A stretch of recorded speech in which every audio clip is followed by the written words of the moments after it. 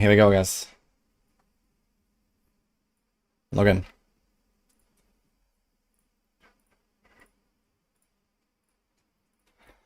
How's everyone? I had bad RNG today.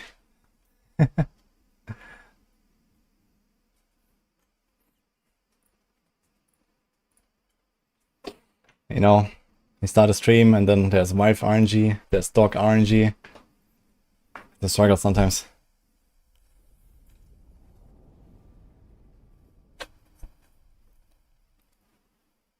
Comb your hair.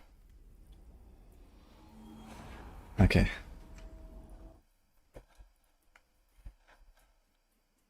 Best I can do is this. Better?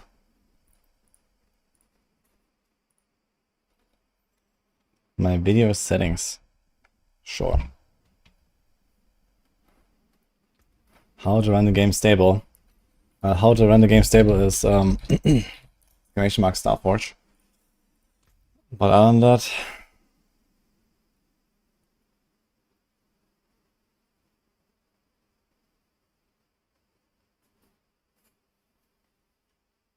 turn off the DLSS.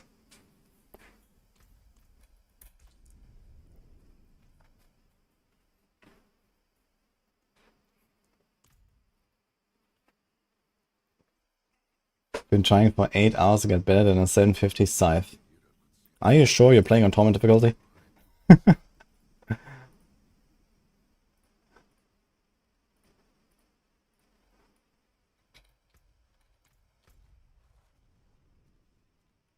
Nice, with a pit whisper.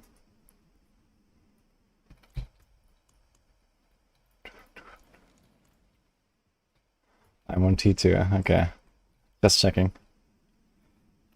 Alright, we have to do 83. Glyphs higher. It's funny, I'm leveling my glyphs here exclusively through the pit whisper thing. It works. I play hardcore, anti-server, stable game. That also works actually, I can recommend.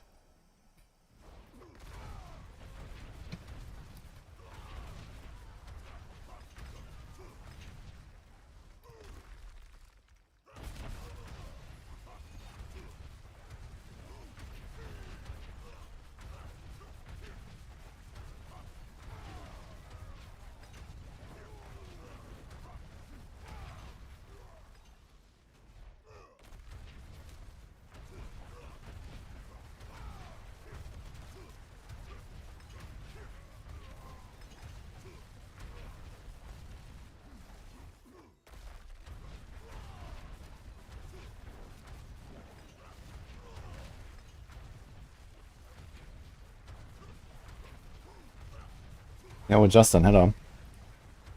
You haven't played since Season 3. Well, there's a whole new game for you. And it's pretty good right now, actually, I think. And slowly getting better.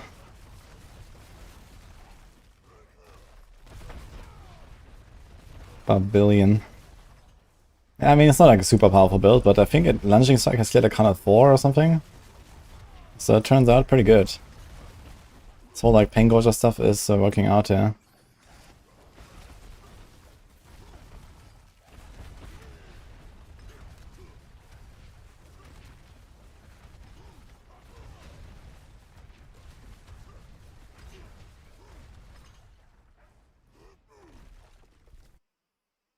It's a good leveling build for Barb. We have a bunch of max 4 leveling guides for all classes. Usually what you try to do is like try to get a Moni rune and a tech rune, and then the Earthquakes will just carry you with lunge.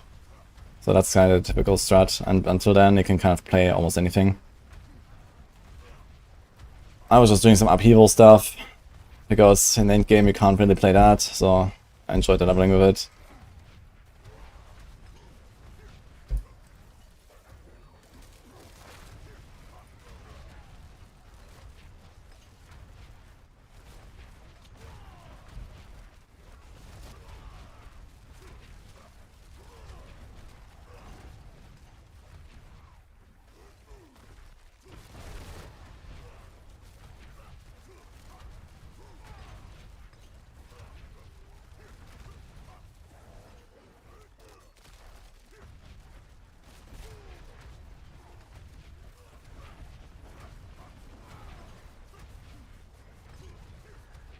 Looks very funny how the HP bars just like, you know, ding, ding, ding, ding, ding.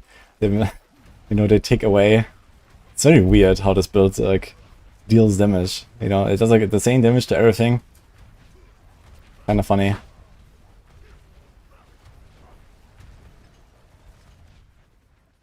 This Necro Bloodlands 100 viable. That sounds optimistic as fuck if you ask me.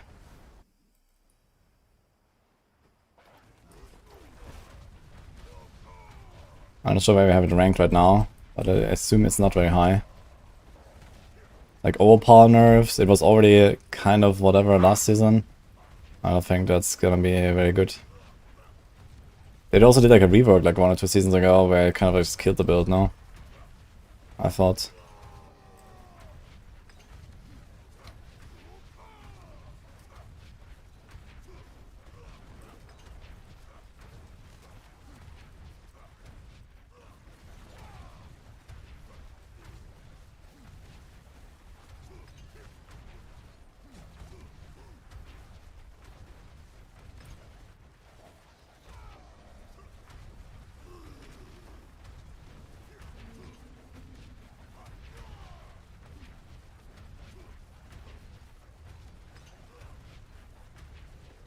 Dude, the wolves are actually tanking these Elias projectiles?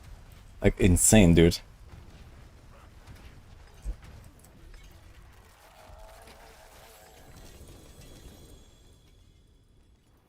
Okay, very nice.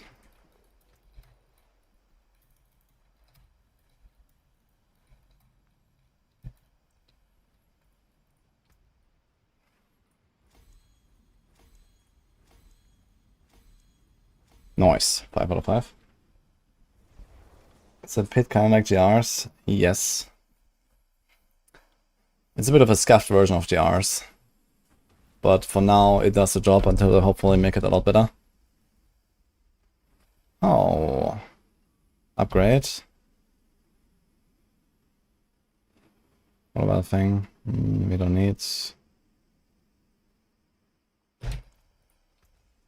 Wait, it's not an upgrade? So I already had a better aspect and I didn't know. Oh yeah. Okay. Easy. Should maybe check the others as well. I might have gotten some other updates. No.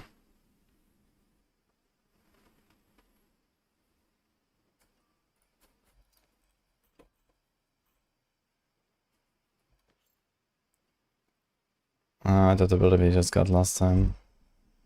Okay.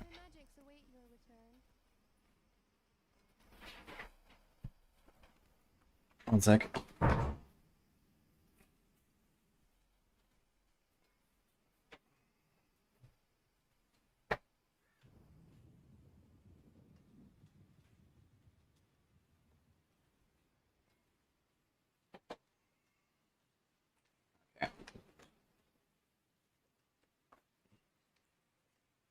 Did you get it now?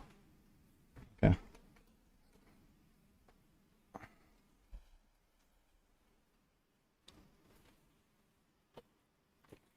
Do I even sleep?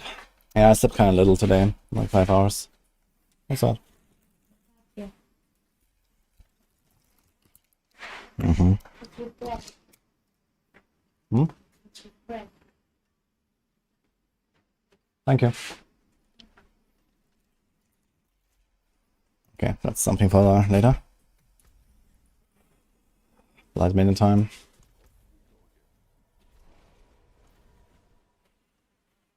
Oh, Nini! Come here.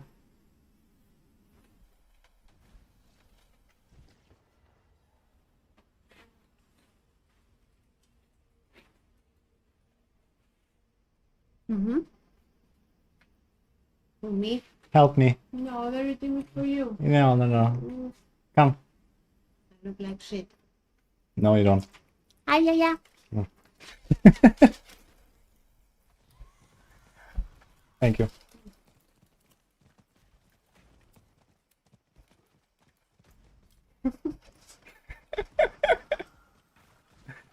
Alright.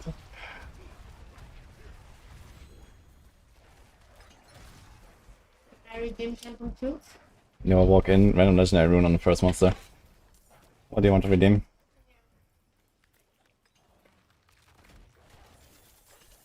Don't poke my eye. What the fuck? Okay.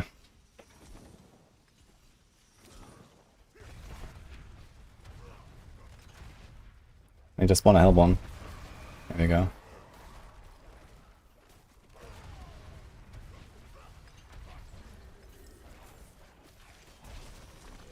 Nice success. Remember today is Tuesday, gym when? I actually just came from there. I slept 5 hours, did 1 hour workout, and now we blast.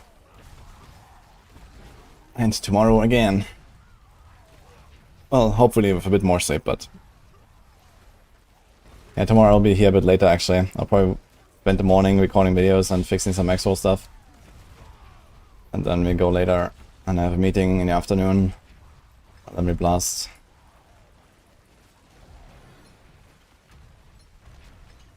Somewhere is a Hellborn in this mess and I don't see anything. Yeah, we got him, I guess. No! Wait! How did I feel my fucking whispers now? I guess it was Harbingers.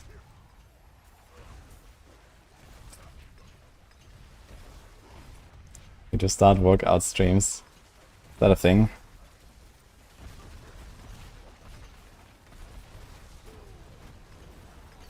Dude, Sunday, there's so many people, yeah. What's going on?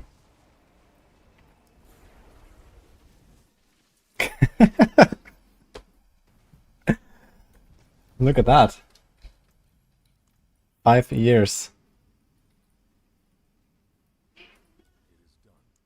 What the hell? I think I take the rings. Thank you, Nini.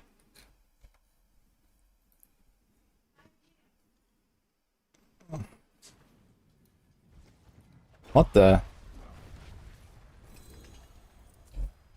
Random Hellborn. Is this guy gonna put one? Do it! Do it! Do it! Look at all these guys! Okay.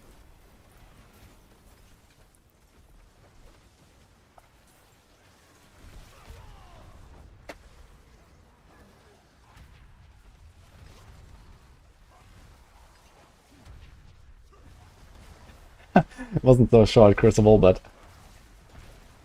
At least it's not an 8-hour intro stream, okay? So...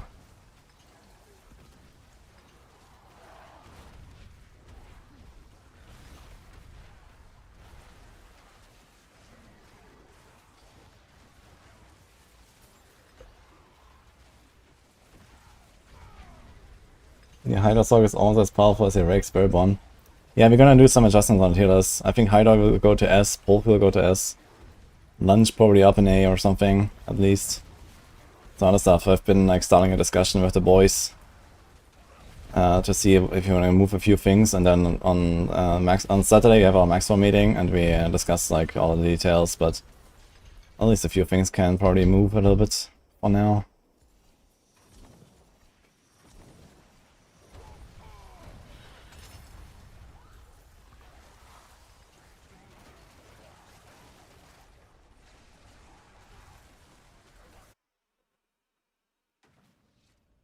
Can I showcase all T4 bosses with this build after?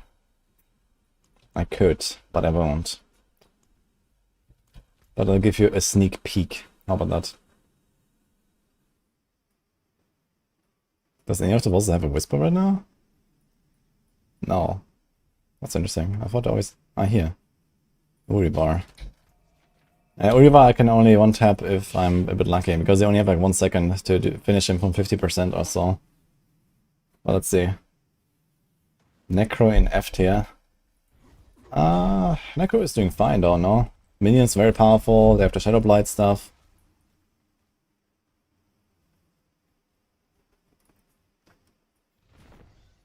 Let's see if actually if my upgrades is fine now.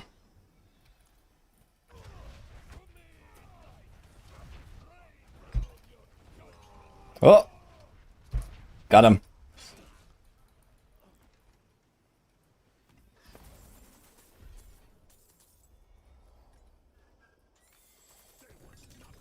And a Belial. And a 2J ugly bastard harm that's bugged to shit. Wonderful.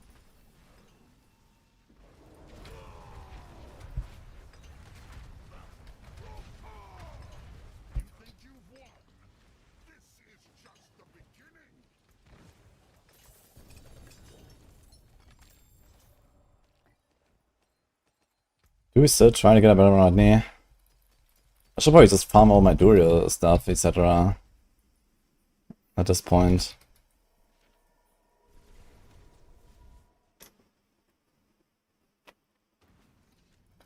Exile waiting should be streamed for transparency so we know Blizzard isn't there paying you. Wait, why would they be paying us for that? For making a tier list or what?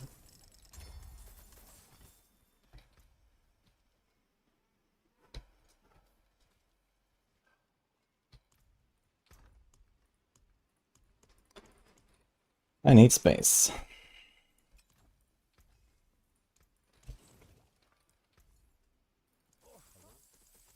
Try to come up some more swords. Greetings.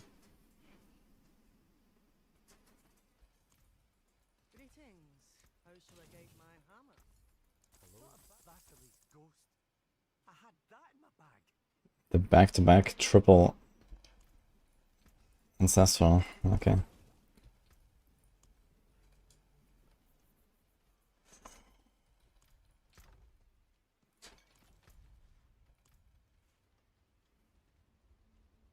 I'm expecting a patch today. Well, they still have not disabled Elements Aspect, right? And we know that they can do that on the fly. They don't actually need to even patch. So I'm kind of surprised to see that this has not happened. And I would expect that any second from now.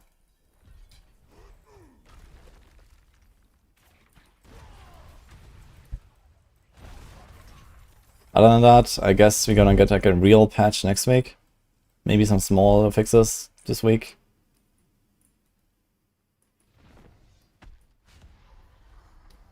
Yeah, Sorcs have infinite damage right now thanks to Elements Aspect, Season Theme, and Enlightenment combo.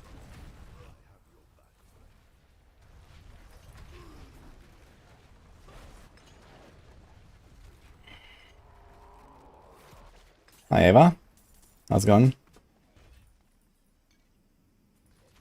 How? Well, it's called spaghetti code. That's how. But I just gave you the 3 ingredients for the spaghetti. The rest you can figure out yourself.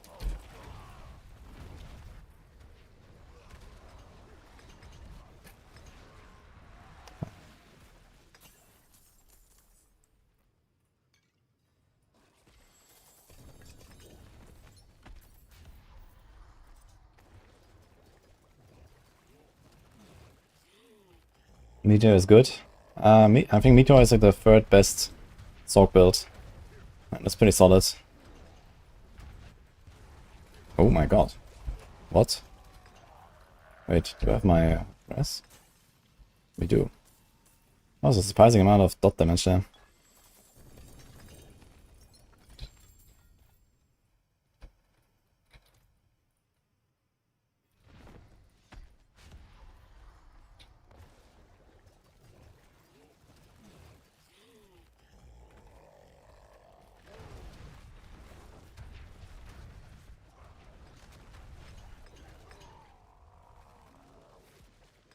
F6 there. And now double it.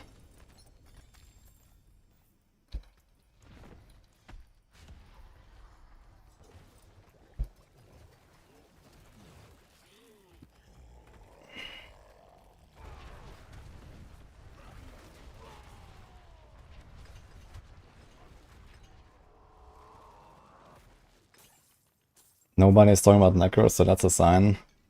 Yeah, the thing is that the Necros are just kind of like the same shit as always, with a bit of minions mixed in now.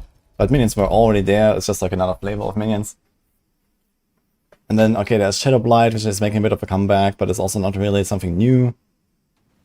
It's just like the same old Necro, with the same good builds, all of them a bit nerfed, all of them a bit more clunky than they should be. And, you know, all the other classes got a lot of, like, pork, new, fun stuff. So I think it's very natural that there's not very much talk about Necros. But Necros are good. So that's just kind of how it goes, I guess. On the other hand, it seems like they are not pushing as high as some of the other classes as well, so they're kind of just like landing where the rest is. And on top of this, they have, you know, all of this like lack of novelty.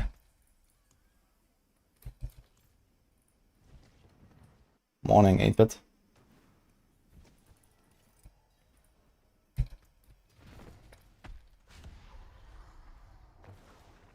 It's time to farm some Durials and shit here for them.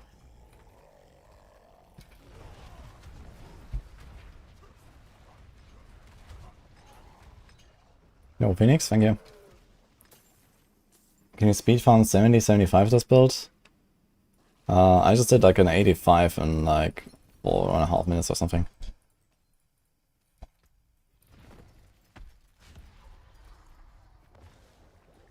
And I'm lacking, I'm not sure how much, but let's say roughly, I can double my damage, I think.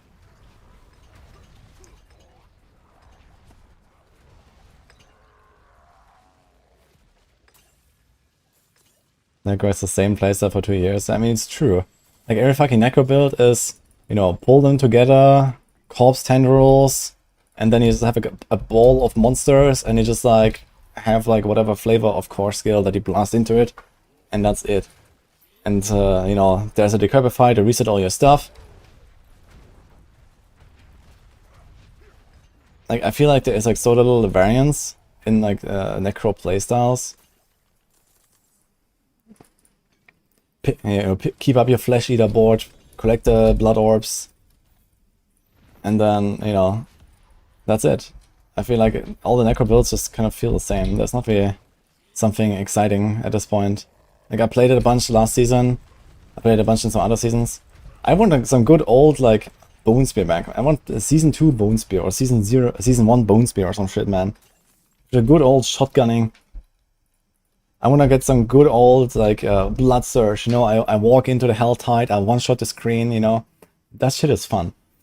But, yeah, right now, I feel like I don't want to play Necro.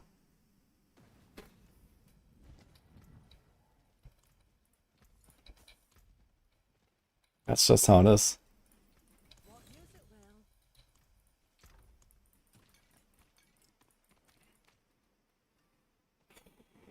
I have 27 stones. I have a lot of Duriel. Is it Duriel time? I think it's Duriel time. Oh boy, let's do it.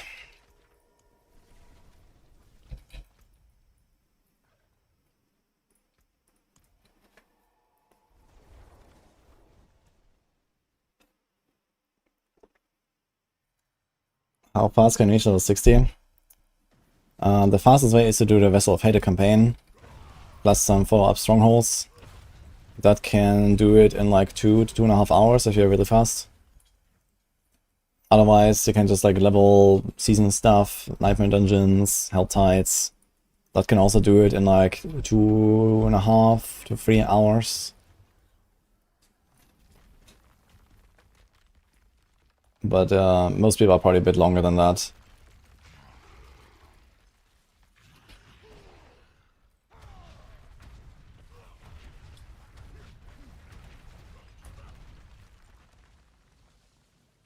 It's just Giga Oof to do self-imposed SSF in this game state.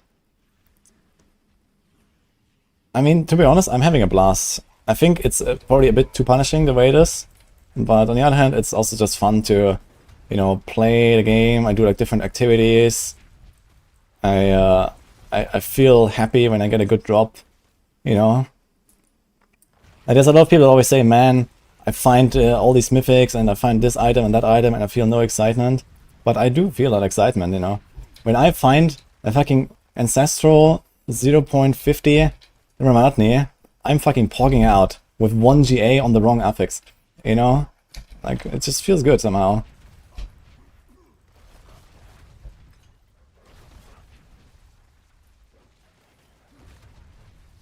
Oh.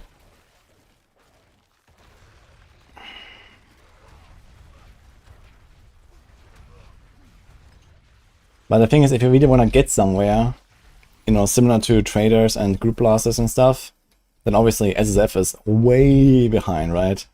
Like, it's like 1 week in now, and I'm worse geared than, you know, Rob on day one, right? So that is definitely a problem, I guess. You know, it's just like the gap is too large. There needs to be a smaller gap somehow, and, you know, a bit more reliability in getting the stuff that you're trying to get.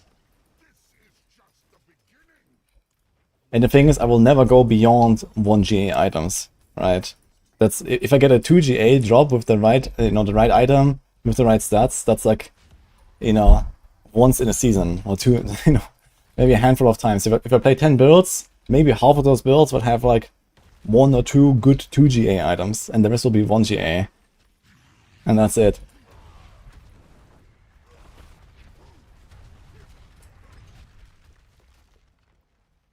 They should rework the mythic drops, where and how they drop. Yeah, I've been talking about that yesterday a lot, actually. I think they should probably, like, pull them out of the bosses a little bit. I think it's fine if bosses are still, like, the way to get the mythic, you know, if you really want it and stuff. And ideally, they would also... That's something I suggested to Blizzard. They should maybe do something like, okay, certain bosses have a higher chance to drop certain mythics. And also certain runes, you know? Like, all of them can drop all of them, but, you know, there's like a higher drop weight. You know, Andariel drops Andariel's Visage more often, and, you know, Uriva drops Shattered Vow more often, or whatever, you know? I think that would be nice. Because most of the time you don't care about getting just random mythics, you care about getting the mythic for your build, right? So you can go and farm that boss, and that would be better, I think. And the same with the runes, right? Like, the runes are all completely random, and that doesn't make any sense, I feel. And then you can also, like, just infuse some mythic drops in other places, right? Just drop a random fucking spark, you know, every 100 hours or something like that. And then, you know, put like a mythic whisper cache that appears every 1,000 turn-ins, and give Pit like a, you know, 0.2% chance to drop a mythic, scaling with tier or something. I don't know, some shit like that, right?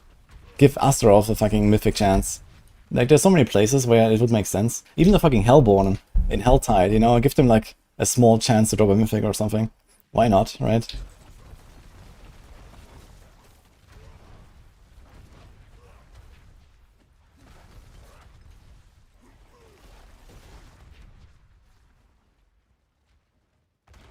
You don't think most people play 100 hours in a season? Yeah, that is fine. I don't want it to rain sparks from the sky, you know? If you just like find a random spark in a Nightmare dungeon on the ground, you know, or you open the resplendent chest after the event or some shit, and it pops out a spark, that should be like a really rare thing. And it's fine if for some people that only happens once every few seasons. But at the very least there should be like a reasonable expectation that this can happen. Which, you know, right now we have no expectation to ever find a mythic outside of this room, or these days Belial room.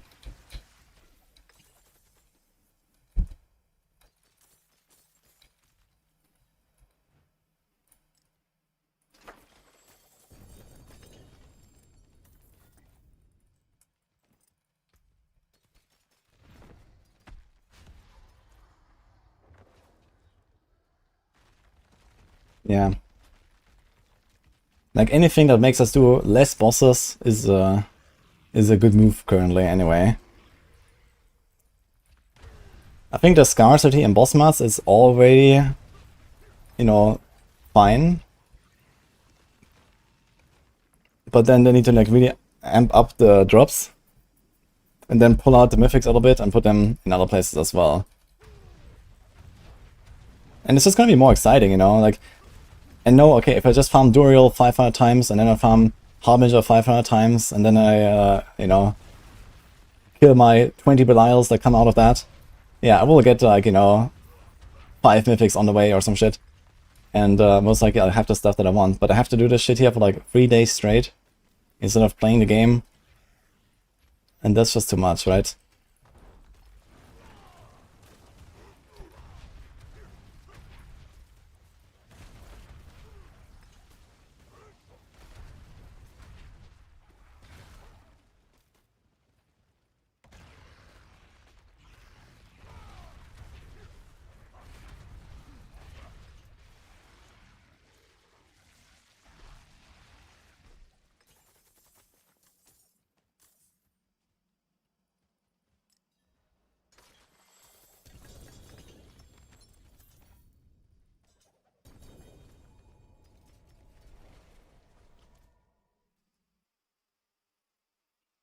Yeah, opinions on Reddit that dude Belial don't give mythics. Any truth to that?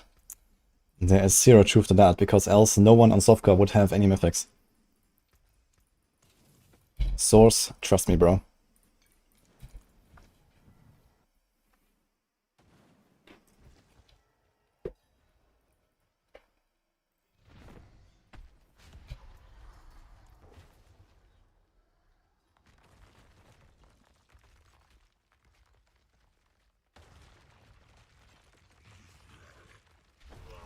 People are just getting unlucky streaks, and then they start blaming anything.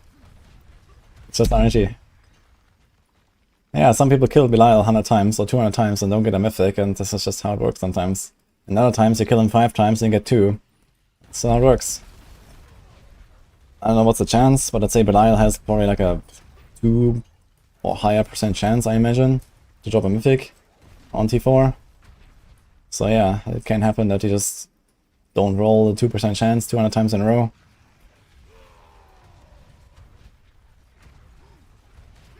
I'm not sure if you actually have data on that. Don't blame Blizzard, it's just a small indie team. Yeah, true. I'm trying to be understanding.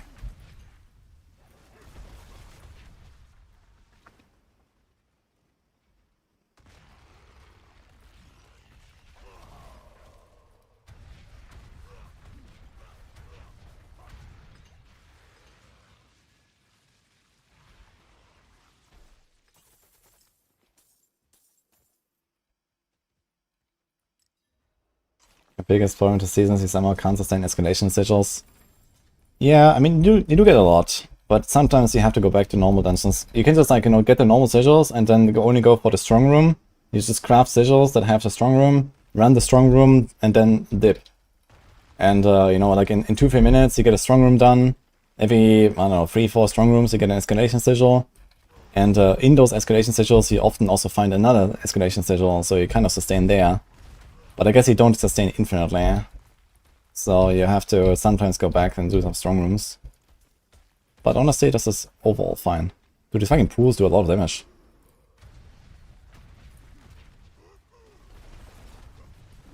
I do have to say, the Barb feels squishier than I had expected. I feel like I already put in a lot of toughness there.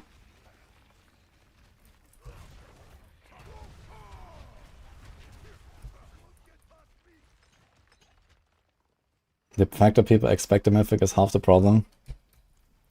I mean, I think it's fair to expect an item like that after a certain, like, you know, investment in terms of grind. Obviously, there's RNG involved with the loot and stuff.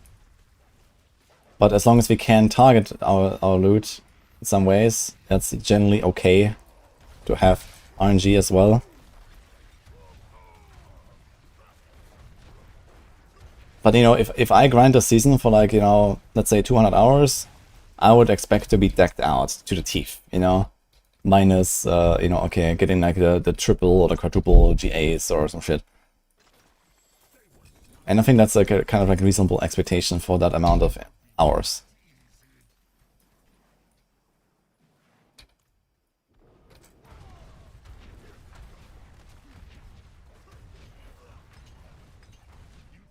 At least if I spend it all on like one build and investing into one character or something.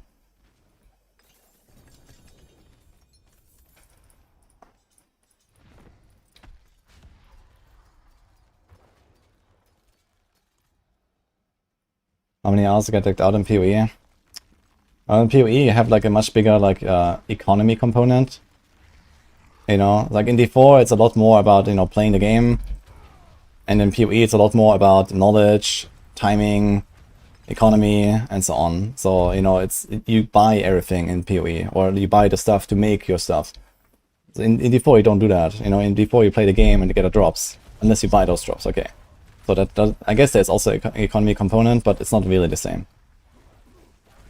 But yeah, I mean, like the real blasters, they have like their mirrors on like day 3, and they have like insane gear on day 3 and all that, and they're also like, you know, maybe not perfectly geared, but they're at the point where, you know, nothing can be a challenge anymore, including like 100% delirious maps and whatever, right? Like 2-3 days in or some shit. So, you know, people get there basically at a similar pace. It's just that the majority of people don't get there at a similar pace, because it's only like the high-end Giga Blasters that know how to do that. Where in D4, there's like less of a knowledge gap and less of an experience gap that people can have, basically. And so in D4, a lot more people get there compared to PoE, for example. But the pace is actually very similar, you know. The pace in terms of like beating the game in PoE versus beating the game in D4 for the real blasters is actually pretty comparable, you know. In like 1-2 days, you know, all the Ubers are beaten on SSF hardcore and, you know, whatever, you know. So that is actually kind of the same. It's just that the majority is way slower.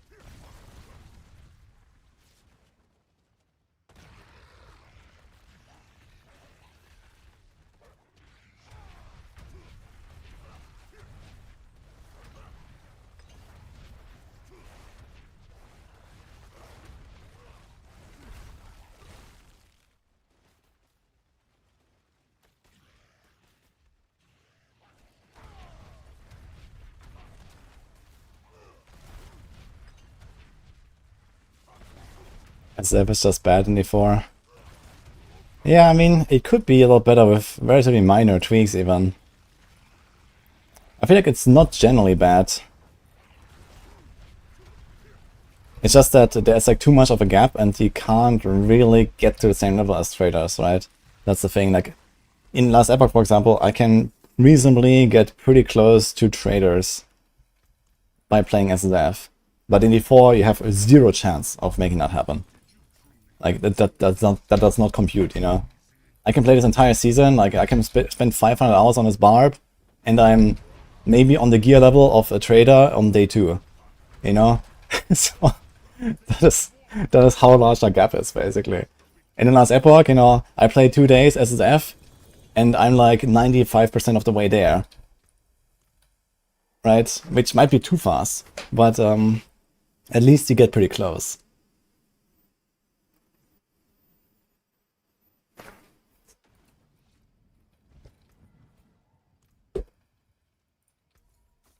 And obviously no one expects a trade and SSF to be equal, but yeah, there is definitely a large gap.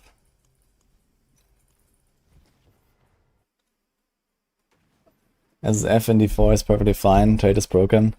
Yeah, I guess the gap is mostly the problem because of, you know, the duping and all that stuff. If it wasn't for duping, then I guess it would probably be okay to trade.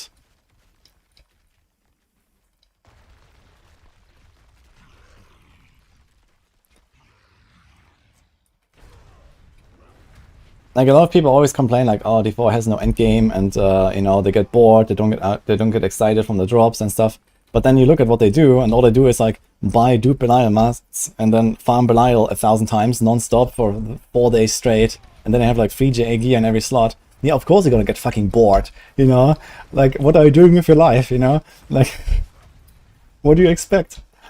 So Yeah. If it wasn't for that, I think a lot more people would actually enjoy the game a lot more.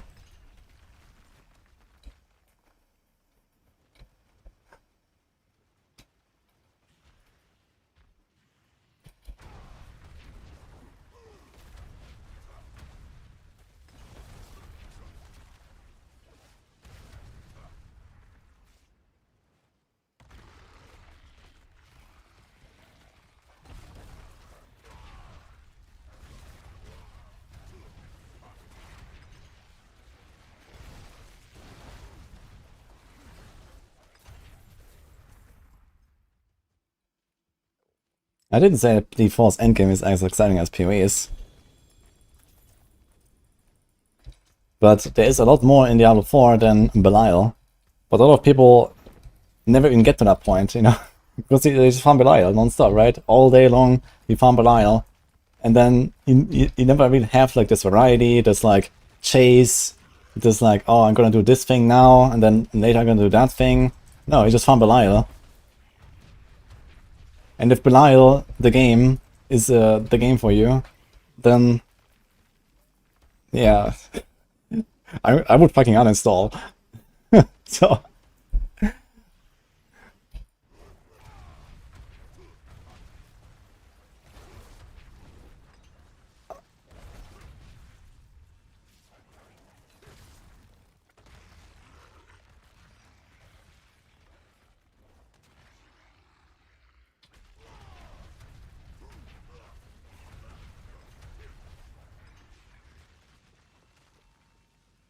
I just bought 1,000 Druid runs for $1. I'm bored. Well, expect to be even more bored. Good job.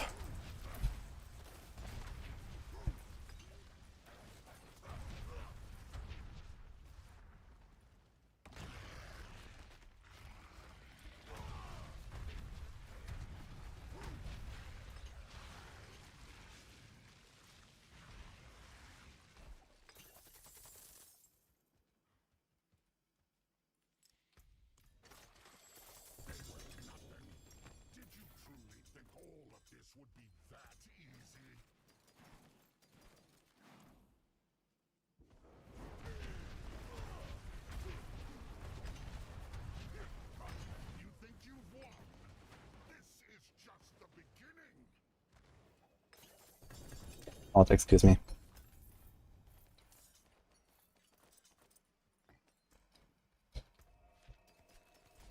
But you know the answer. How to get better crystals.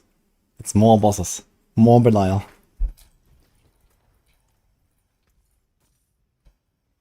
finished, are you? What's still got some good in it? Ah, where's my stones?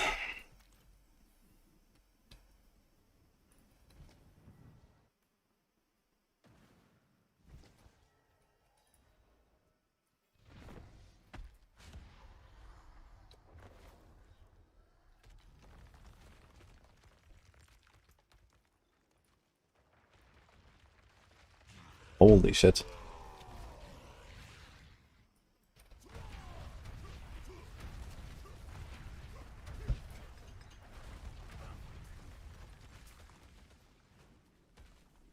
Poison trap. Yo, this is like a poison trap gamer.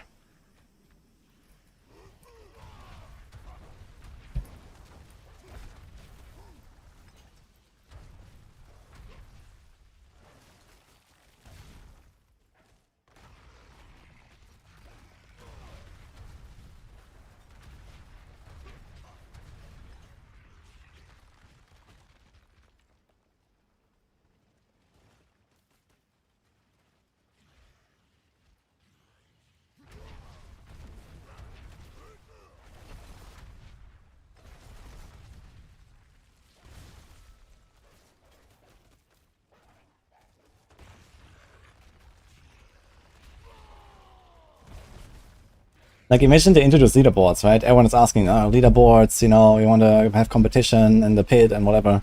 But imagine they introduce leaderboards in the current state of the game. It'll be a fucking disaster. You know? Who would actually like that? Like, first of all, the pit pushing is generally just shit and boring. But outside of that, we have all this duping, we have all this RMT, we have all this, like, you know, like, group insane advantages.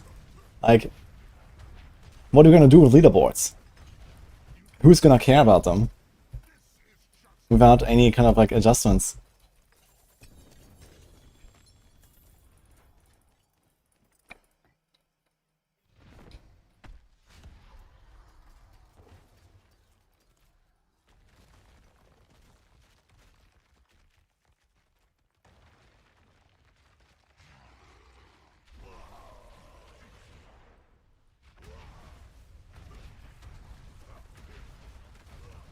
Like, look at the Gauntlet leaderboards.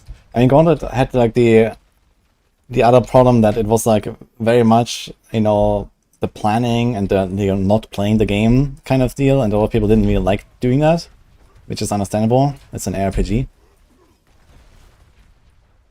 But, you know, even in Gauntlet we had that issue where, you know, people had, like, this insane gear from, like, you know, trading, RMT, and whatever. And this was, like, back in, like, what, Season 3, right? But it was already, like, a massive problem, and it just keeps getting worse every season, you know? The whole, like, trading and RMT and botting and whatever. And even back then, almost no one gave a shit about the Gauntlet. And now imagine they do, like, pit leaderboards, you know, where it's even less about skill and, you know, actually, like, trying to come up with a good strategy. And it's even more about just having the best gear in the DPS check than the Gauntlet was. At least in the Gauntlet, you know, the good players were generally at the top, even if they were not advantaged by, you know, all the economy stuff. But now there's, like, almost no chance for that, you know? If you're not RMTing, or at the very least getting handouts, or buying your stuff legitimately from other people with gold on, like, day 2 before the inflation hits, you are out for the season, you know? That's it. If you don't have your, you know, double passive main stat GA amulet on day 2, you're done. That's it. You're not gonna push anything.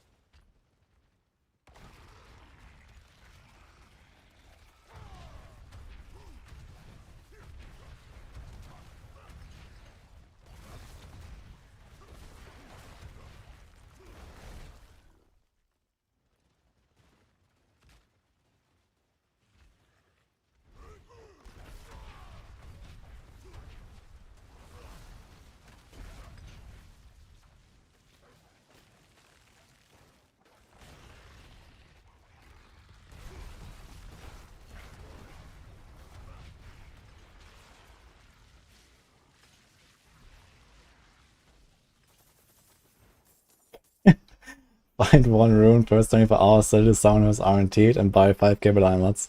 Wonderful.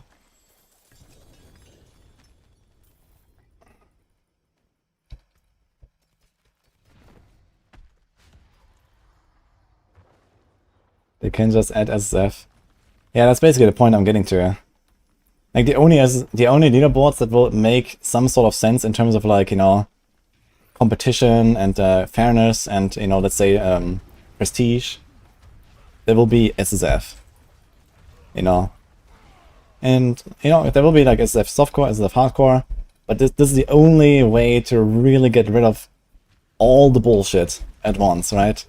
I mean, you still have people, you know, cheating with, like, I don't know, macros and tools and whatever, and potentially botting and stuff, but I think all of that is, like, much more minor and, you know, probably easier to be handled, and you can even ban those people, so that's okay. But yeah, like, you will never fix the trading. Even if you fix the duping, you will never fix that trading is just insane and group play is just insane. Like, you would have to nerf stuff in such a ridiculous manner that it would just nerf the fun out of the game for a lot of people as well, right? You can't fix it. Group play is just a ton better, and trading is just insane compared to SSF. This is just how it works. And there's no amount of changes you can do that would bring that in the same, you know, stratosphere. So we need SSF. And only an SSF leaderboard can be like the real, like, you know, competition, basically.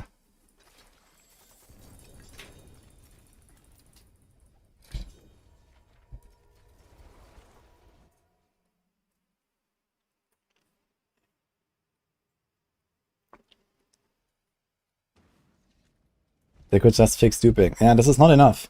You can't fix duping, and this is not even close to enough. You know, we're still gonna have exactly the same thing, you know? Even without duping. Okay, Rob is not gonna have his 5 mythics on day 1, but he's gonna have his 5 mythics on day 2. And there's like 2 free GA items in every slot. And so will all the Korean streamers and all the Chinese streamers. And someone who doesn't do all that stuff will never get close. Even after 300 hours in a season, they will never get close to that stuff that other people have with trading, even without dupes.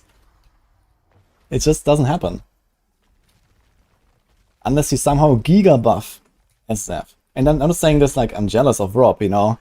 I am intentionally playing hardcore and I'm intentionally playing SSF, you know. I'm not jealous that someone like Rob can get all his stuff on day 2. That's totally fine for me. But you cannot put Rob on the same leaderboard as, you know, me, right? That's the thing. And obviously a lot of people are not like Rob because they don't have a huge stream, a huge community and whatever. So there will always be like this problem of like the competition just being unfair because of that. Even with no dupes and with like, you know, any kind of fixes you try to do. And again, I'm not scapegoating Rob, you know, he can do whatever he wants and that's okay. You know, it's fine that there is community, you know, like interaction, and he's like also giving back to the community and whatever. So all good, you know, all good. Again, I'm not jealous about this. I chose this life. But you cannot have a leaderboard with people like him and people like me on the same board, you know?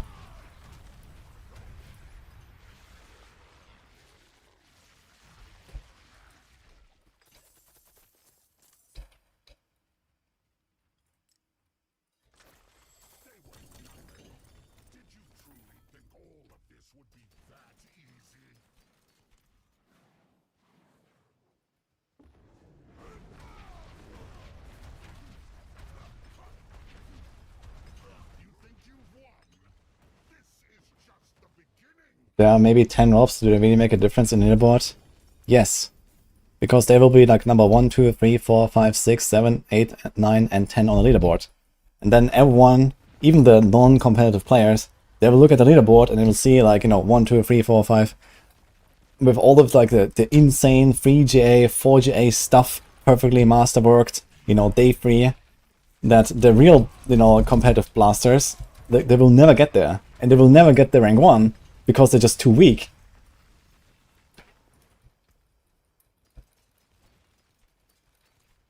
And we do want leaderboards to also be about skill and not just about, you know, how many Belials have you grinded and how many 3, 4G items have you bought, right?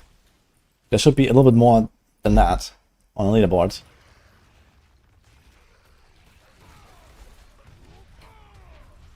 And then people look at the leaderboard and they see, oh my god, Spiritborn has cleared 120.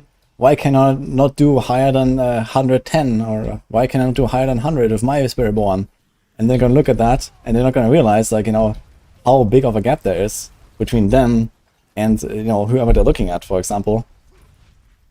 Because most people don't, you know, do that, right? They don't like farm 1,000 Belials or 5,000 Belials non-stop all day long from like dupe nuts or something. So it also just like sets unrealistic expectations and then makes even the people that are not very competitive feel bad about themselves because of the gap being so large. And we see exactly the same thing in Diablo 3, you know, there are so many people that just like kind of like enjoy doing like a bit of a push and whatever, even if they never get out of, I don't know, the top 500 or something, you know, there's like rank 628 and they feel good about themselves.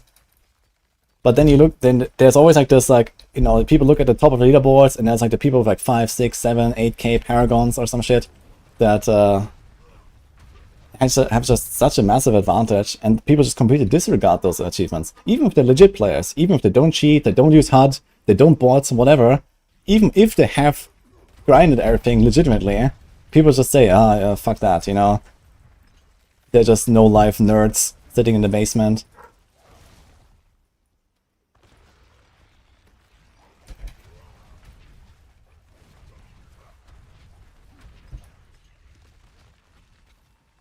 I still pushed in D3 with so many cheaters in D3.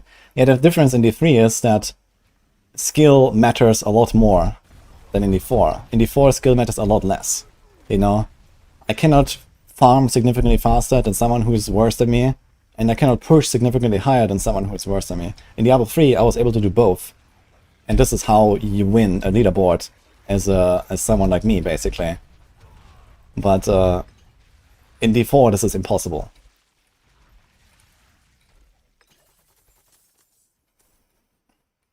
I mean, okay, there's obviously some skill component, you know, I do play more efficiently than others, and I do push a bit better than others, but, you know, the gap is way smaller, you know? Like, I cannot out-push someone who has 10 more GAs across their entire gear. There's just no chance. In Diablo 3, this is possible. I can beat someone who is 1,000 paragons ahead of me, or 2,000, or 3,000 in some cases. But in D4, this is impossible.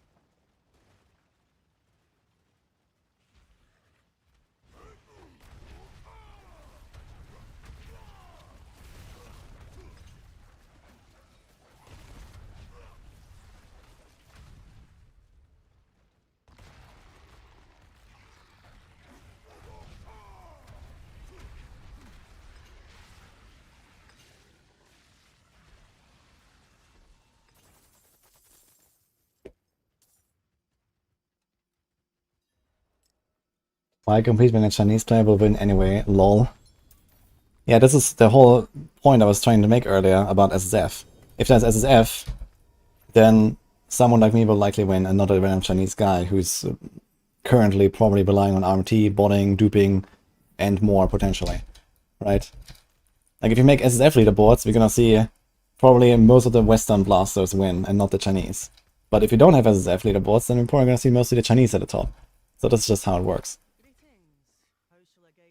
And I'm not saying this to be discriminating, but this is literally how it works. You know, like all this, you know, trying to get ahead with any means necessary is just a lot more common in the Asian gaming communities, you know. Okay, the win is a lot more common. The whole like botting, duping, and so on, like all of the exploits and all that kind of stuff, like a lot of stuff comes from there. And there are reasons for that.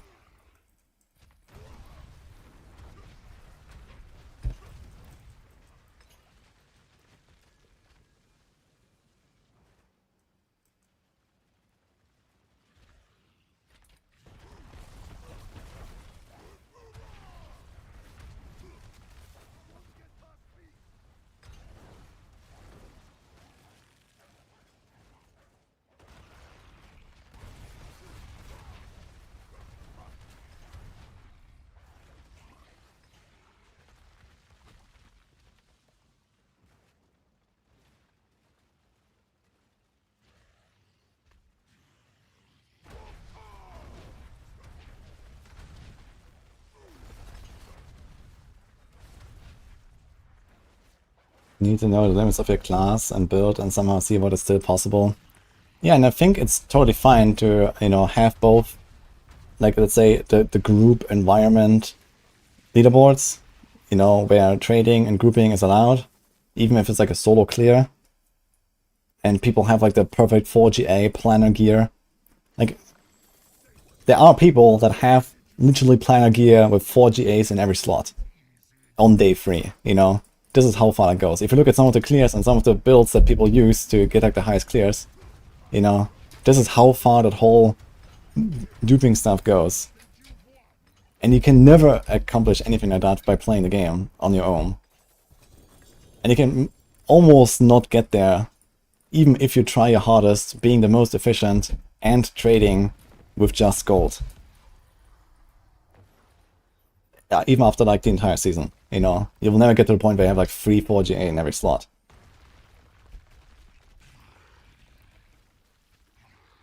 We call this Korean gear. It has a name. The term is Korean gear. When it's like literally a copy pasta from the planner. With perfect stats in every slot.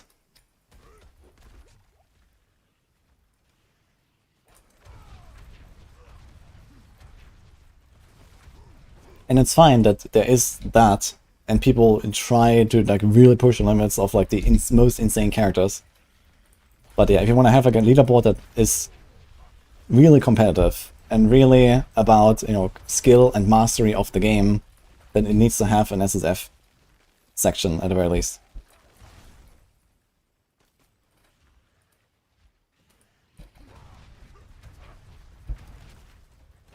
Like any kind of like, you know, world first race or whatever we could conceive can only work in SSF, you know?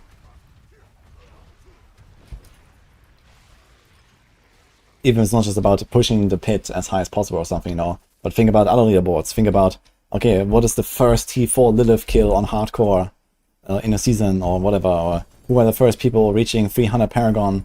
You know, all of this stuff needs to be SSF for it to really mean anything.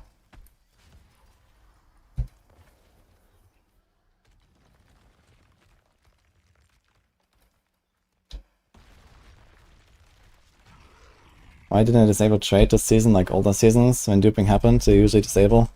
Yeah, they gave up.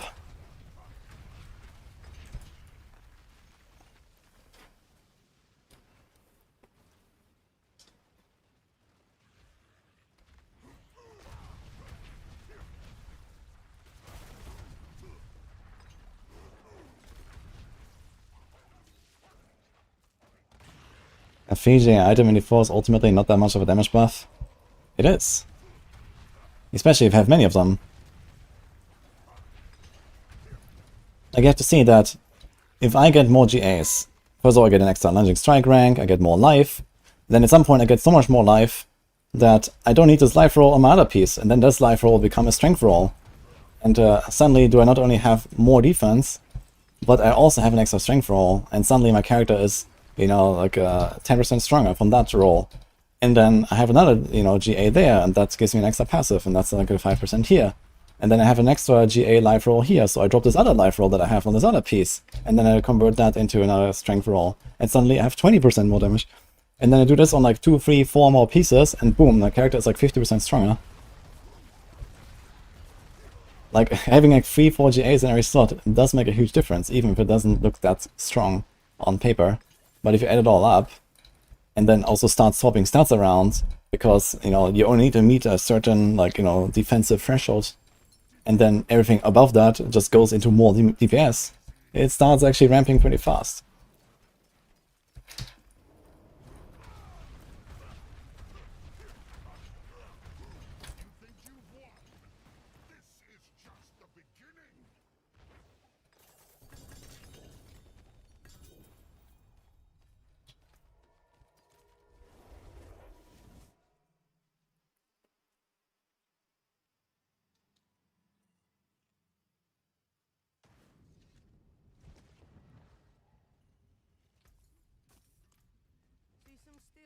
Yeah, I mean, if you introduce an SSF mode, it can be like a very light SSF. I think in Diablo 4, we don't need like new servers where you have your own entire sanctuary and you're alone and you don't see anyone. I think it's totally fine that we're on the same server. We see the people in town, we see the people in Helltide, we see the people in world bosses. No one gives a fuck. You know, this is not impacting the integrity of a competition in any way. This is just how the game works, and that's okay. You know, no one cares. Right? But you cannot trade and you cannot group.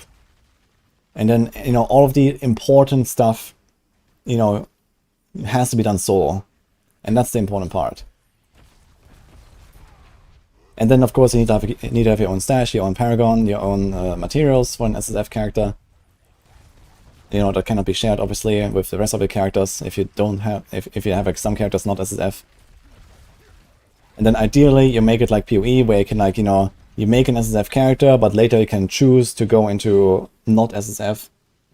Right? You just opt out at some point if you want. So that, you know, you do like a season start or competition or whatever, you know, you push, try to get a high rank or something. And then you're like, okay, 1 week in, okay, I'm done, you know.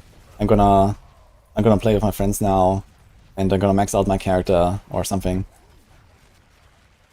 And then you just like go over to non-SSF and take all your stuff with you.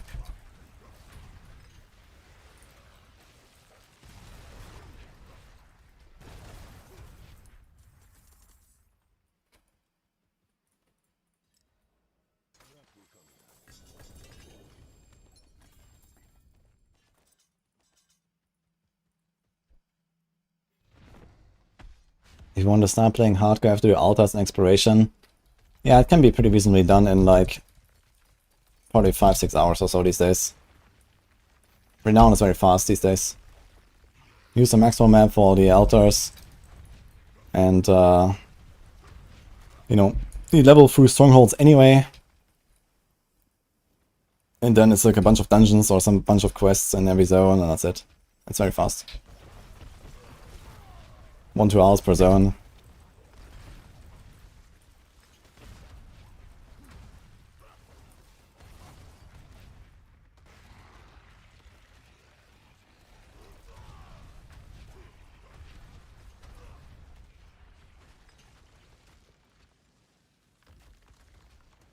They released the expansion that the game died, trust me. Okay, random Twitch chatter, I'll trust you. I'll completely ignore all the things that we have seen and they have said. And expect the expansion to be the last one and the game to die right after. Let's do that. Reasonable.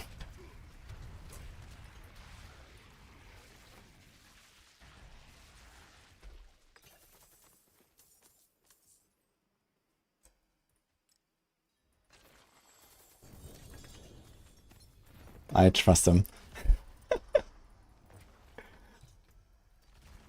Source, trust me, bro.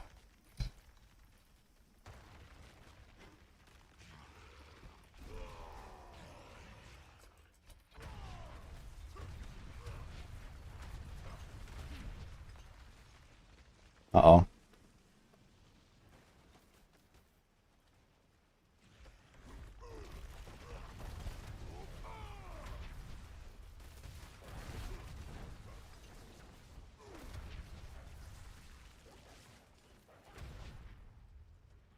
The game can't die, we haven't killed Mephisto's cat and bird. And goat. Oh no.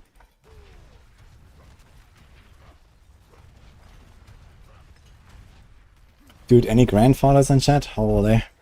Can I get a mythic? I almost used all my Duramans.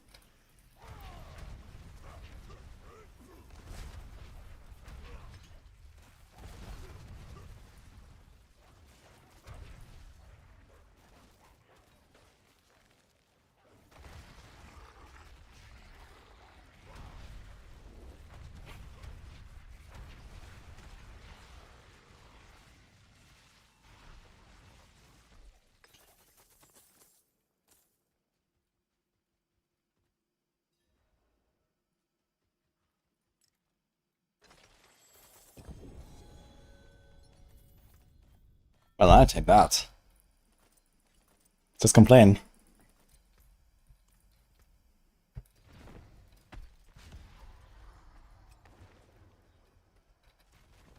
Yeah, well, Dennis, thanks for Prime.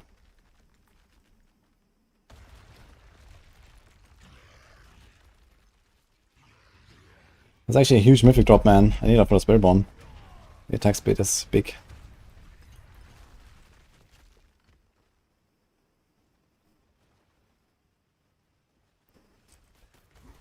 Yeah, I'm actually excited for 0.3. Actually, later this month I want to log in a bit in PoE too. I still want to make the galvanizing shard that I I only played one character in 0.2, but I did, I think, level 97. I played quite a lot. 97 or 96, I think.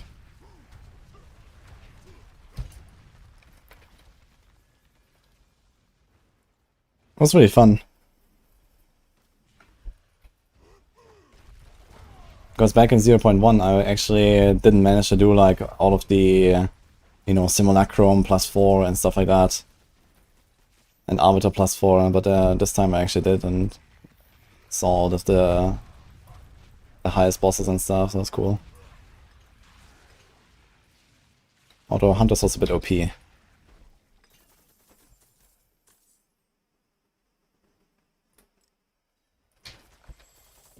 Oh. Yo. Okay.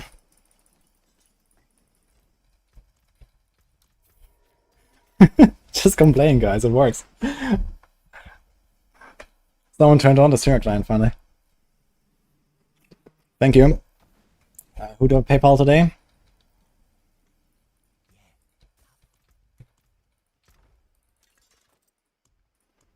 Ding ding. I'll keep my forge hot. Return soon.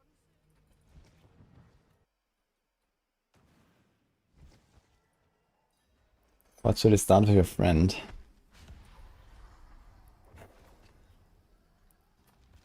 Previously I was saying not Barb, but turns out Barb is really fun and good. So I'd say not Necro.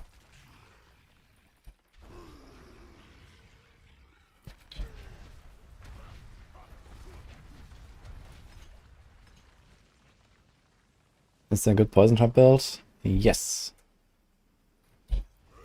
I'm not 100% sure how it works, but on the PTR I played a barrage, spam, trigger, poison trap from Bursting Venoms kind of build.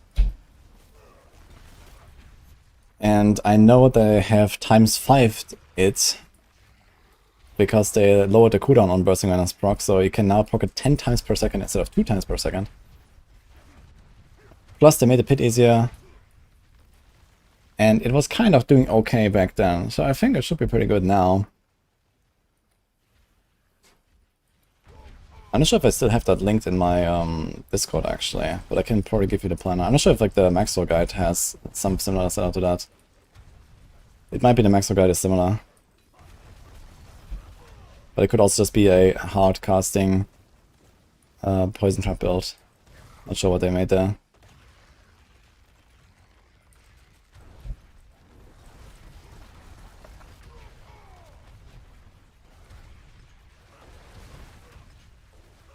Okay, Maxwell guide is around casting, okay.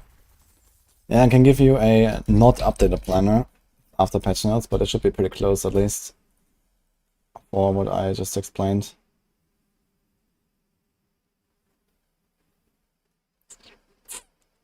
Wait, can I? Here. Let me take a quick look at this.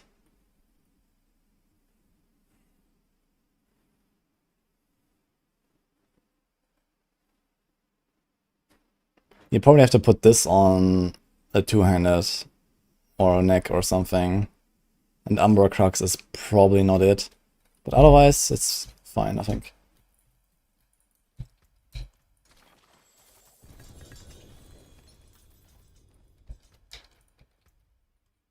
Oh my god, close. Oh.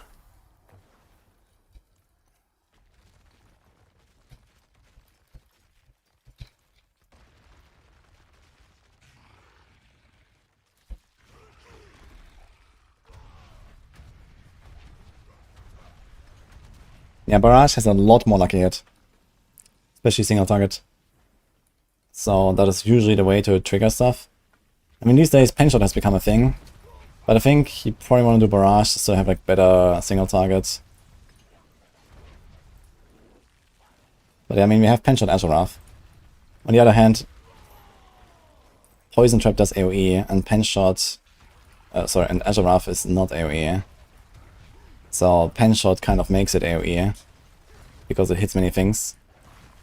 But on Poison Trap you don't really need that. So I guess you go for Barrage for having the consistency of just like similar damage output and high boss damage. It appears like PenShot is a better way to proc stuff like Azeroth, that's like single target procs. And Barrage is probably the better way to proc AoE attacks, and you know, like Andariels, or I don't know if Doombringer ever becomes a thing, or Last Trappers aspect. Wow. I guess. What is this?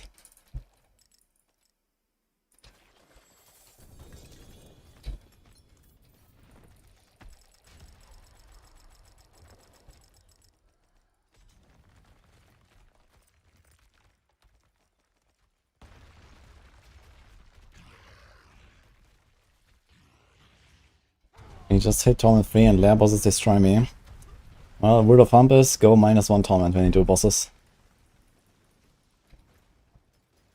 Lair bosses are basically the next Torment difficulty.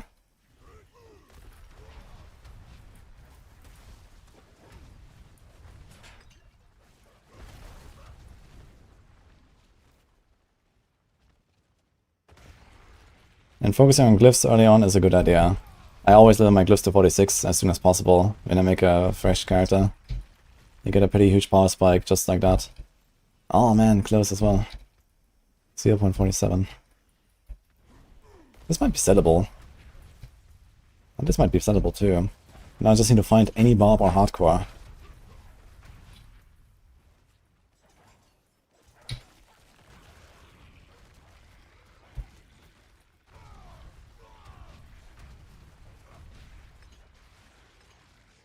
That's the reason why I dropped my stones.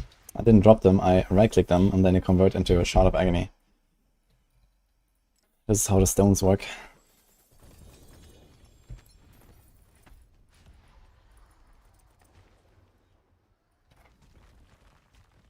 When you get home later, we'll try what I did at Duriel. You're going to complain so you can get 2 Ubers back to back. Yeah, it works every time. But you know, now I'm appeased and I have no complaining to do. So we don't get mythics for a while. But, you know, if you wait long enough, I might get annoyed.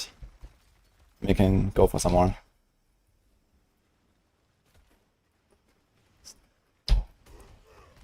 Dude, I leap over the fucking poison pool and it drains like half my life. Thank you, Blizzard.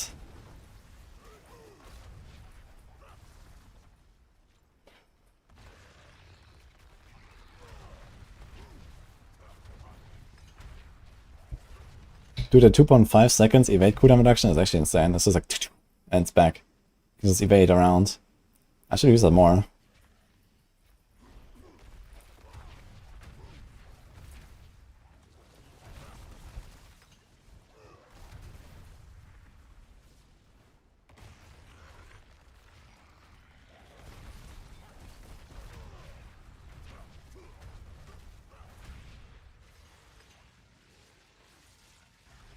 But you have to go to the Alchemist. Well, now you think better. Friend.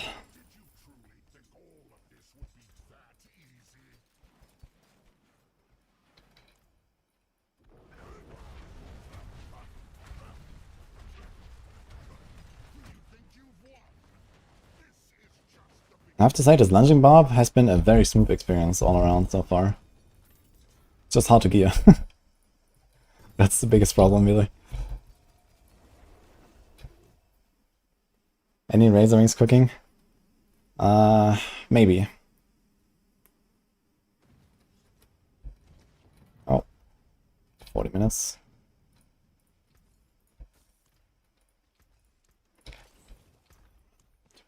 Do I have space? I do not have space, actually.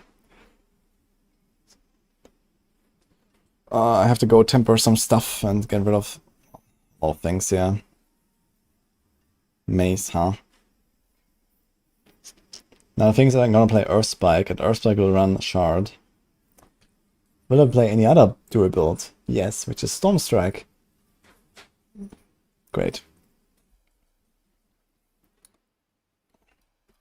Maybe time to advertise that thing before I salvage it.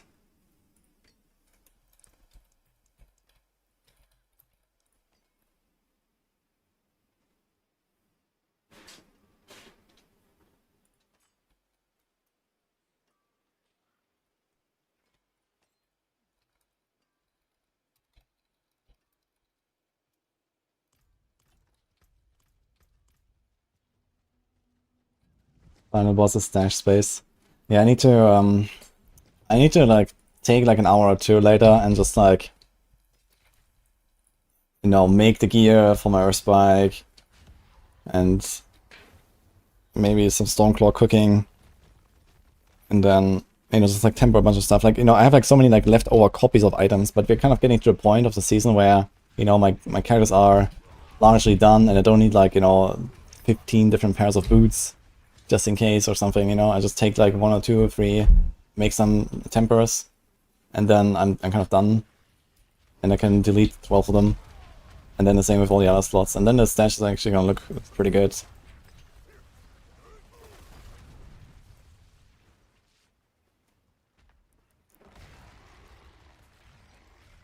And worst case, I still have a lot of Paragons to farm, so there's a lot of pit grinding and I can just gamble for some new legendaries.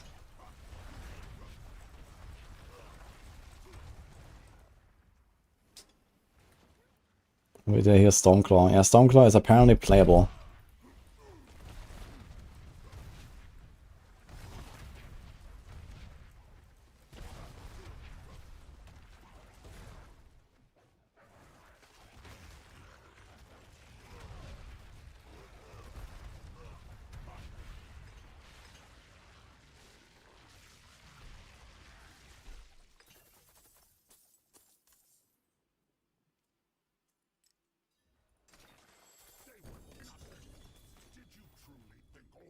Okay, Grandfather.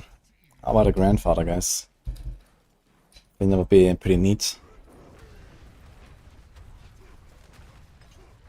And honestly, I'll probably take any GA.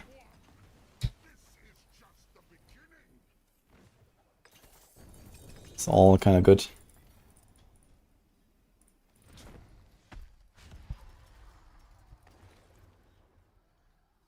TLS has been updated on Maxwell.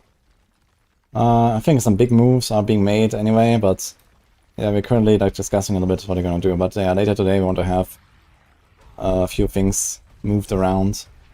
So I guess some stuff like Hydra S, Pulve S is gonna happen. Lunge A or something. And on Saturday we have a meeting to kind of like do more of the details.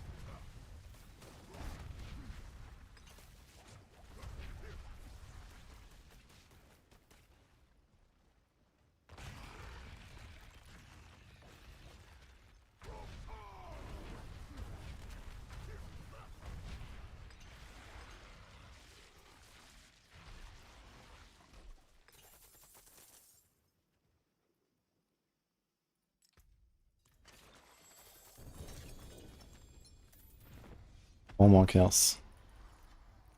And then we do a Harbinger. The thing is, I don't believe this character can survive the Harbinger jump.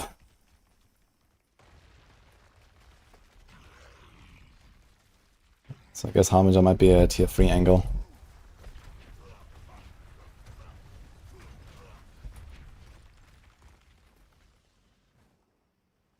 What kind of Barb is this? The most fun kind of Barb.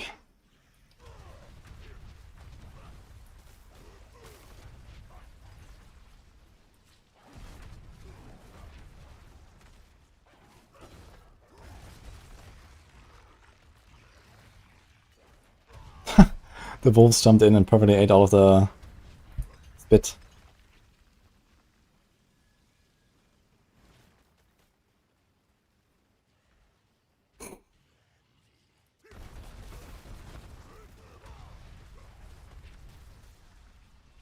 Shed belongs in S tier speed farming. It used to be like a really good speed farming build, but I don't think it really has that potential anymore. Game has evolved. It does fly, but it doesn't have a good clear. Like, can you actually do like, I don't know, 60-second pit runs? Because that's S tier. Basically. Or at least like the top builds.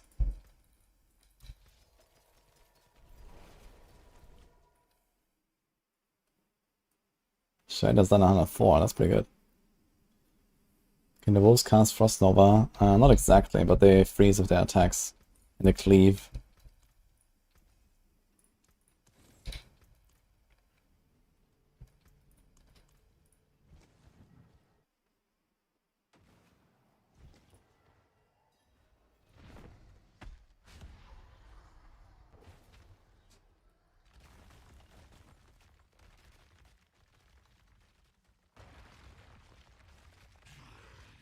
Are you playing like Dire Werewolf Shred, or what are you doing exactly? Now that's a utility aspect, I guess.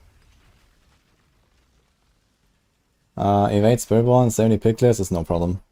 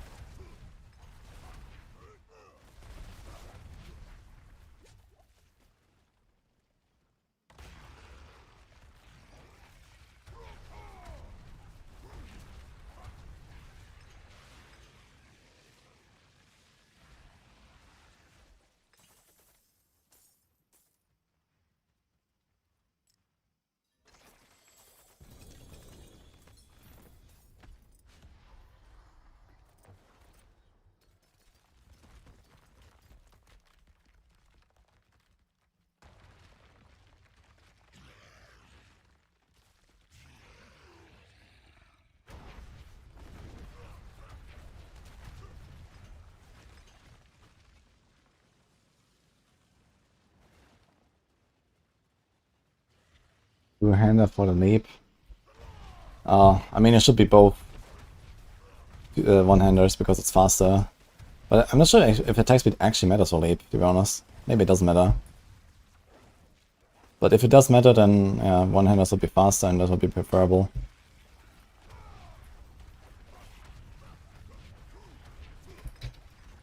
I just assigned it while I was leveling.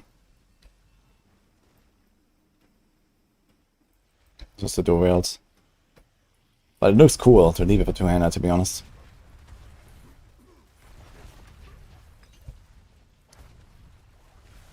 Maybe I can test if like leap is faster when you have dual wield and fast attack speed.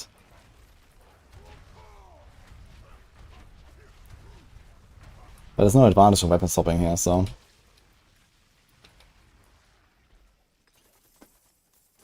We don't care about this, I suppose. Do we? Maybe we do, actually. I don't know. I mean, we generate and drain like really fast all the time, but... On the other hand, it might just be like a leap in, and then I just have enough to get this ramped a bit faster. So maybe that's worth it. And also adaptability, monotony is all dependent on how much fury I have in that moment.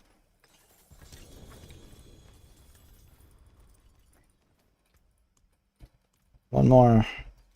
That's all she is. Yo. Husk of Joris the Mighty.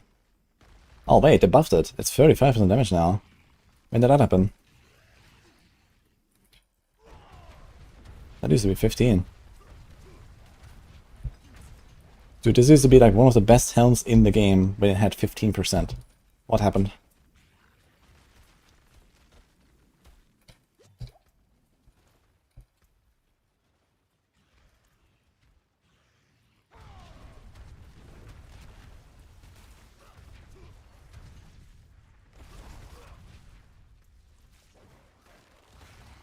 So instead of Angry Bastard, I can actually run this one.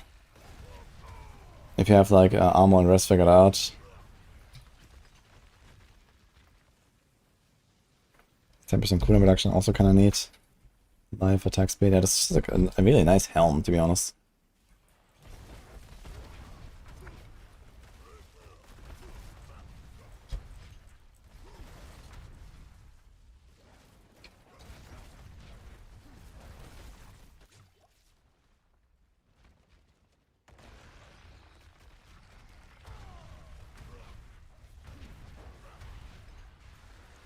Okay. The real fun is Ogre. Wait, did I get 44 husks on this shit? Really? Yeah, but I spawned quite a lot, actually.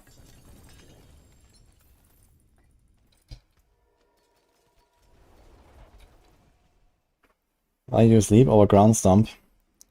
Because one of the abilities is fun. The other one is just walking.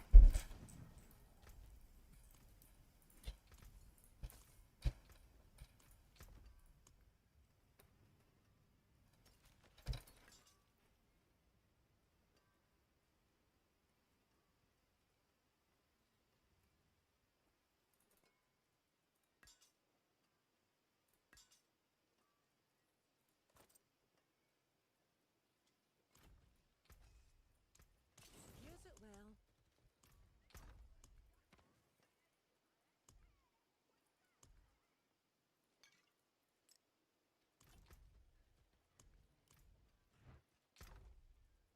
Okay.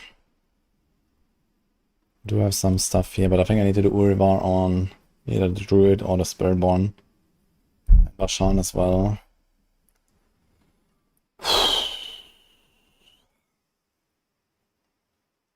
I should be able to tank the jump. Cope.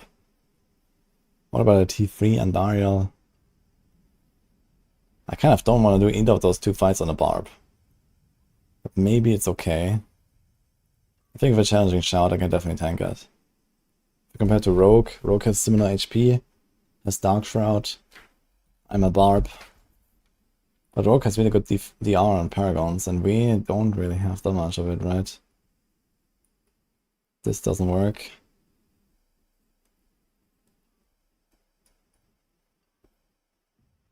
This doesn't work.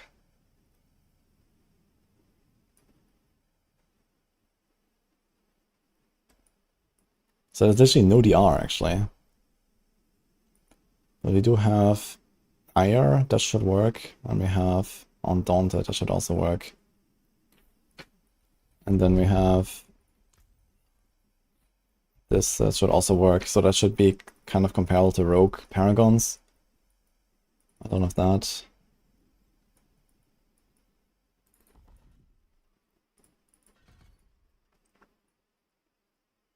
Oh, can we take out one there? I think we have too much move speed, right? In fact, we are capped like this. Okay, we have way too much move speed, actually. Easy clap.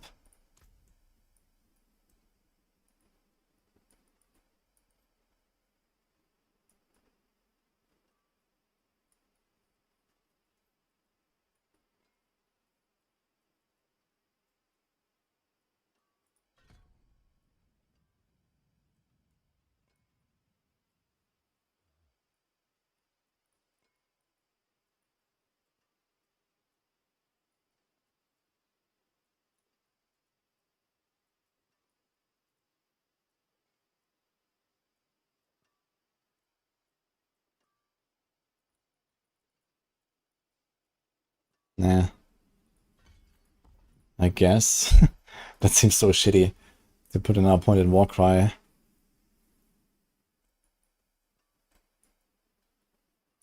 Maybe I honestly did this. They hit me sometimes. I get more fury. Could also do that. There's like nothing else to take. He slowed him for 70% for 2 seconds. Do you care about that?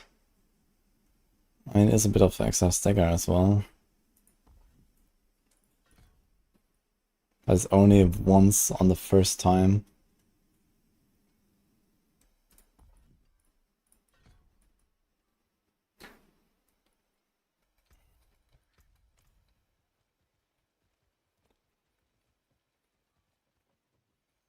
It's 264% lucky hit overkill for Chain Knighting Azure.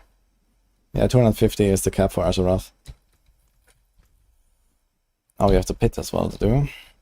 Let's do that real quick.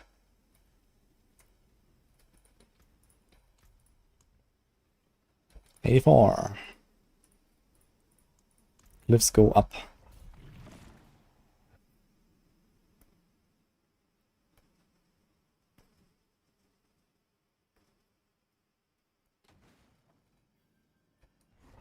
You can trigger Nova from Full Rune and from Frost Nova Enchant on the Sorc. That's it. I guess technically there's Ice Heart Brace.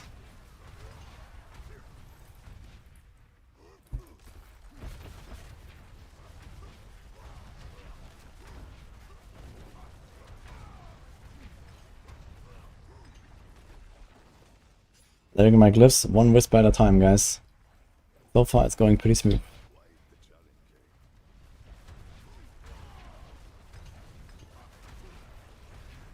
I think there's one point in the challenging shot, it's not a bad idea. As soon as they hit me and my fury goes up, I can sustain a bit longer.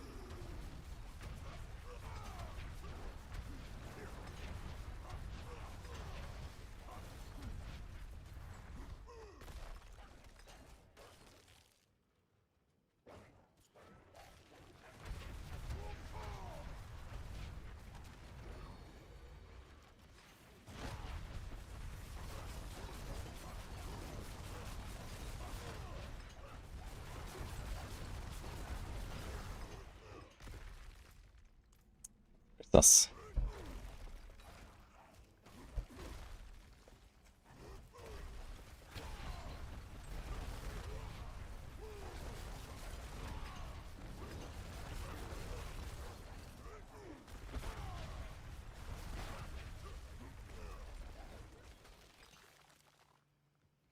We got patch and hotfix today. Well, I did expect that yesterday, so maybe any moment from now.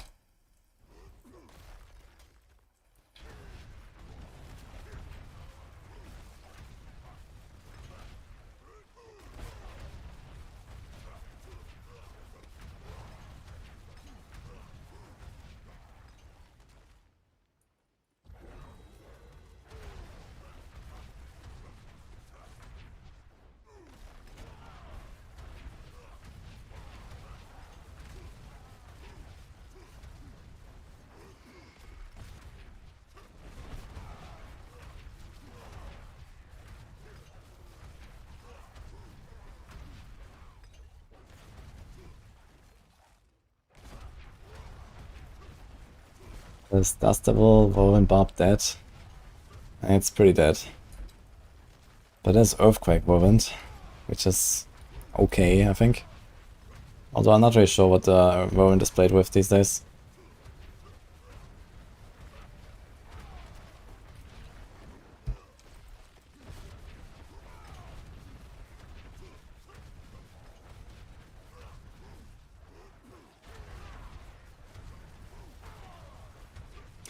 Wait a minute.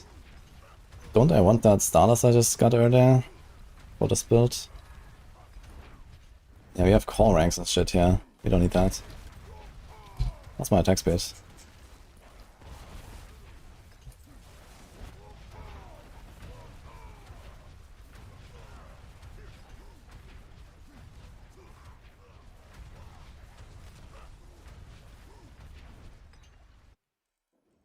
Pretty chill, 4-minute run.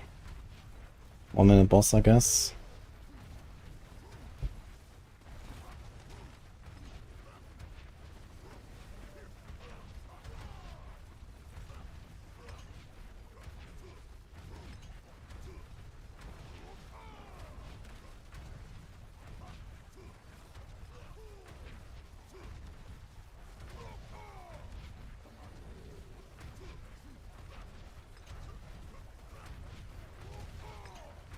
Yes, OP Diamond.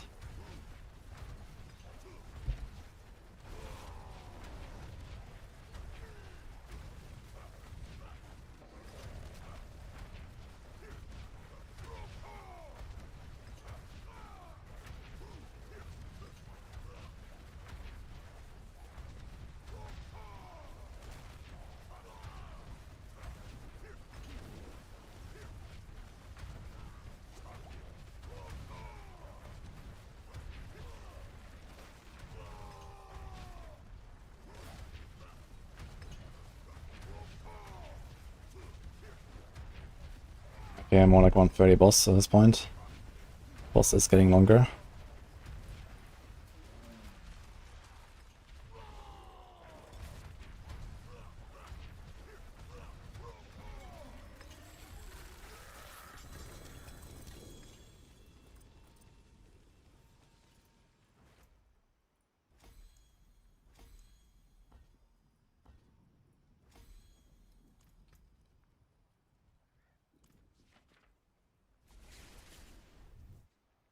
Congrats, Beatrix.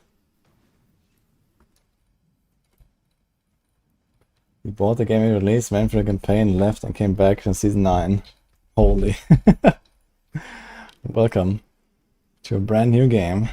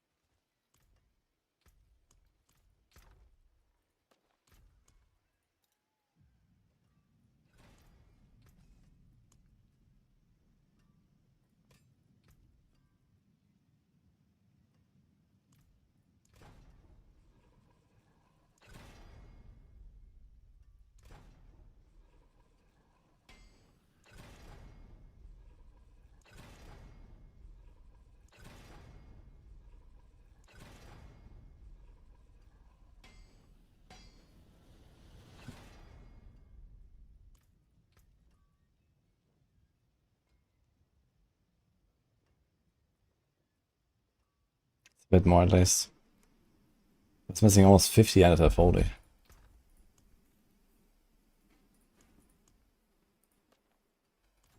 Okay, what about that status? Also, do we need that attack speed? How's my attack speed looking? Missing 10% actually, so I think that kind of checks out.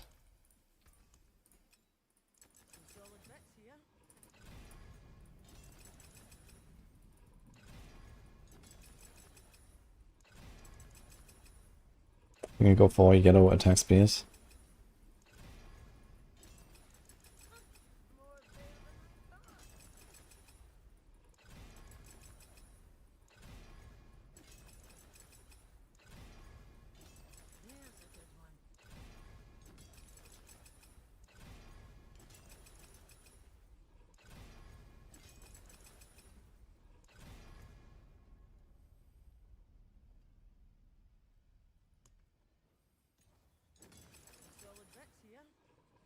Yes, Matrix.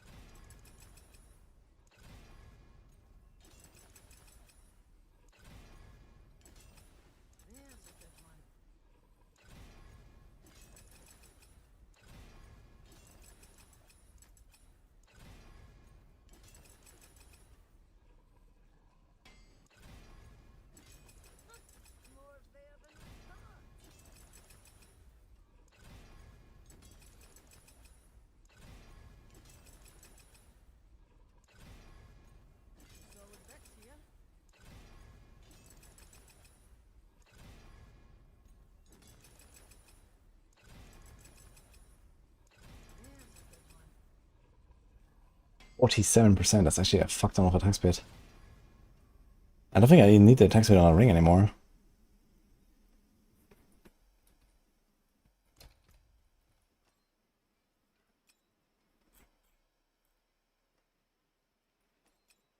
$97.8. Holy shit.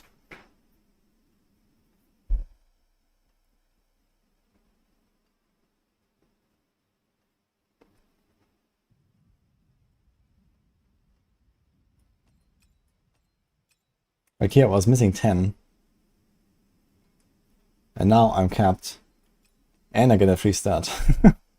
That's actually kind of wild.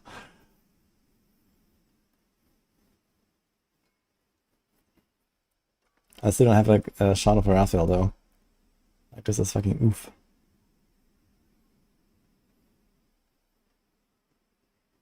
We have 80 basic. Okay.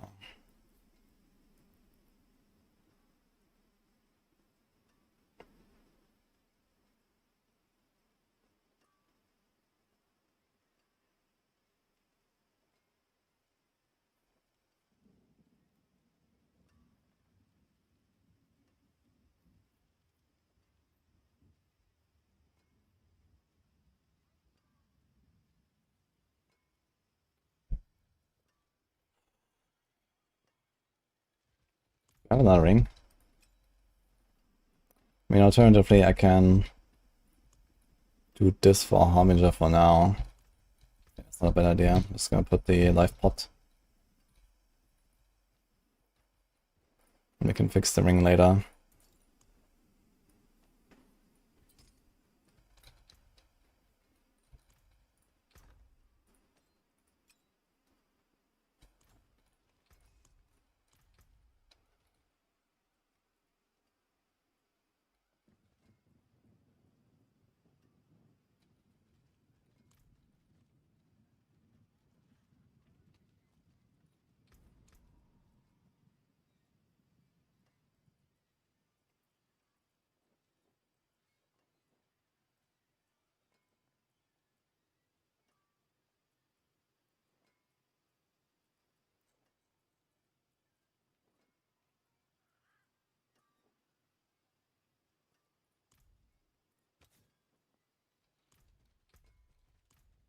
Okay.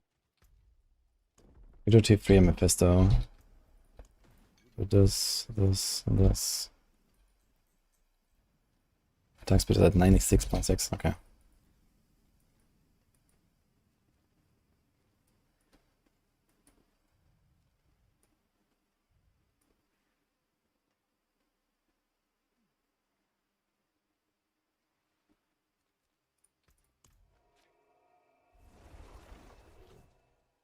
Yeah.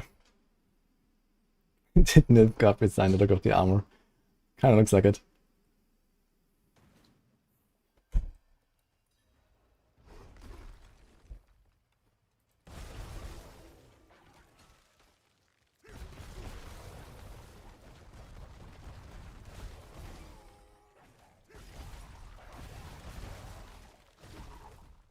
I think Harbinger farm should be relatively chill on this build actually. And it would probably be ideal if I actually bring Mats.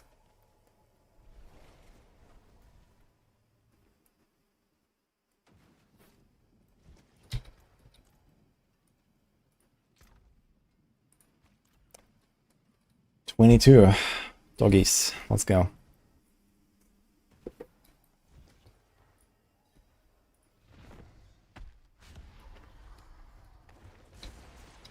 Recommendation of gold farming. You do bosses and render the non-accessory nicks.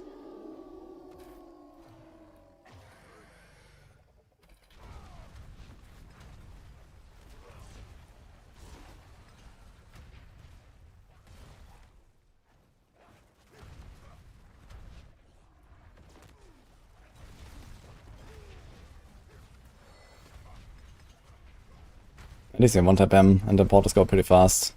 I could probably do T4. I think with challenging shout up, he would probably not one-shot me. But I don't really want to try currently. And Penguins is this pretty important item, so I can't be doing Faith to test. Let me attack. Can't attack, dude.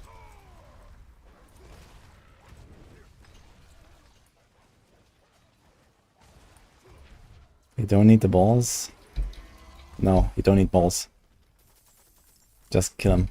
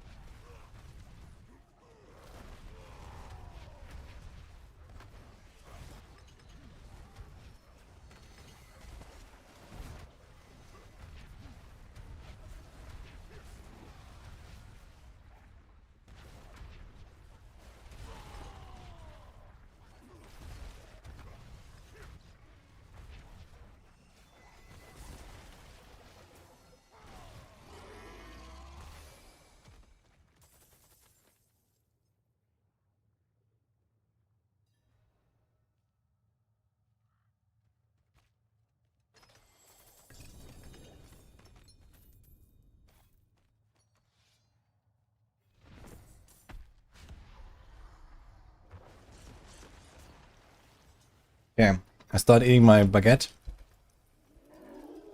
Suddenly is a hungry looking dog under my table. Looking at me.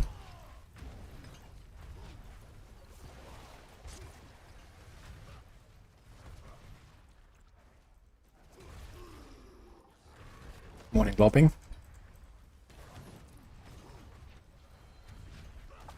Now he's licking my toe. What are you doing, Melon? Oh. Okay, it turns out we can survive the jump. Last challenging shout. Thank you, Melon. Without you, I would have never known.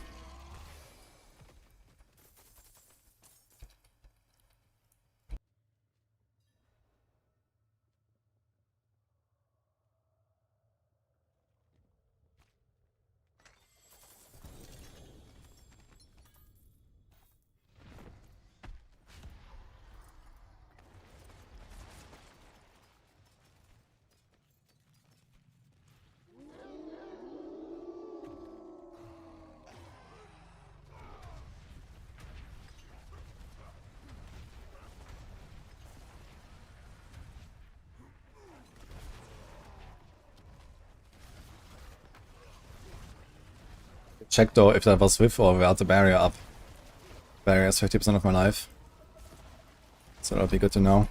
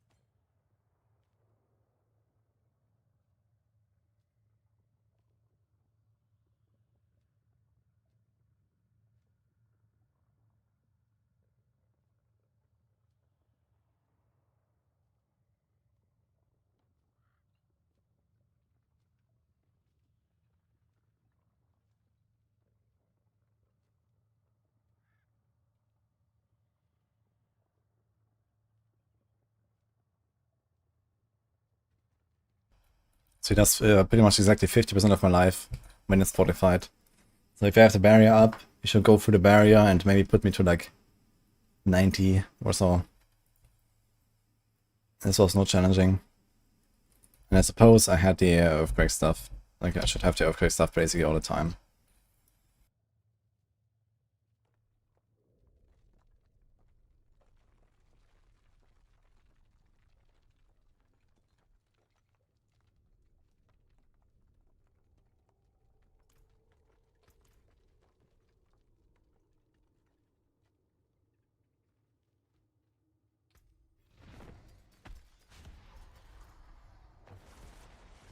What about Perdition on Hydra instead of Warglass? Yeah, I suppose Perdition is probably gonna be in between Warglass and Shaco. With like no defense. But you know, easier to keep up. No cooldown though, so it's also you have to like figure something out for your Inferno cooldowns. Like Shaco is just a comfy way, and then Hand of Warglass is like the try hard way for the push. And yeah, Perdition is probably fine as an in-between.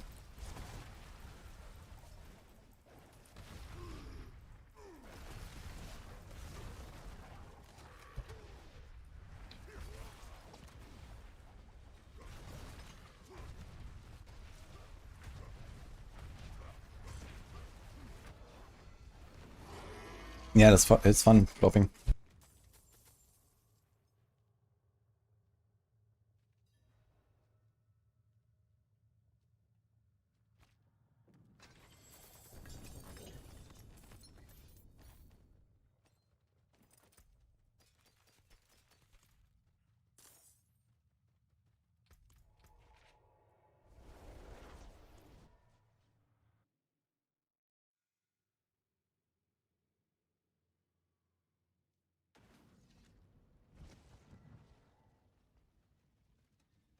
Can you play this without DLC or am I at a disadvantage?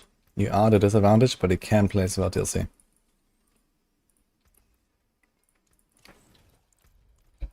This is considered challenging. Well, this is probably one of the bosses with the most hardcore rips. And that's also why I'm doing it on T3. Now, I think if I have Challenging Shout up, I can probably tank the jump on T4. But I'm not really sure how much more damage it does. So if it deals double the damage, it will pretty much exactly kill me without Challenging Shout. And if it deals triple the damage, it will kill me with Challenging Shout. But I'm not sure if it does triple the damage on T4 or not. Like, I don't have any numbers on how much damage they do. And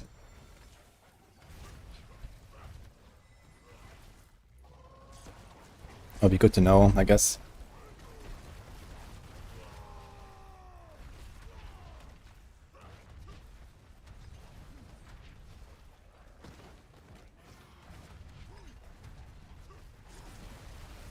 About ×3. Yeah, if it's ×3, then if you catch me in the wrong moment, I will probably get one shot with Challenging Shout.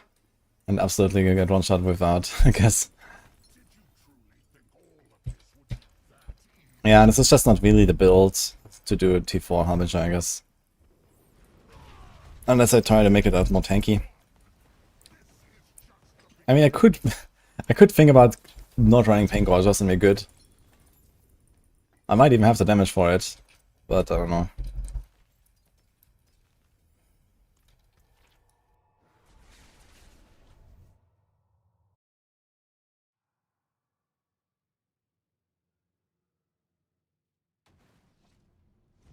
I mean, I can do T4 and kill him in the same time as this.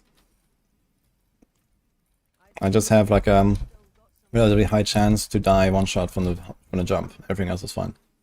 So as long as I dodge the jump, it's good.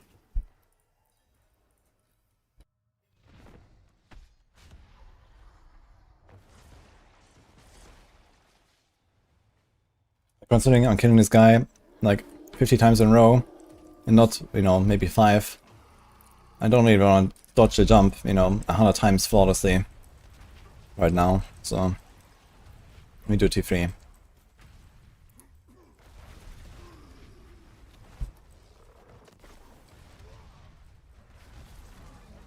But I can dodge the jump anyway, for good measure.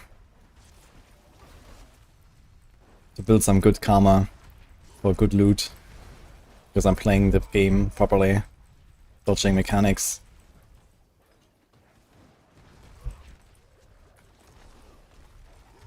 Like that. You're not the only one who can jump, Mephisto.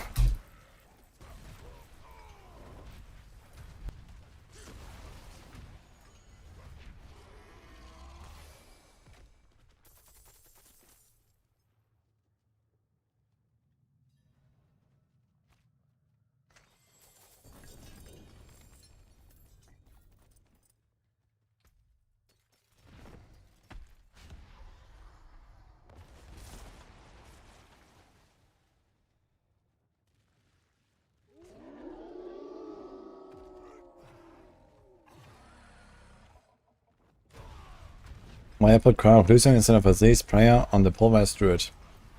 Well, give me one good reason for Basili's Prayer.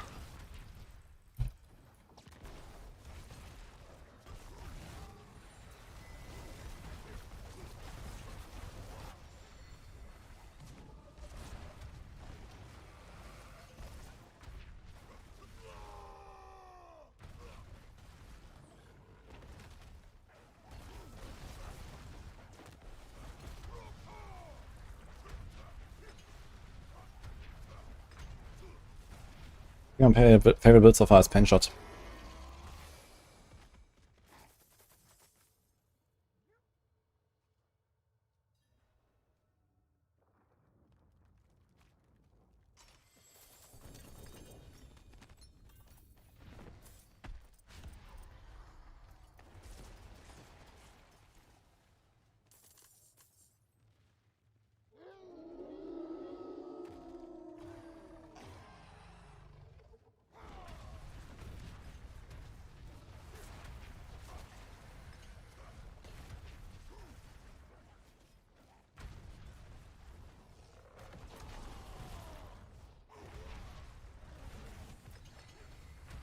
I think Heartseeker plays smoother than PenShot. I mean, I don't know, it doesn't get much smoother than PenShot to be fair. But I guess Heartseeker should feel kind of comparable, just has a bit of a different, like, DPS flow.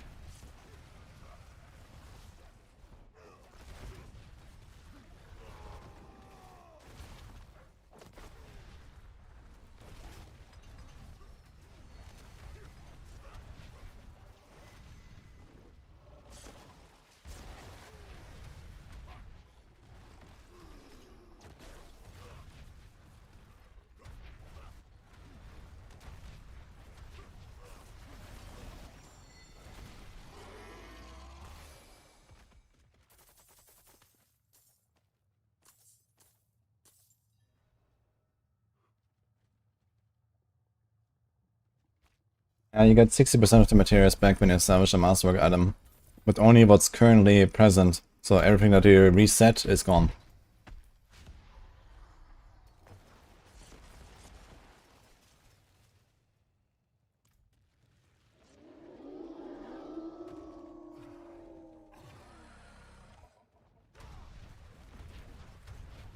The best all-rounder Spiritborn build. The Balazan Rake. Or maybe that's just like the classic Quill. Not the Balazan Quill, but I mean Balazan Quill is way stronger. That doesn't have these comfy cooldown resets and stuff like that. And I played a bit of Quill yesterday, and I can pretty easy do T4 bosses with it as well anyway, and it's not even fully min-maxed. So if you don't care about like super high pushing, just a traditional Quill is pretty nice. But yeah, otherwise I would say it's just Balazan Rake, because it's just so powerful.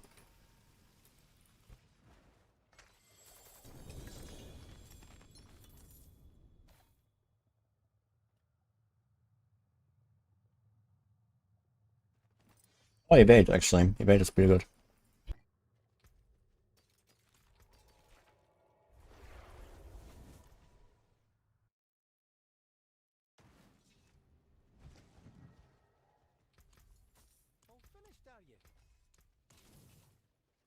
What's the chest alternative for Judgement Shell in Touch of Death for hardcore? There is no alternative to Judgement Shell usually. So basically all the poison builds run Judgement Shell. That's just how it works. You have to deal with it. I'm not 100% sure what Chronix has cooked now on Touch of Death, but realistically, there is no alternative.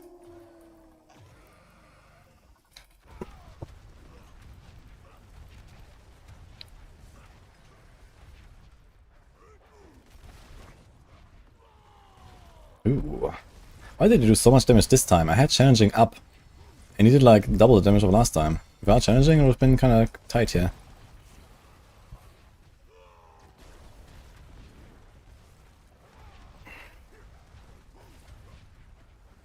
I guess I was missing the...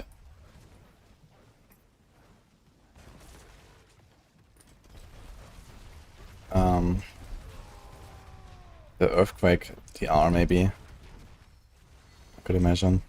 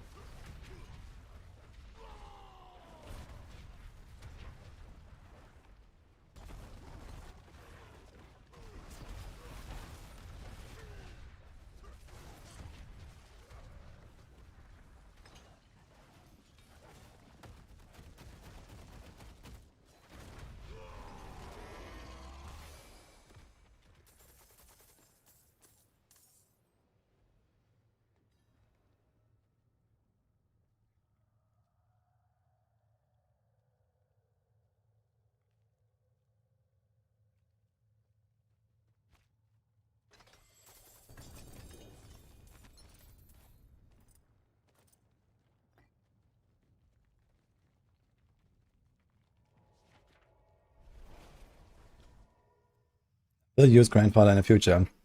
The way it's going, the very distant future. I'll be 1 minute.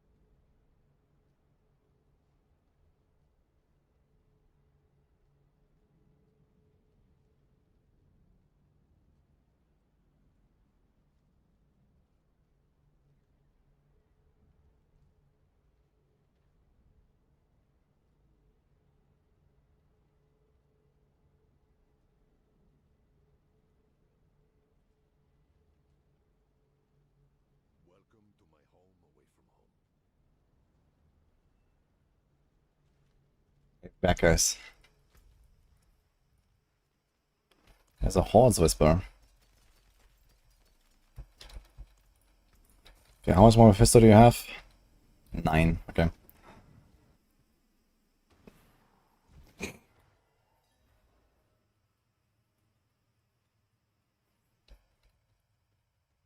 Too potent Apex and no Dex. Yeah, can he roll Dex, I guess?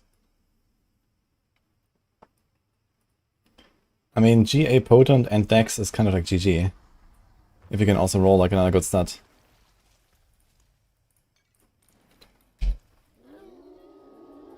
When do I expect the out of 5 in 10 years?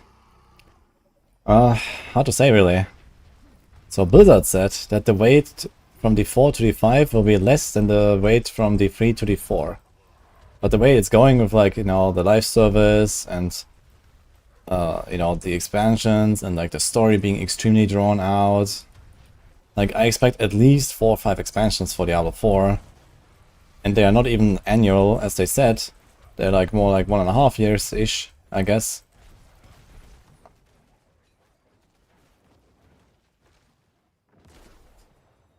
Where the hell is Mephisto?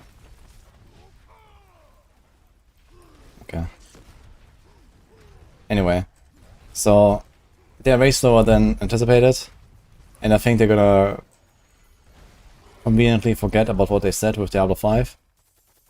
Because if they stick to that, they would have to release Diablo 5 no later than 2030 2033, I guess. But yeah, I don't really see that happening, to be honest. That would be in 8 years. I don't see Diablo 5 coming out in 8 years. With like, you know, how much of a longevity Diablo 4 is gonna have.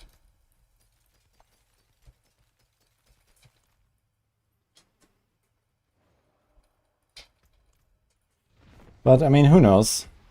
It could be that they, you know, in a few years or something, they're gonna start working on D5 in the background while they still make like another, you know, 2-3 expansions for D4 or something. I mean, these games take like a fucking decade to develop, or something like that, or at least close to it, right? And I could imagine, like, you know, in a few years when like AI stuff also picks up a lot more and all that, you can make games much faster and like much crazier stuff, and you know, infuse all of that technology into the game. And I mean, it could be pretty wild. So maybe.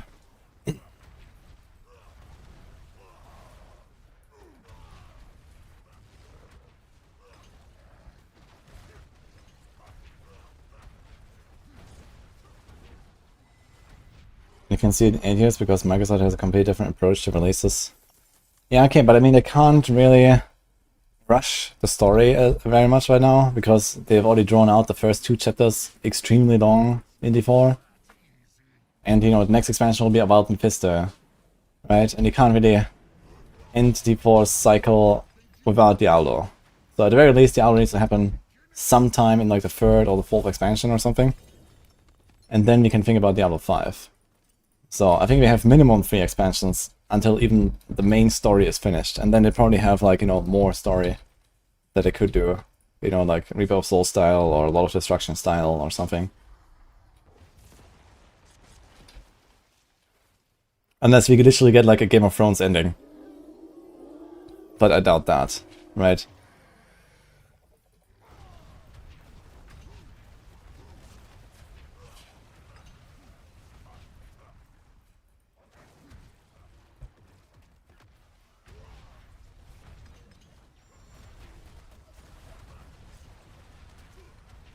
Yeah, next expansion should be about Mephisto, I guess, right?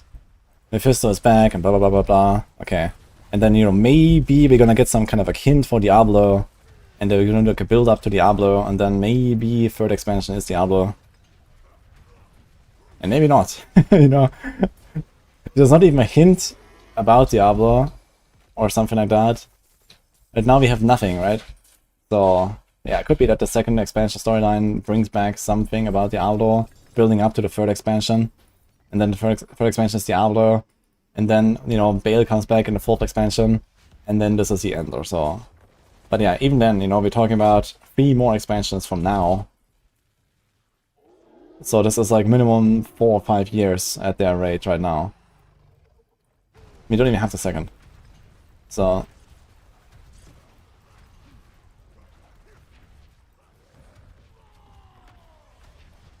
I think there's gonna be at least another half decade of like active development for D4 before we can even think about D5.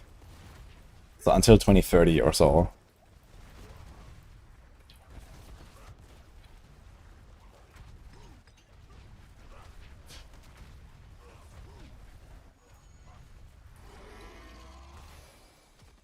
So guys, buckle up.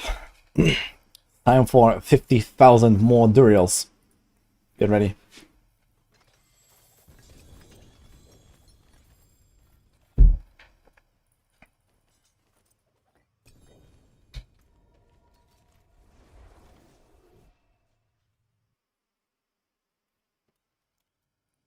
It's not going to take them 5-6 years to make D5. It'll be like 2 because Microsoft philosophy has released the most broken bug shit and patched it later. I don't know. Like ARPGs, I think ARPGs are probably like among the hardest games to make, right? In terms of the genre. Like even fucking GGG, that are kind of like the masters of making RPGs right now, they're not even done with PoE2, and that was announced like 7 years ago. They even showed us stuff like 6 years ago or something like that, and they don't even have patch 1.0. You know, like this shit takes a fucking long time. You know, and GG is working fucking fast, so that's just how it is.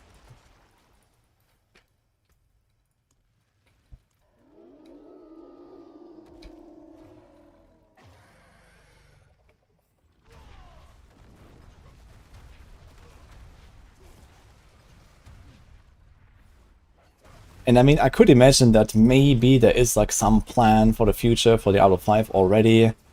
And they probably have like kind of the storyline laid out with like how D4 is going to end.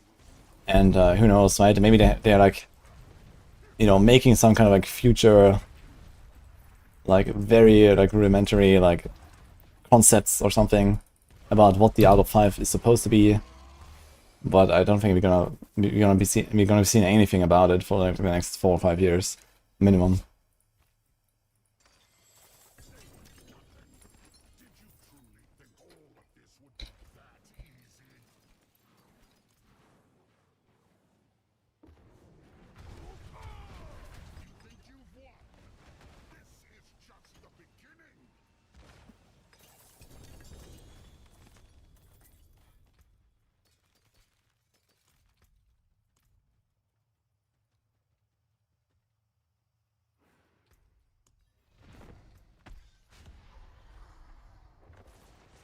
At some point we witnessed Diablo 9 during our lifespan.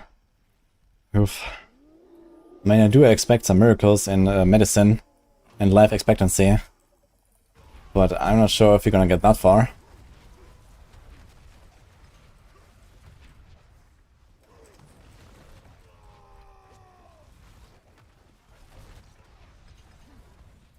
How's coffee in Greece? OP. In general, all the food is.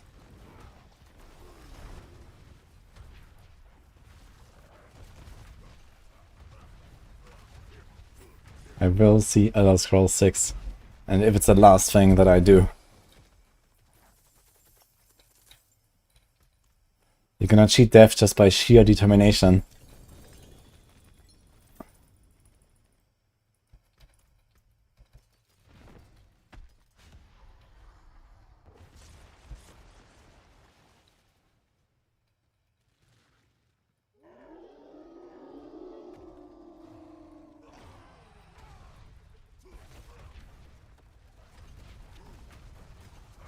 I think D5 is coming way earlier.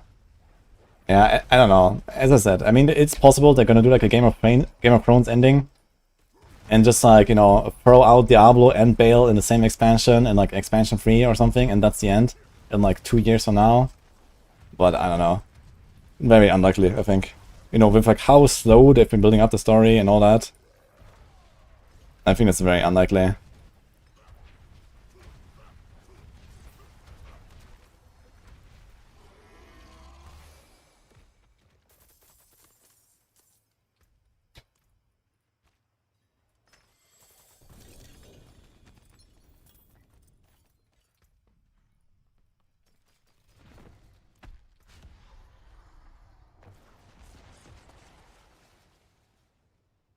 Because I did that in Shadowlands and WoW.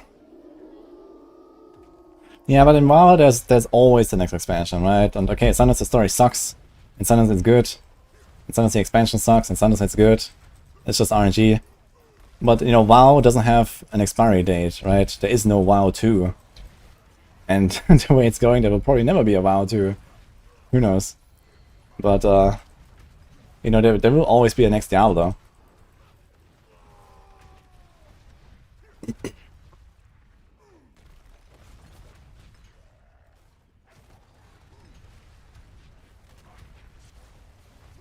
It's a live service, there's no D5.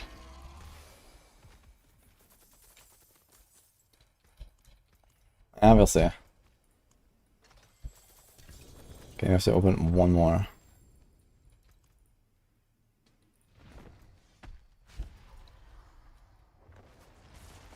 I mean, a live service will definitely extend the lifespan a lot, right? But at some point, you know, Diablo 4 will be old technology, it's not gonna look pretty anymore compared to other games. And, you know, I don't know, like, how much they can update the engine to stay up to date, how much they can use AI technologies, because, you know, the game is not really made for that, and so on, right? Like, at some point in a few years, it's all gonna be, like, completely standard.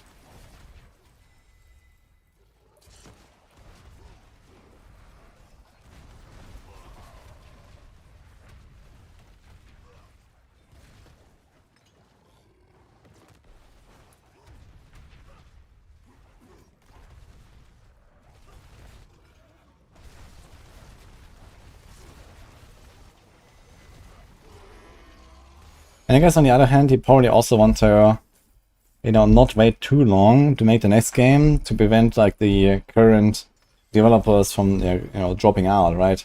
Because the longer you wait, the more this like accumulated like wealth of knowledge and experience is just gonna like vanish, right? This is exactly what happened from Diablo 2 to Diablo 3 and then from Diablo 3 to Diablo 4. It was such a long time that they just had completely different people and then they did all the same mistakes again and again and again, right? And this is why we moan like, oh my god, they did that right in the previous game, why did they not do it now? Yeah, it's because of that, right? So, right now at least they have like a really young team, and if they hold these developers and then make a Diablo 5 out of it, they can take actually like a lot of lessons that they've learned and make a better game.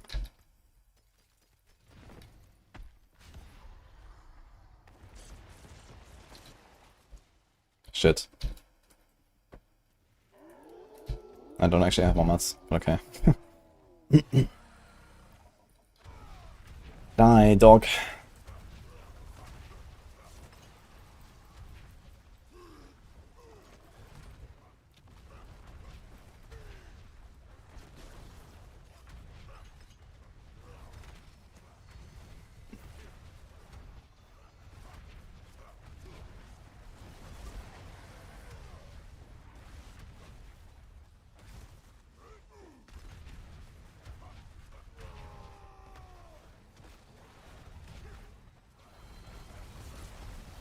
They start Diablo 5 with Diablo.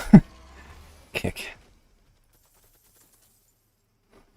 You know, a lot of people are memeing there is no Diablo in this Diablo game, but it's obviously because they want to kind of like end the story, or at least bring it like later in the story, right, towards the end, and kind of like draw out the game's life cycle, and not just, you know, I found it actually really stupid how it worked in Diablo 2 and Diablo 3, where like the game, like you play the game and you kill Diablo, but then the expansion comes out and the game is not about Diablo, and this is how the game lasts forevermore, right? Like when I first played Diablo 2, I think the expansion was already out. And for me, it always struck me as weird that it was not about Diablo, you know? So, and the same thing now with Diablo 3, right? It's all about Malphas and all that kind of bullshit. So yeah, for the people that were there from the start, it probably makes more sense. But in the end, you know, the game is gonna last like a decade and 2 decades beyond whatever the development is. And then it's not about Diablo. And I found that kind of stupid, actually. So I think the way that it's working now, where Diablo is just coming later, but he's gonna remain like relevant and kind of like, you know, the thing, I think that makes a lot more sense.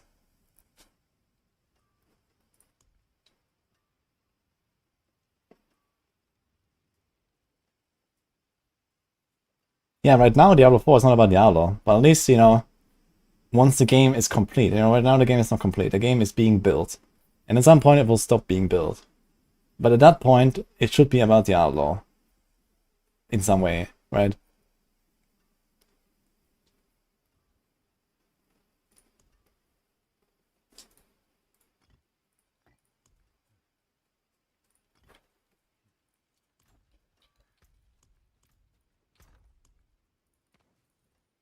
Oh my god. Stuff. Okay, what else? And Dario. I don't have a grandfather, dude. How about I do some Belials? What do you want to take from it? Dude, I want to get a shot of Meraphil. And I can't, man. I can't even. Like, I have this, GG. This is really good. It's okay. I think I have no hope of replacing this, to be honest. It's a fucking shard, and I can't get it. What about this thing? 12 minutes.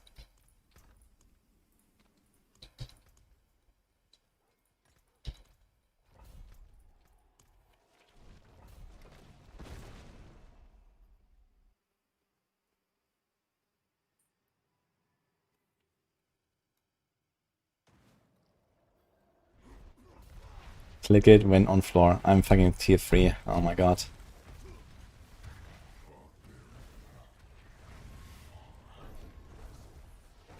Let's go and do another one.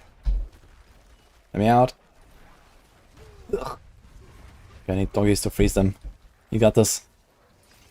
Too many snakes.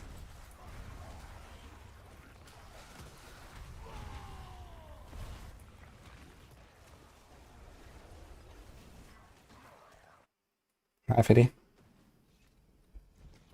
Next Diablo will be free to play. I mean, who knows what the gaming market is gonna look like then.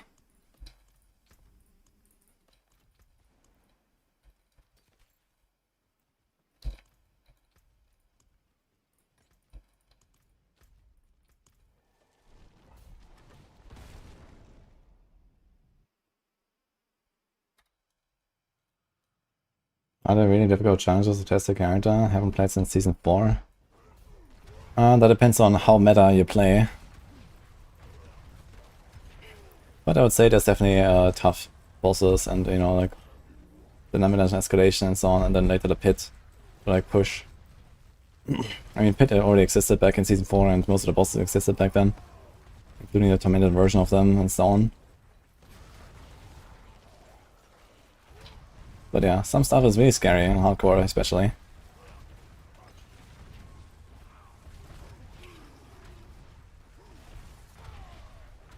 Even if gear sets were available, more people would enjoy and stay playing the game?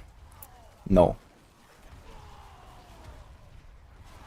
Adding gear sets is, you know, at most a side grade, and at worst a huge PTSD trigger.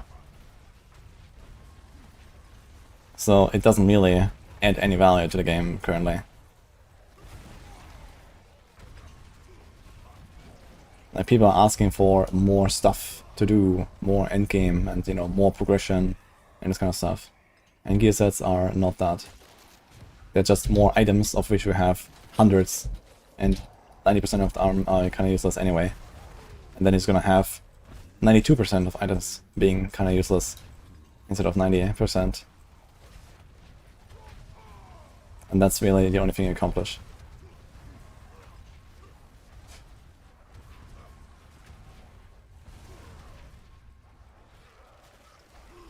Six waves more efficient than 10. Well, last time I checked, that's 4 less waves to do, which is kind of nice.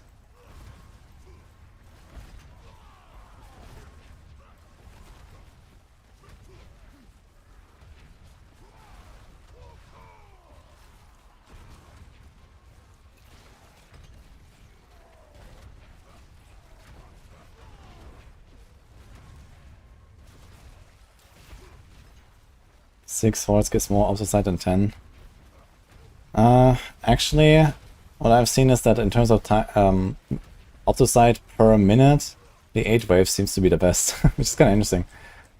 But yeah, basically there's like diminishing returns on opening the chests and how much Opticite you get out of it. So when you have 1000 Ether, you don't get double of 500, but you get like, I don't know, maybe 60% more of 500, for example. So if you do 10 waves, you get more Ether in the later waves, and they made it so that it's kind of like balanced out in terms of rewards per time spent. So generally I do the 6 waves because I care about opening a chest and getting out of here as fast as possible. I don't care about how much Opticite I get. I'm not here for Opticite. I'm here for the chests and for the Whisper. And then I'm out. So this is why I generally just do 6 wave forwards.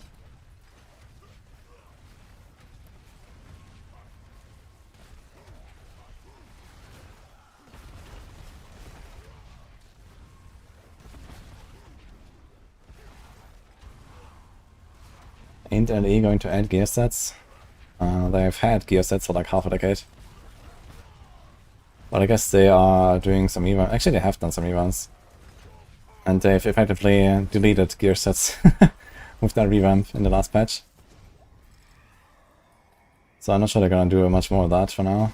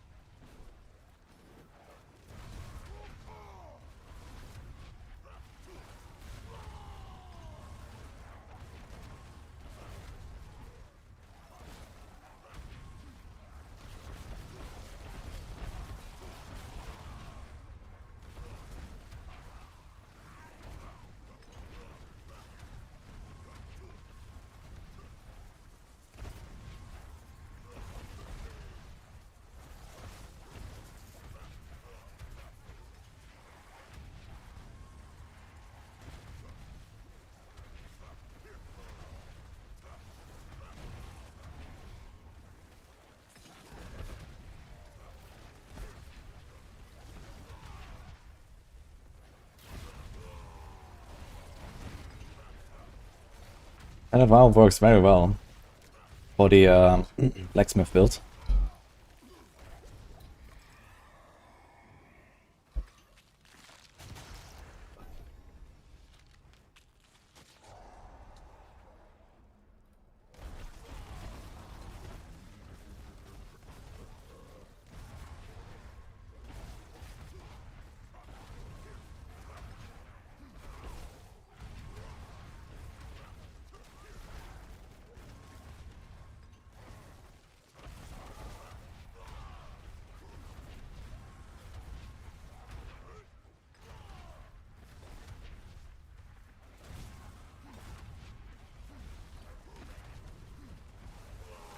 That's my Spiritborn build.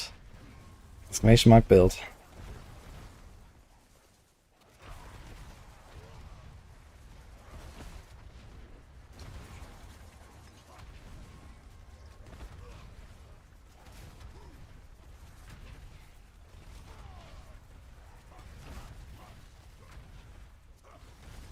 And Goliath.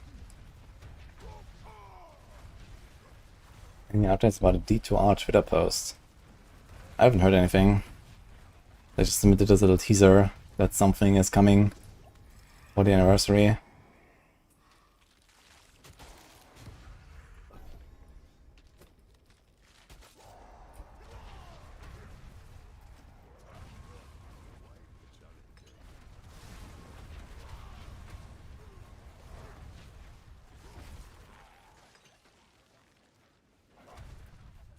I'd be surprised if there's a better Heartseeker build than the Maxwell build. So I think you want to do that one.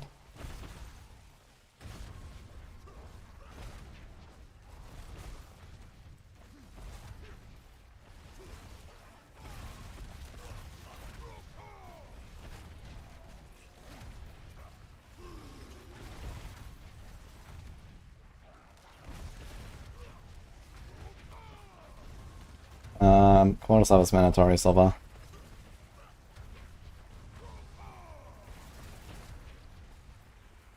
Well, okay, if you have a 0 GA, or is it a 2 GA, sure, then use that. until I get a 1GA quarter staff or something.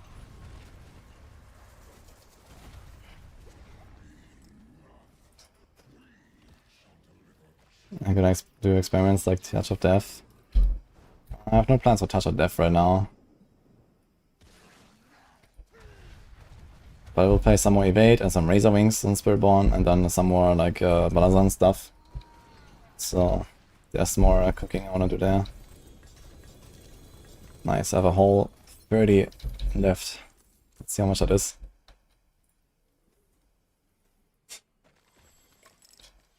$600 auto side actually. Wow. Also why my leg is so hard.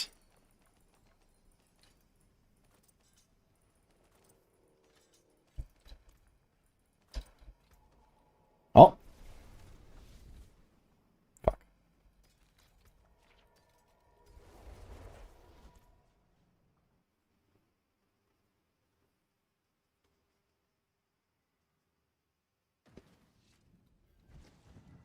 I'm enjoying the season less, as much, or more than the previous.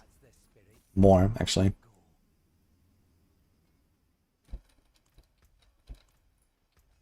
And I didn't think I would, but I am. This thing has 23 basic attack speeds, but only 120. Fuck.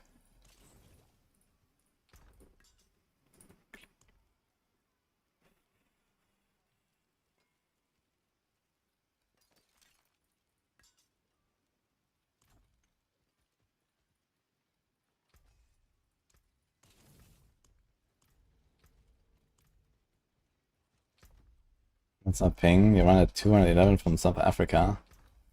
I think you should try this.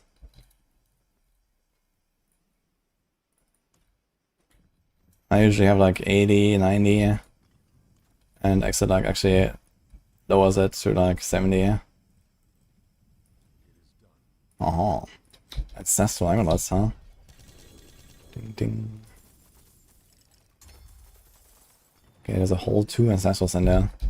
Considering it's my second ancestral chest of the entire season, that's a bit low.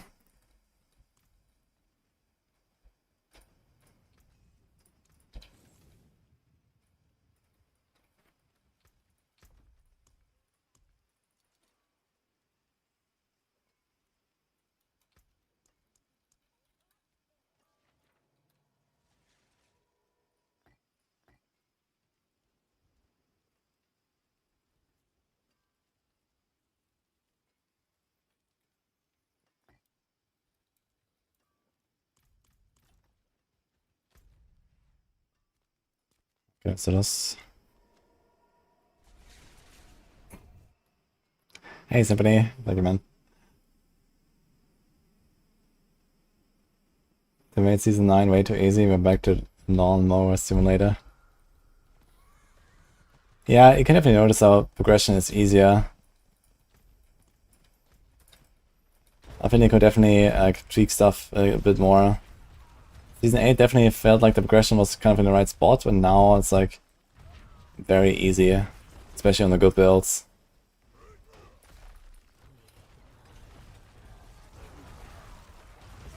But if they add like more kind of like endgame, you know, like the escalation stuff, but like even harder and more juicing in that sense, then yeah, we're gonna get there, I guess. We just need to do that now.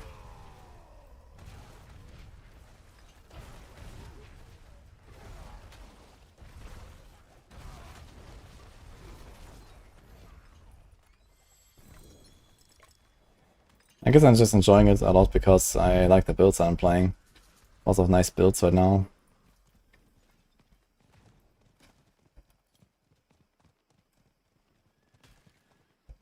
The best place to farm unique tributes is World Boss.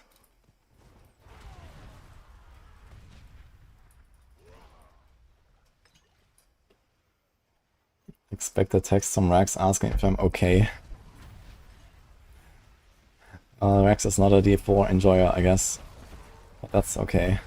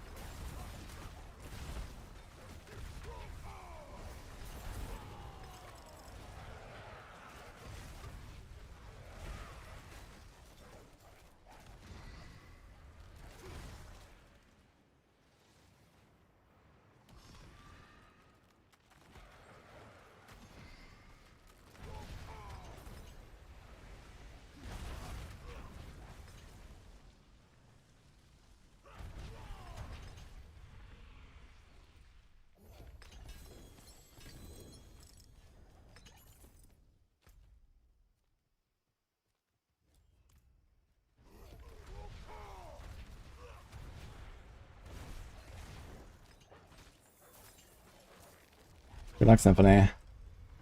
We're gonna get some more time.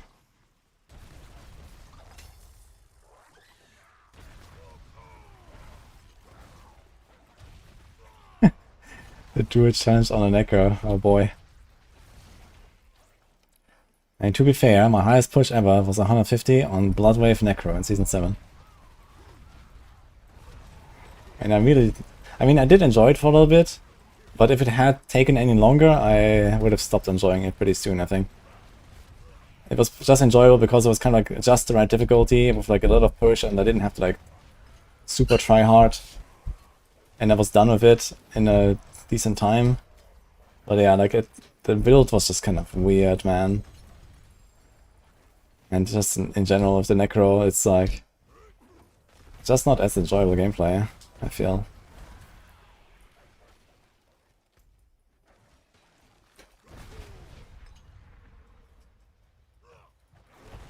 Is there a way to improve Spiritborn if able to farm default bosses comfortably? Yeah, late game you will just like blast the default bosses.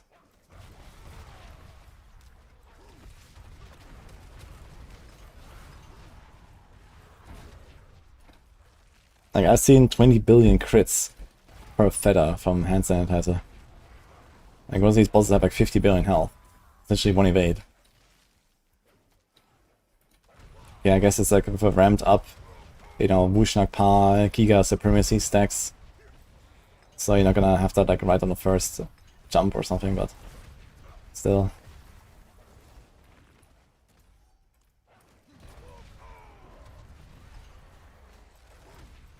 You failed a mythic tribute on a Bloodwave ult in Season 7 and locked the ultimate. I also failed a mythic tribute last season. Oh man.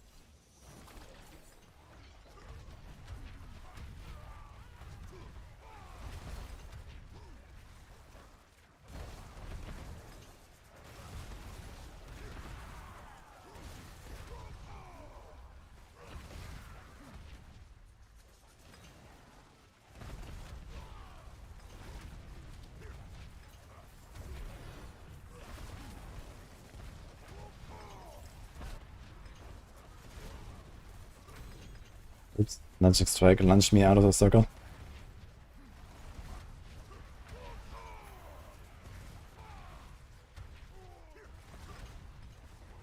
You're doing less damage on your evade using Wushnak Pa weapon. Are you actually casting the Seeker like every few seconds and stuff?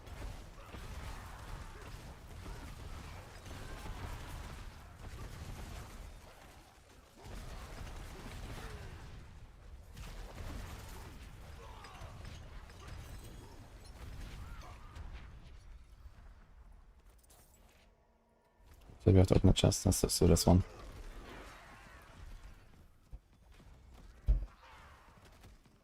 I'm not sure it's Infinite. Probably.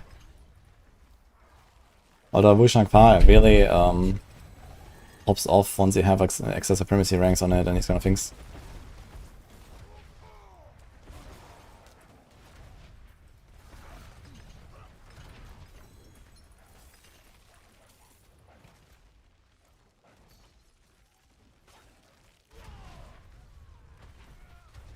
Is that a ring chest or is that cope? Let's see.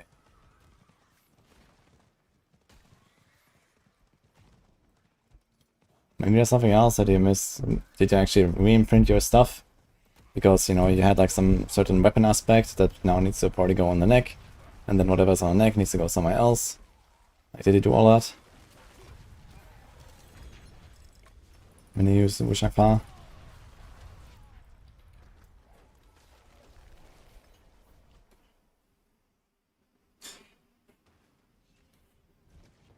Oh.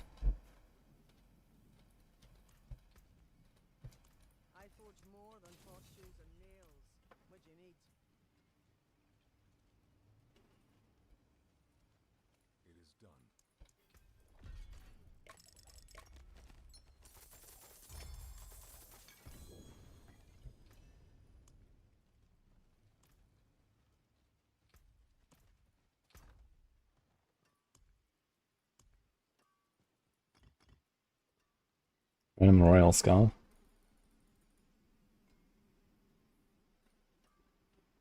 Which is actually kind of useless to keep right now, right? This too. You lose a little mass to dust.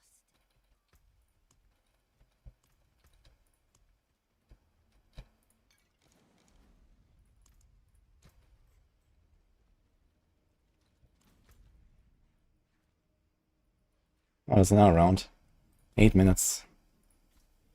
Okay then. I can share my playlist, or you type exclamation my playlist.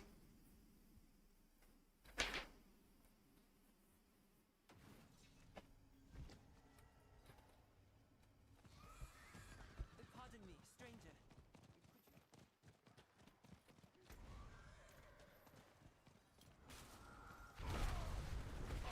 Yeah, the good thing about Mushangpa and Exile is that you go with Seeker. I mean, you go Seeker anyway, I guess, on like powerful evade build. And now they buff Seeker to give you guaranteed crit, so it's kind of nice. Because capping crit is pretty tough on evade.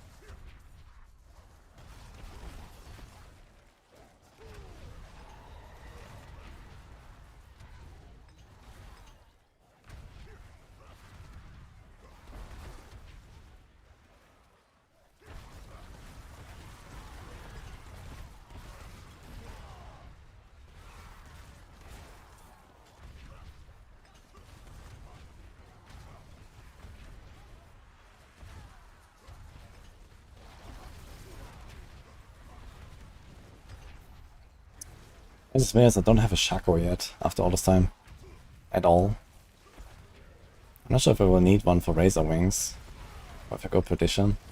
I guess you kinda want a Shaco there for cooldown spam.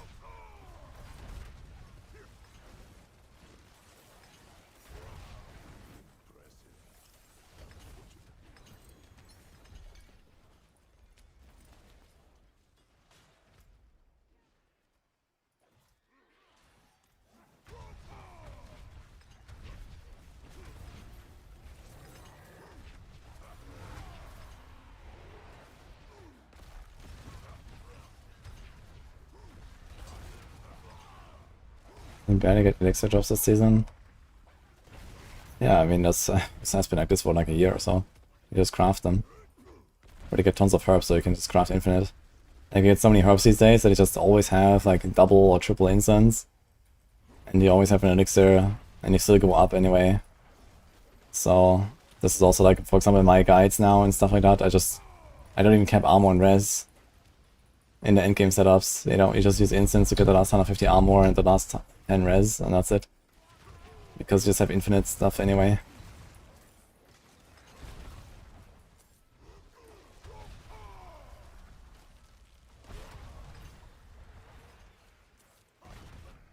Killers are likely still about. That's one.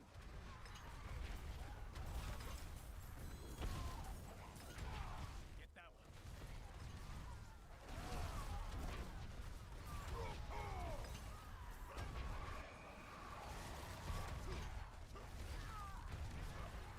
Get that one. Morning, Argos.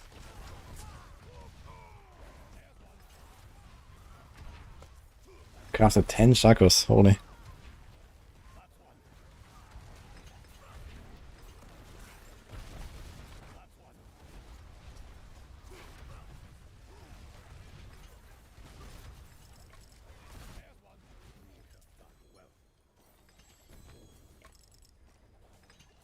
Thank you.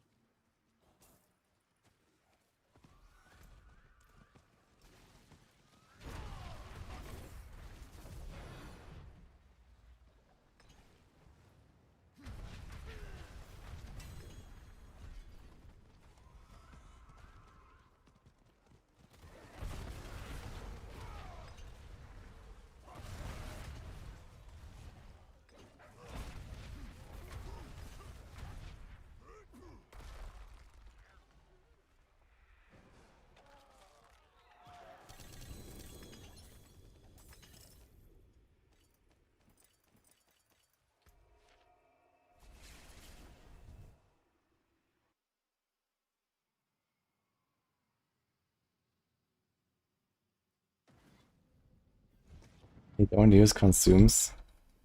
Why not though? Better than starting from nothing. I don't know, it's just part of the game. This is how it works. You get it for free. And I mean, the power you gain from it, especially from the soothing spices, is very high.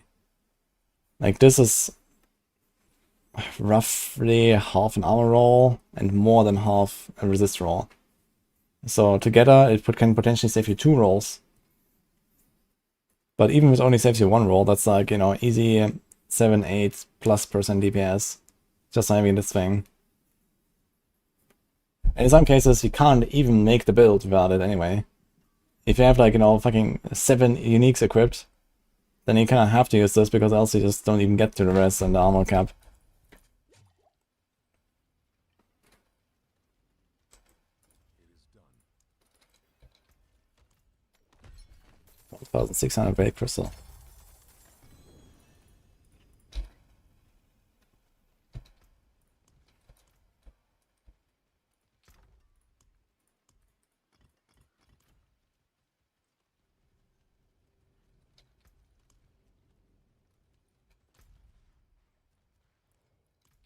Okay, how's my opposite? Oof.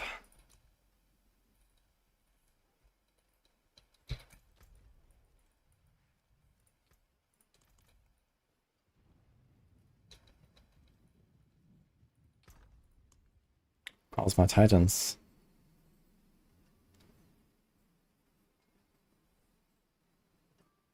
Dude, how about I just log on the rogue for an hour? I think that's an excellent idea.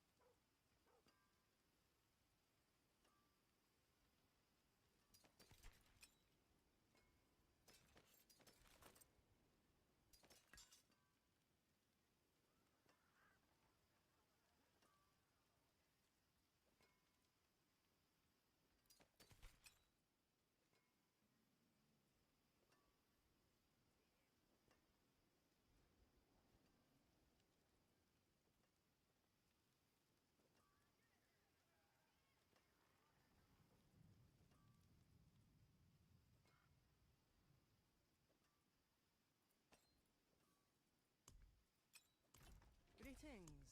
How shall I guide my hammer?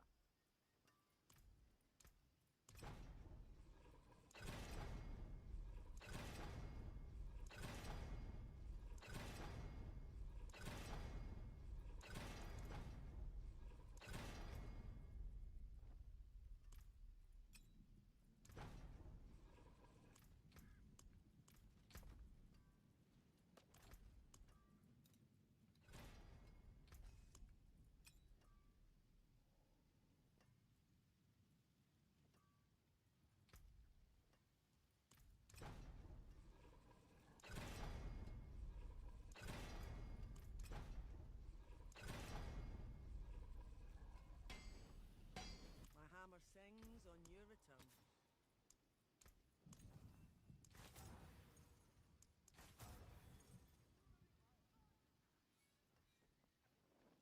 My magics await your return.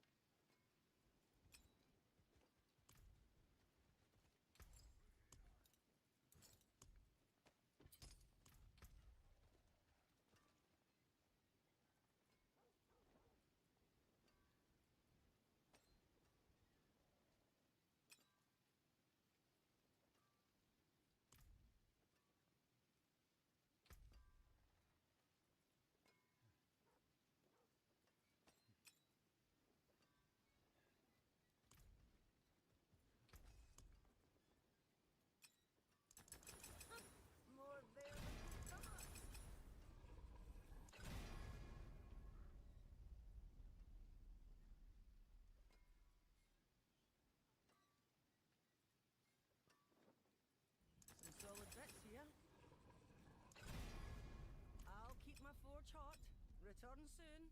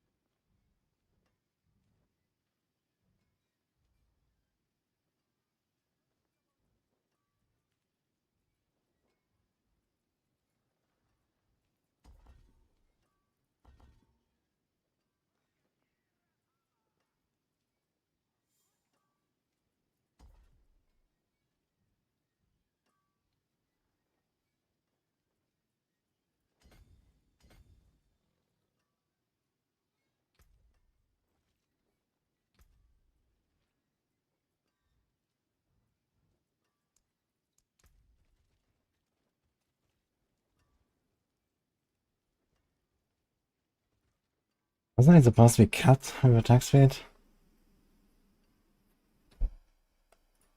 I'm kind of bamboozled by now. 100%.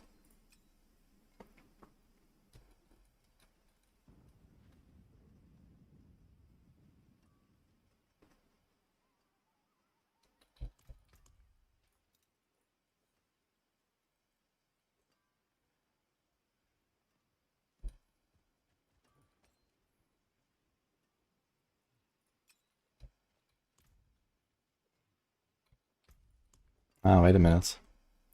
This is not counted here.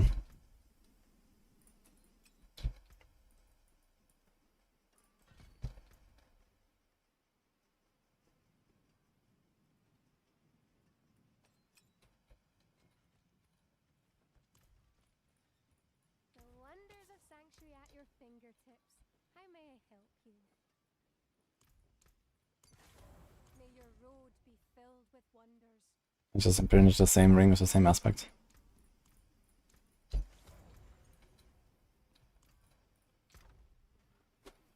We also have Moonrise, I just realized. I forgot about that. It's also 20%. So we actually have too much attack space. And in fact, I would need like more of like a lucky hit angle on the starters. More loyal friends you'll not find.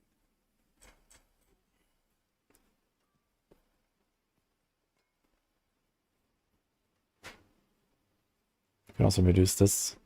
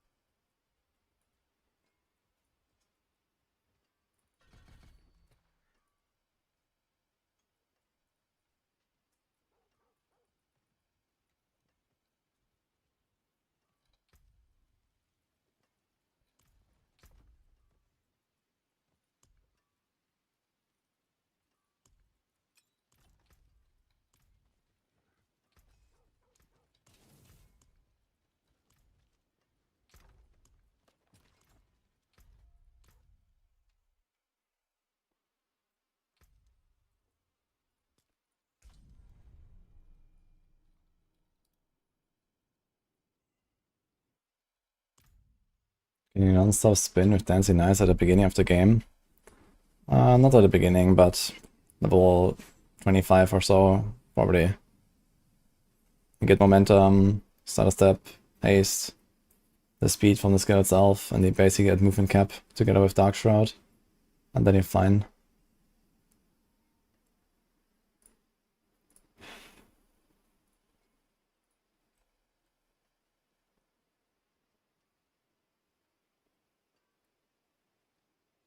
So I think I'm gonna make this setup real quick to have this ready for later.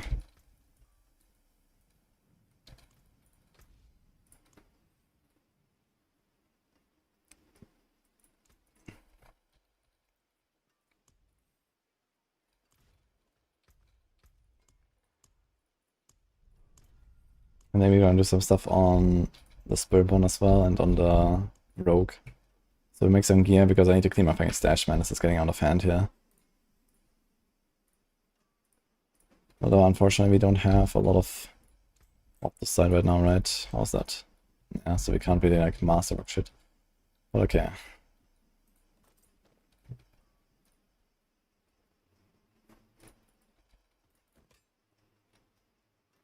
I suppose we're gonna use that same neck.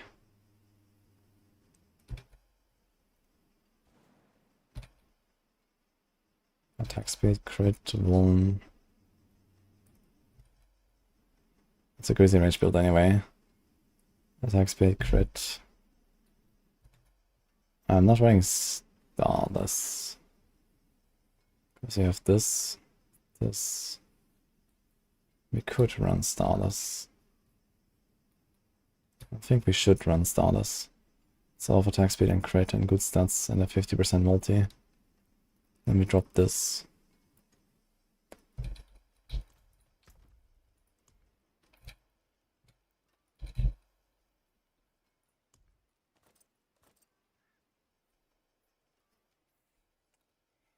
Big item.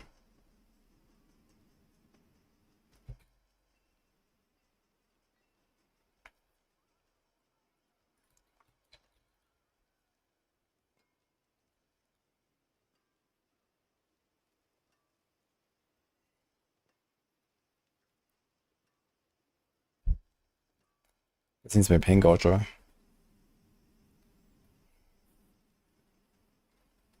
Or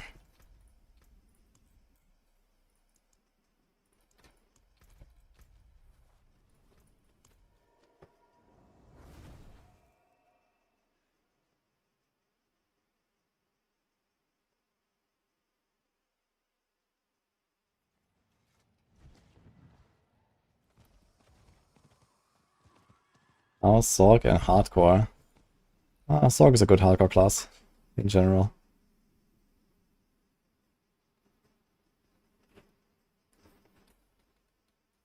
Why not try Heartseeker if I want to hop on the rogue? I want to enjoy the PenShot a bit more first, but I will try some Heartseeker. Okay, let's just do this stuff actually, and then we try some things.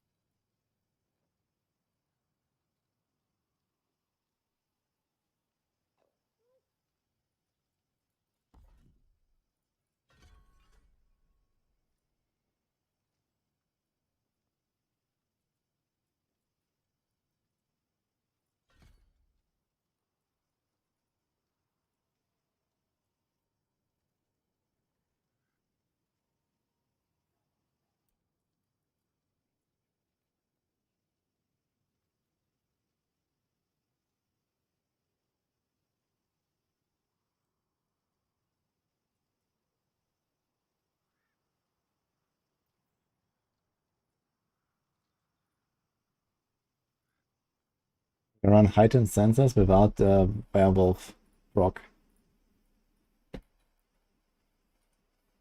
Let's see.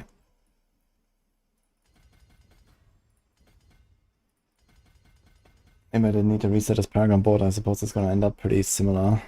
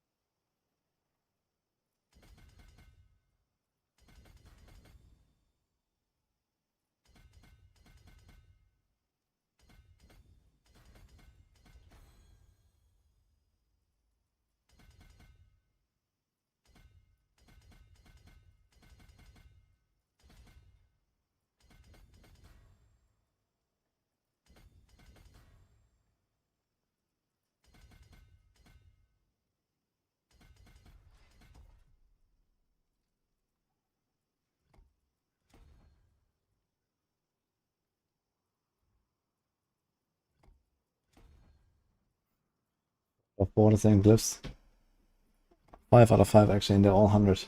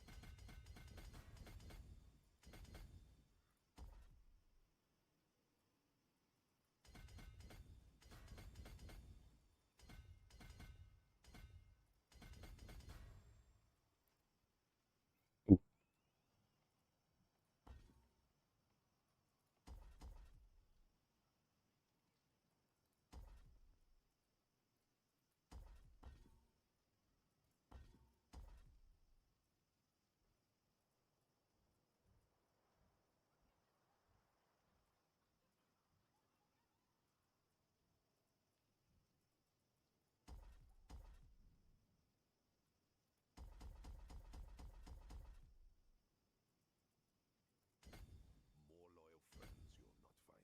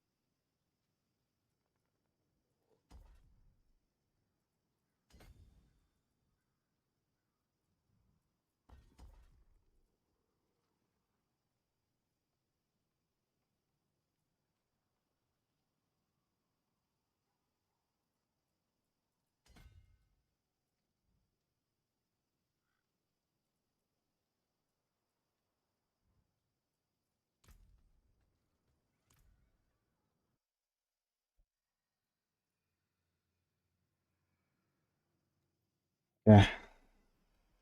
Hi, August.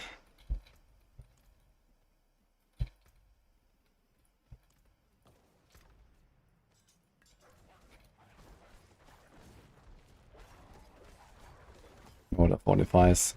Insane. Okay. Yeah, I'll probably have to figure something out to get pink or those procs, and that something might just be the wolves again. Right now the glyphs here are Nagu, Xan, and CQ. Now we do have some overpower synergy, especially from Dominate glyph. But I could potentially get away without Xan. Because besides this, we get a 50% multi, we get a 12% multi, we get a bunch of additive damage. So I guess my all powers are somewhere in the range of like double damage or so. They happen. And with Nagu and Xan, I will have 500 offering every 5 seconds. Xan costs 300 for 0.35 seconds uptime. So we get 66% extra on 0.35 seconds. So like half a second every 5 seconds. So 10% of the time I do double damage. So that sounds actually pretty awful. It sounds awful enough for me to just go wolves. That's basically what I'm saying. Now it would be interesting to see though if my wolves here are actually good enough at triggering pain gorgers. I should check that out. Yeah, I guess my companions should do it, but are they good enough? That's the question. And I kind of don't trust them. But if they turn out to be good enough, I can try it, and I guess I don't need the Spirit Wolves. On the other hand, if I have the Spirit Wolves, I don't need any of the other companions. So it actually saves 2 skill slots. So that's kind of cool too.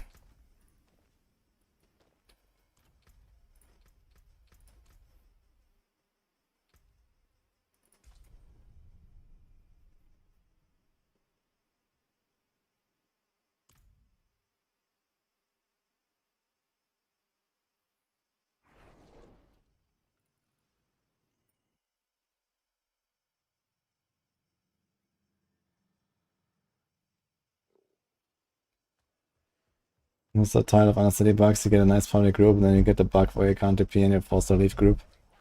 And you have to add the people and then you can regroup. It's just kinda stupid. I can't believe that I haven't fixed this stuff, you know, it's like so fundamentally broken. On top of understudy just like needing a revamp anyway. Alright.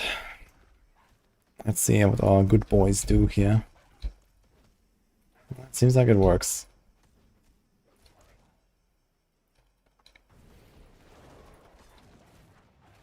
But you see, it's like, it doesn't even hit all of them because there's only like 2 wolves. And then, okay, I can cast ravens, and that works. But I guess realistically, if you want to have real AoE clear, we need to get the Spirit Wolves out here. Yo, Raf Glitch, thanks for Batman. For some reason I have 1 extra point then.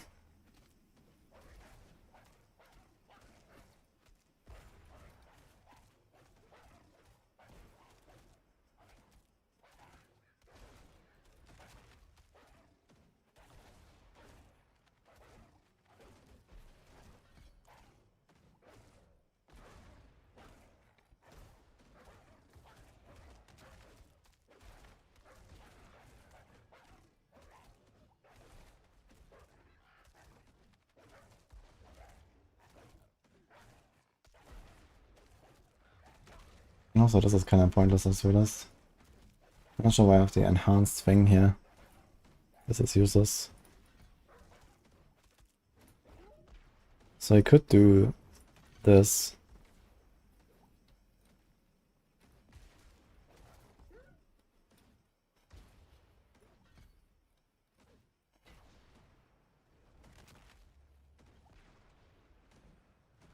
Get a bit more DPS there.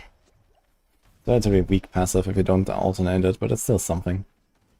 Otherwise you can do a debilitating roar.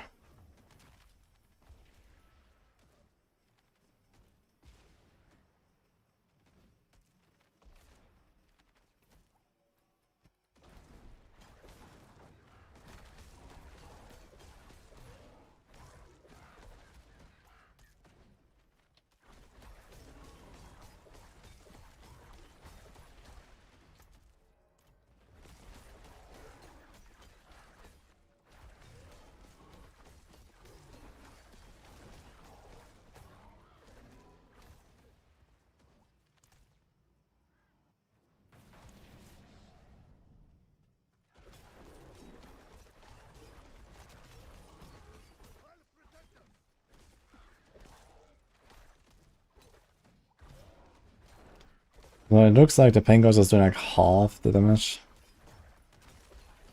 Ish. Oh, we don't have the aspects imprinted yet, so I should double check this. Oh, the Pengos is a bigger number, that could also be.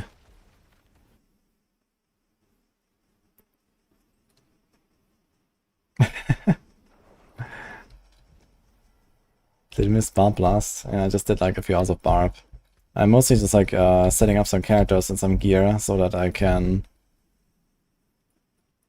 into my stash a bit. My stash is getting too full of random bullshit and I need to empty it.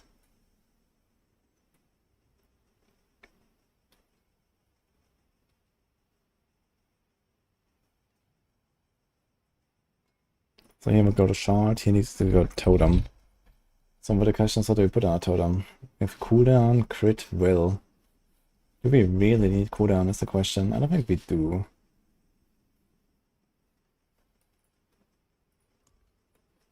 And the other question is, do we really need a normal ring? And can we not put a starless?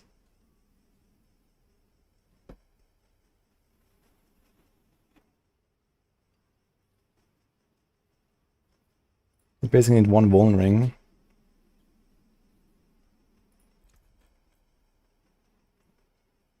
I think you need like a big crit totem. We don't really need like a cooldown totem. This sounds like big crit.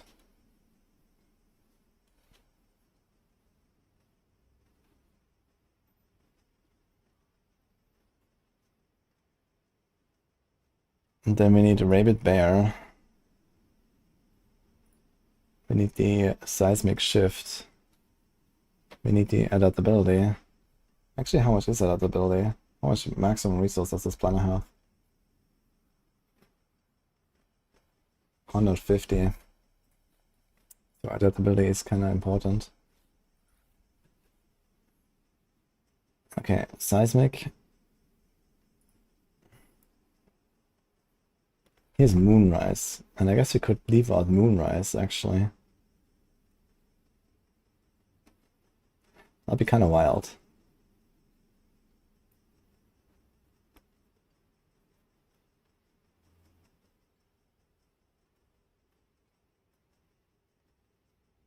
But then we only have 3 slots for aspects. One of them needs to be seismic shift, one of them needs to be Rabid Bear, and then I guess the other one is the Rampaging Werebeast. And that's it.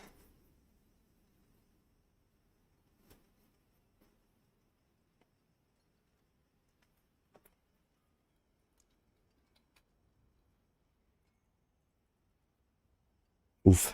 I need to get better boots. They're only 40. I think I found like a free GA or something, like a perfect one. But it was only like 35% or some shit.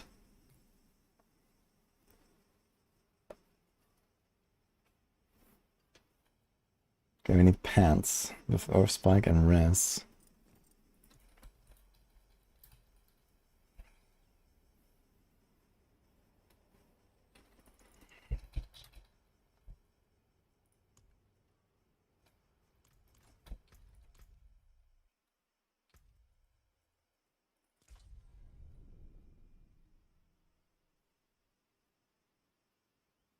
Is it worth gaming 50 mil on a random mythic?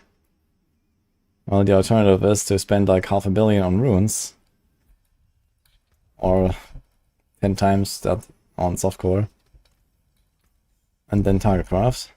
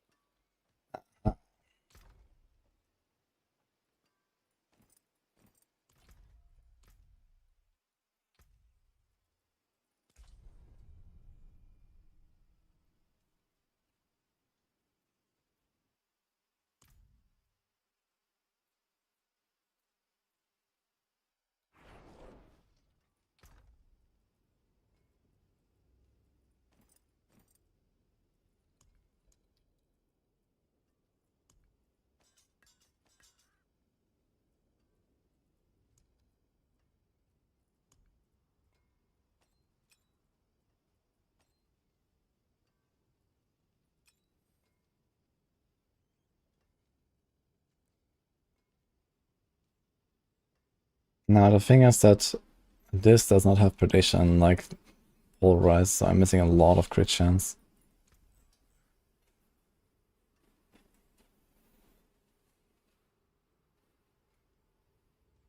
This has gloves crit. Wing crit, other wing crit. And this.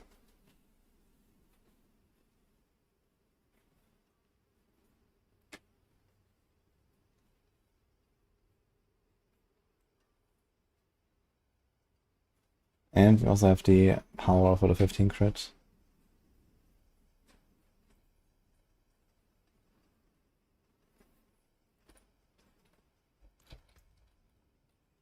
Are we in Torment 4?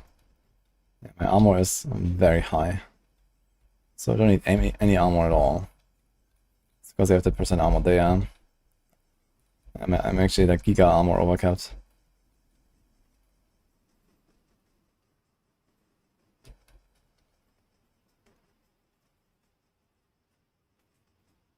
I will not touch this amulet, that's for sure.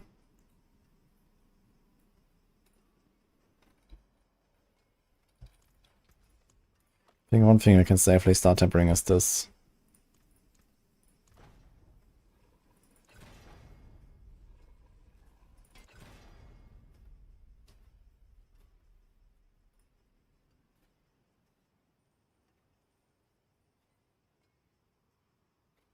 Anything break something forged?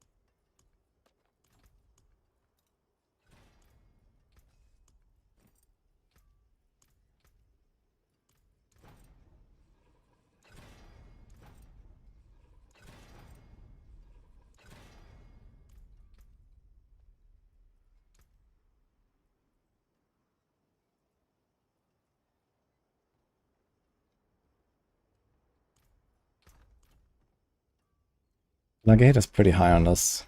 We can do another ring.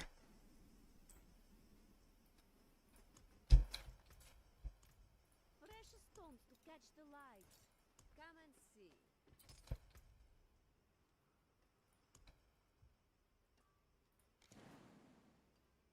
Hmm. 0.2 res overcapped. That's beautiful.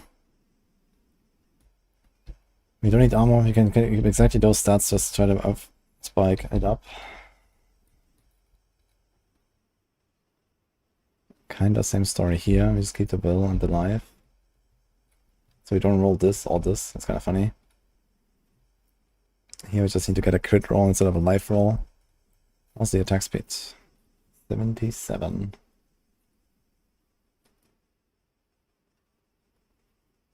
So that is okay. With a potion that will be 92. Maybe a GA attack speed.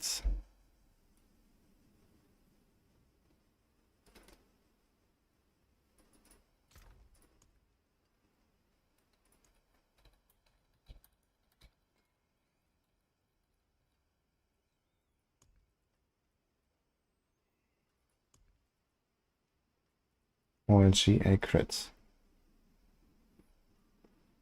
Needs to be crit, attack speed, and bone, exactly. So that's kind of tough.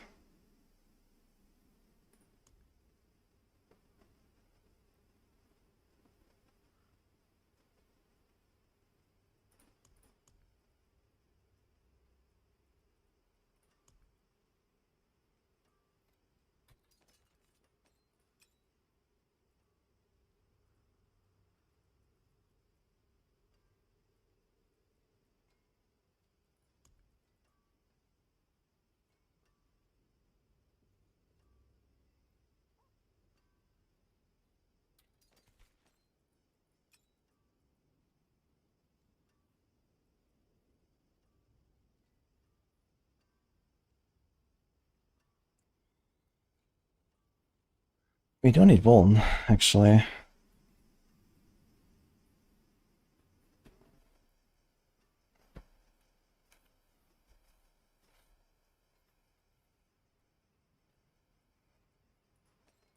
Because we're gonna have wolves.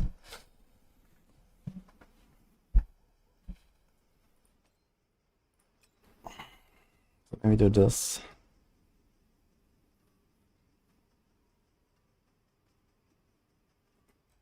We're gonna have a lot more attack speed anyway from the other ring. The other ring had like, I think 22% more attack speed. So it'll be 84 and then a potion 99. So that kind of checks out.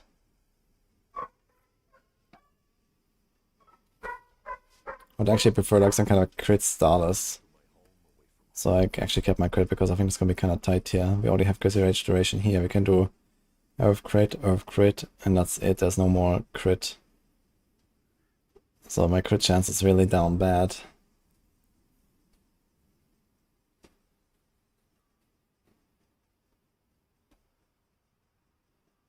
And I mean, it's gonna go up a bit here. And here. And then 2 tempers, that's gonna be like plus 20. I mean, we're probably gonna scratch 90% crit chance or so.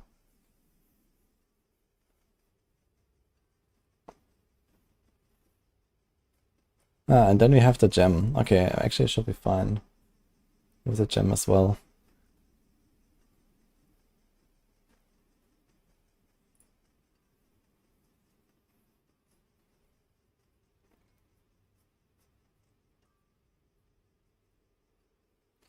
I should get the other ring.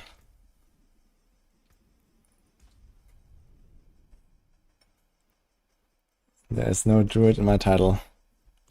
Yeah, I'm not planning to play it right now. I'm just making the setup for later.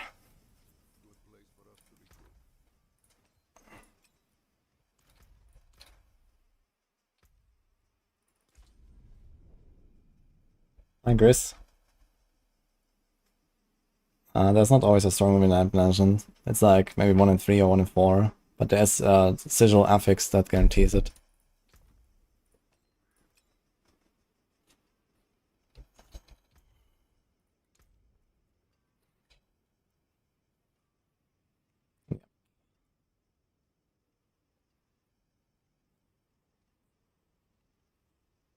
So now we have the option to use a health potion.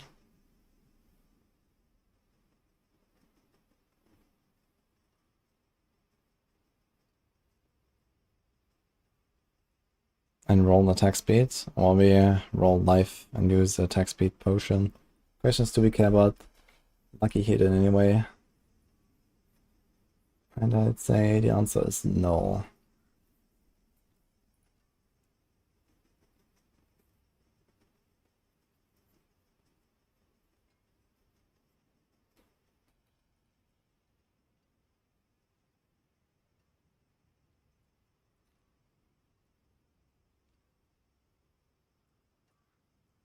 Okay, so Earth Crit is the cooldown. Earth Crit. And there's no more tempers anyway, because everything is from uniques. Father bless. What do you need?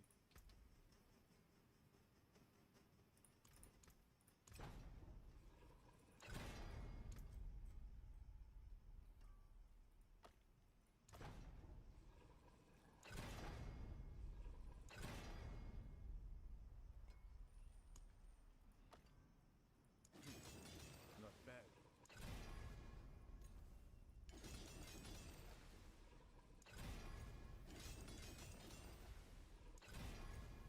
That there is worth it. We have 60, we have 85, 75 with the gem.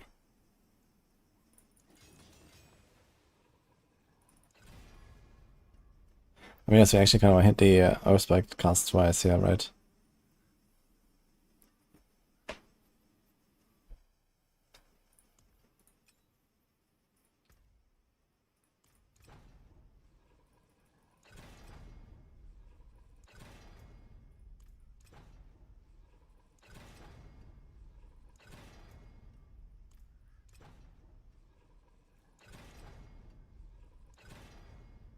It's only 3 in this SRB.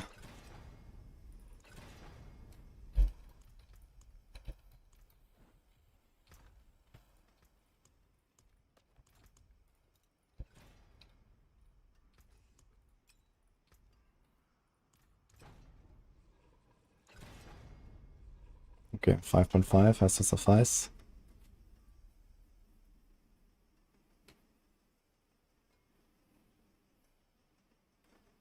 So it's like 15 and another 15. So yeah, like 8 away. Okay, so I basically capped. Unexpected. Let me just roll this to attack speeds.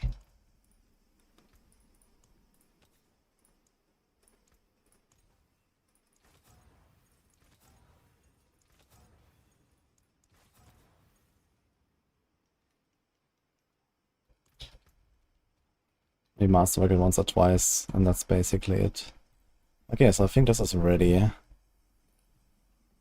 This is the gear.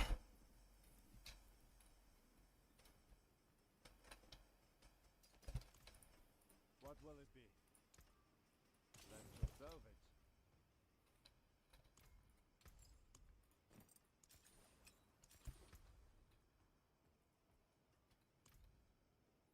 And then we hope for the best.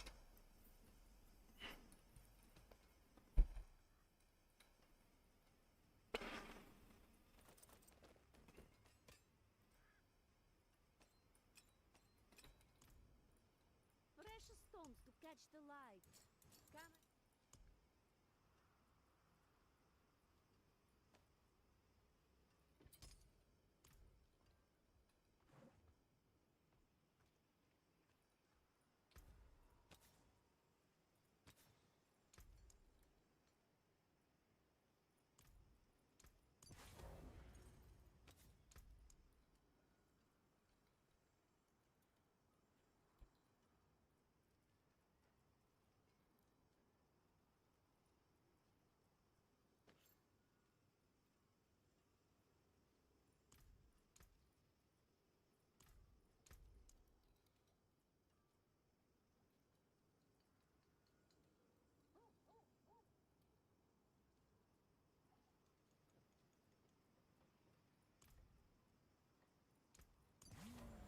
That's a good omen.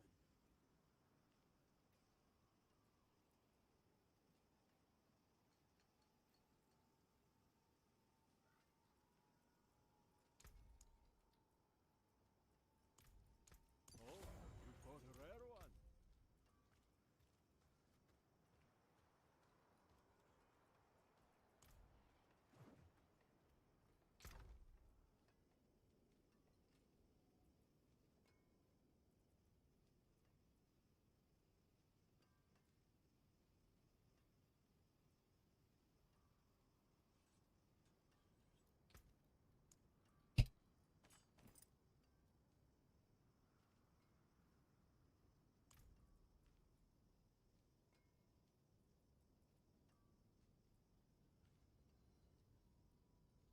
Yeah.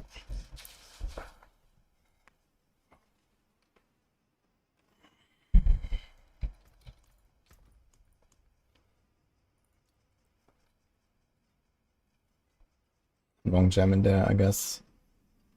It's made a School of Power thing.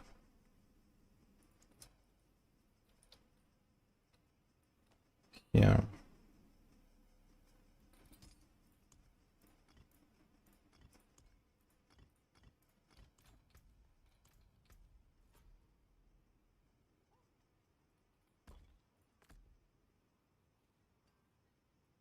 Oh.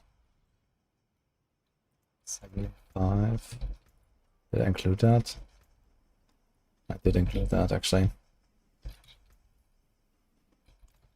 Okay.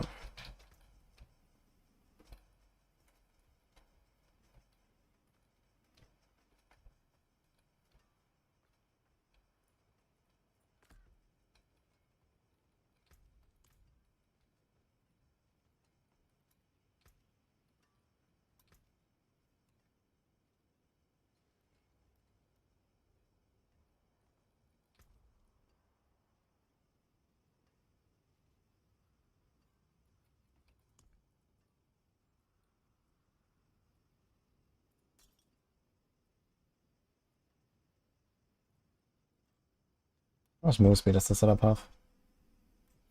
Not enough, maybe. How about that?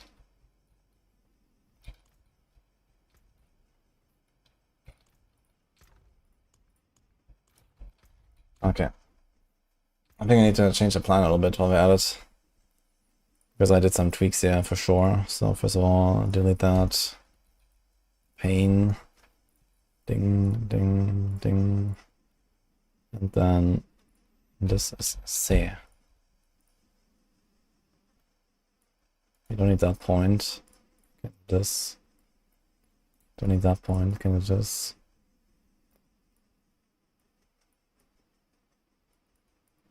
You don't need this. You can do that. And then I take those, then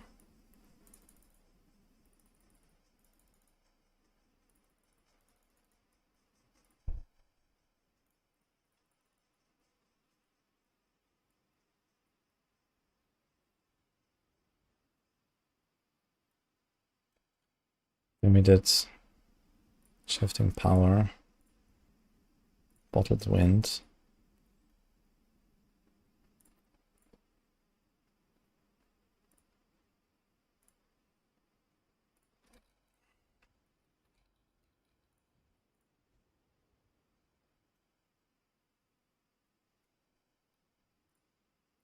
Don't need that cooldown, make it live.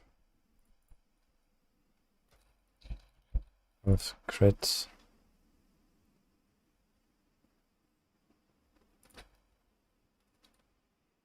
Shit. I forgot to add that ability aspect, actually.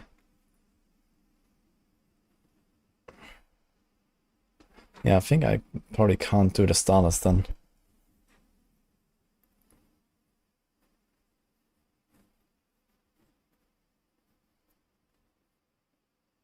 That thing generates 16 spirit, costs 25.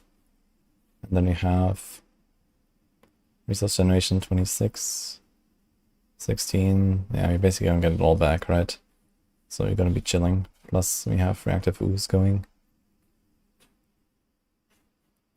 Yeah, this is too big. That's 145% multi. Better than Rabbit on the neck.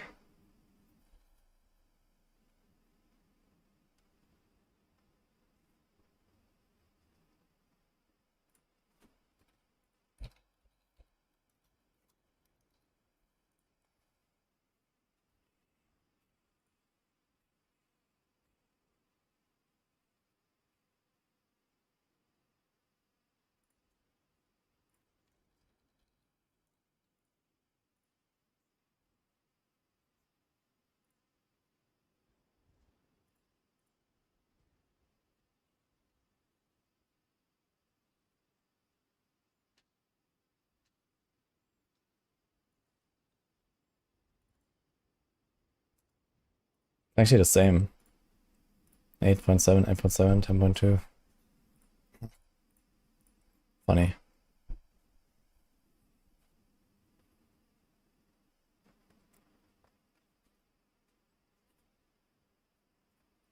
Okay, let's see how much crit is this. 72, 80, 88, 98. We can do like 1 greasy range duration, even, like that. Yeah, okay, so that works actually. So I have to make another ring after all. Not starless.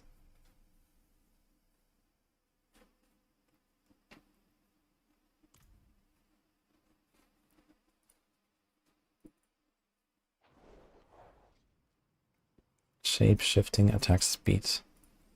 Do you just want to do that? Does it even work? I guess so.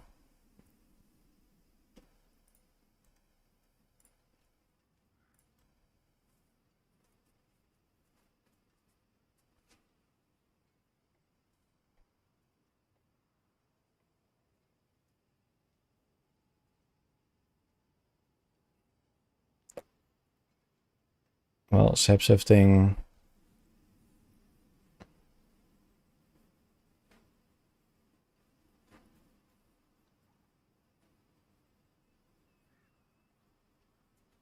It's not mentioned, but I guess it's here.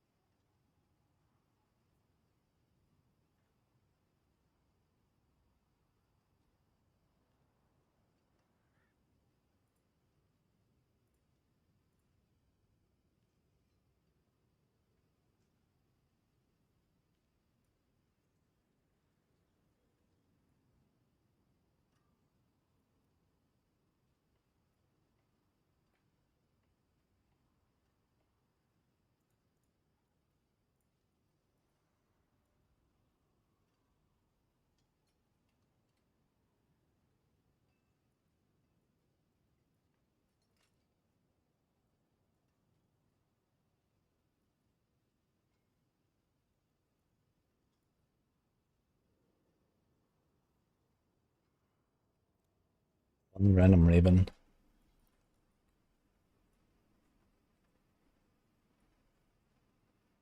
There's also this here. But you already have per unstoppable, right? We get all the fortify as well, so there's actually no point to put any points in any of this here.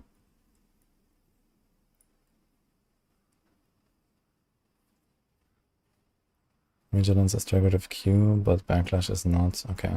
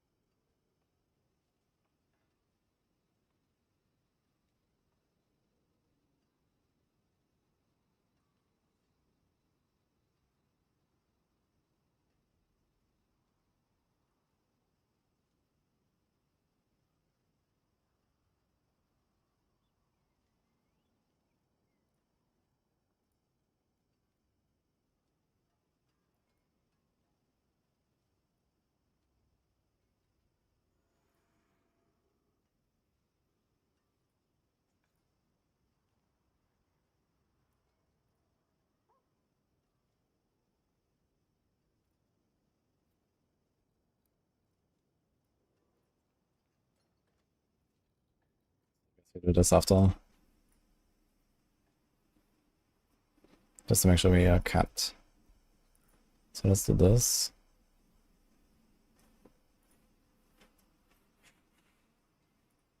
And what changes here? I think we delete that part.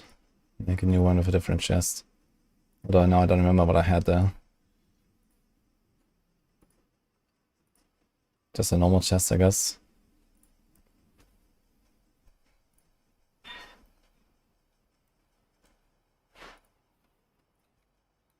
Can just do a might or something.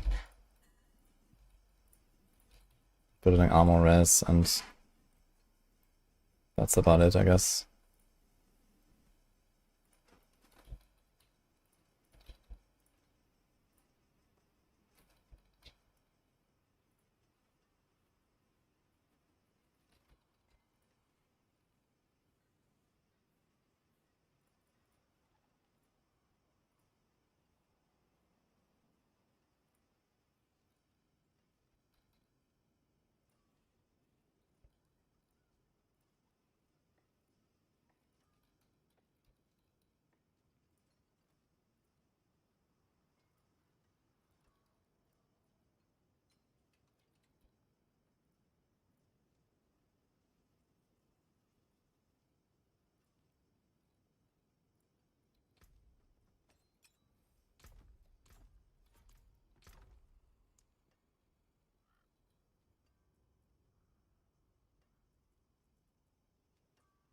So we're looking for crit attack speed, res. Because we have the life here.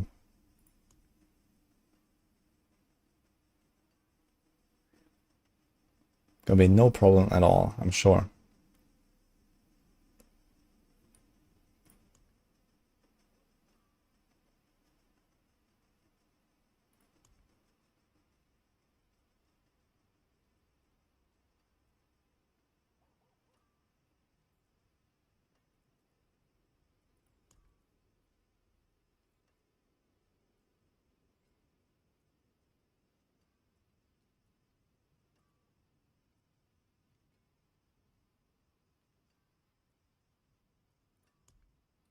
Fuck.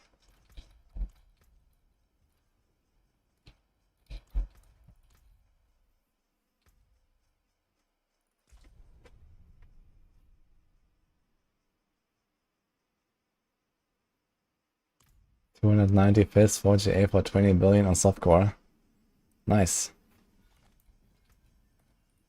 And now I can times 10 it.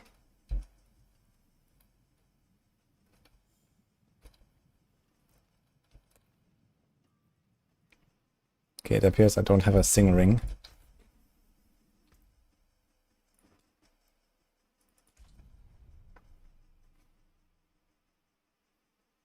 Is there any good centipede build? What do you mean with centipede build? I mean Devourer, I mean the centipede hall, I mean centipede skills.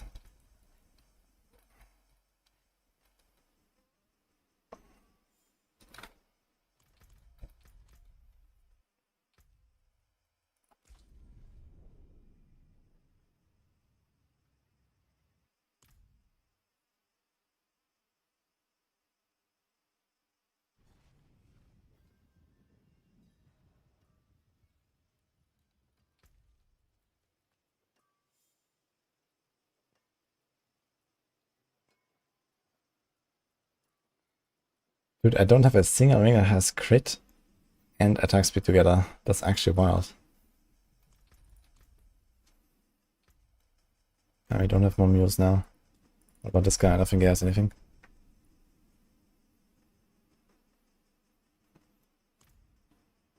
Centipede, whatever.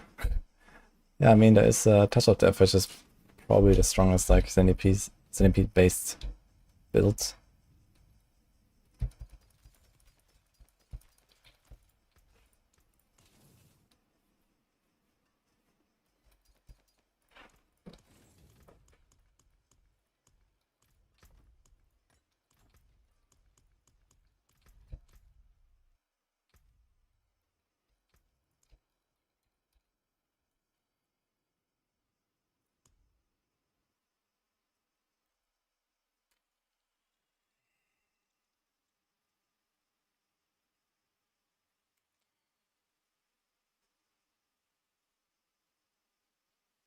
Okay, so I think we're just gonna not make any of the other rings for now. Just leave the Earthspike guy there. And try to get a ring that has crit or attack speed or all res or like a combination of two of three of those stats. It's actually wild I don't have any. Can't believe that.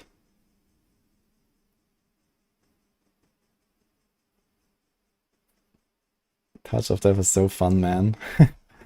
Yeah, I also kind of like it actually. So we could set up a Razor Wings. How about that? Should make some notes.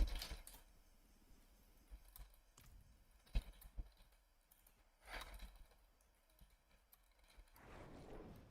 open road is nice, but I did miss civilization. Just for later.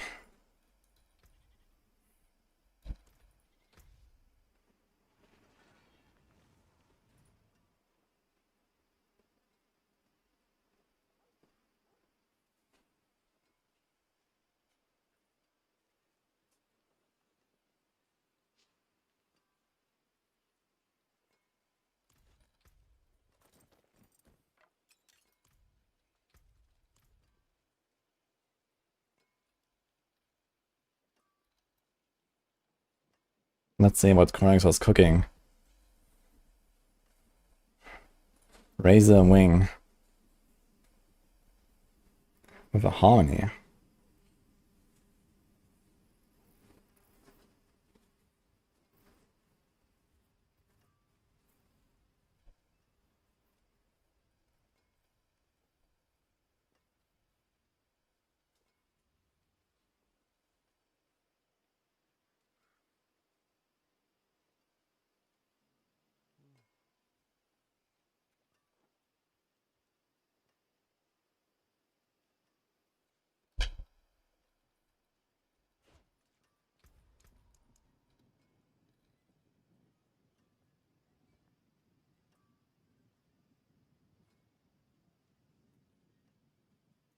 Did they nerf it? The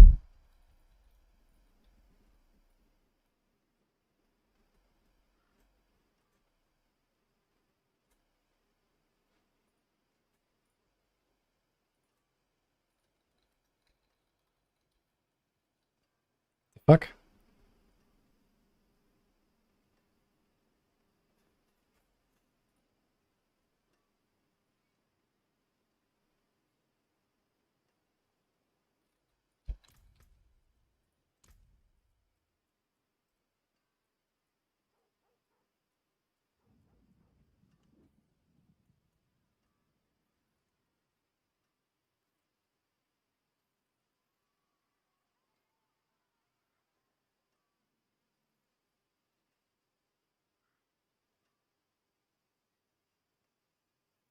this the moment?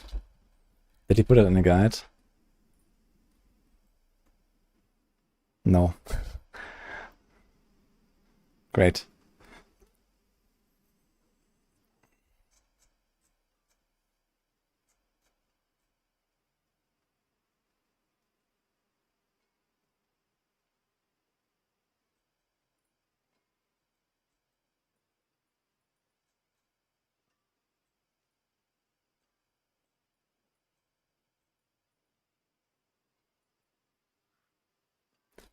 Yule and Gar. And Ahu Quax.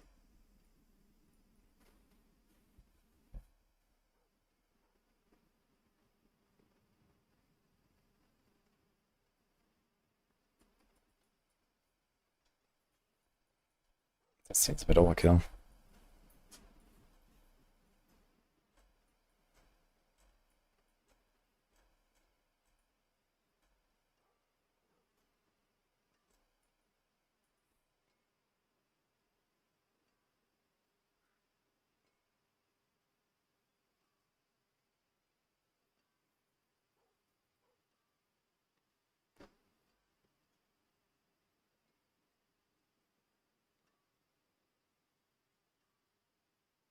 This thing has 4,000 dexterity. What the fuck?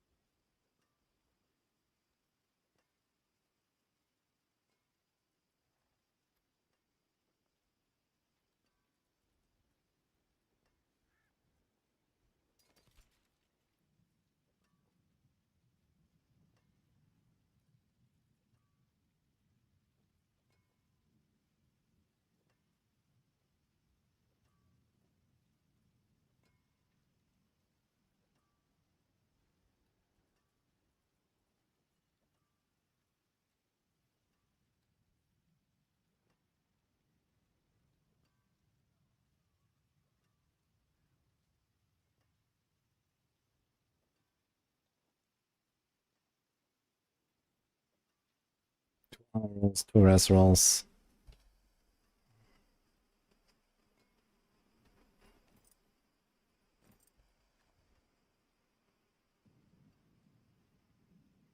So we can go on a glove, I guess. Use pants like this. But then you like armor res boots. I mean, to put one of the other rolls on the glove. Could also do like a percent armor roll here. Or resilient actually. He has armored height, active duration. And I feel like we don't actually need that. With policies, we should easily reset this stuff. I think 1 is fine, and we do 1 resilient temper just to have a bit more life.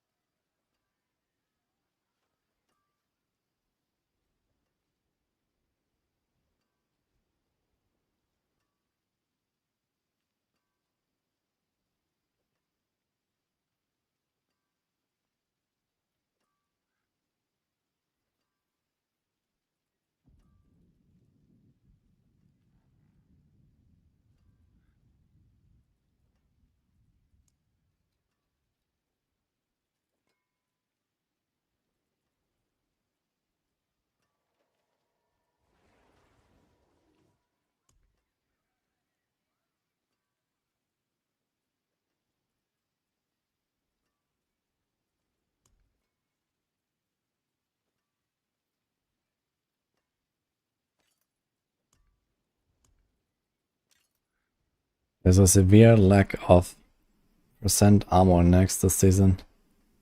Usually I have so many of them.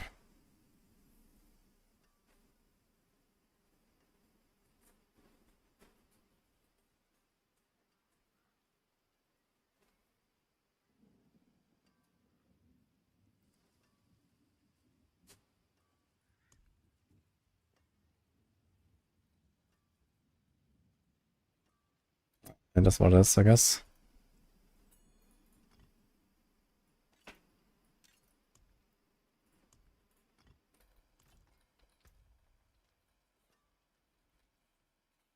Crit dex attack speed. Here's crit dex attack speed. Thank you. Yet.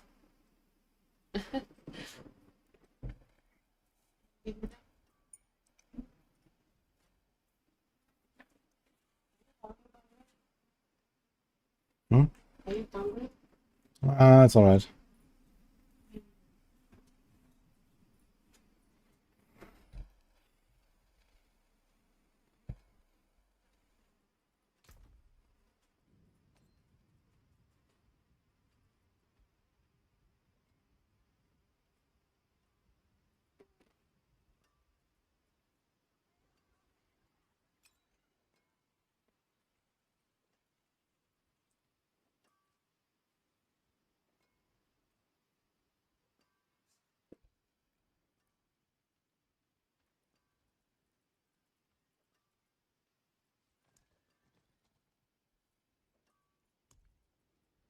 The crit glove.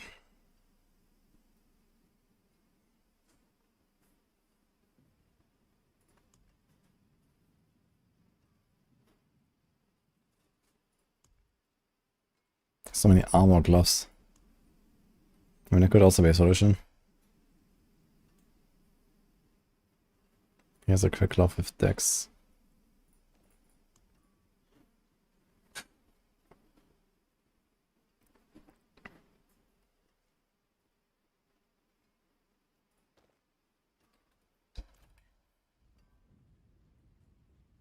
Okay, I think we kinda got everything.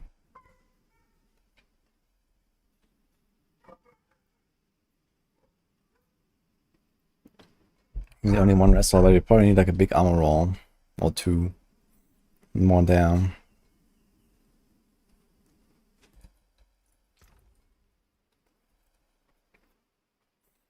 Okay.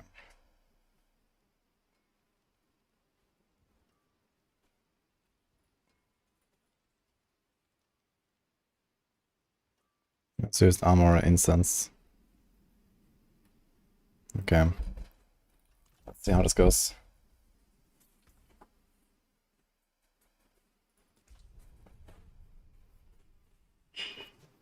And what was that story about, by the way, Monkas?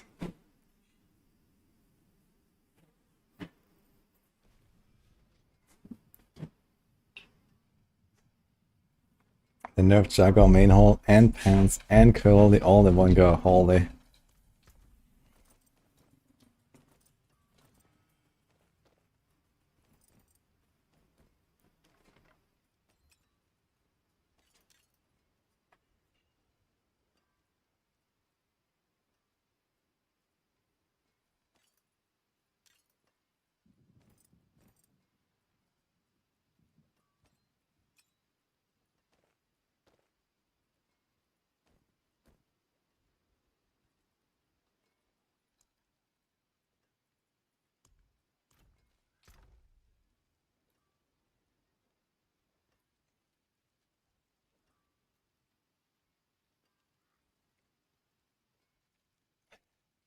Interesting.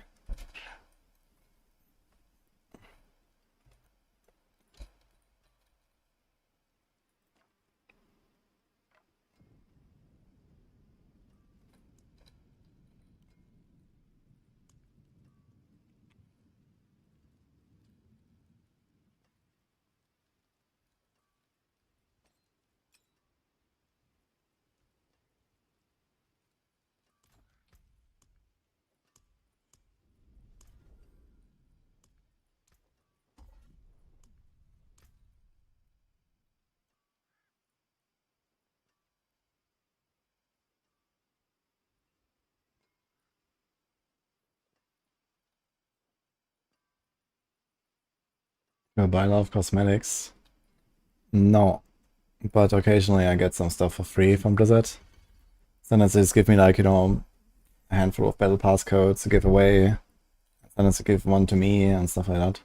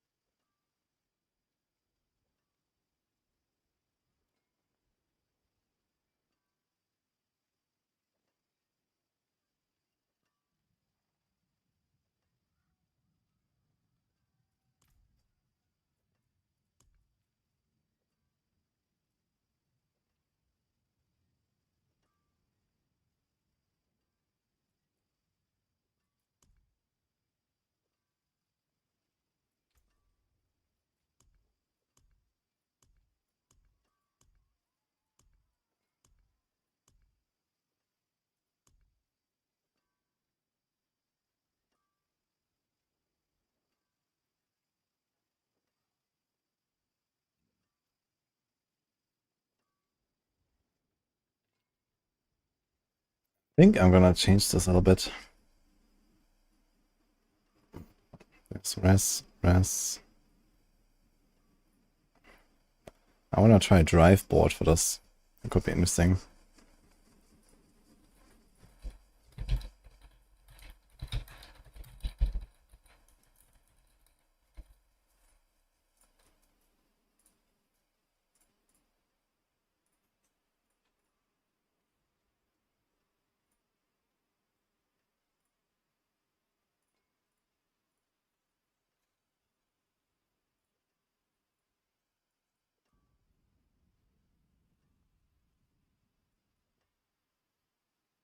But there's no res.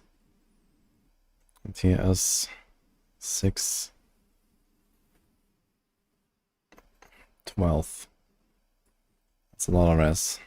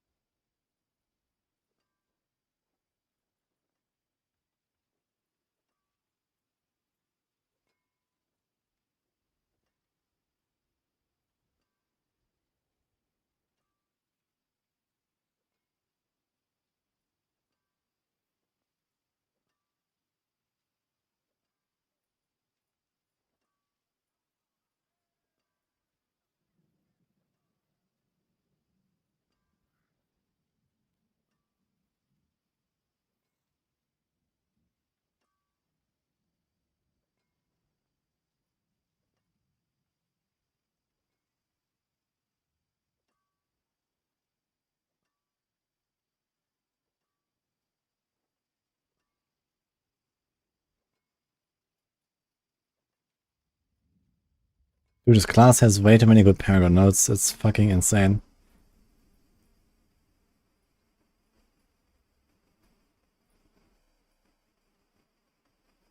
And basically no magic or rare buffing glyphs that go into most builds.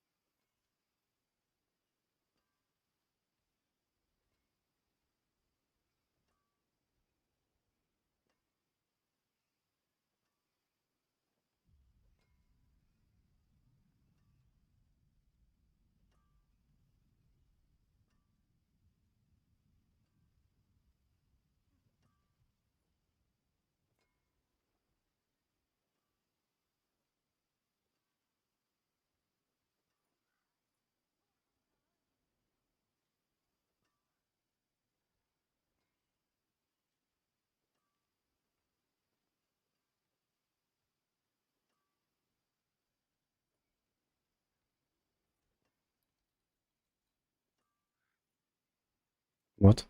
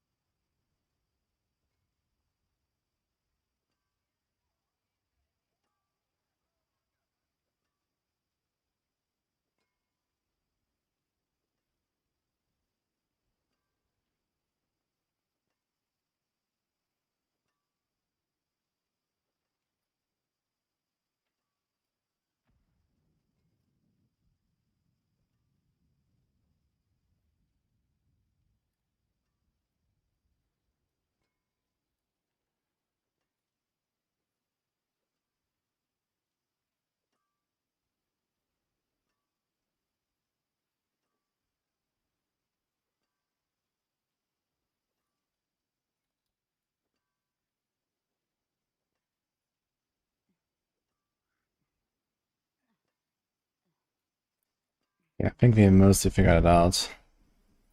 I'm gonna try this. I've never played with a Drive Paragon board, but I think it's time.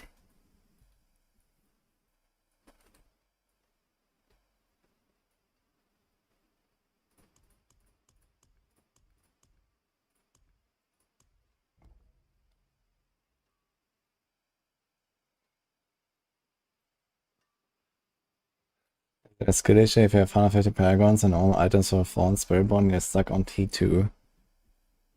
Could be, but maybe you just get one shot all the time because you have no armor and res. So you should check, see if you can improve that, if necessary.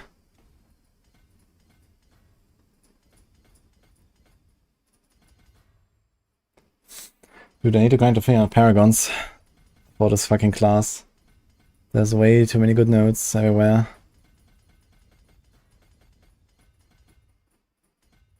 It's insane.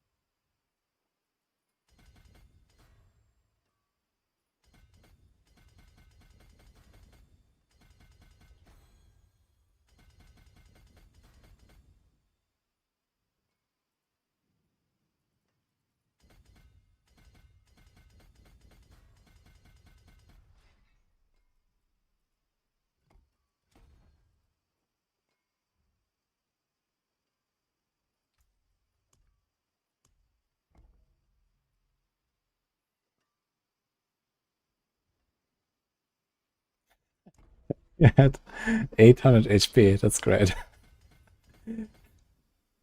Yeah, so make sure you just try to replace all of your dex rolls with life rolls. Use the life instance. Use the res instance. Maybe you can get rid of an armor roll or res roll like that.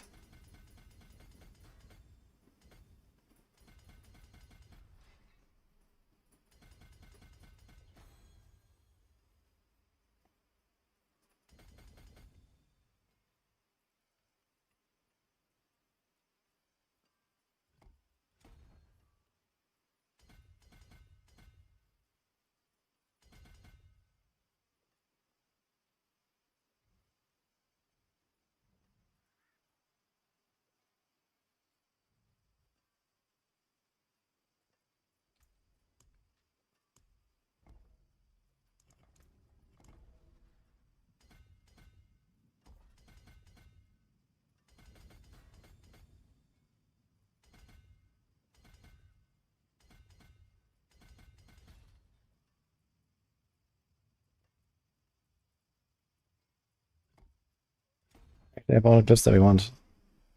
Wait, one is empty. Talon. Nice, we got all of them leveled.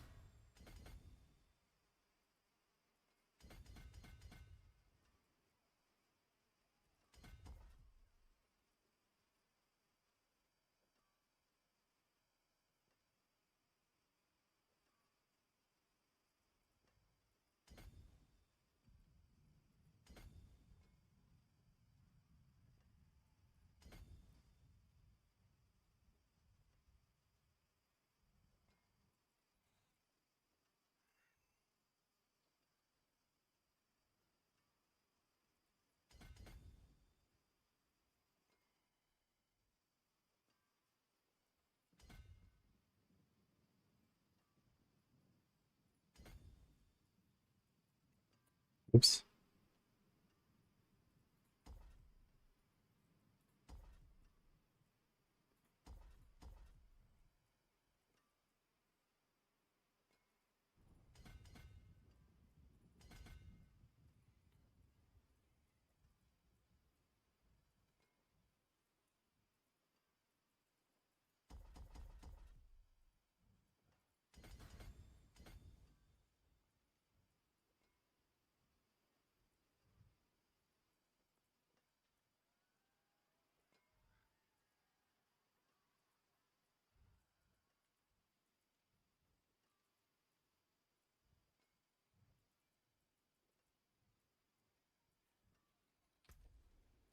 Yeah.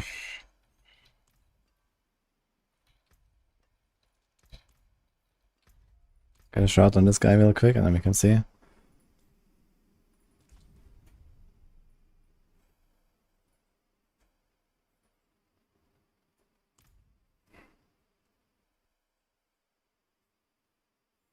Took my advice about only having fun this season. Nice. I'm glad to hear that.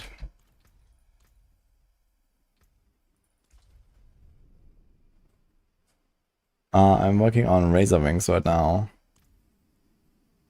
Mostly I want to clean my stash, so I'm making a bunch of builds that I will do later. Because I don't actually have materials to masterwork at all. So I have to like play a bit more. But I mean, you can load them up at some point, start farming 9 dimensions and stuff. So we'll see. But for now, There is power in these stones. we have GA crit, and I kind of want GA attack speed on both of them. Any attack speeds in chat?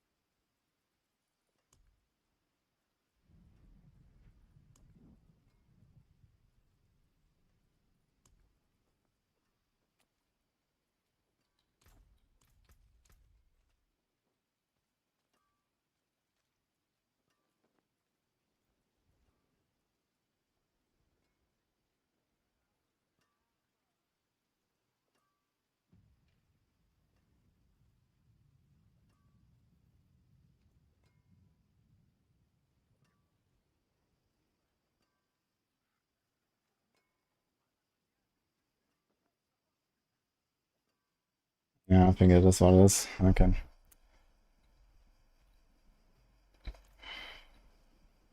So we do Razor Wing charges. 2 times.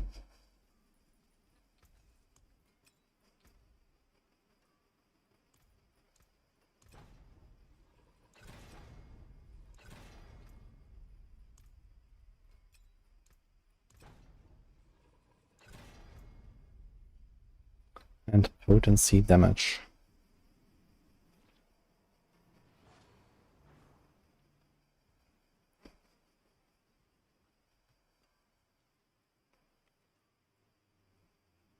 Which is the same value as overpower.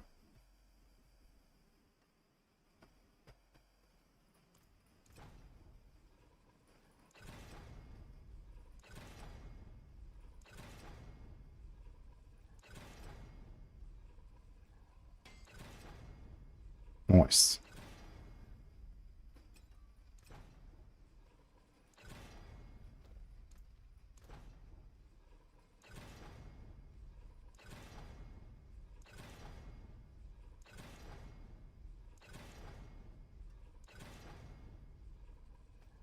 Use it well.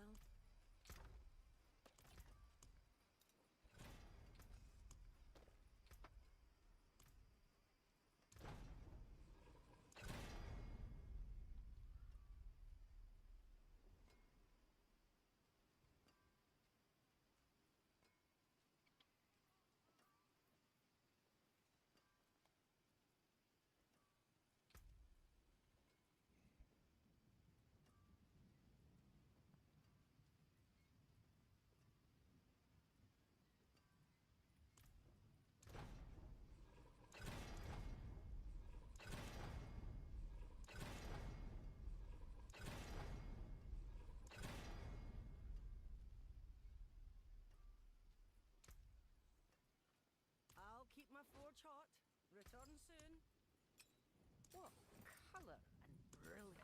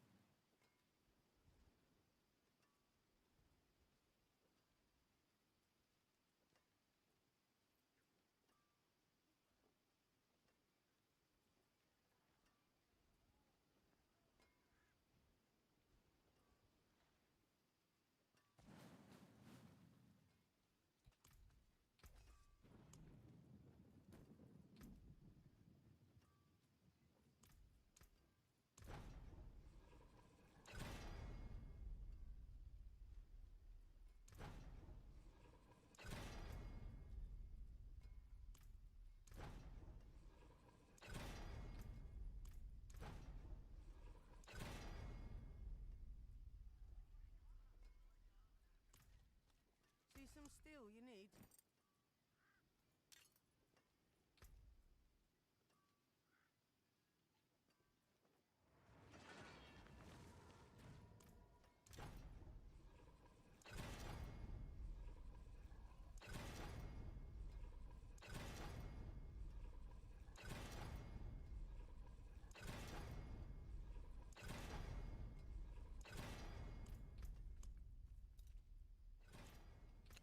Really don't want to break this.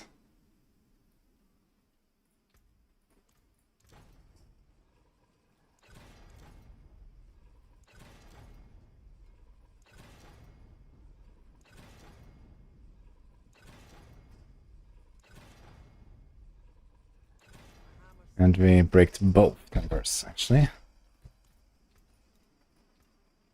But hey, we're getting a new aspect.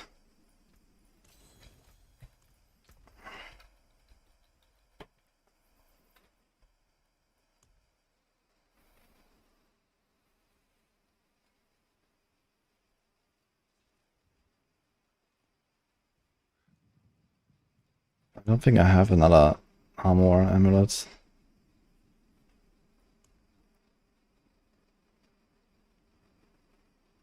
Oh. Okay, sometimes lucky.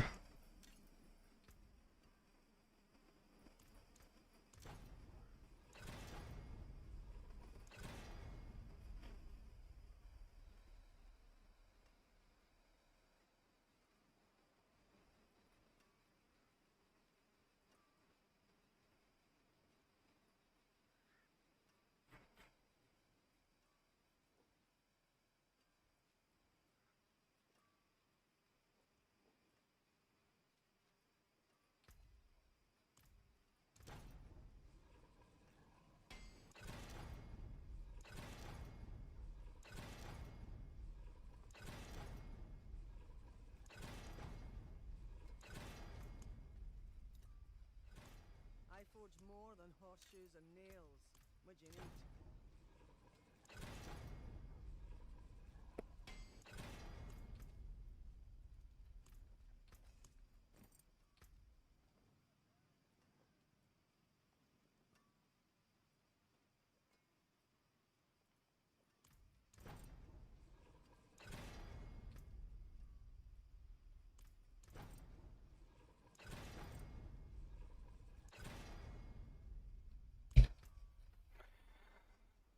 Okay, they have 2k armor currently. And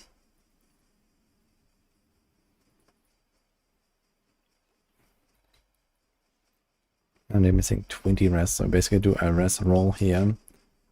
Attack speed roll there. And then attack speed, attack speeds.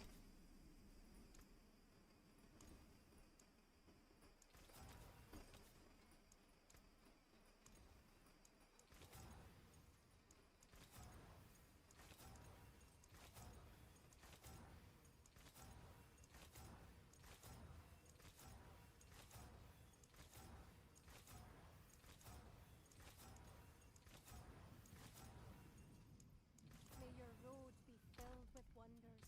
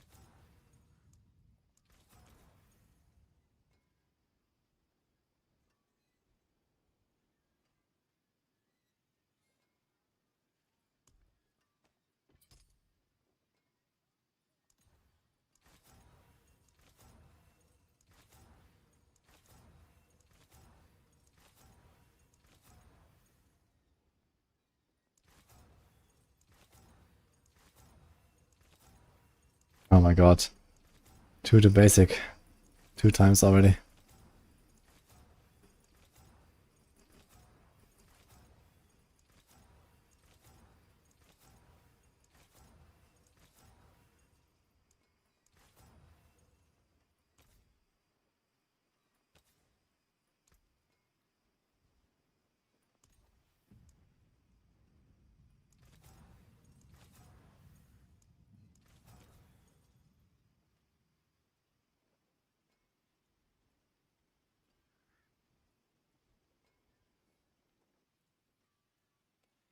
Yeah, I don't think we really cap out armor, but we're gonna get to maybe 4k-ish.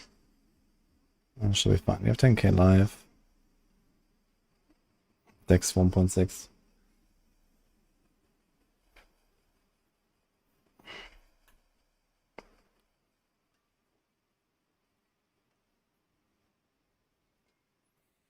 Okay, I think this is ready. Yeah, this is good to go.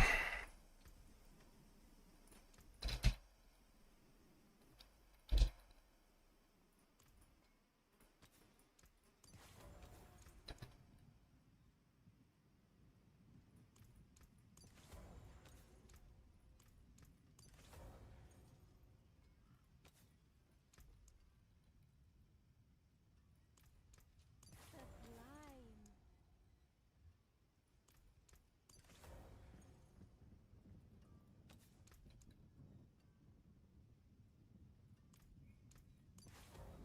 Bright aura. Brighter soul.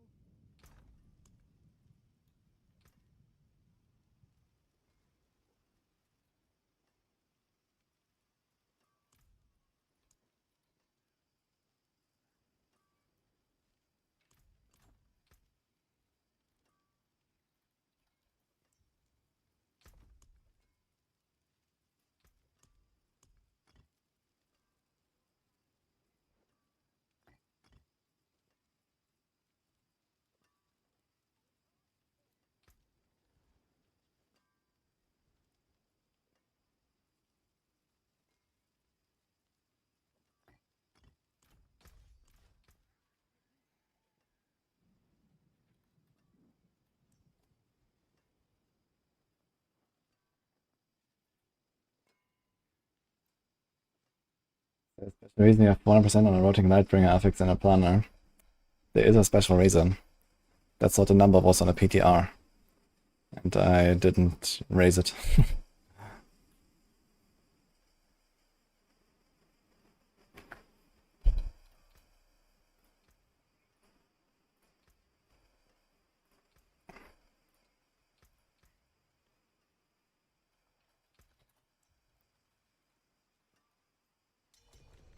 The armor is for this aspect here. So Envy Spiritborn build goes for this aspect basically. That's not a phone build. And you usually stack 5,000 armor to get the maximum benefit.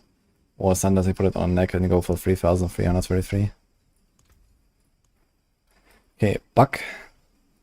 Ohm. Eon.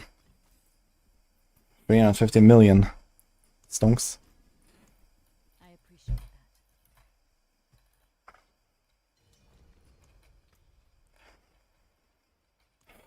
Okay, now the question is, do we need anything else for our Spiritborn? We might need something else. So there's like more Balazan cooking and stuff we have to do, but otherwise I think I'm kind of okay with my Spiritborn.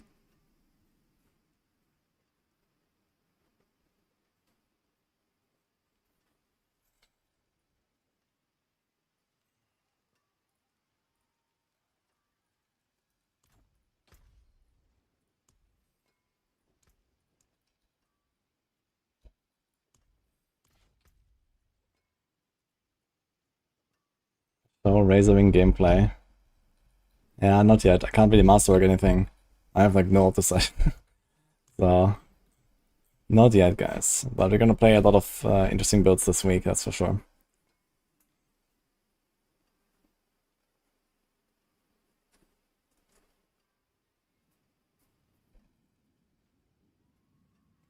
We got some relatively good gear for this stuff.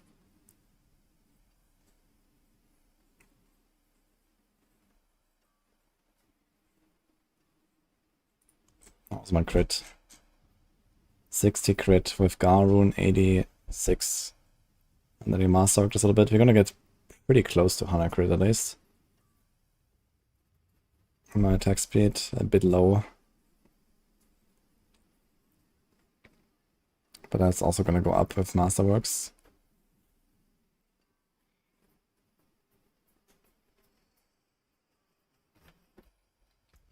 I really wonder how the drive board feels. Does it activate when I just run around the town? No. Okay.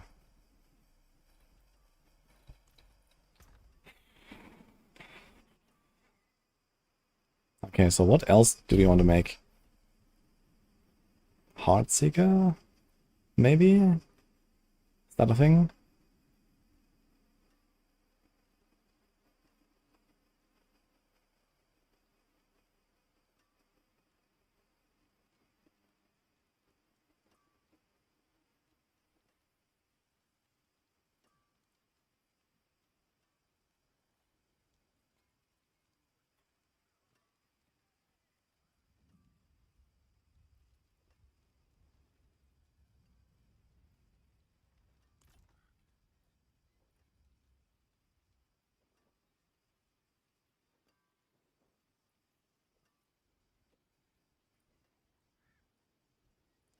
Barb, I don't think I'm gonna do anything else besides lunch.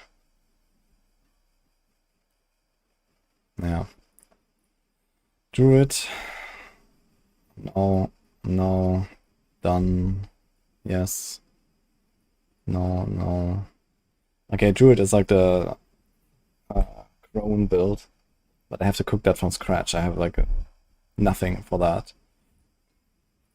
And then Rogue. Okay. I don't think I'm gonna Death Trap this season. No, no, no. So here's Heartseeker.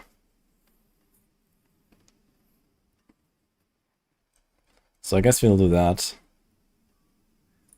And Sorc, I'll probably just do Hydra and maybe Chain Lightning, but this is something for later. And Spiritborn. Okay, and then we have this. I don't want to do a Touch of Death right now. We want to do some more evade. Actually, I need to set up my evade while we're here. That is definitely something we should check out. Loyalty. We should probably do that once I get a Shaco, actually. I don't have a fucking Shaco, man. First of all.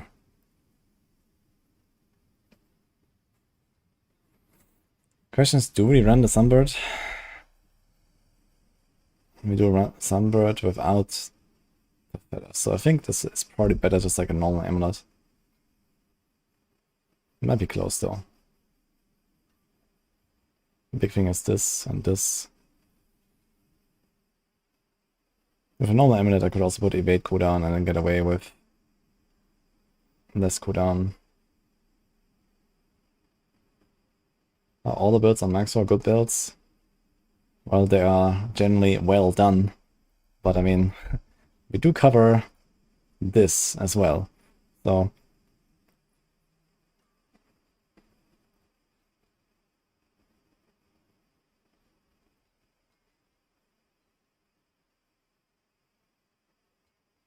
this is why there's tier lists.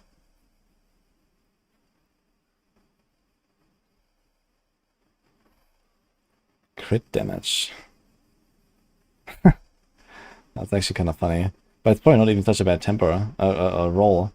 You don't need crit chance because you have perma 100% crit chance anyway from the Seeker. And as long as you cast him like every few seconds. You have Semjar and Buck Quack. And a Jackham Shell.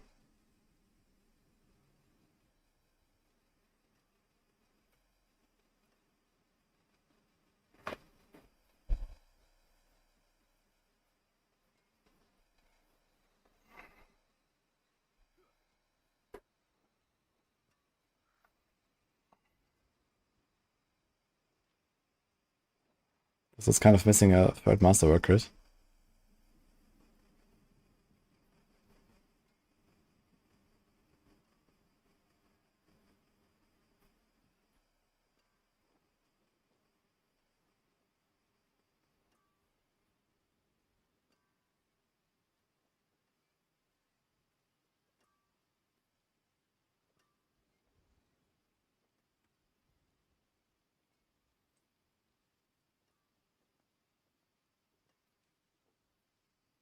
We do have a big Jackham Shell, I know that. I don't have a Shaco at all.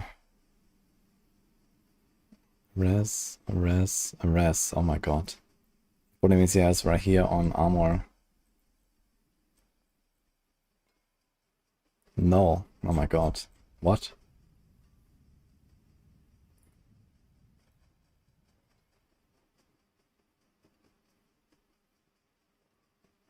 Ah, that's just too much rest, actually. And no instance. Okay, so that's not bad.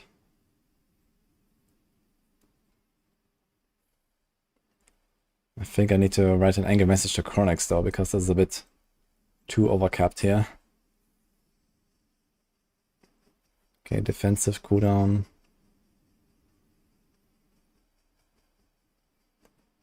So this comes back in time. Auspicious. I kind of like this setup.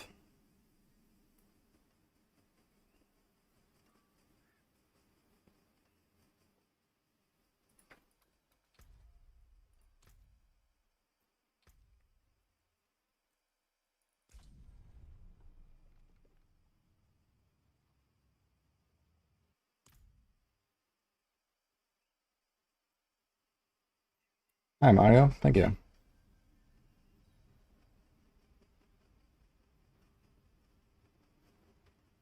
I played your Balazon builds with Protector for tankiness. Interesting start actually.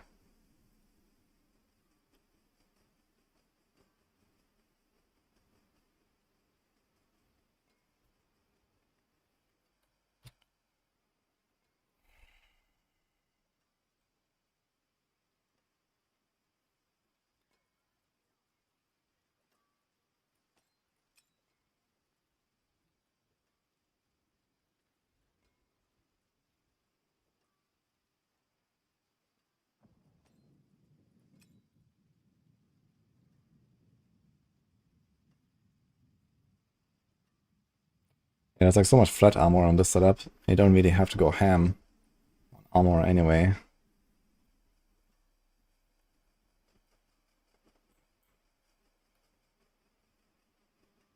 There's 500, there's 600. So it's very easy to reach this.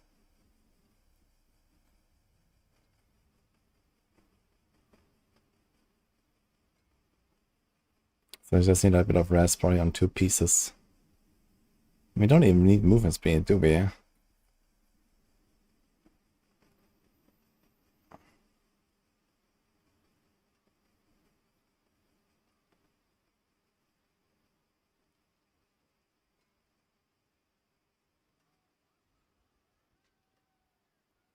Storm Feathers increasing movement speed by 20% when picked up, extended up to 16 seconds. So what is our Storm Feather potency? Not 50 to 30.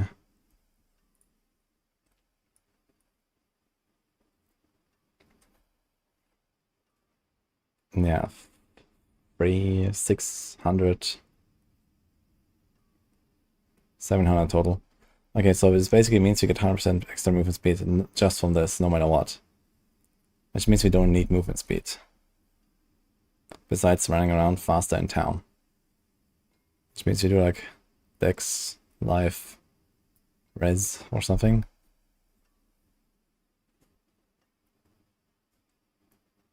There's even a layered walls in here. I wonder if it would be an idea to equip a Tybalt's Will and get some extra damage.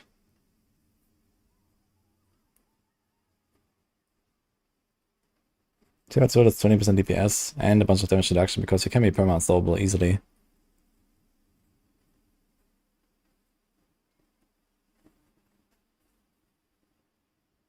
And then you put a normal neck.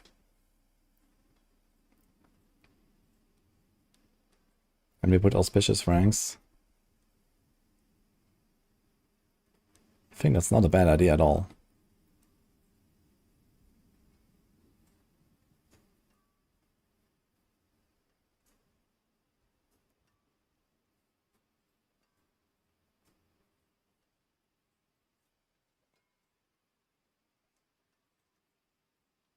I need a neck that doesn't suck. And 8 to acceleration is kind of legit.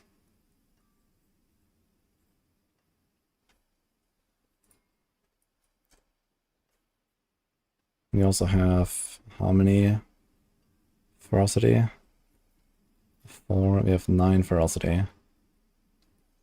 So it's like a 30-ish bonus here. And then lots of acceleration. So it'd otherwise be 4 ranks.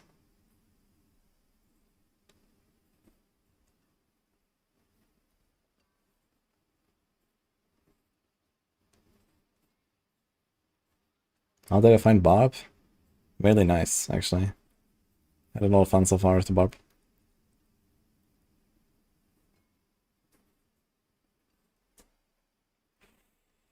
So this would probably go on the neck. And then we get another free aspect, which is probably conceded. So it's 30. So basically we lose this, we gain conceded. We get a temper. Put auspicious there, we gain Tybalt's. Tybalt's has similar DR. Similar life. So like 15% more damage than this. Bit less barrier generation. But that's okay, I think we have a lot. I think this actually works out.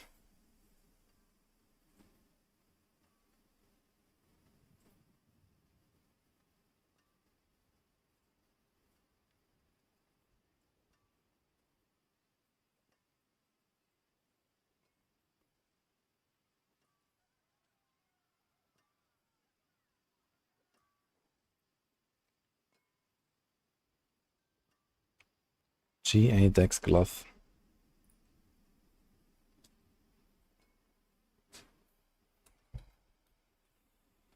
And we might not need that rest either. 15, we're 23% overcapped. So I remove this, we are still 9% overcapped or something. So I can remove both these GAs potentially, or just one, that's probably fine.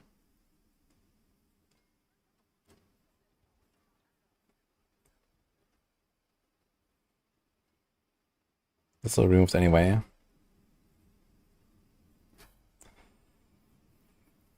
This entire stat will be removed actually, so we probably need the rest here.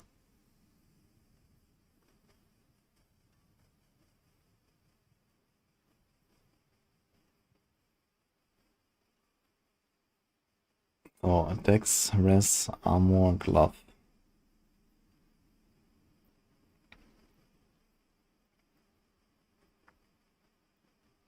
And then Dex, Res, Life, Boots.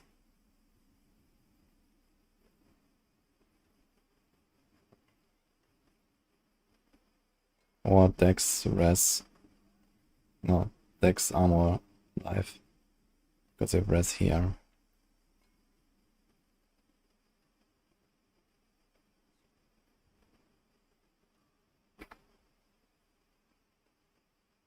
I think it might just have too much armor. It's already at 5.1.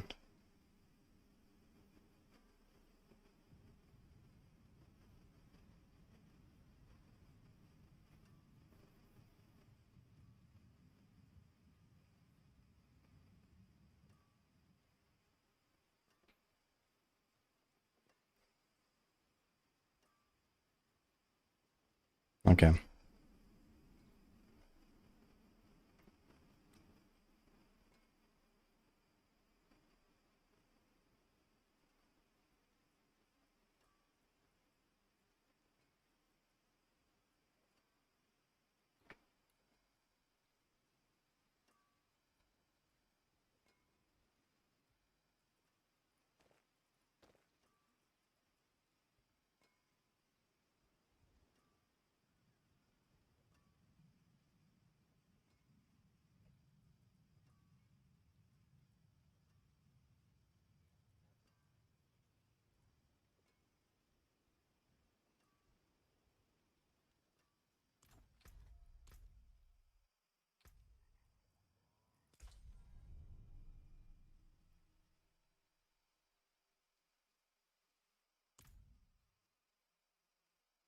You get 300 ferocity, that emerald might pop off. I think it allows you to stack potent though with the feathers now. So on bosses that's kinda cool. This thing has 3 to Apex, that's kinda nice. I might just run this neck. Kinda shitty dex roll, but okay.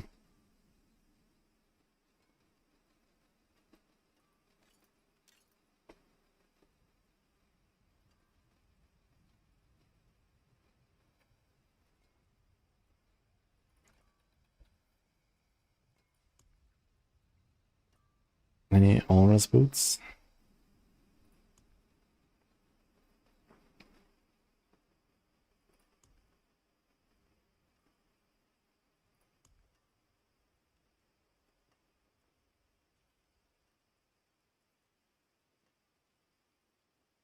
Yes, but they also have movement speed. Fuck.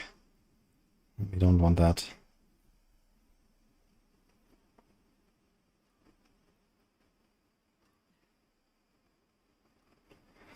That is kind of juicy though.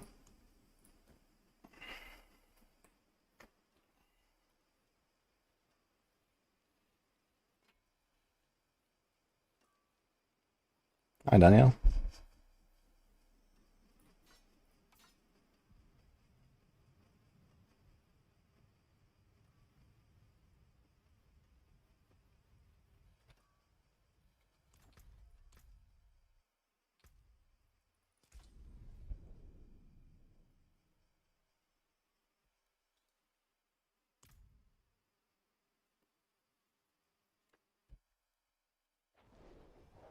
Good place for us to regroup.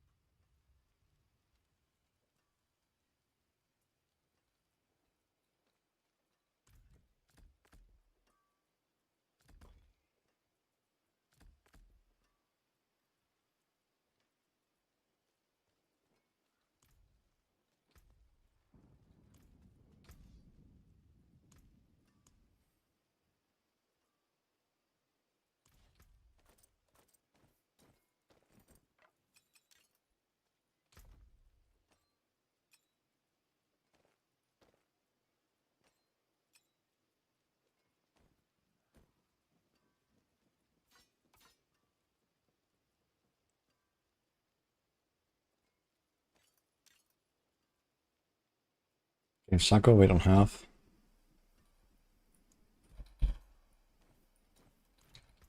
Then Tybalt goes there.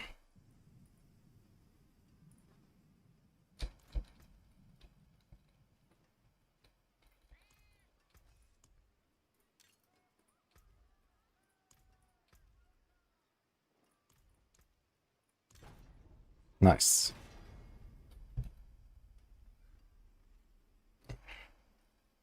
Now, I'm not really sure what is the second temper I want to put on this.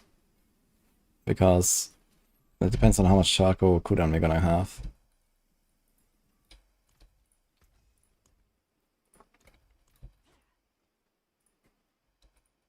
Also, this is gonna be a Judgement shell actually.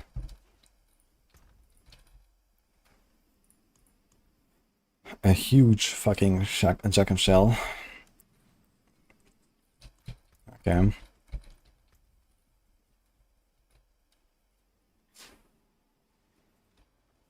And a huge Bushnak Pa.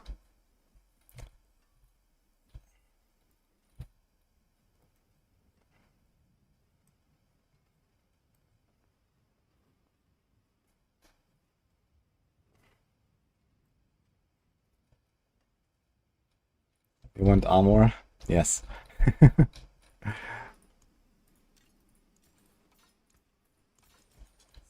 guide you.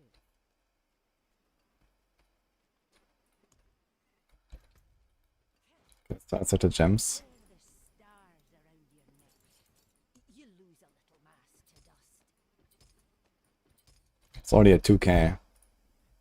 Without even masterwork or anything. And when you equip a Shaco, it's like boom, 3 point something k. And then instance is actually up.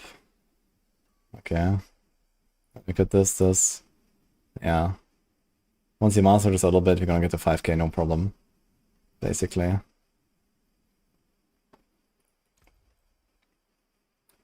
And we have all the rest. Wood.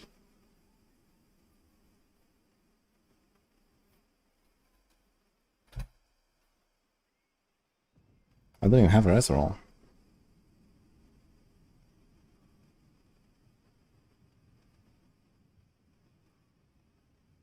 We just have this. Wait, what happened? Like here he has 3 wrestles, of which 2 are 2 GA and yellow. And this is 15 overcapped, and this is with right here. And also have right here. How do I have so much res? I'm in tournament fucking 3. That's why. Okay. That makes more sense now.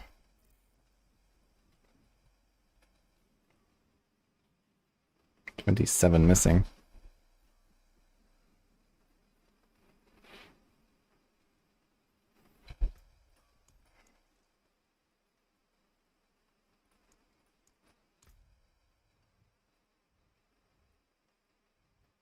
Give all the res nows. They might have to roll double res here and here. Because even if I master it up, it's gonna be like 17, it's gonna be +7 maybe. And we still need 20 from somewhere. Which is certainly not gonna be the boots. So it could be the glove, you can check for a glove. It has resist and big resists. Actually, we do have that.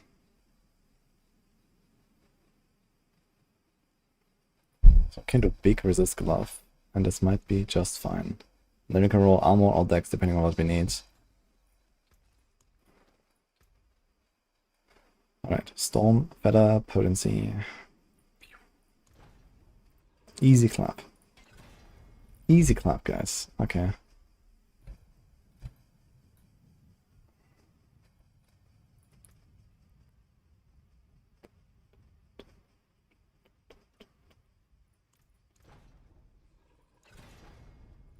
And now we roll 8 times fawns. Watch out.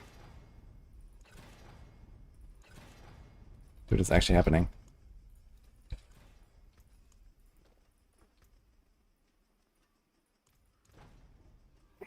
$8.5. I kinda don't wanna risk it. Okay, time to break those boots.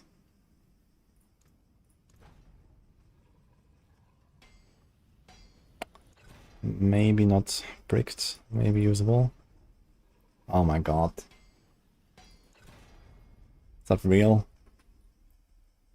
We have 5 attempts. But I really don't want to brick the glove. But I really don't want to go with 8.5. Okay.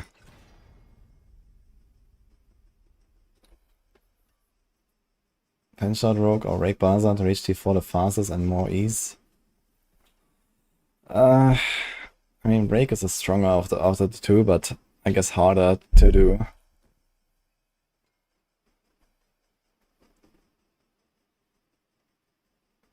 Yeah, can I get away with 15? We probably can get away with 15. And then if I have a normal neck, I can still put Stormfeather Potency. But I need a good Shaco, basically.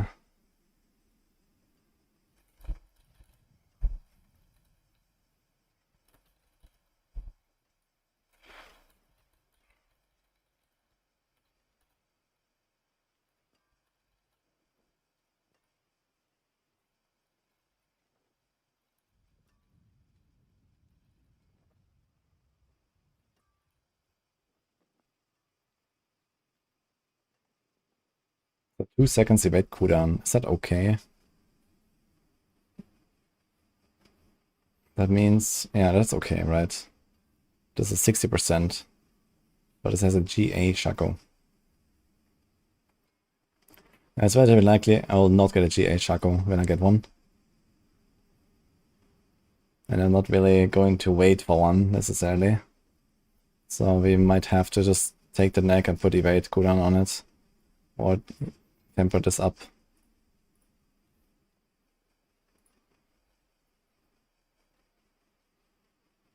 I mean, okay, there's also downtime when we cast Eagle and stuff, right? So it's probably fine.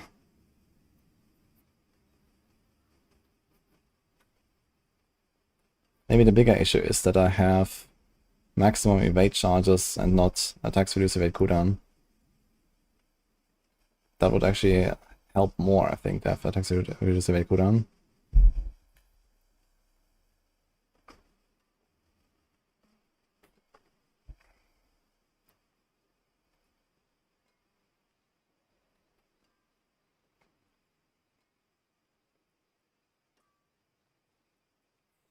Okay, so basically in Shaco waiting mode now, and now evade.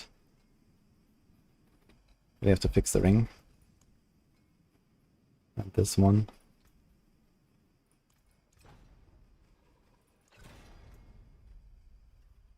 Defensive cooldown reduction. Okay, now another question is, we have Bug Quacks.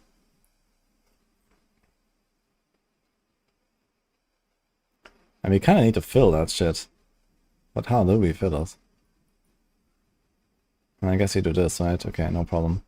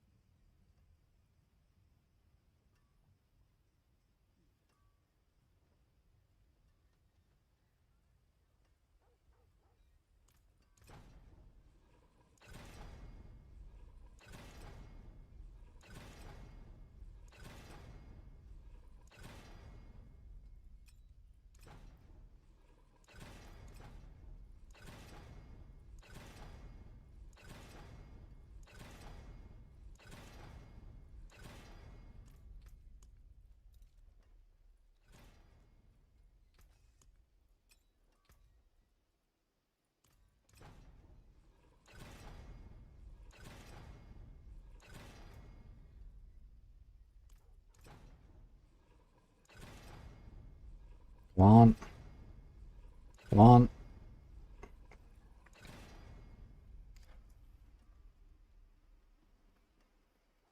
Okay. We bricked the rest ring. Which is kind of sad because I had like a nice, beautiful 10 rest roll.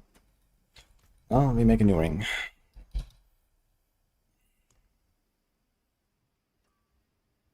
There's this actually. But also, it has the life roll. We want like... Here's rest, but it kind of sucks. Here's dex and life and heal. This could be a... This could be an angle here for that. Dude, these gloves actually have a Moonrise upgrade. Yo. Bye.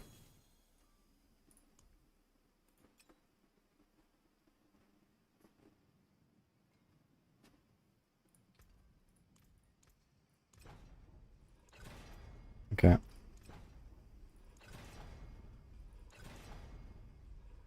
$28.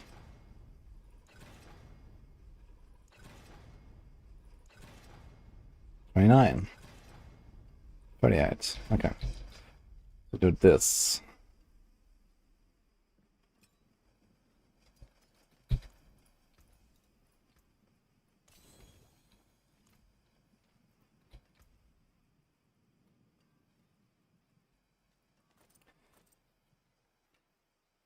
Yeah, we're doing evade. Does dexterity matter in PenShot build? Yeah, the main stat says it increases skill damage, but it's actually all damage that you do, not just skills.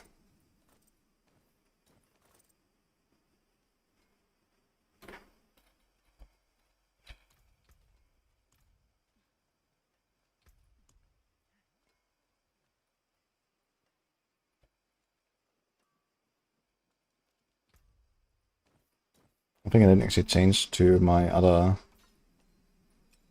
Paragon setup here and stuff.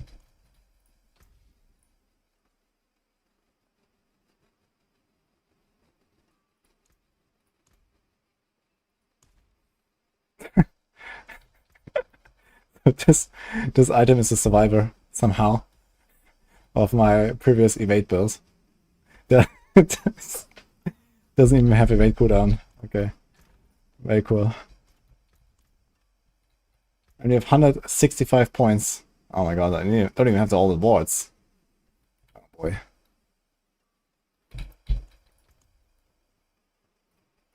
What the hell is this?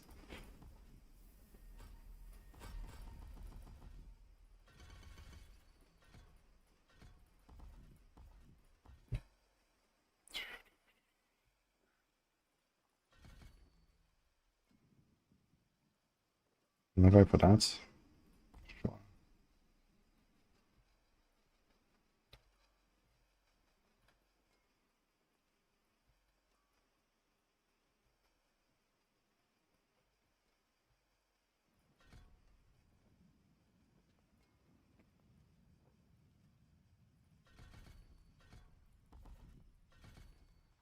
I kind of want to get Mirage up.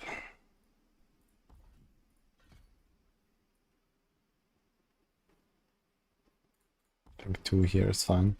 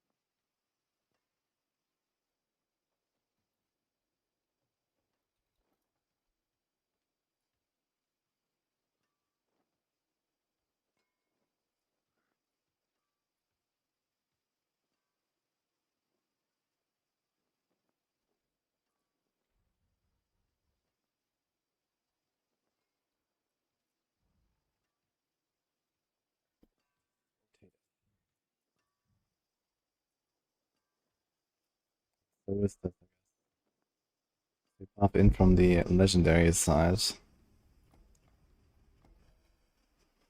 Legendary plus res side. Okay, we're gonna freestyle this, I guess.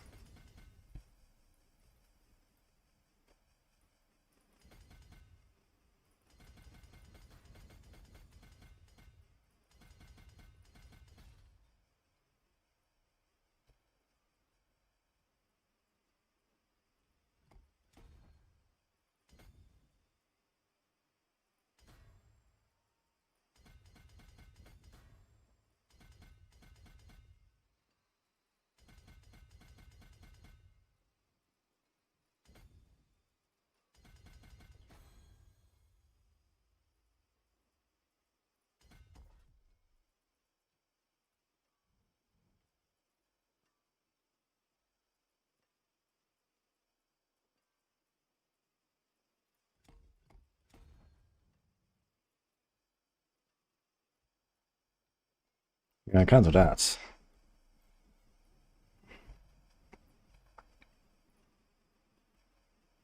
Spirit Jack, Tannen, Colossal, Kenny. Do we really want to go Colossal? One Kenny checked. Yeah.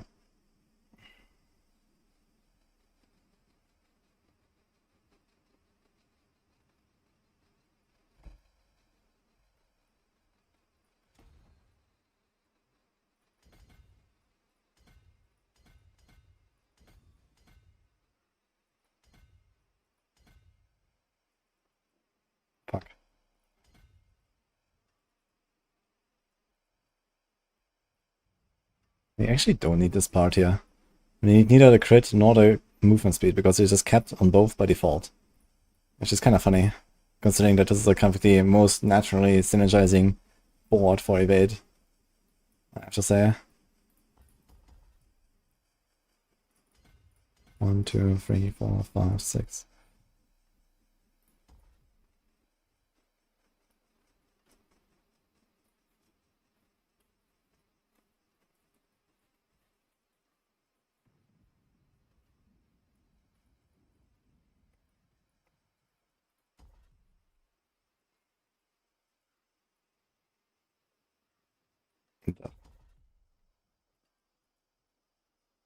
Two, three, four.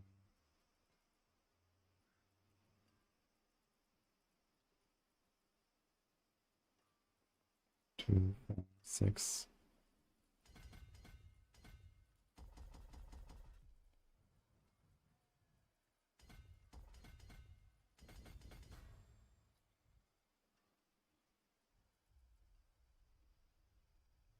You can get pretty close to 100% dodge, I think. Wait, how much dodge do we have? Only if you had a shroud, I suppose. Okay.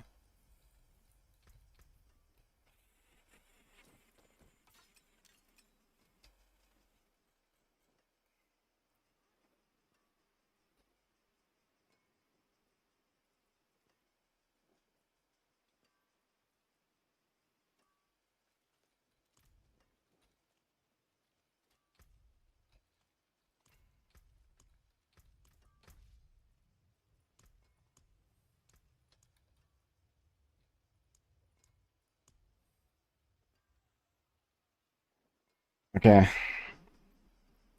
One last build we have to set up, I think. For now. No, 2 actually. Heartseeker and Stormclaw.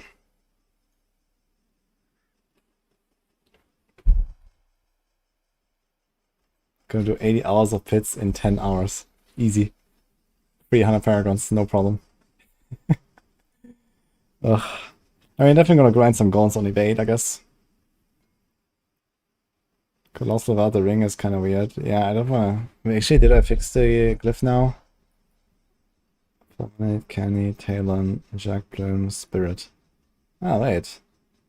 Yeah, so we have... Which glyph does he not have? He has no Fulminate. Yeah, I think Fulminate is okay. Okay, let's keep that. Is that another glyph? I mean, there's always Headhunter, I guess. Should be kind of same. I think Fulminate is okay. We don't have that much additive on this build. I think this is better than Headhunter. We just need to stack some additive as well. And all of these are kind of leveled.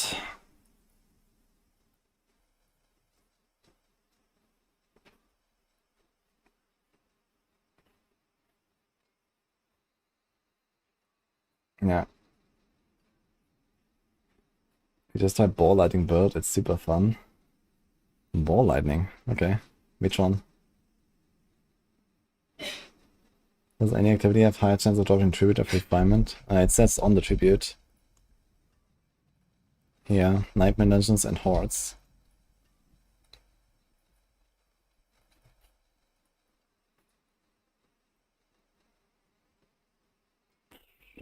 Alright, I think we are fine. But we do need miss res. So this is already with res, and then this one of the rings is supposed to be res. Right. We have for here. We're getting 6 here. We miss 33, so I miss 27. We do a roll. And then masterwork a bit. A roll will be like 17.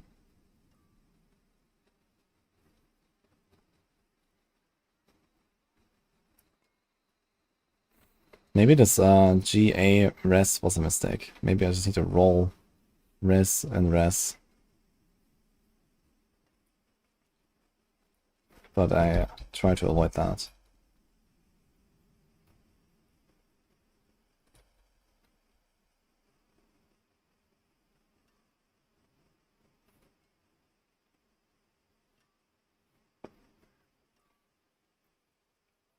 If you're Paragon 310 sanitizer on.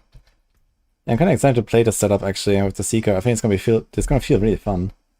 Like I thought in the past, always like, okay, this needs to be like the most chill, don't press any buttons kind of build, but I don't think it necessarily has to be. I think it's gonna be kind of cool.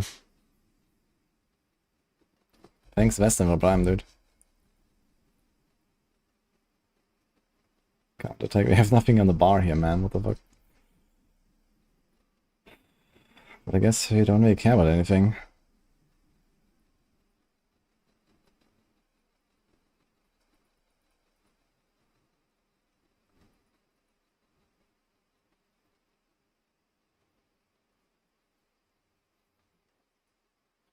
We could do a soar, maybe for like 1 point, just so we can like jump around, maybe.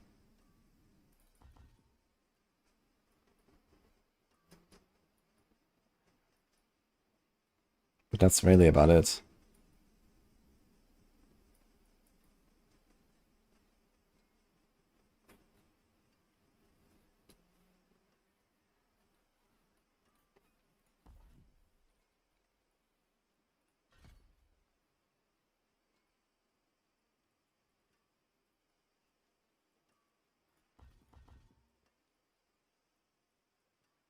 And we have to drop one of Mirage or Diminishment.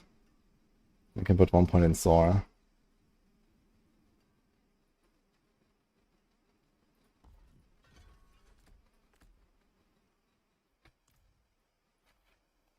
Speed farming, I like the floaty bubble, Arcana on evade, you blink through walls. I might try it.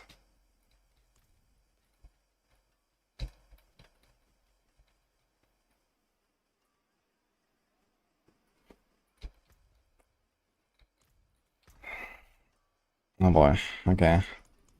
My stash getting cleaned slowly? Not really. Does anyone want Rotting Nightbringers, by the way, on hardcore? I have plenty of them. I'm gonna salvage them otherwise. I also have a pretty big Dolmen Emerald.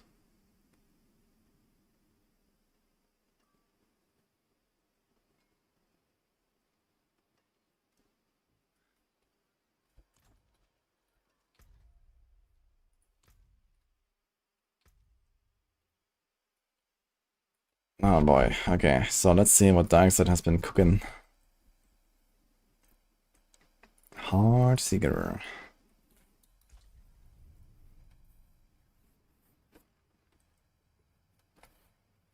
Big lucky hit.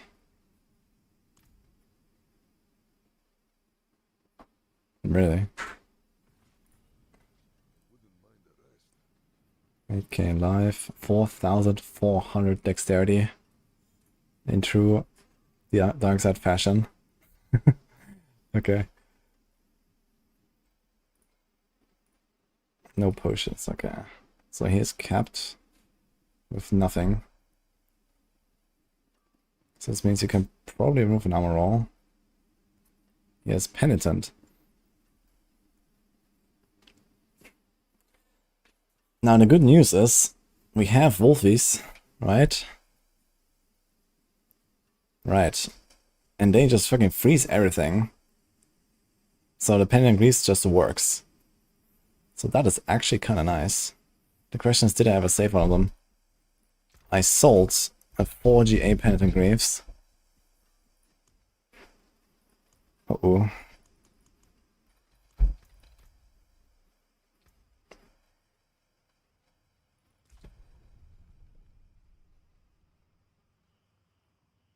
Ah, 85 is also nice, Hazy. Okay, add me.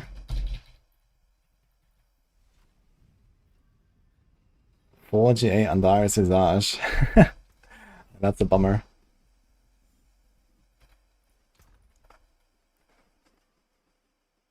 Okay, I do not actually have a Penitent Graves.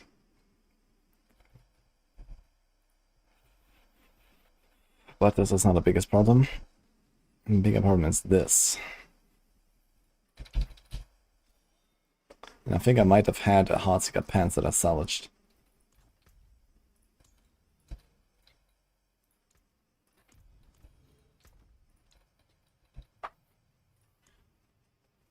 Okay, let's see if we have a decent one here. mean, this one has pulled twice at least. Hello. Not the greatest affix, but it works.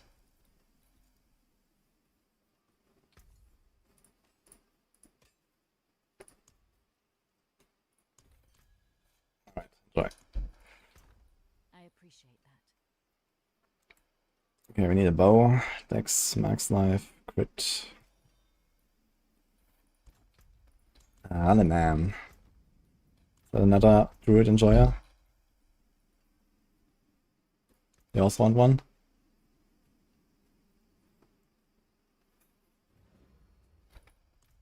Request if you want. Okay, do I have any bow that's like a 2GA?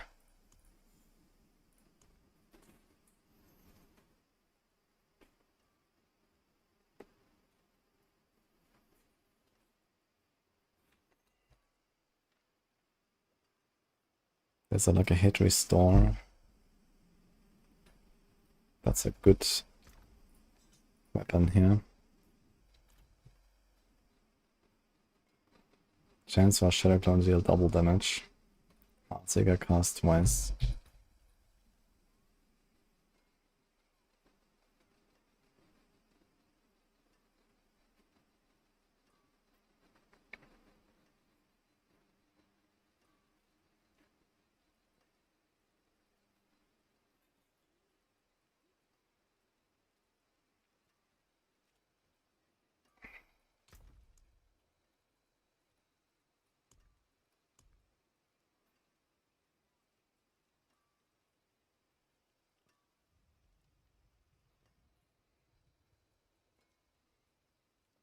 Yeah, we only have one bow with a GA max life, and I think we're gonna take that.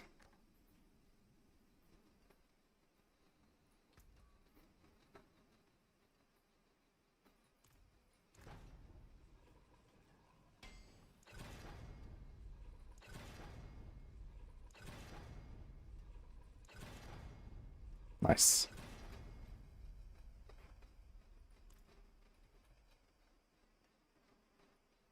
Is he running Victimize? He's running Victimize. Do we have to run Victimize? We don't have to run Victimize. I think I'll play this with close quarters.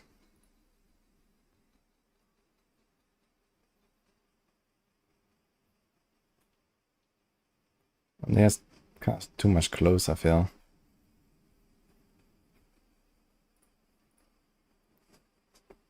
But I think we do keep the Perdition, because Perdition is just cool. So this way he has the lucky hit there.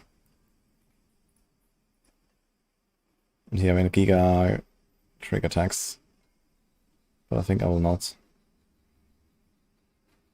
Giga attack speed, I have this. Literally planar gear. And it's doing Grasp of Shadow. Interesting. Yeah, I think I'm gonna do some kind of mix. I think I'm gonna do close quarters. But then we'll do Pain Gorger and Perdition.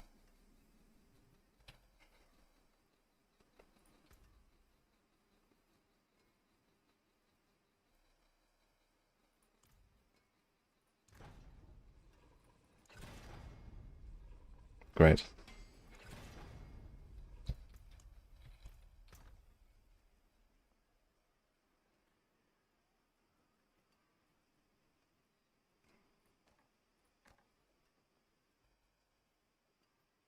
Next, attack speed. Yeah, you pretty easily cap out on crit here, right? Stats. We get 20% from tricks, attacks. We get 10% here if you need. And there's no crit anywhere, and it's fine anyway. Alright.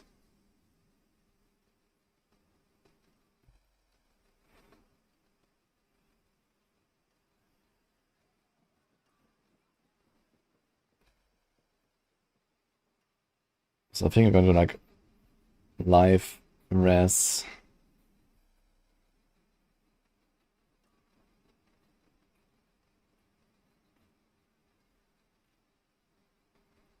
Can leave out the armor temper. We put second wind instead on the pants.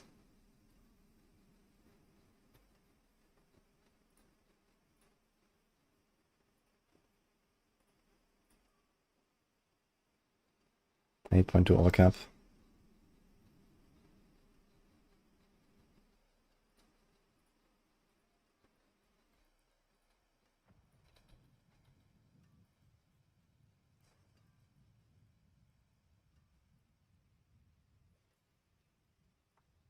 Seems like he took everything on res. What is this mercenary? Res right here.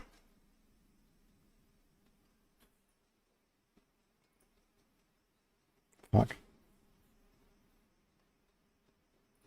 So something like this would work. GA armor.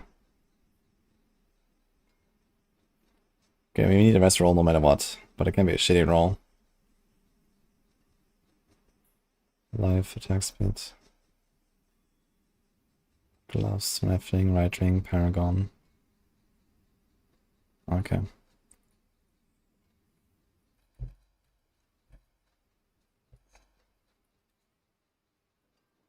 We want life and attack speed. Is that a thing? It's also this. Could take pants that have no dex and res instead.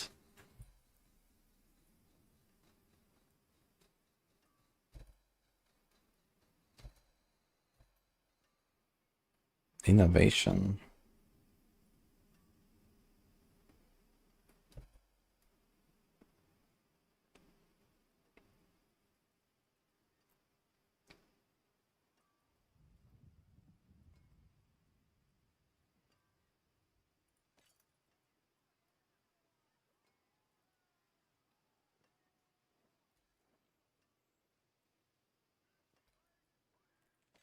I think we don't have a choice here, unless we find some other big neck.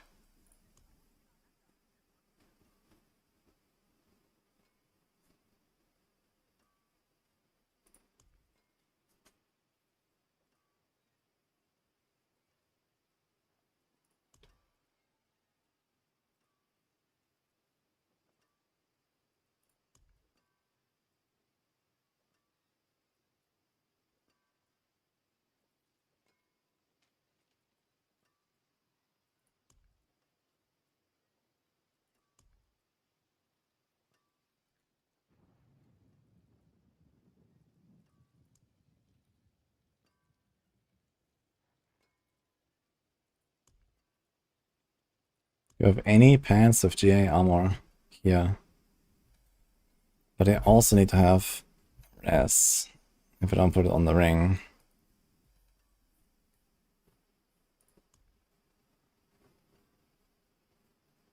Plus 3 basic skills.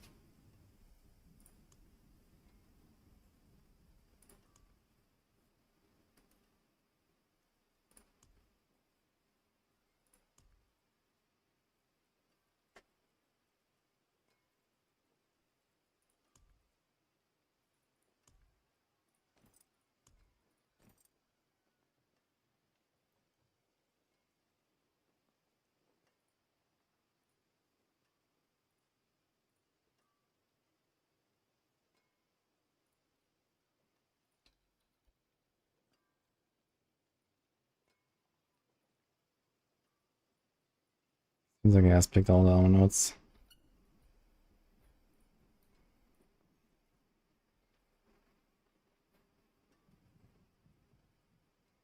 So we do need a res attack speed ring after all.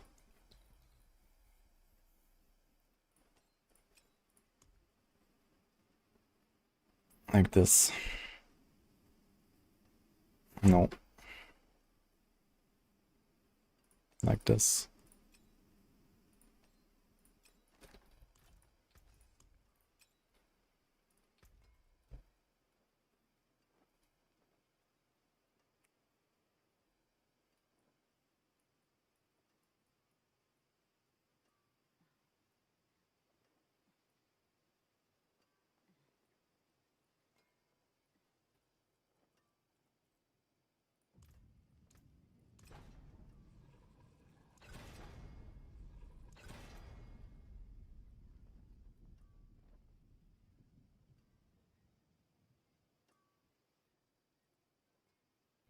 We don't really need that innovation. I think this might be slightly overkill. Maybe I'm gonna do a bit of cooldown here. For the Shadow Clown.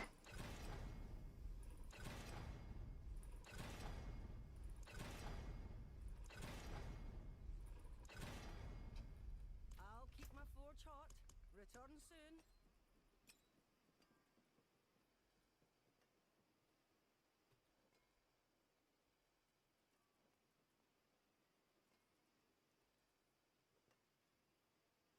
So many uniques.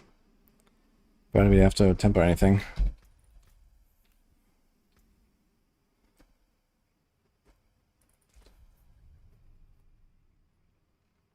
The best way for Golden Souls, is it escalation sigils? It's bosses actually.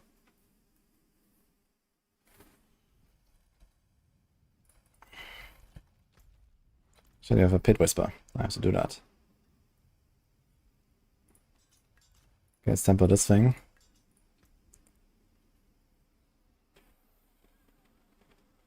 Where's the Shadow Clown? Yeah.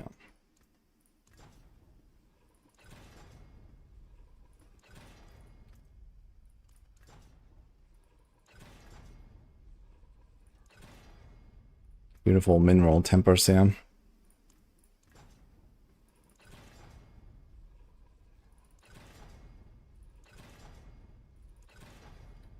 it well. Dude, where are my scrolls?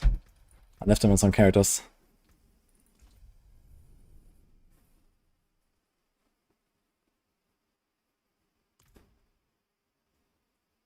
When to switch from Evade Spiritborn? You never have to switch if you don't want to. Evade can go pretty much all the way. Evade is pretty strong. But I switched like when I was about to enter Torment 3. And that was like 120 paragons or so. Then I switched to Rake and played it from pretty early on.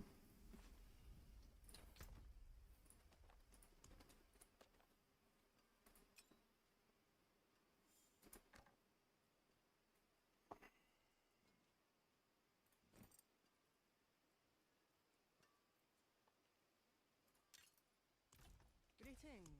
How shall I guide my hammer?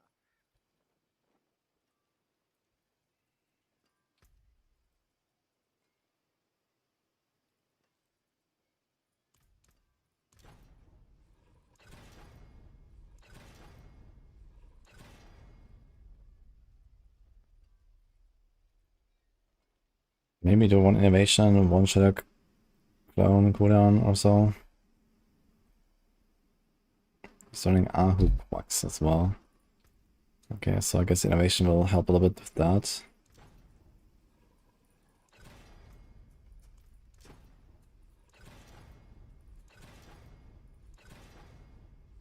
Okay, that's nice.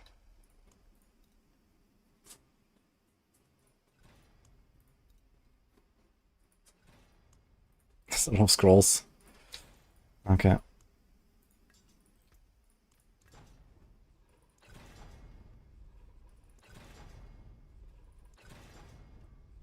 Okay. I think that's 3 left. I think I'm gonna leave that.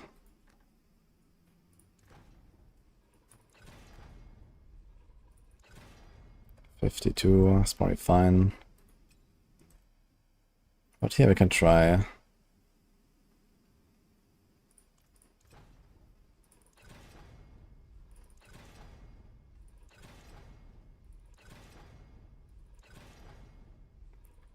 And it's bricked, so we need another life attack speed ring. Do we have that?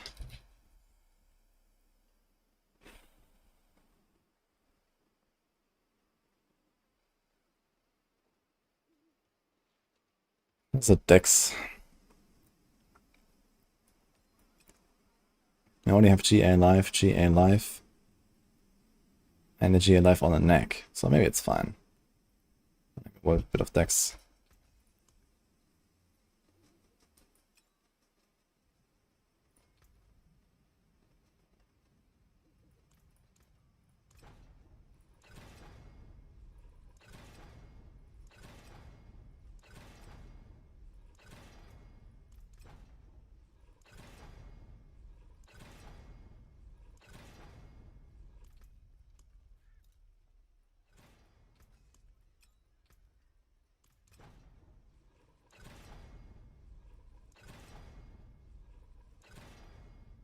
Okay, 24. It's a bit sad, but okay. What you need? It's fine, fine. My hammer sings on your return.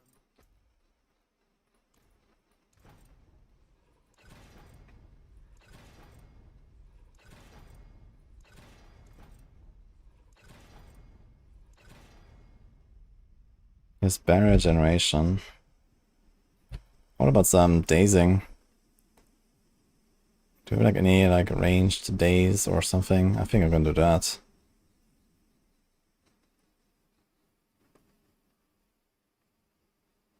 There's only smoke.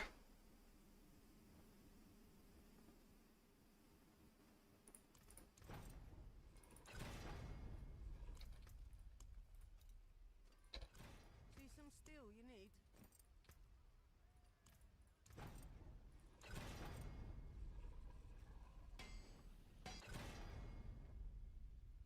Okay, 4 attempts to get another second wind.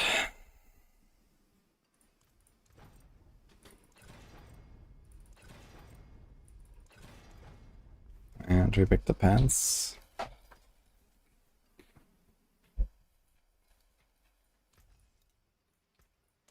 What's left, you ask?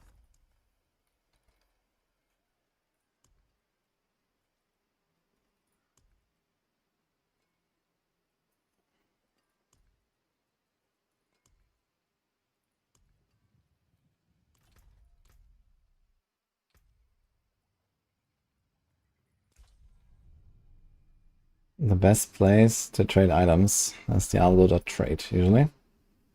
I'm building a Heartseeker rogue right now.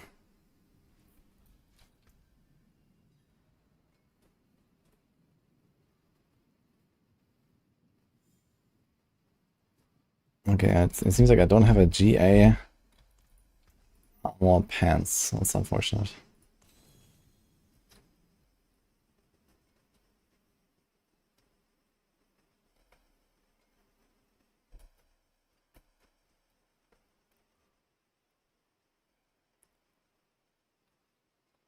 I was just thinking, did they buff this? That's a two-handed.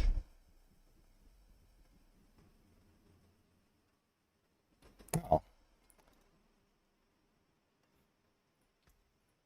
What's left, you ask?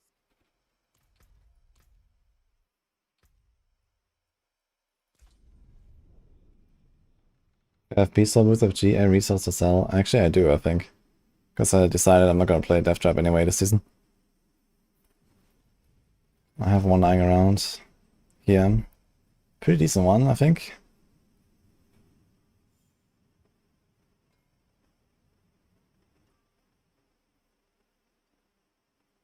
Okay, I do not have pants with armor.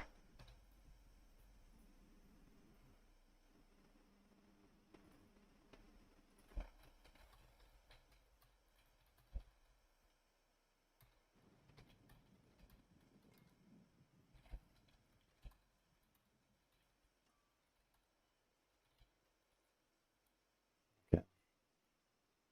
Remember that. The two items I'm missing is thanks big crit res. I didn't say what should be the GA, but I guess that can be interchanged. Preferably the attack speed, I suppose. So I need to go for these two items. The price for these boots, how about 100?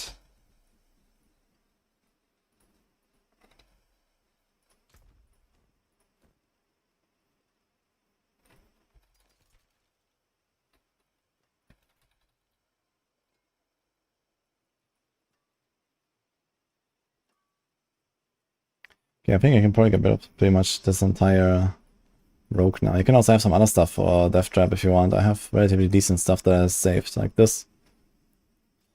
Pretty decent Eyes in the Dark. Here's an okay Scoundrels. So I have a bunch of stuff. Okay, anyone else still wants Sorting Lightbringers on hardcore buy? Guys, I have many of them. I'm gonna salvage them soon.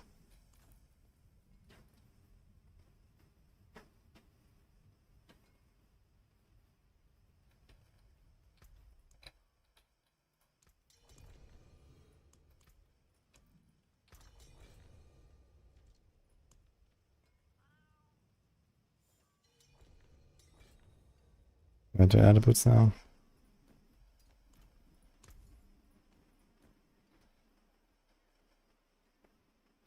Link to the builds.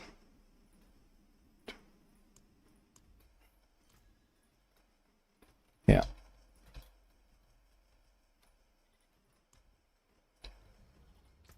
Yeah, so I have Eyes in the Dark and Scoundrel's Letters. I think we also get rid of this stuff.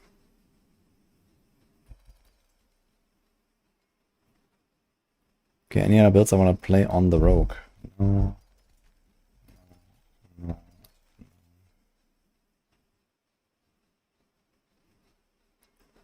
That ring is kind of nice to keep though.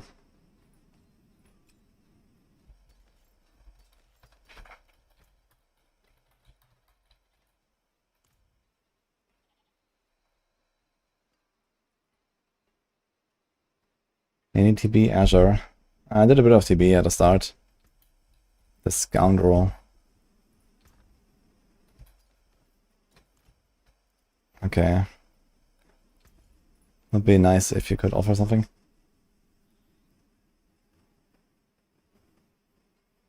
I guess not. Okay.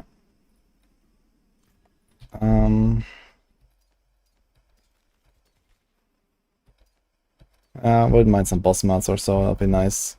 Or some gold.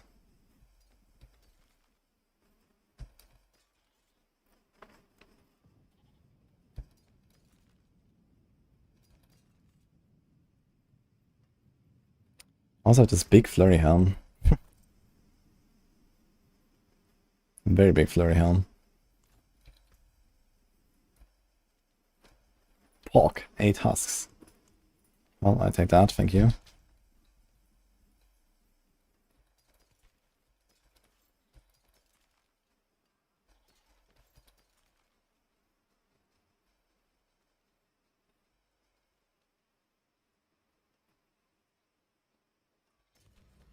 Good luck.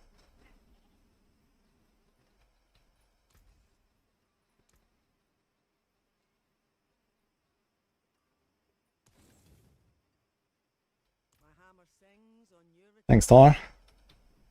I just set up a Heartseeker rogue that will play after the PenShot. I'm not quite done with the PenShot yet, but I am just kind of trying to clean up a lot of stuff here, basically.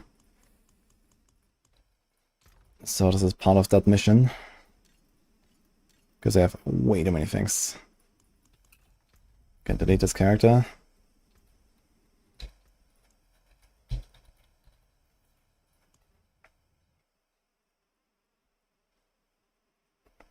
There's a random little 13 Eternal character.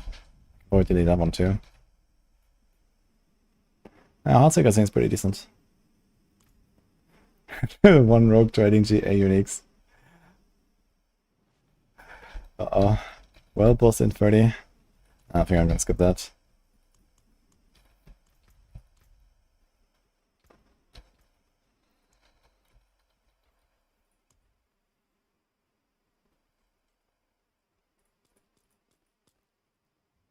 So all my old season characters.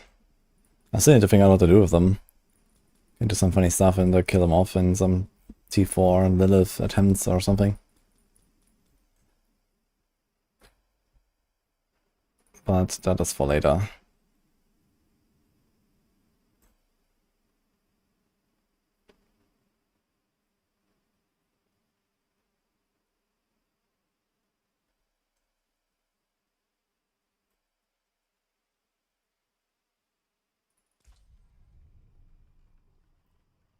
I'm gonna make a Sorc at some point.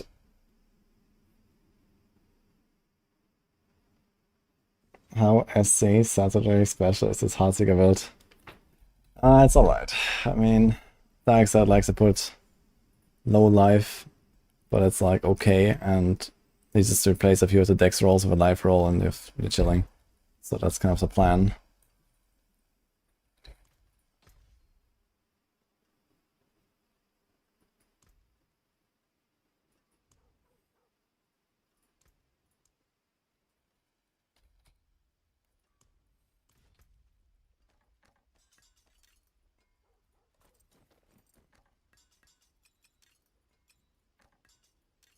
Okay, this would be Perdition, Shroud, Starless, Pants, Penitent, Shard. So the pants are missing. This is Pengosher. Yeah, so this is it basically. Confirm. Refund. Okay, let's make the tree. So we have that ready for later.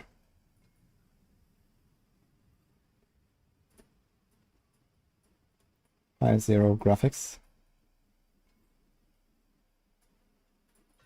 We need a 6 portal defense catchphrase. I agree actually. What is the equivalent here?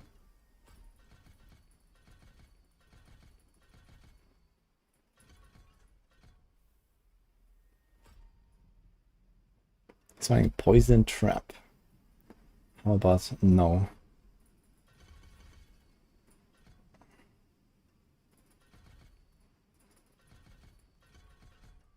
Oh, that does make things a bit comfier.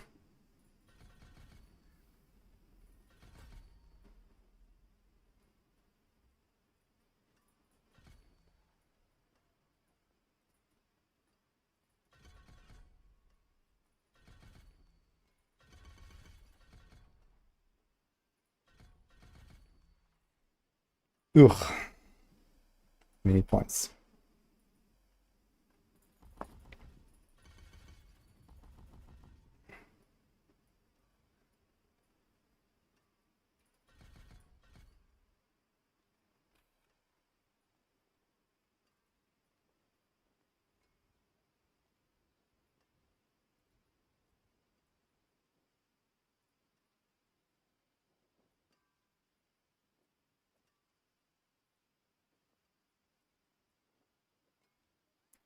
Oh, we don't need that actually. We're already chilling.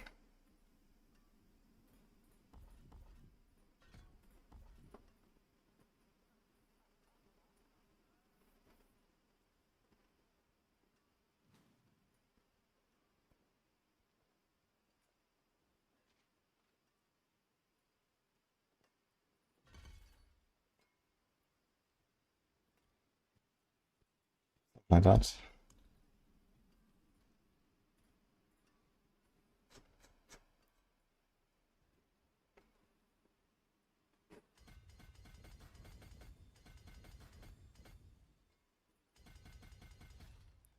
I'm not planning to do mages. I've played mages on the PDR, but kind of got my fill there, I think. I'm not sure if I'm in the mood. If I'm like really bored and I've done all the other builds, I'll do some mages, Necro, I think. But right now, I don't want to.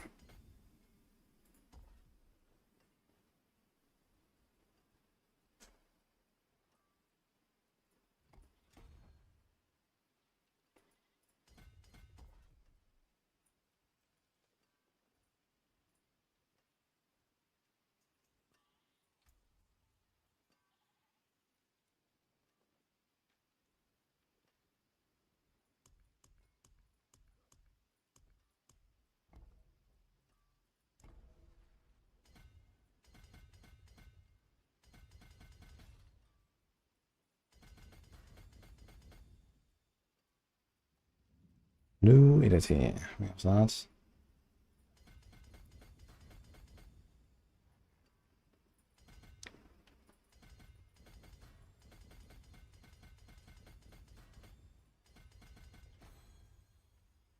It's pathing out on this side here. Which is probably okay. It's building a beautiful Paragon Tower, Mr. Darkseid.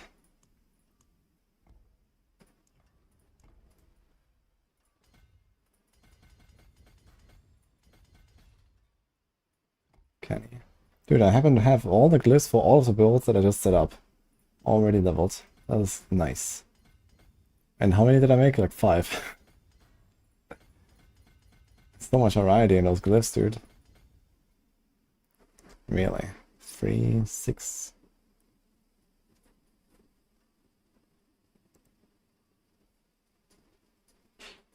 Okay. We want to build a Paragon Tower, so let's do it.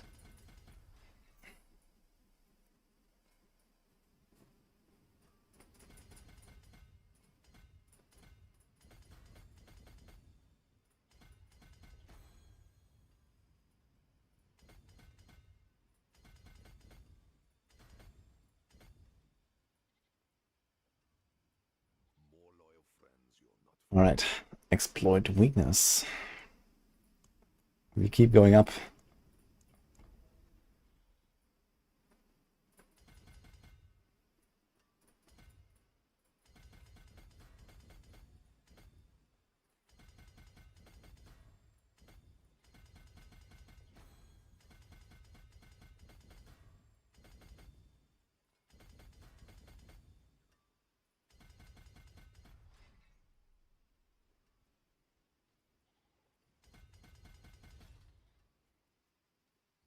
Well, we kinda have it leveled, it's a 58.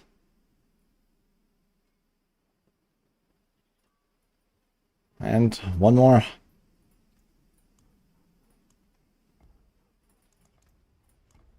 £60 is that enough?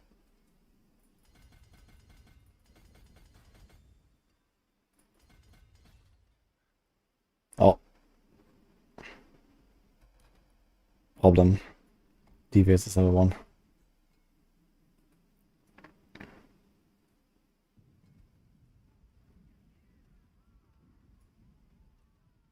And I might even have to put a turf there, but we'll see.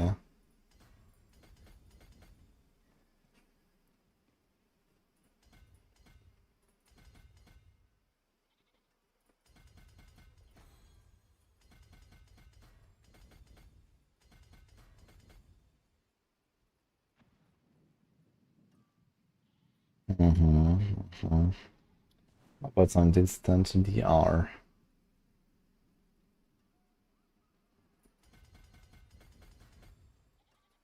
Oh, what's on close DR?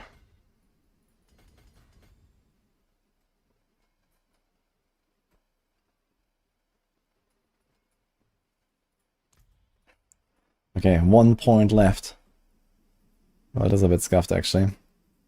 So I have to get at least this. Wait, how many are there? 24. So 1, 2, 3, 4, 5. We have to get those at least.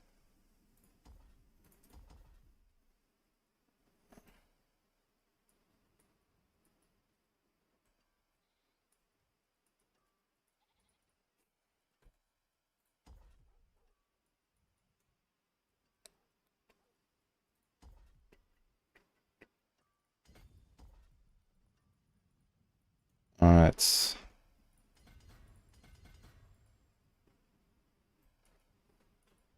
Beautiful, guys. Beautiful.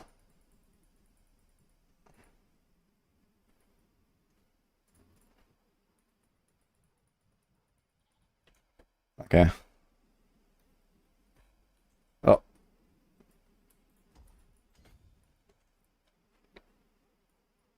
Can I get rid of some dex notes?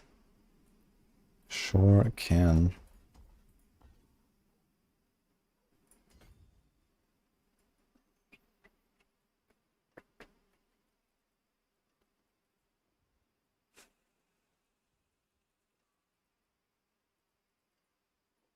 I mean, the dex is probably better anyway. Wait a minute. Ding, ding, ding, ding, ding. This is what I can do.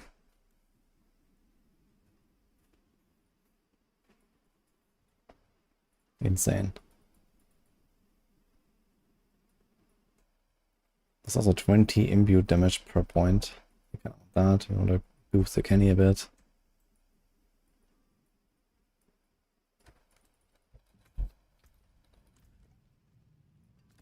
Dash. Clown. Smoke. Step. Card drops.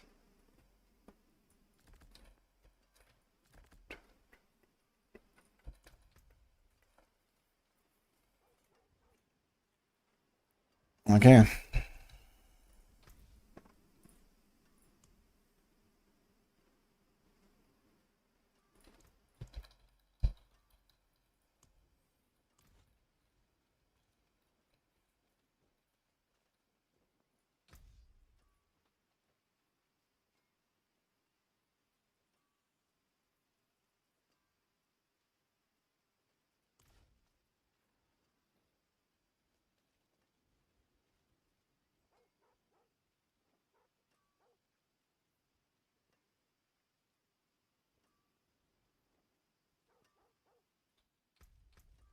That's curious. I have 19 cooldown on the Shadow Clone. Where does he get a cooldown from? He has a glove with 12.8. And then he has somehow exactly the same cooldown, but it's like the 12.8 on the glove and then 2 extra ranks. I guess that kind of checks out. I was wondering, like, I saw this cooldown value. It's like almost exactly the same as in the planner. But I put clone here and he didn't.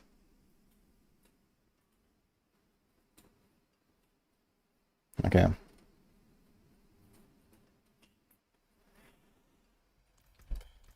Alright. One more thing now. But now it's cooking time.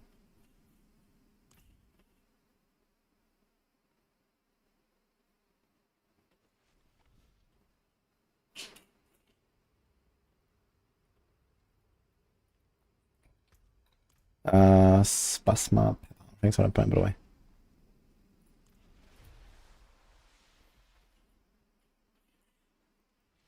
Hello, Muffin. What's up?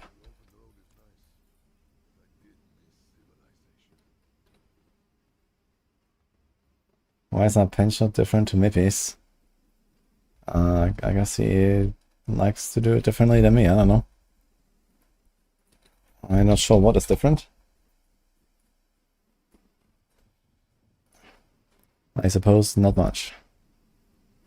Okay, guys, so the idea is Stormclaw. How the hell does that work? Crone.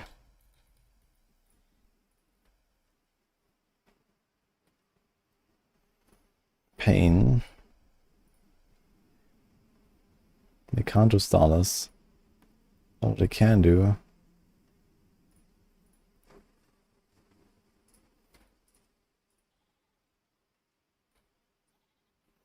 You turn into a wolf and they claw enemies.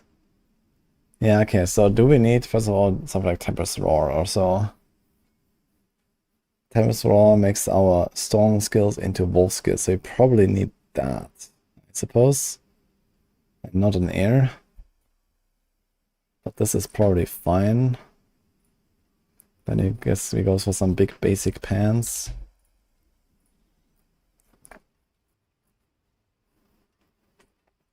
So, I mean, Stone Strike is basically all the damage, right? Claw is kind of minor, I suppose. The fixed Shadow Clone damage. Yeah, a bit too well. So chance to attack twice is probably pretty good. Let me do that.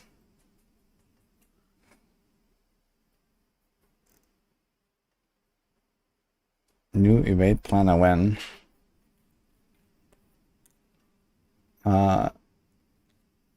We have the evade guide on max so that Chronix has updated. I just tweeted very slightly. Tables of Tranquil Stone. Wait, what the hell is Tranquil Stone again?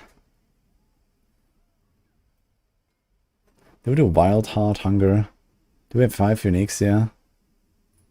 Tempest Roar. I had a Tempest Roar at some point that I salvaged. Unlucky.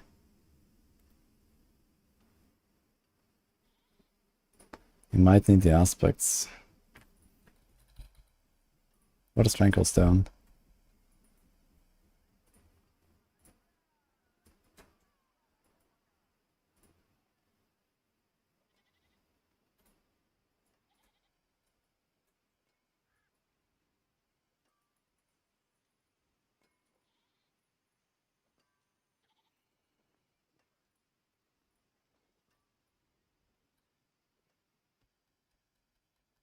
Ah, yeah, Sorbal.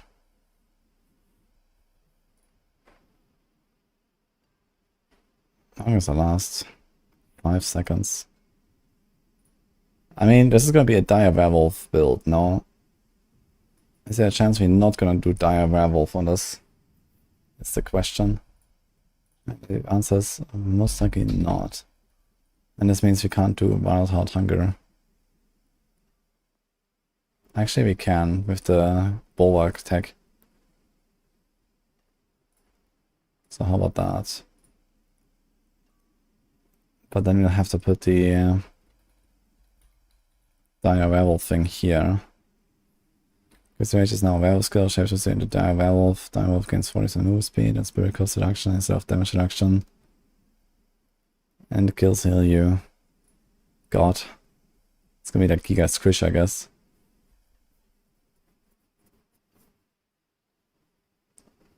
I try to Dire Werewolf with Crazy Rage Poison aspect. Yeah, this is probably what we'll do here.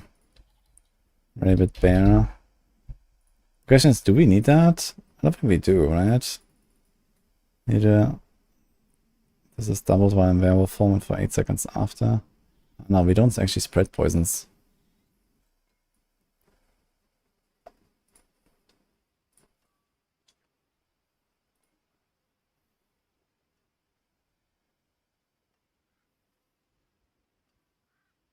Okay, don't care about this overpower stuff. We don't care about the healing. We don't really care about anything. So I guess we can do this in case we ever get out of Grizzly. Special. Need some bear skill so that we can shift at the start.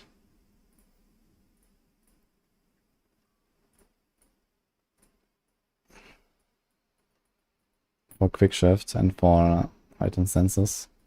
We kind of want all the R we can get.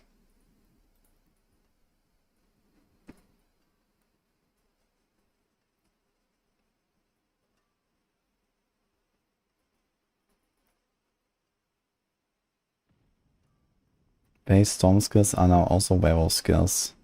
Yeah, does that matter? Maybe we don't need that. Let's see.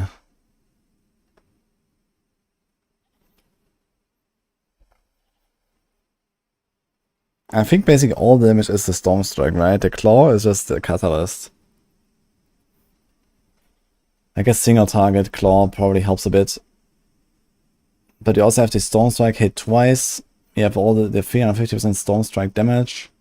Like it's basically just Storm Strike, right? Claw is just there to trigger it.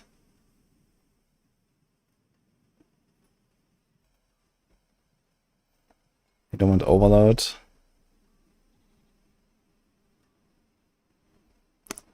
Okay, this helps with the glyph, right?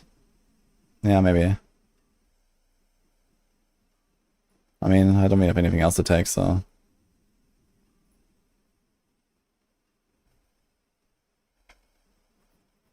we cannot spend Spirit. Nature magic skills to increase damage. Curse strikes with werewolf skills. Damn. They really buffed us. Okay, do Heightened Malice. This is useless. This is useless. This is useless. So if we use Tempest Roar, we can use Lust for Carnage.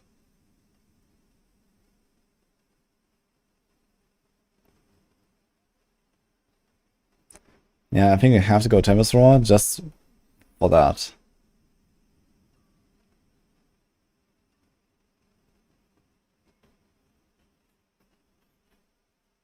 The question is that worth it? Perdition is pretty good. Like 50% crit, 60% damage. Some speech. But it feels kind of bad to just like not take a Paragon board. Nature magic skills to increase damage against poison enemies. So this works for Storm Strike. It does not work for Claw. So another reason why Claw will do no damage at all.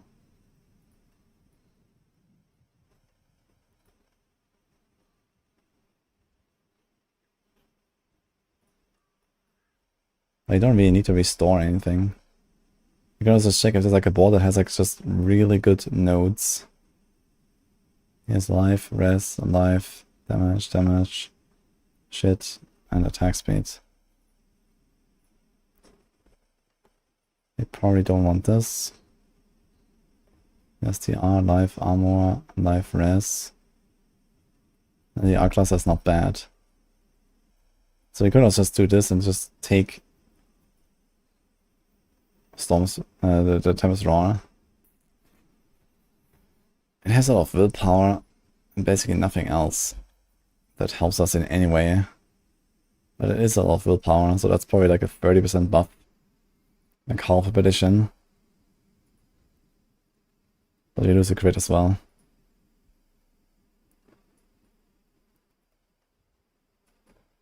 But we gain this.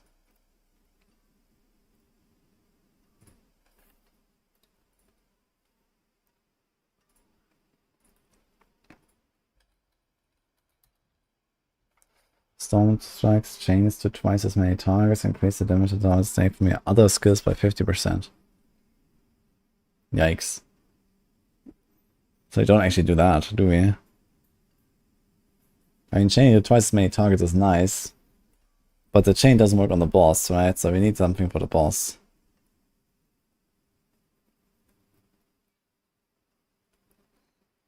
Does Xan trigger AG? What is AG? It's just the guidance, I mean. Quux? Yeah, Quux does. You could do that, actually. I think that's probably the way, actually. You just need to trigger it once every 5 seconds, which is very easy. And you also refill it easily, right? You do Ahu, Quux.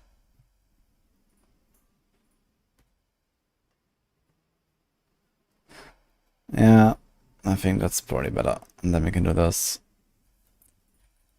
Ding, ding.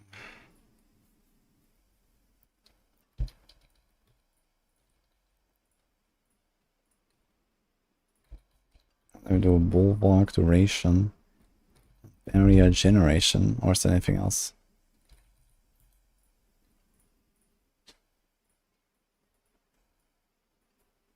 Then we do 1 point here. And put that there.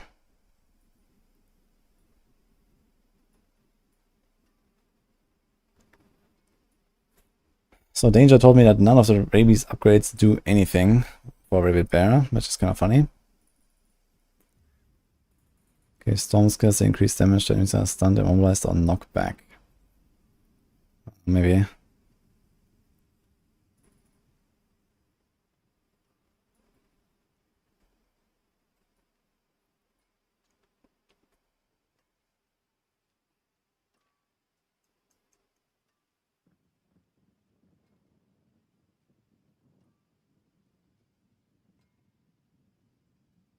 I feel like I have like nothing to take here with passives.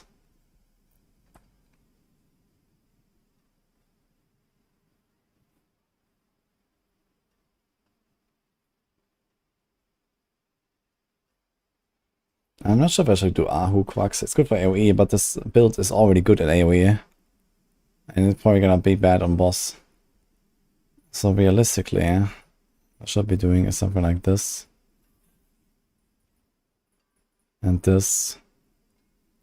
Then we can do Nagu and Quux. And then exactly every 5 seconds we trigger Quux and get Ancestor Guidance, and this also works on a boss. So I think this is probably a better solution.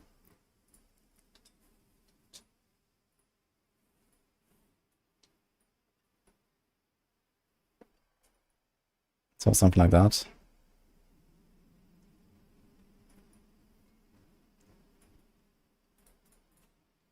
We don't have the Blood Howl.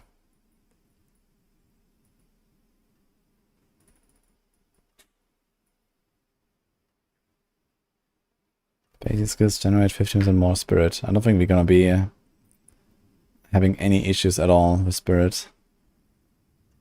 There's speech. There's also crit.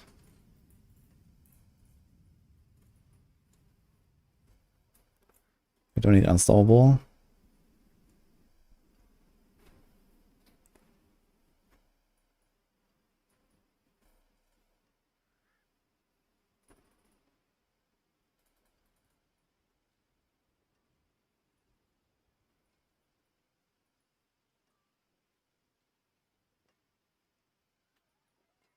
Do we fortify? Unstoppable. Fortify. Okay.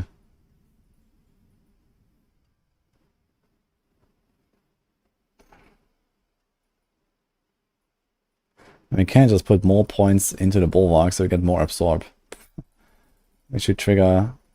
I mean, it makes the barrier actually quite a lot bigger. I think that's okay. No, we don't need this actually, because he never cast it. Vigilance works when you trigger it, with CRQ for example.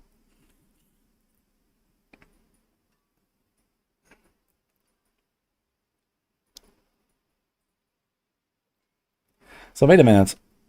Bloodhowl. Wait a minute. So Cyclone armor should be converted to Bloodhowl when I press Grizzly Rage, right? So I think that works.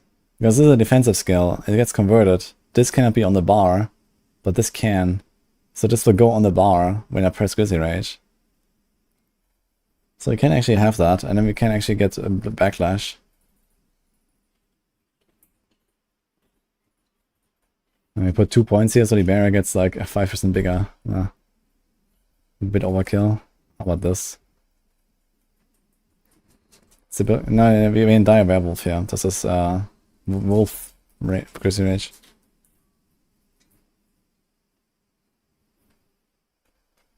Merlin, what do you have there? Quacks counts as spending.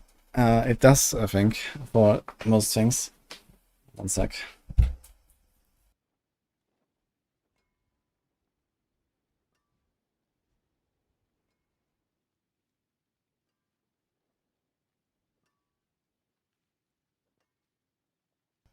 I know how, but Merlin found a fucking leaf.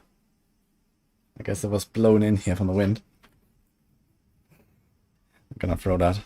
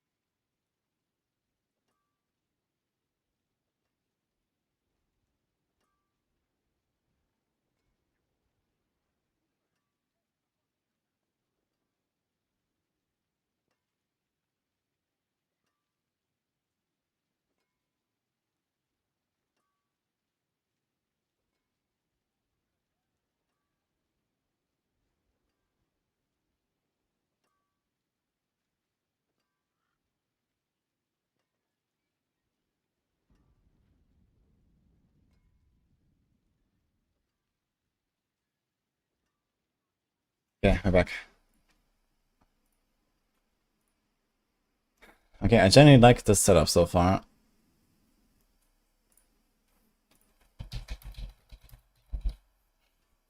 Safe. Let's do this. We have the Paragon boards, so let's see what we do here.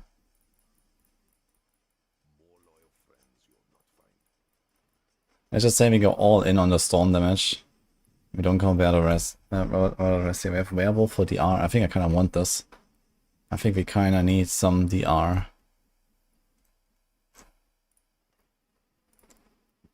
What else? Nature Magic. We can do that.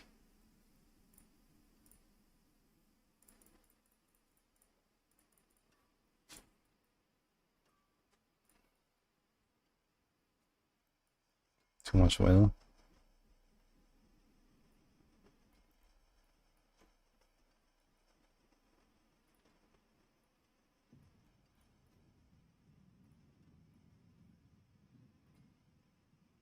This is distant and crowd. LDR, max sliding rest. We can ignore this part, I guess. Lots of will here, so maybe the werewolf glyph.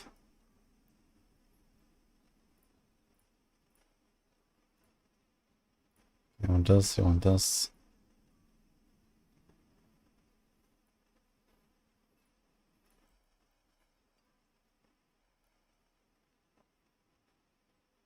It's on close and distant bonus. Does the crown stuff have that? Yes. Lots of decks.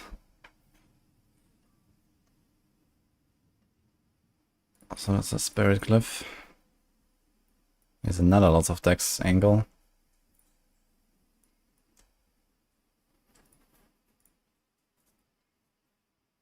Basic attack.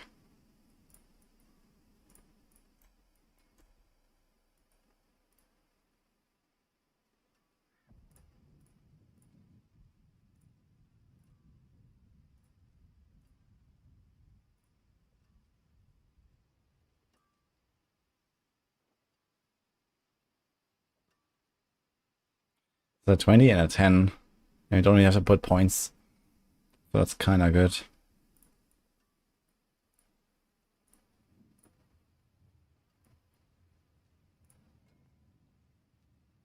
Werewolf and Bear, close enemies. So this is not bad. Fang and Claw also needs very few points.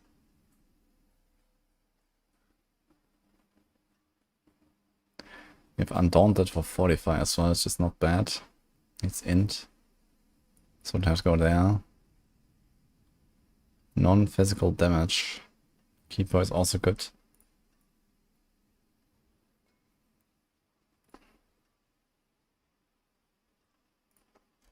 Question is which one is better. 150, it's like 250 additive. This is a bit more even. And 15%, so that's actually better.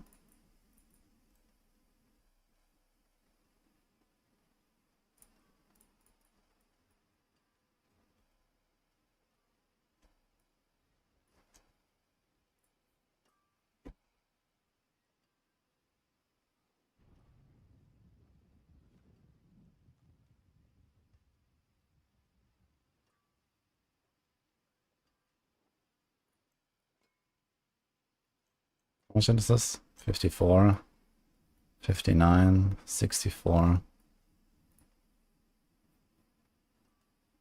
I think we do Undaunted just to have some DR.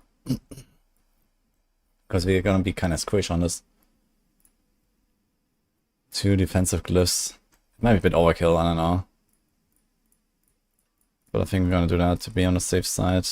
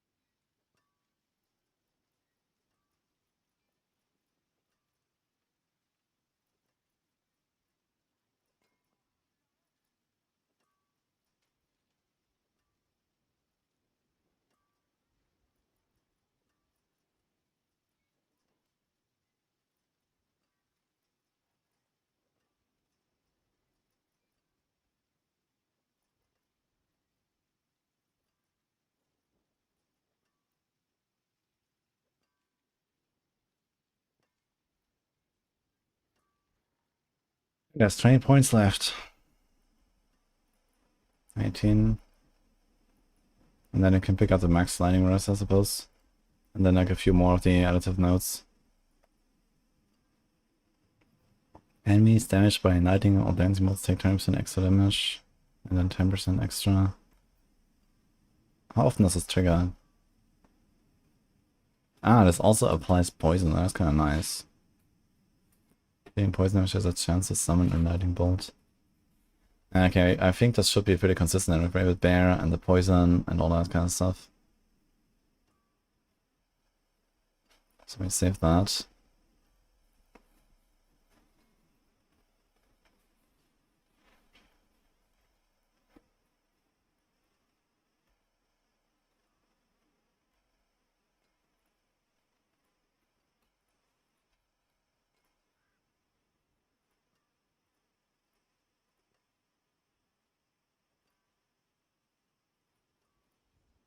I guess we do something like this. Very funny looking stuff, I gotta say. Because the masterwork is the same. Like here we keep out anyway. And the masterwork is the same as the GA on this. So you want to get a cap. Get the GA here for the +2. And then, yeah, this is very funny stuff. Okay.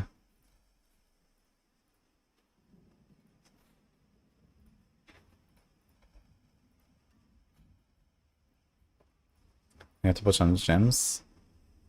And some powers. We don't need that. We probably are fine on crit.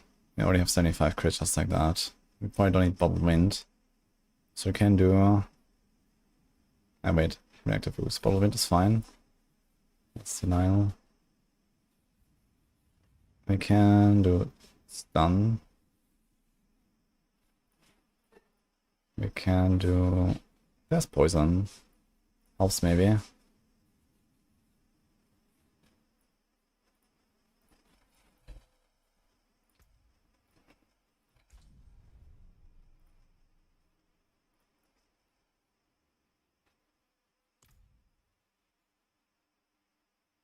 There's a movement speed, but I don't think we care about movement speed.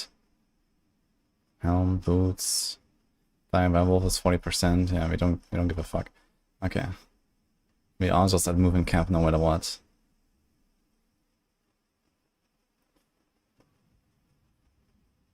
There's floaty bubble. I kind of don't like it. We're just gonna do this. Roderick. It's a bit more DR. Idle.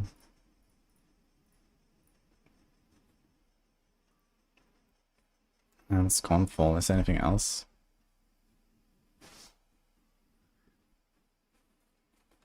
No. Okay, armor.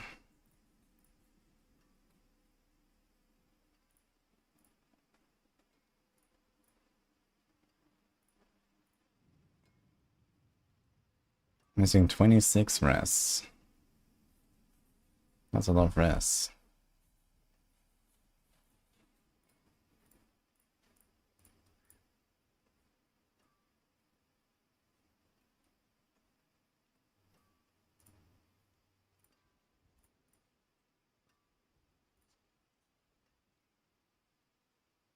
Okay, we have 2 defensive glyphs, which is kind of like an aspect.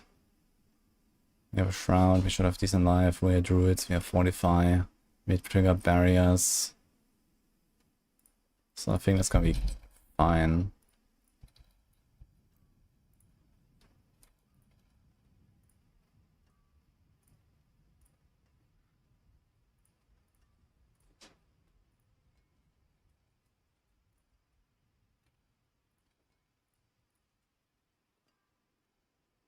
Let's see our attack speed.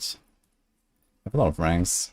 9 ranks, 8 ranks, 6 ranks, what the hell? 28 ranks.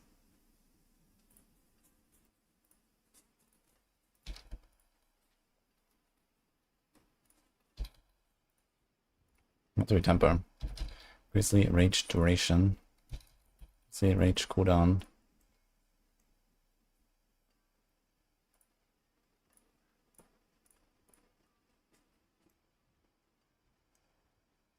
The storm crit.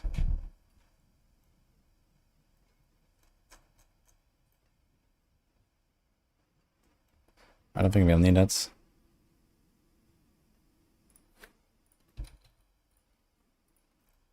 Do we have any maximum resource here?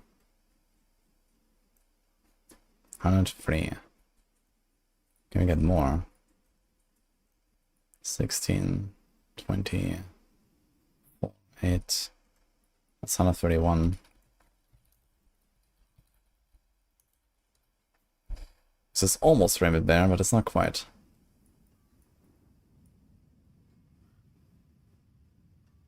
And there's no other.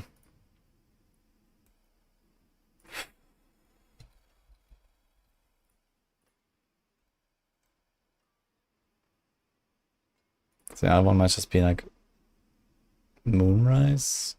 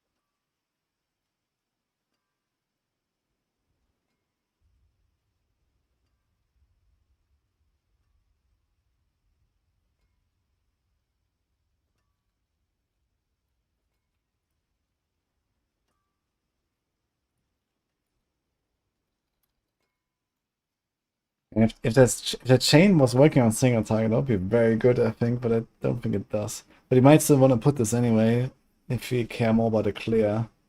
But I don't think we do.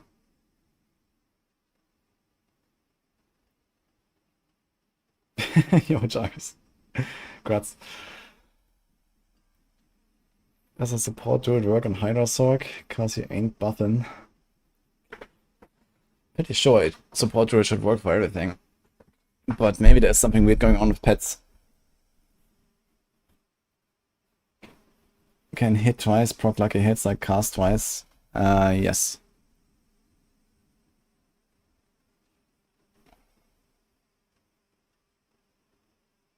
Chain works at a rogue totem.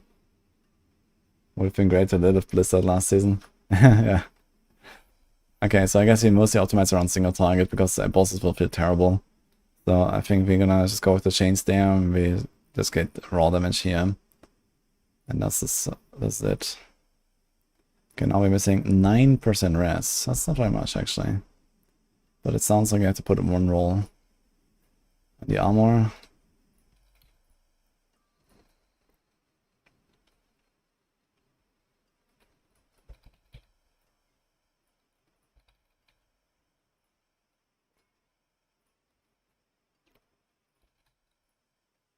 I have very little willpower.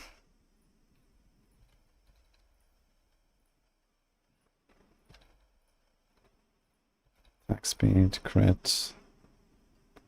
I guess we want one storm crit.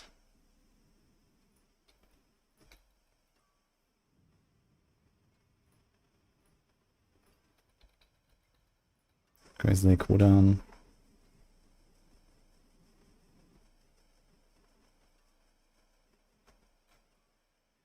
We don't need the vulnerable stuff, right? Wait, vulnerable is built in here? On Storm Strike?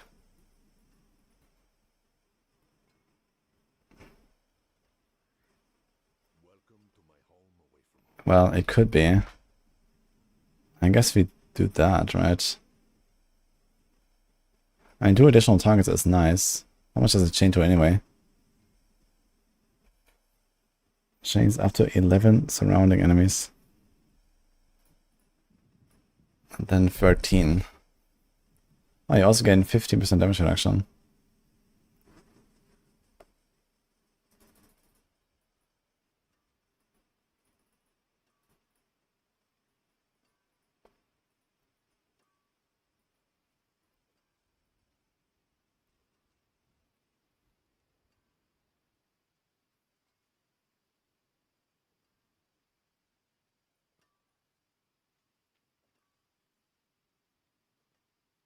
And we have some crit here, I forgot. 8 crit against close. Maybe just put some big damage here. What is like the biggest damage we can do? There's 94 against close. Everything is 94.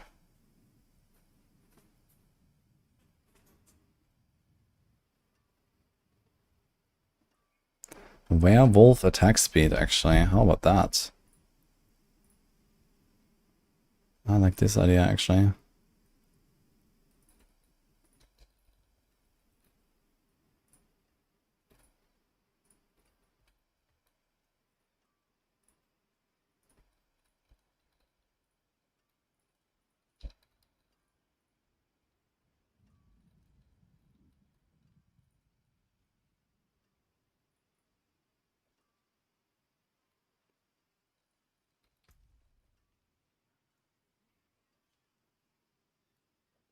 Okay.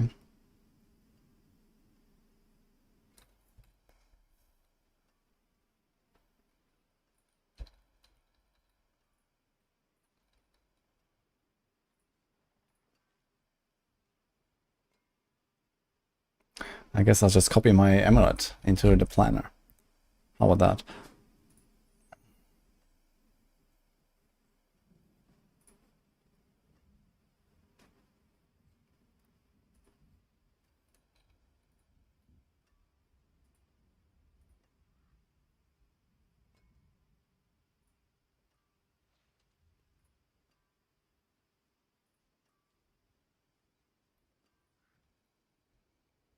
I don't think we need that. Okay, how much crazy restoration we have? 34 seconds. That seems long enough. We don't need that. We do well with attack speed. So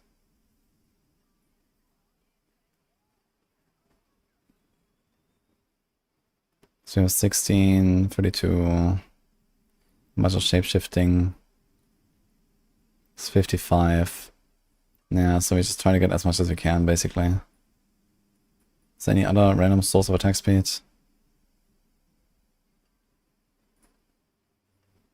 There's this.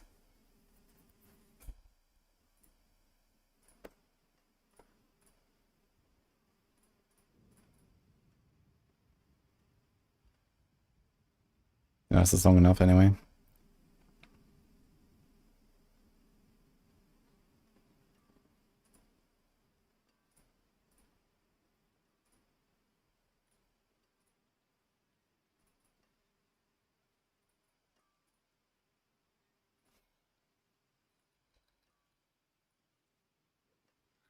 This is 20 seconds. Cooldown 29.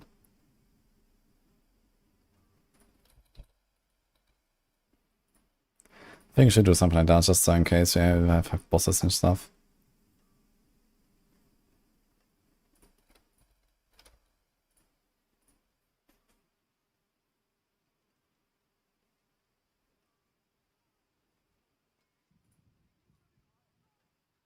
We only need 92 crit chance, so we have enough crit already.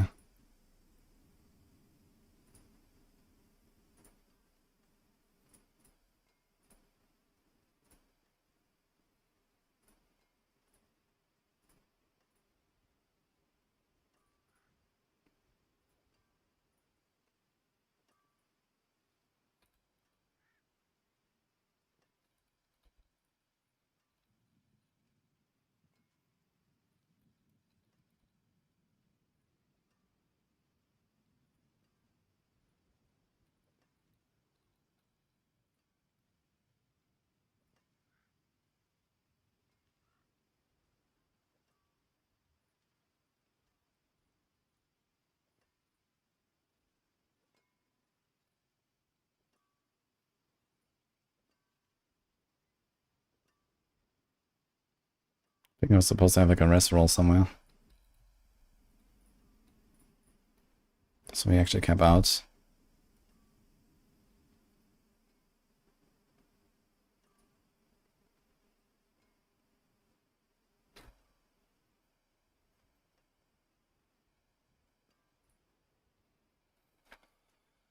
Okay. Well, the good news is we're just gonna use our amulet. Attack crit will Werewolf attack speed, so we need that. Then we have unique. So it's pants. Which might be close to what we're actually running on the Earth Spike.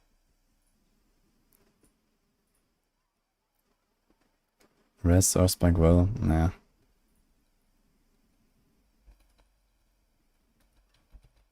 There's no res here. But I'm not sure if I was planning to get that.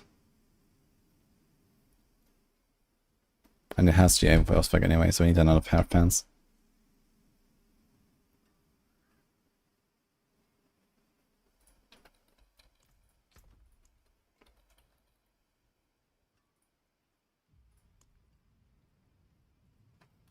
Can I run Tybalt's? Is Tybalt's just better? I could only do it if you do % armor on the neck. So that's a no-go, I guess. You already have to make the % armor temper. So you'd have to replace that with Earthen Bulwark duration and then put like a % armor roll. Which is way easier to get than this. And then you have Tybalt's. No, we need Tybalt anyway. Okay, we can't. 3 to basic skills. But it's Dex. It's life. We need armor and basic. And we need GA armor. Do we need? No, we don't need the normal.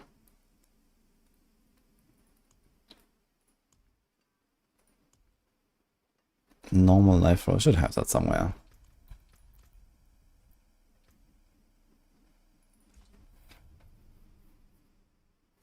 Will this be a Maxwell Stormclaw build? No. That's his danger and borders job. I'm just cooking something and I'm gonna try this. And we'll see how that will go.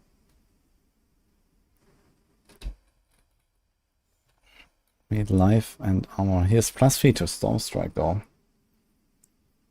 So that could work.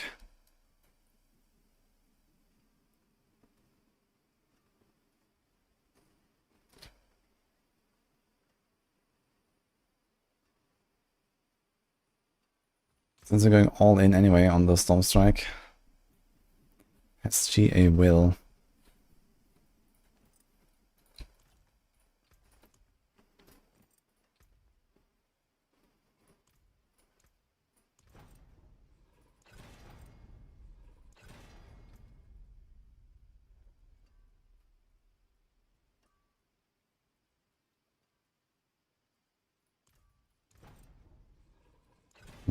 Easy clap.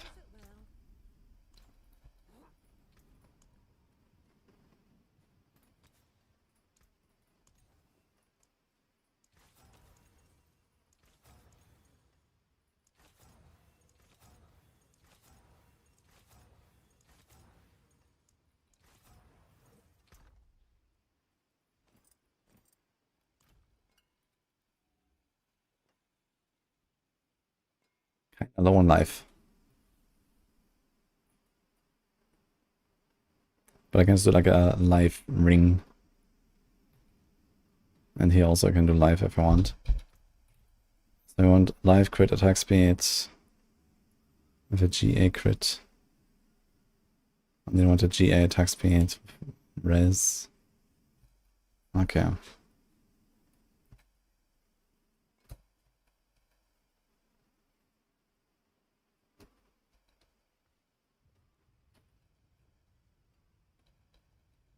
It's a will attack speed. Also doable.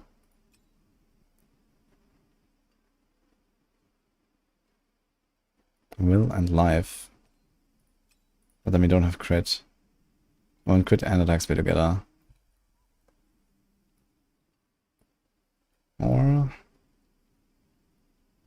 I'm gonna do will life attack speed. And then crit attack speed res. That sounds very easy to get.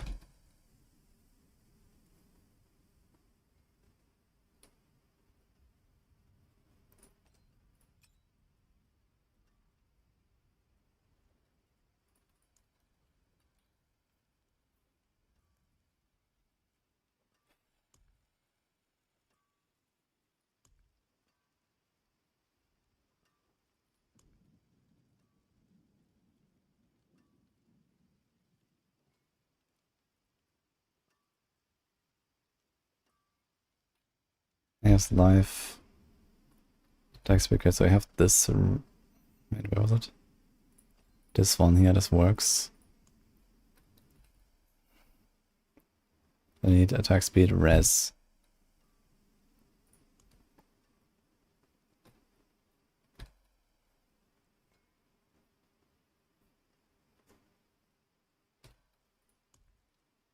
Oh, we put the res here. Of the GA crit there. Put res on this.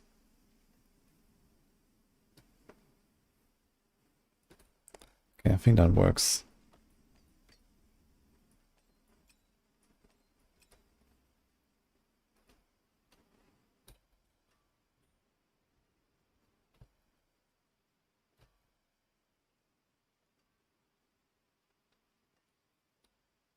Also, this assumes like a perfect air of prediction, which I actually don't have. I have a 49%.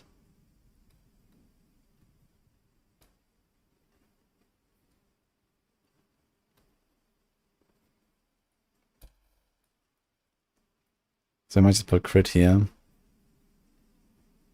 Now res here. Attack speed here.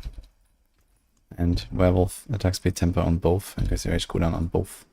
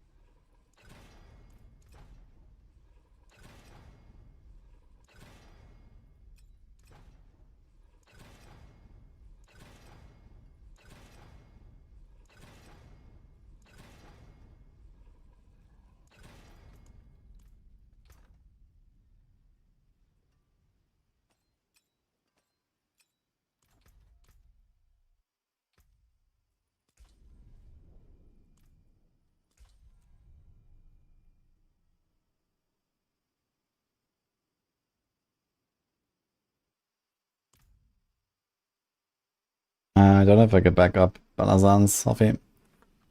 Fortunately. I have my scrolls again. The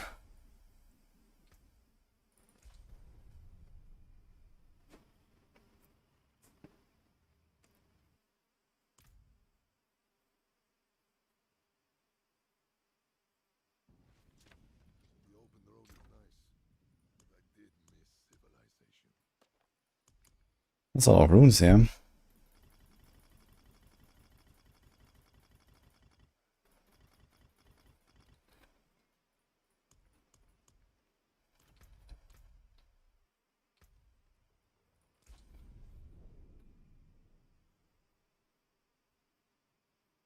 Dude, I'm gonna need so many items now, it's gonna be great. The only stuff I'm gonna keep is like some deck stuff, so I can like do some tweaking on Balazan builds, I guess. Because we have set up all the builds now.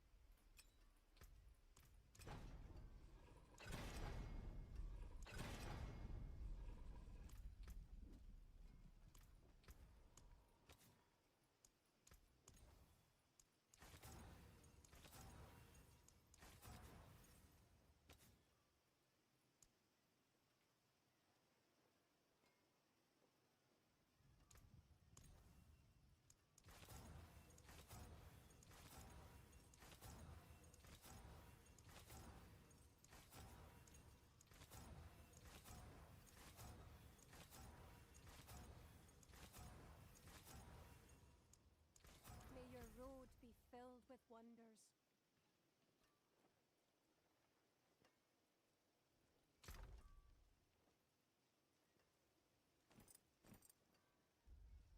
The rest is unique anyway. So I didn't have to make many items here. Easy clap. Sanctuary at your fingertips. How may I help you? Impeccable.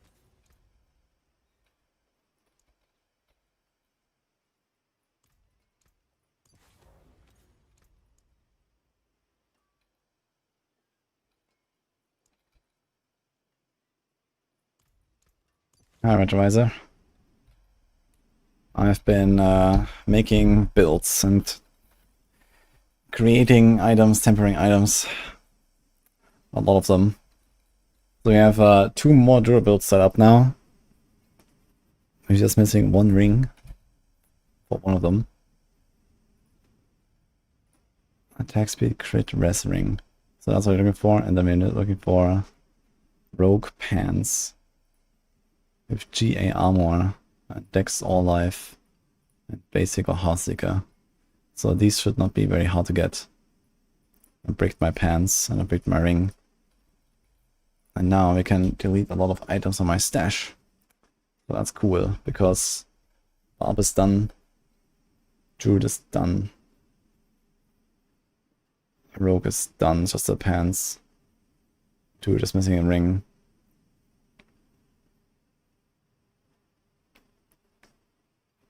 The 25% cooldown reduction from the jewel is for your skill, not for the catalyst.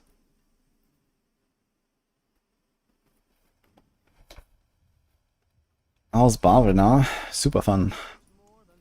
I've been playing a lot of lunging strike lately.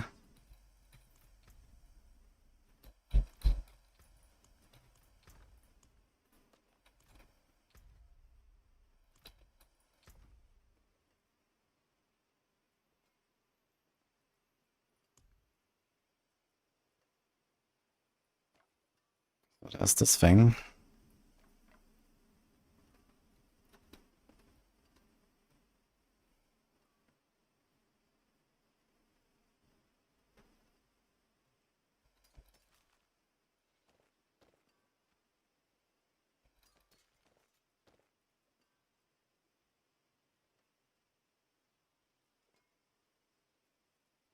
Probably some stuff I will still like keep here.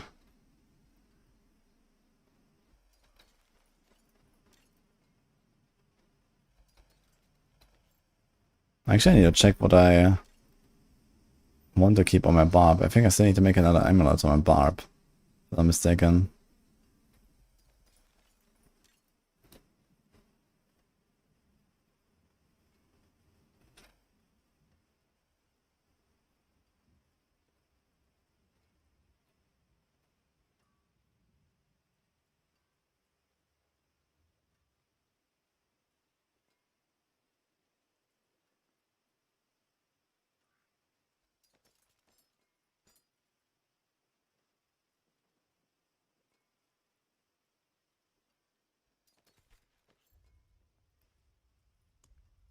I think it's time to salvage some of these Rotting Lightbringers.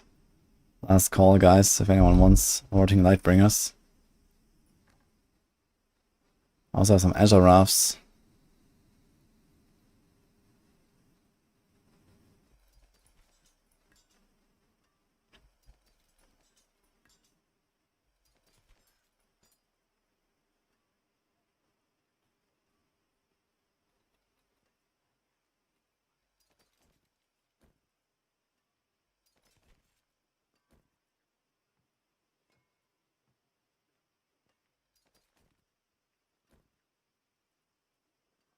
Still catching up on season 2.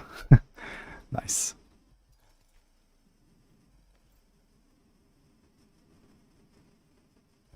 Twisting Blades Glove.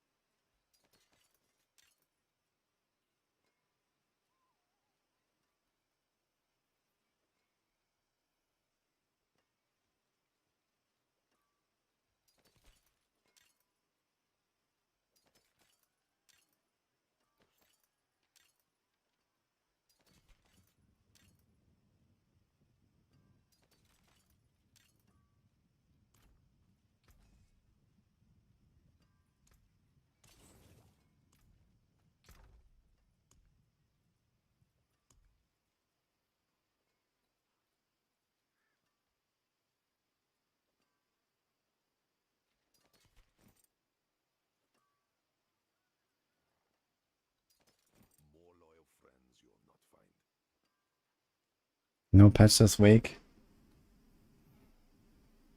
Oh, sure.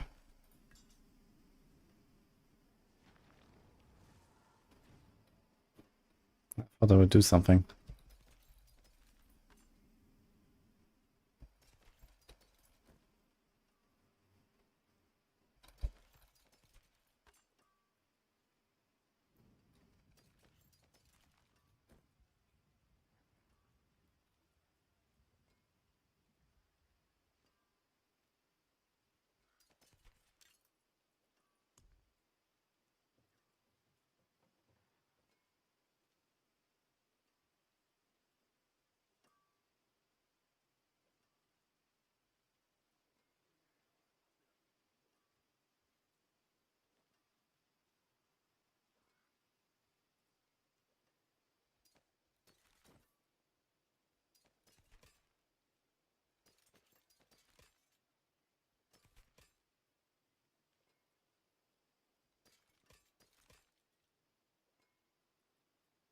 Yeah, I think I'm gonna wait after Lightbringers. I'm gonna keep like a handful around. We have way too many of them. Banished Lord, man.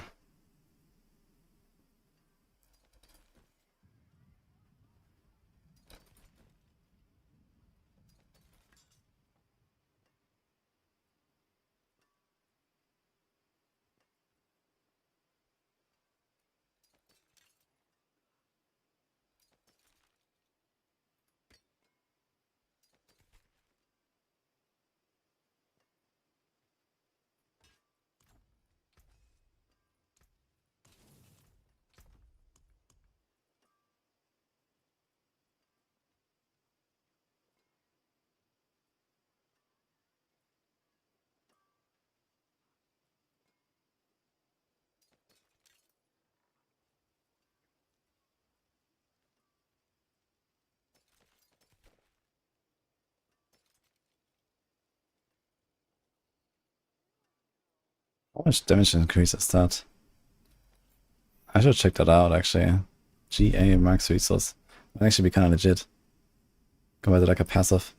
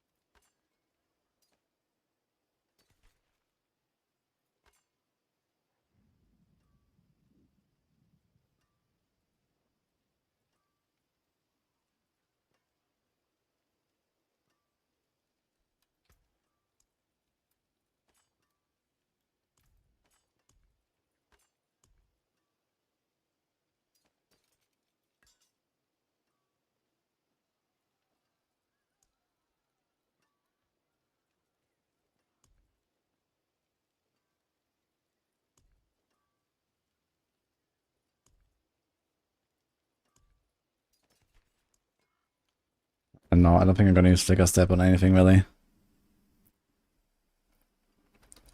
haven't used them in forever.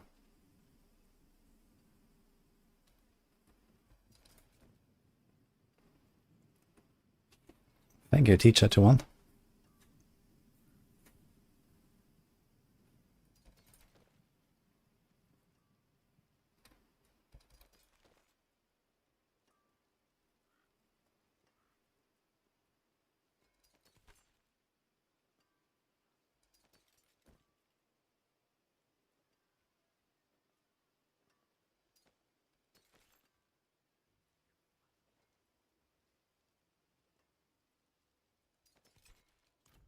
See some steel you need? What's left, you ask? Time for a grandfather Gamba, guys. Let's say.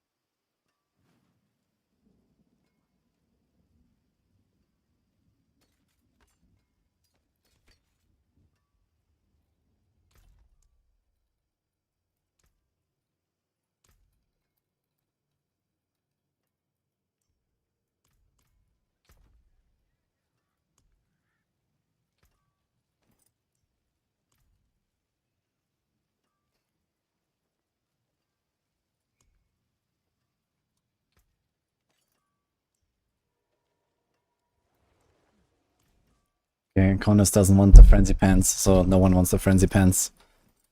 Right. Goodbye to those. Attack speed, movement, DA. That's got a nice word wink.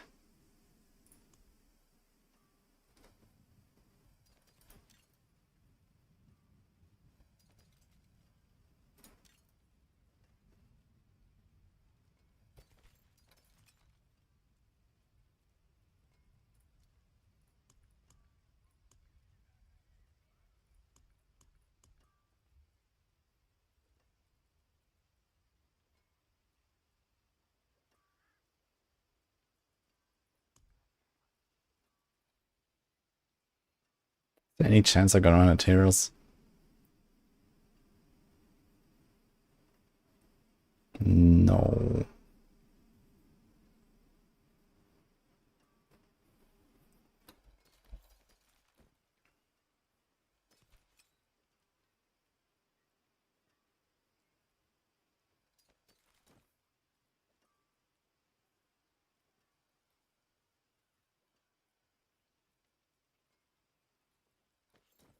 Actually, I need to keep the razor blade for testing.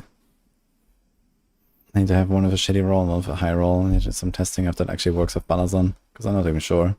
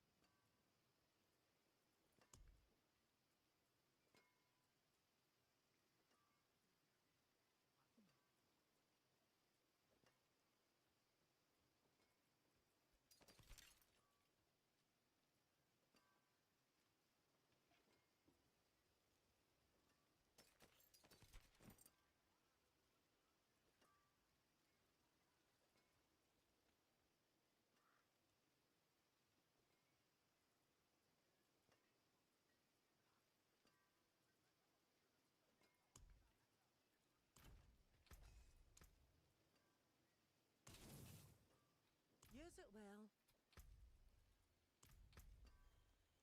Okay. I think this is fine for now.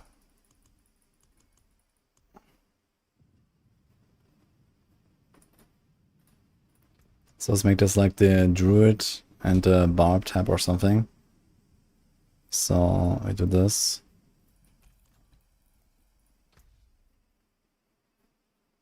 Equip. Oh, almost a disaster. Save.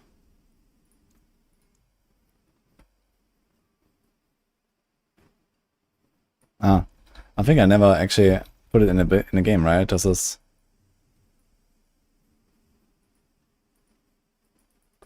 Yeah, I never made the build actually in the game. Wait a minute. So I only made this on planner. Let me do that real quick. I think that's the last one.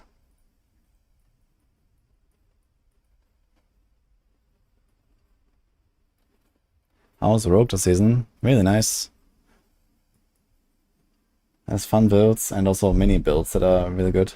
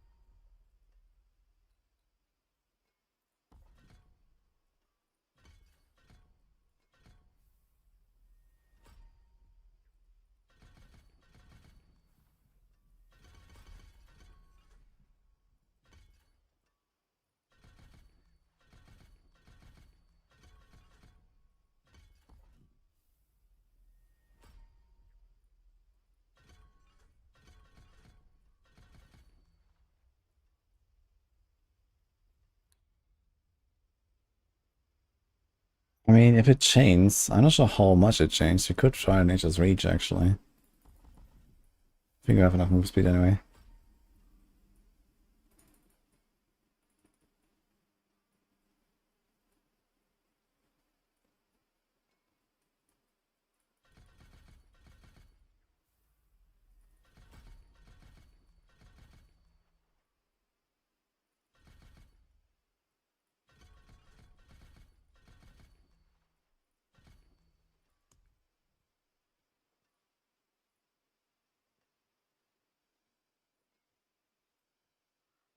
I was making a Stormclaw Druid. And I also prepared a Heartseeker Rogue. And an Earthspike Druid. A Razorwing Spiritborn. No alternative on a Barb. I'm not planning to make a second Barb build. But it was pretty fun setting this up now.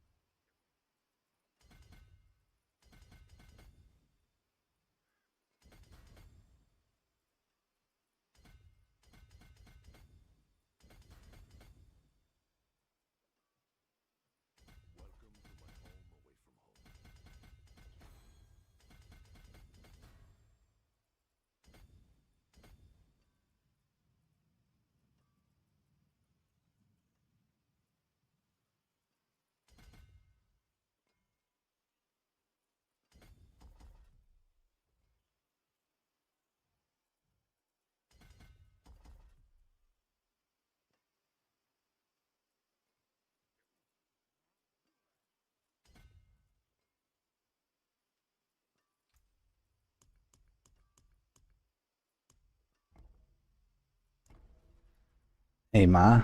Thank you, man.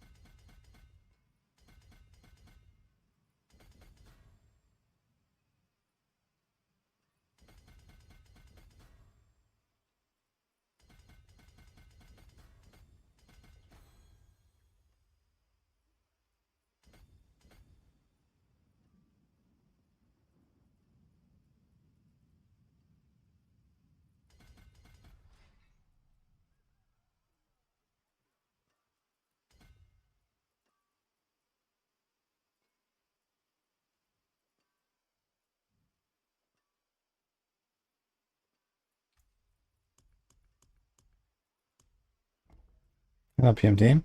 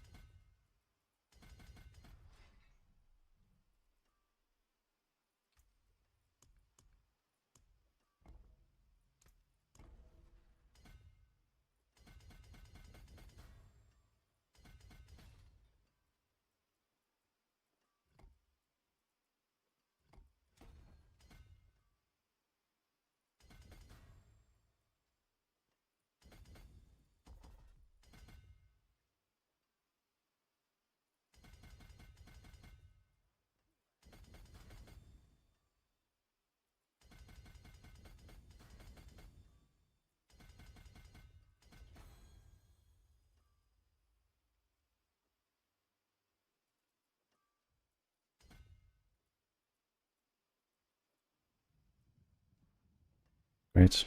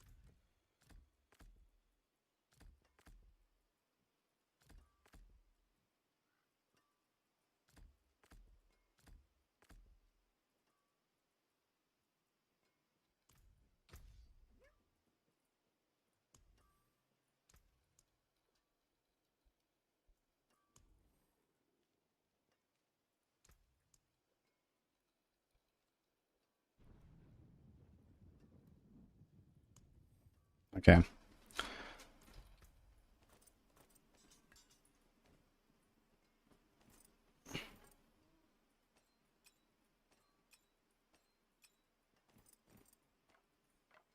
And this is Perdition, and this is Shroud. Okay.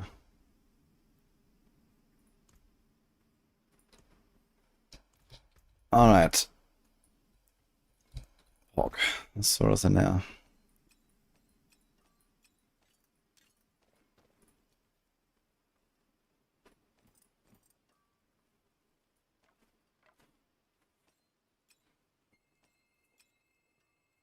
Oh. Ding ding ding. Okay guys, I need to be a 1 minute. But we are done with the cleaning. So we can play the video game, guys. BRB.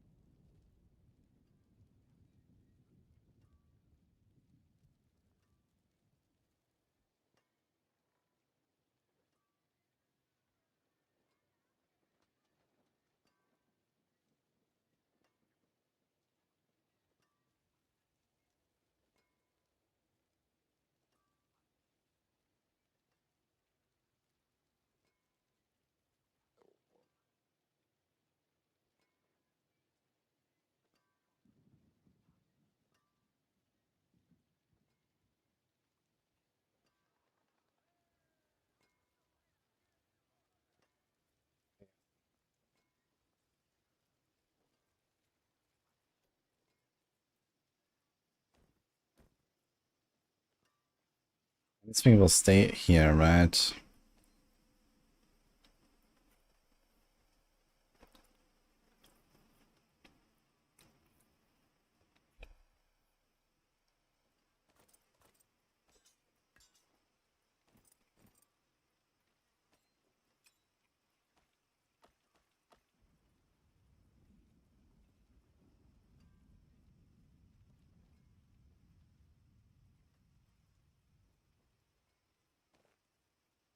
Okay, penguins will go on both. This will go on both. Equip. Okay. Boom.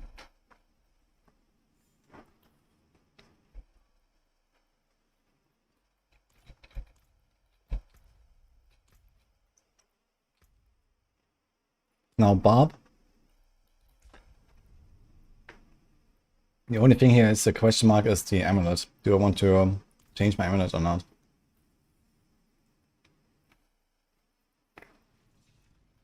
I mean, I might still get a better one anyway.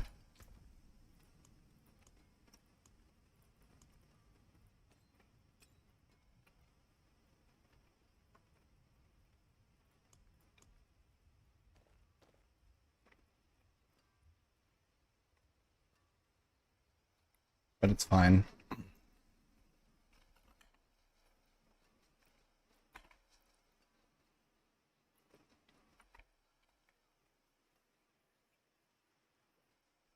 And then once we get a grandfather, we're gonna roll off the auras, which is now.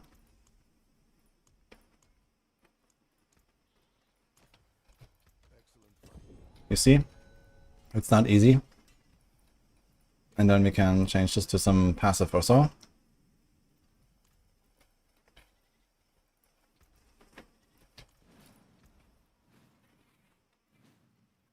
Give yourself the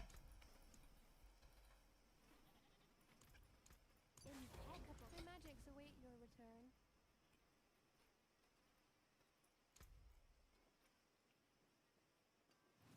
Okay, we have 14 overcap on res.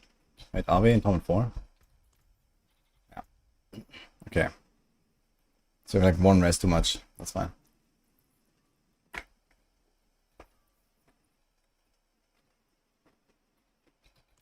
See some steel you need? Here's a good one.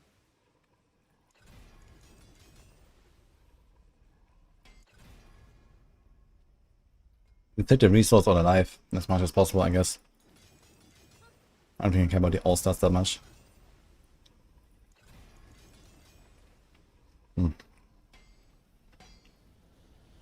Maybe it's fine.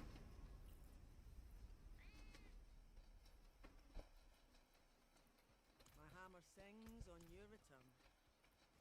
There is power in these stones. What colour and brilliance.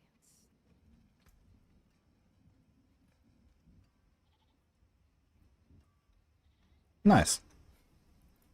It's also more live. And the attack power in sheet looks very funny now. I could almost think I got a massive upgrade.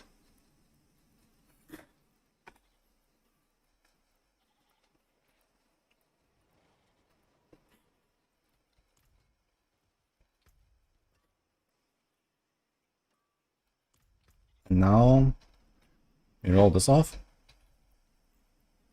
And what else did I want to do? Or did I make another ring?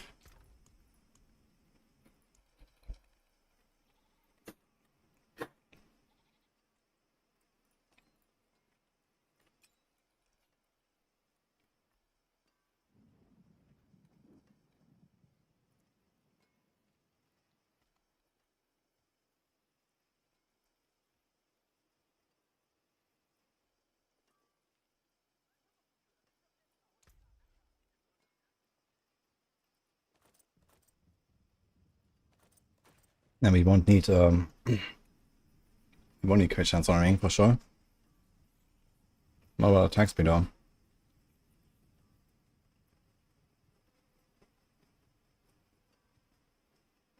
We have 76. Was I actually using the other ring here?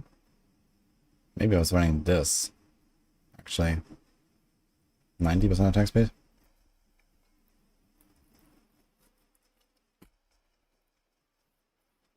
There's no dynamic attack speed buff here, right?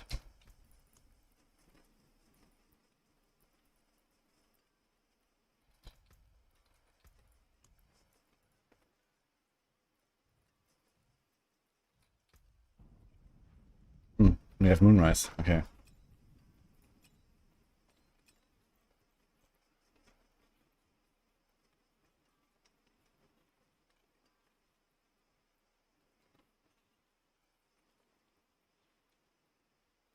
Okay. Yeah, so we roll off the rest. Get something cool here. 13 maximum resource, for example. I'm really tempted to try it. Okay, how much resource would this be? We had this maximum resource amulet here.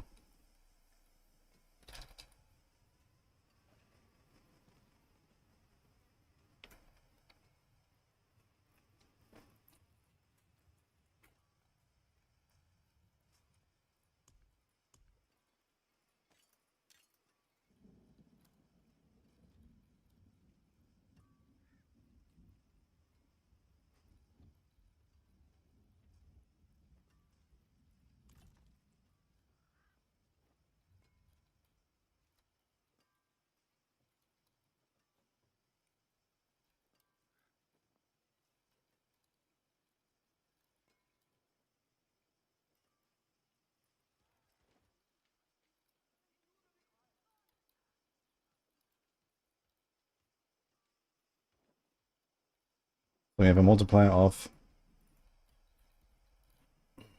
983. Like that.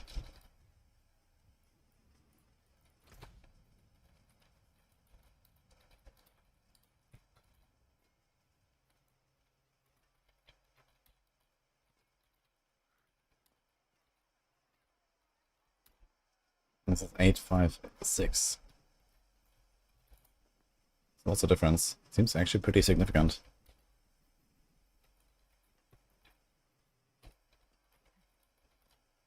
%. And that's with the max resource without a master or crit. Just going to 12.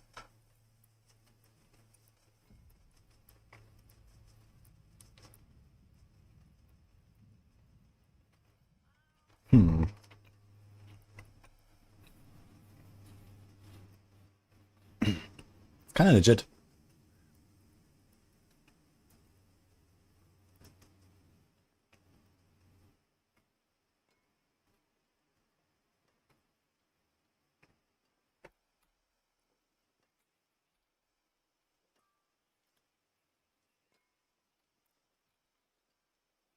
Now I could use this for like a push and not have lunging strike range because that's relatively useless there. And put something else. I guess damage.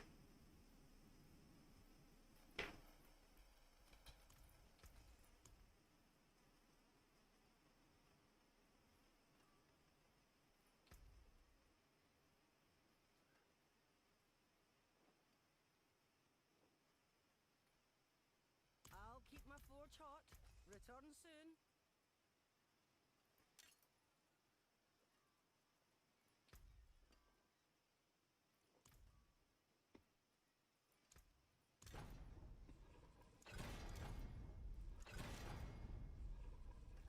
Enroll.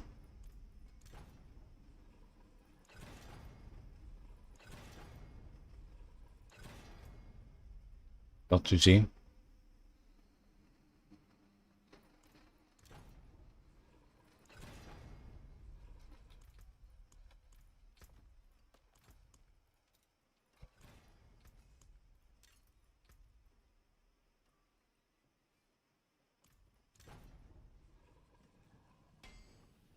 Okay. I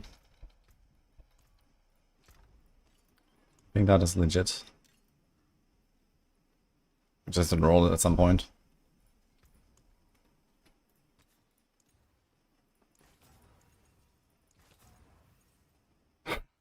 Fuck. Too heavy-handed.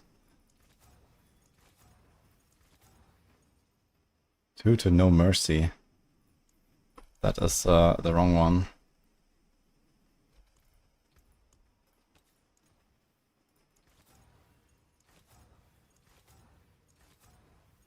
2 to Heavy-Handed again. Oh my god.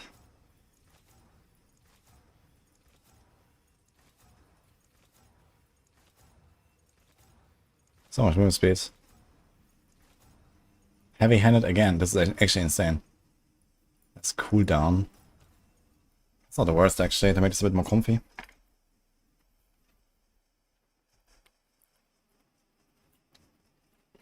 Maybe I keep that.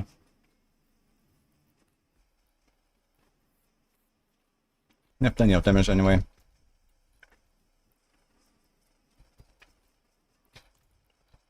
I'm more about this.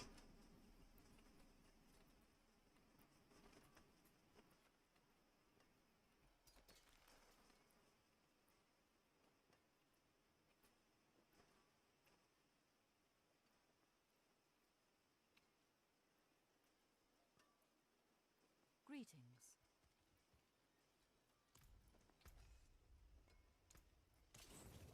So many mats.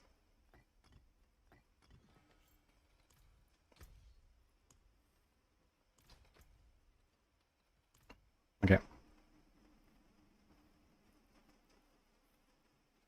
Staying live, movement, biz. I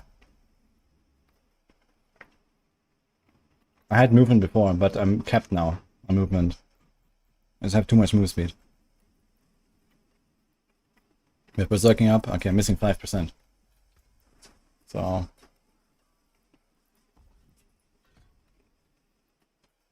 there we go, I guess. Do I actually care about the regen?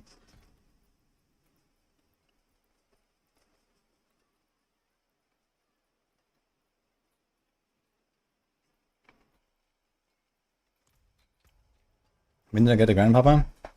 Like 5 minutes ago from the blacksmith.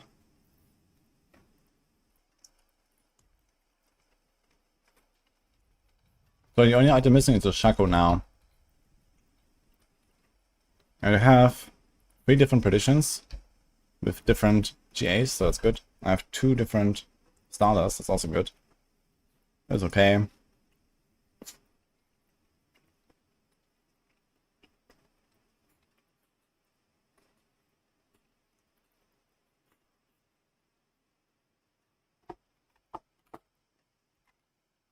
How's the build work? I'll show you.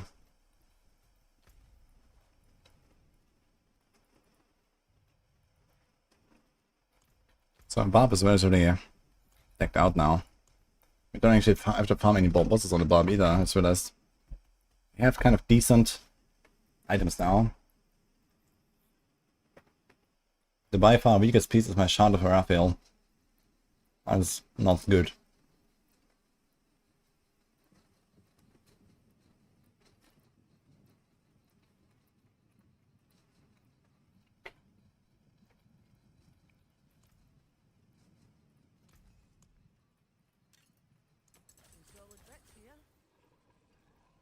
Nice.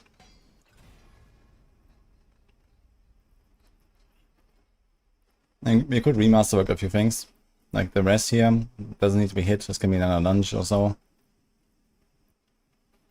This should be a GA live, or at least GR. The core is irrelevant.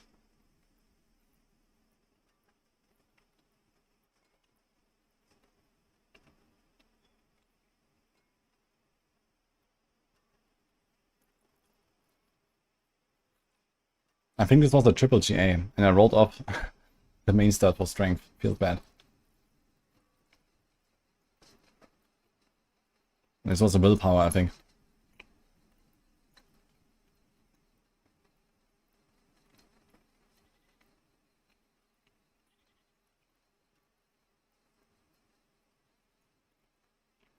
More loyal friends you'll not find.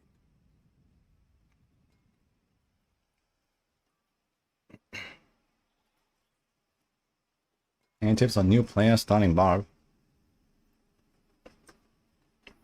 Read the maximum guides.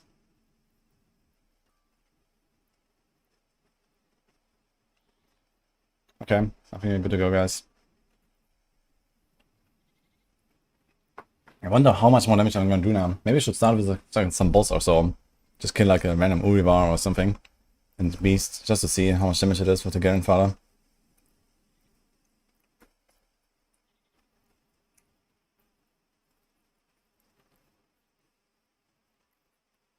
Okay, Madden. With a piece. Alright, I'm gonna put us back in the kitchen. 1 sec.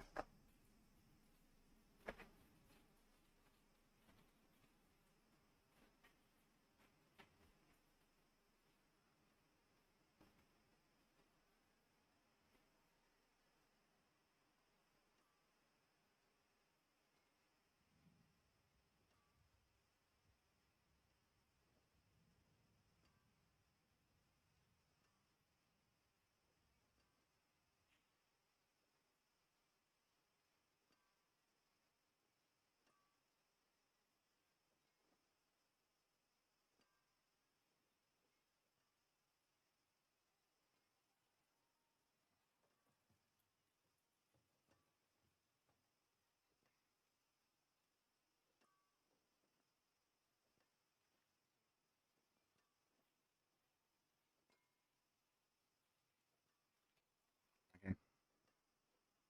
Madden, I don't have any more now. Maybe later.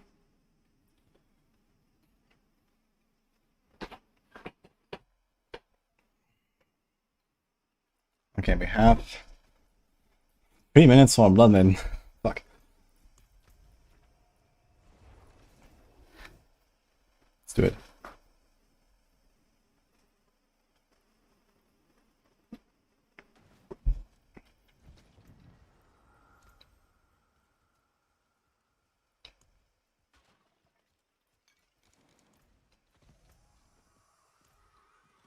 Okay, resist are fine, armor is fine. Let's go.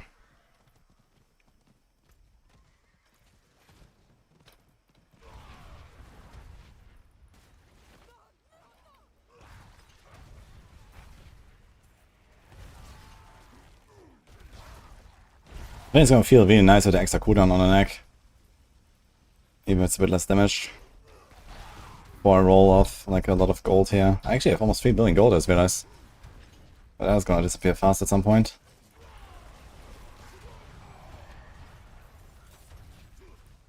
Where's the ritual thing? Okay, we have 145 left in this Helltide. Let's go. Let's see if we can get to 175 Cinders. Would be possible, but I'm not sure if there's enough Cinders dropping from just on the event here.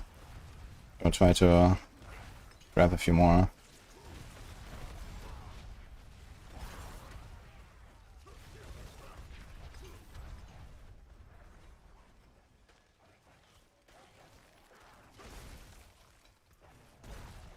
Need Grand Gems. Yeah, that's true. Actually, I have the... I think it's the wrong gem here in my starters. It seems to be Willbreaker. Which is, I don't know where, but not here.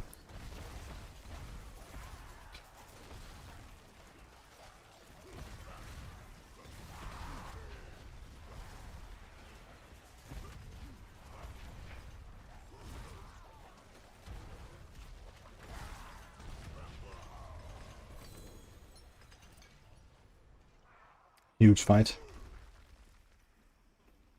I don't think we're gonna get 80 Cinders in 30 seconds. We're a bit too late.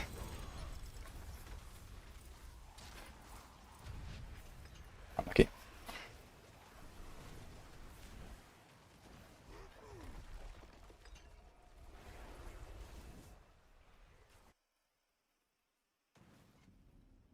$3 billion gold, just enough to make Razor Wings S tier. I'm actually excited to try the Razor Wings build. I've only played Razor Wings as like the kind of face tank build with the spirals.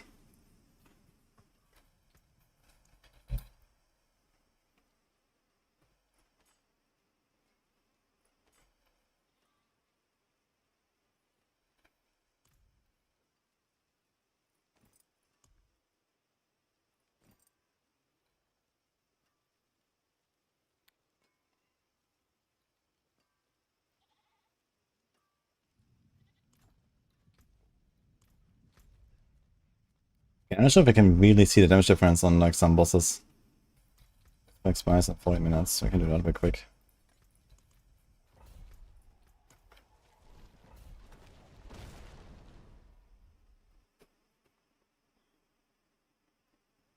He tried Shred, spoiler, it sucks. I heard someone was doing like a 97 or something with Shred. And other people having a blast of it.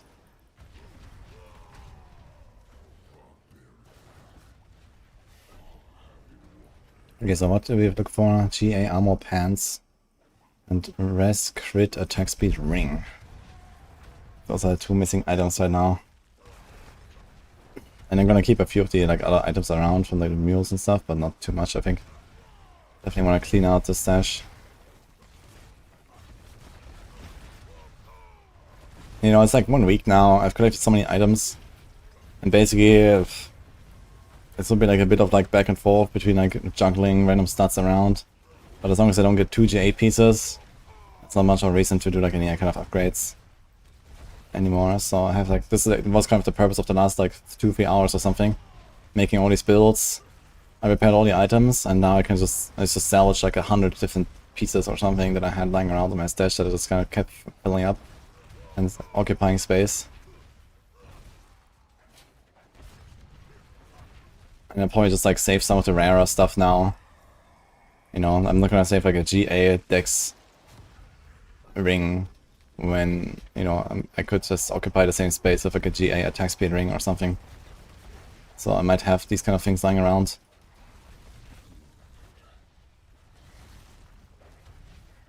Hey Bastard, by the way. I'm not sure when you joined.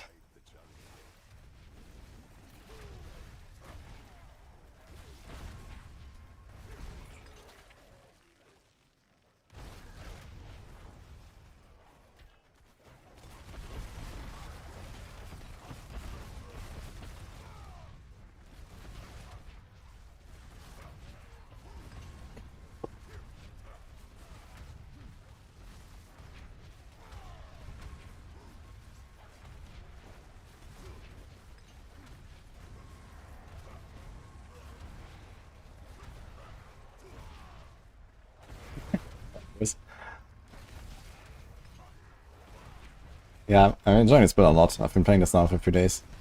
Very cool.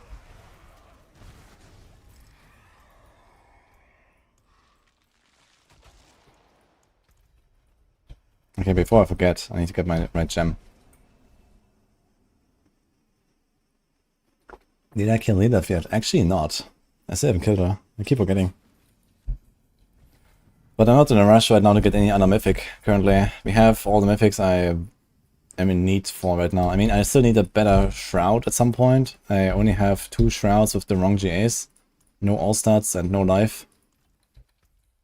And then I need a Shaco at some point.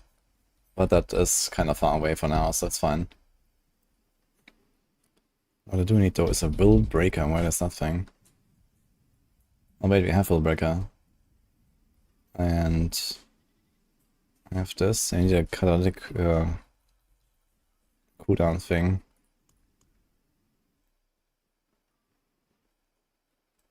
Oh my god, who knows where it is? So it's gonna craft one.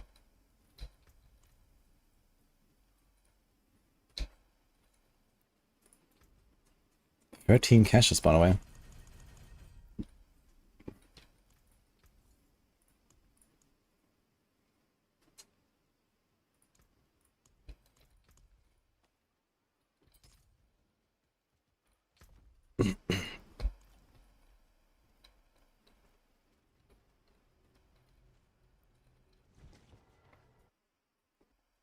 Little Spark always creates Shaco. That's fine. I mean, I have plenty of bosses to kill still. I especially have to farm Beasts, which means I need to farm Nightmare Dungeons, because I need a Fist of Fate. I don't have a fucking Ancestral Fist of Fate that's worth a damn. I'm still running around for 750 on my rogue. And all the other bosses I found, on all the other builds, like, it never dropped.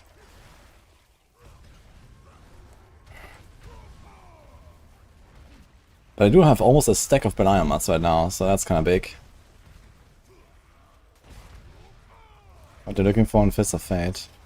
Yeah, high affix and high lucky hit. That's usually what you're looking for. And then everything else is kind of a bonus.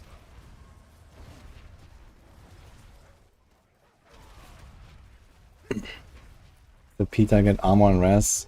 Yeah, to get started, use a normal helm with armor and res. That can help.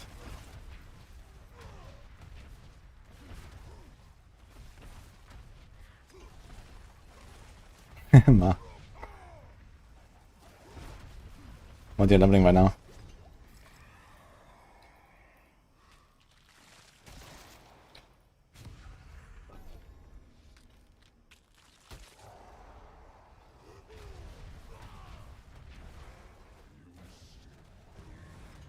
You got your own office today, bastard. Nice.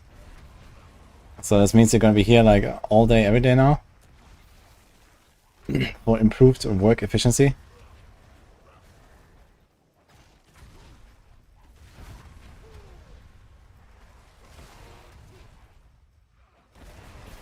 This Barb cannot be stronger than Pulse Druid. But it goes a bit faster than Pulse.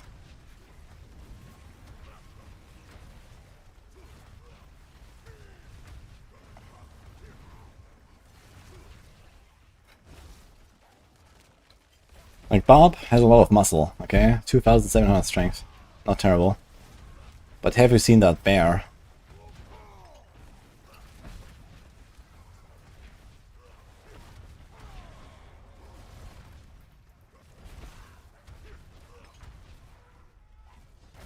Its Flay Rupture is still good. There is a build around it right now that's like one of the better Barb builds, I think. But it doesn't mean that much. So, Lunge and Bash are the two best on Barb. And I think then is Flay. But I'm not sure how large is the gap. Maybe it's not very large.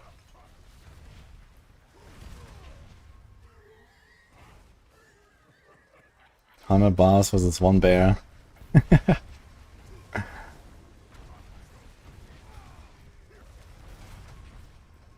Any builds using Craze? There is a, let's call it quote-unquote Touch of Death build, which is actually spamming Quill Volley to proc Lucky Hit to trigger the Touch of Death with that glove, which is the highest pushing build of last season on Spiritborn. But it's not recommended. It's a giga lag fiesta. Other than that, I mean, it's like an alternative for like a normal glove on other builds to just become invincible, basically.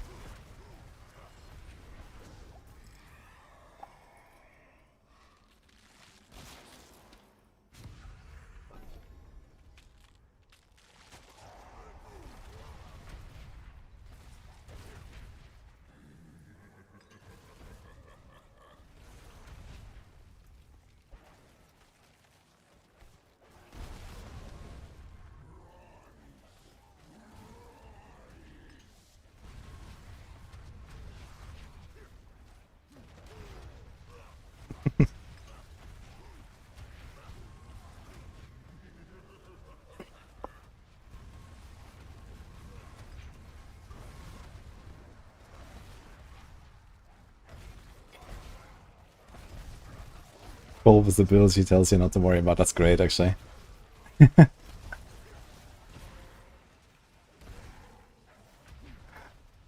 That's true. And it's most likely gonna get buffed even further.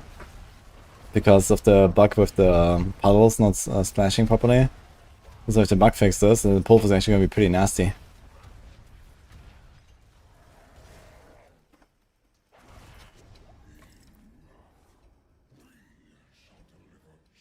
But dude, I'm all for it, man.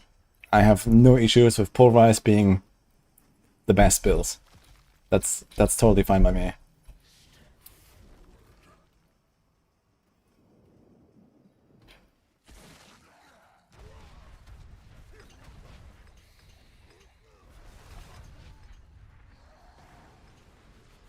Farming a shard for Raphia is pain, yeah. Just do Infernal Hordes, they said. It's gonna be fun, they said.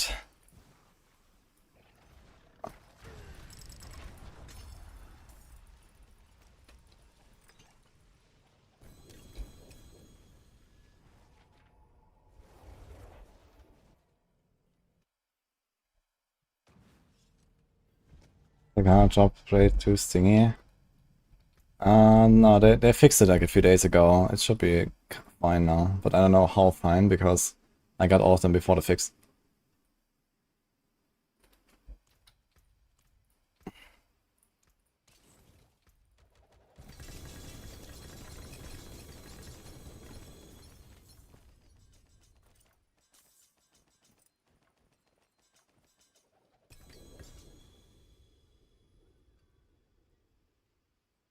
Oh, close. But I think the 50 is too noticeable. Like on the bosses I kind of struggle sometimes to keep it up. We need to have a high roll on this thing.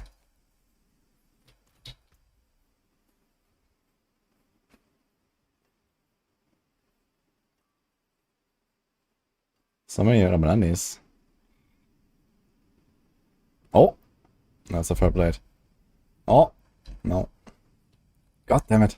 I'm getting debated. Hard. Use it well.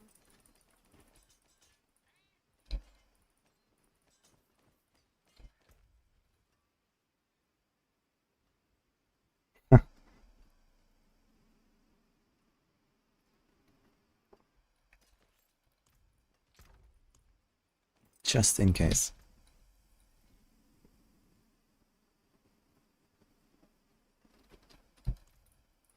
I forge more than horseshoes and may hammer sings on your return.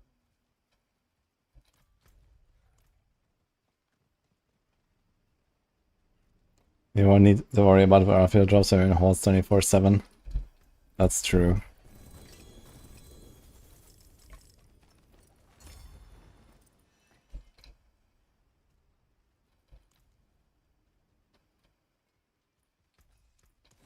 And then again, you can also farm hordes of other classes, right? It's just not the Spiritborn to try to get Baratheon.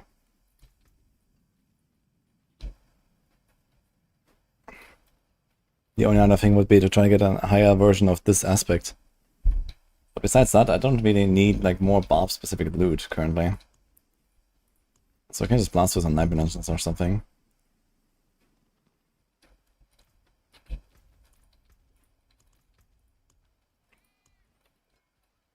And get some Opticide. We need a lot of Opticide actually. I have to farm a lot of Night Dimensions. I have 20k only.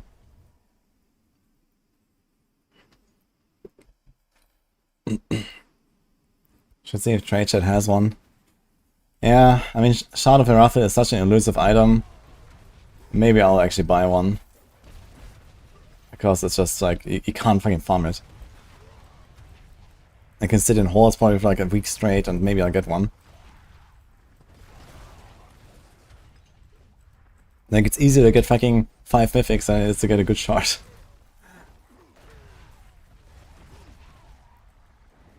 How's Barb? Really fun.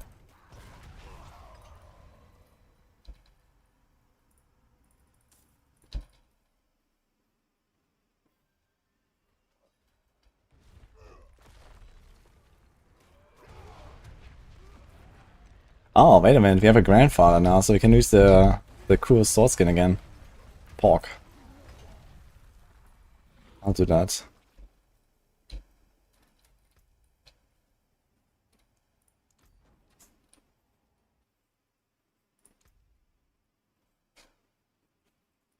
Here we go.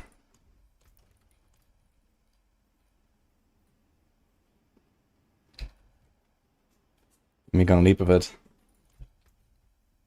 Hell yeah. Okay.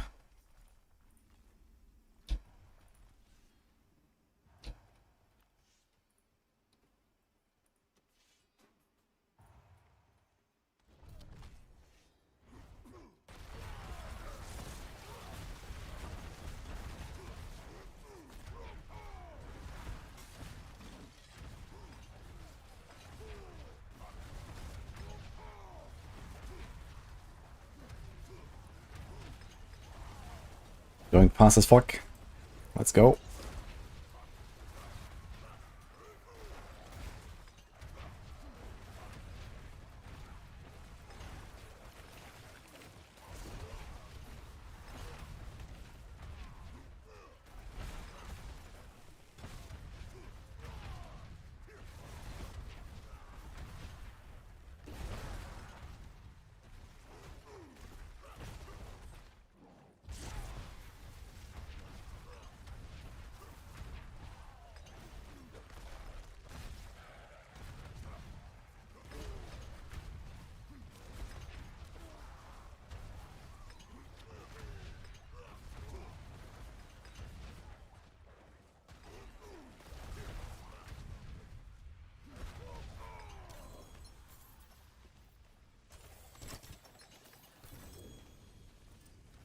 2 escalation sigils.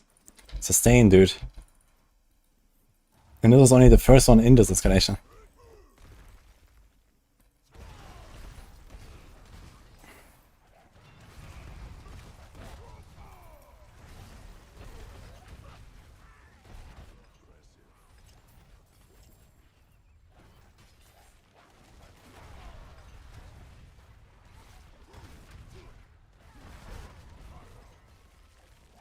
I did a delay to enter the portal.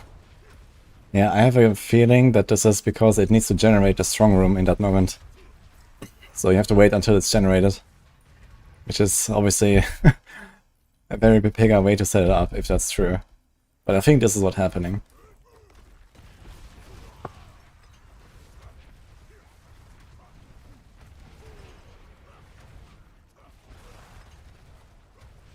Moto that I level the Barb with. I will probably choose Upheaval just because I like it. I leveled this one with Upheaval, but it was twinked, so it was easy anyway. But you know, while leveling, you can have fun with some other builds. And it doesn't really matter too much. And then as soon as you get a Moni and attack rune, you're blasting. Or a Seer and attack even. The Earthquakes are kind of carrying you during leveling if you get a rune.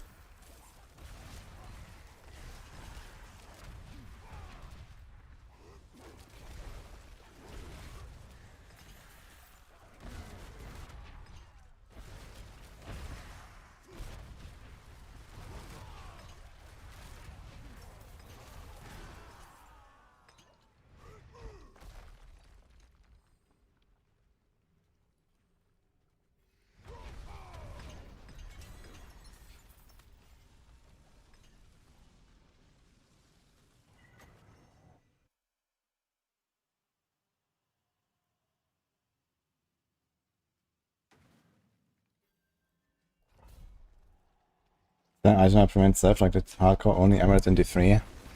No, that doesn't exist here. It used to be a consumable for that, but they removed it, luckily. In softcore there's a cheat def right now from a season power, but it's not available in hardcore.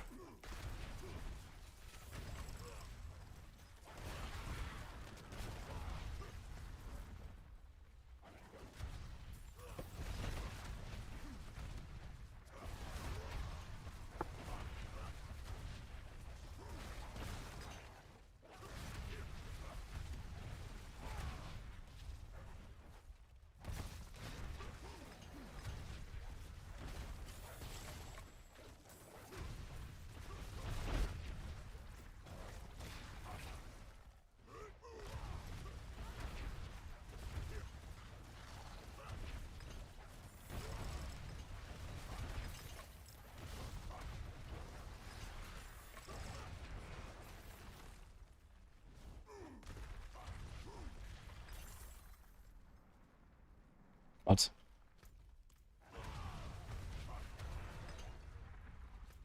Oh, was that a cursed shrine?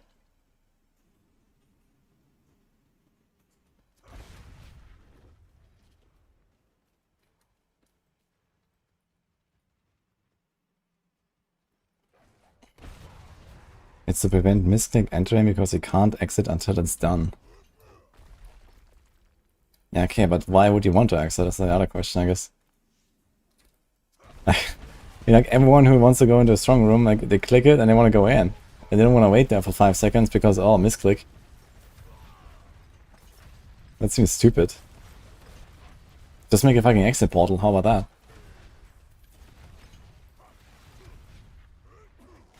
I mean, the strong room is the reason why you go into a fucking nightmare dungeon, man.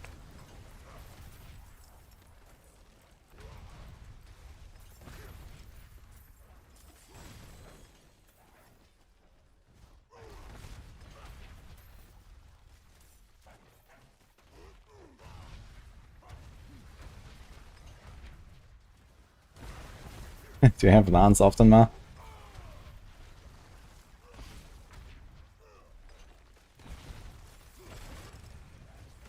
All the gem fragments, let's go. Actually, I should start crafting some grand gems, right? Like, wait, how many fragments do I have? 3, 4... Okay, diamonds is kind of whatever. Skull as well. Sapphire, I already crafted some. But yeah, we can do 1 grand emerald, guys. Insane. We can convert some stuff, hopefully.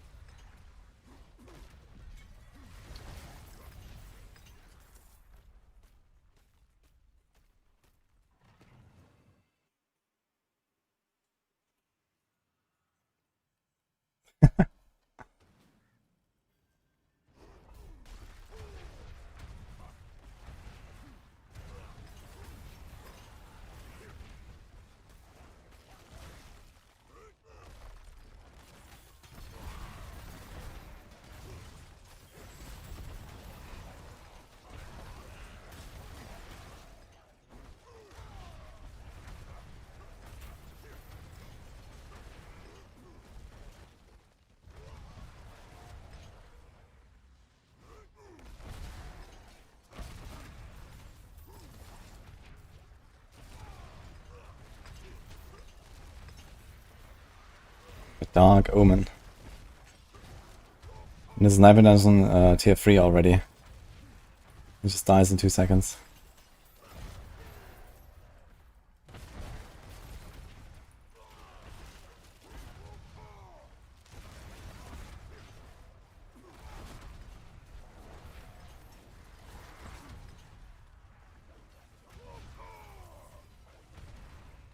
Invade Spiritborn is one of the best builds in the game right now.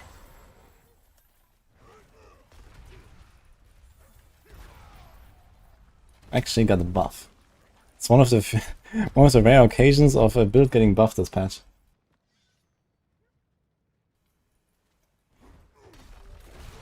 Unbelievable but true.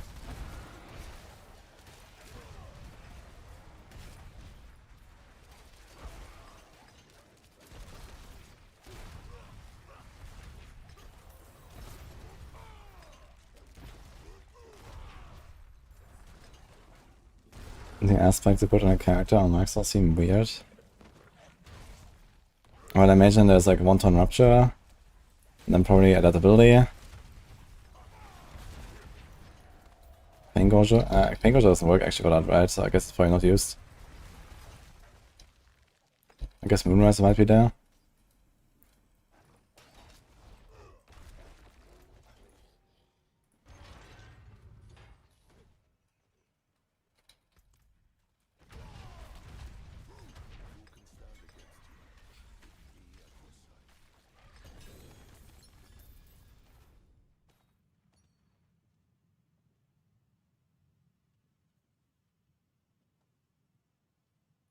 We can take a look.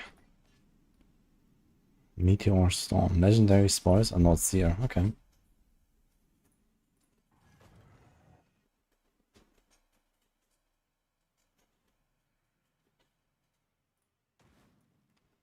Here.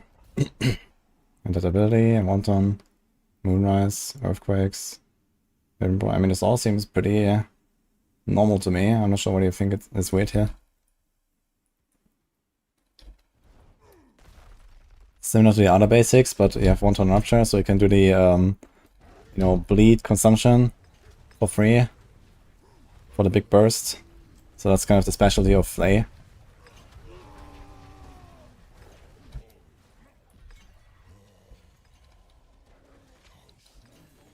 Oh, green apple and grey wolf. Lots of colors here. Thank you. Oh my god.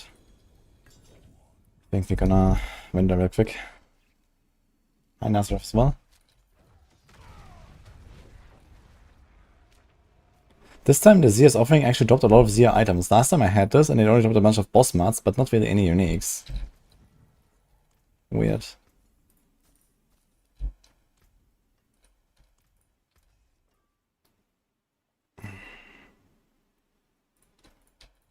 I'll keep my forge hot. Return soon. Flay might be pretty good at bossing, but it's not like this build lacks boss damage. Well, I mean, on like the very high pits and stuff, it will.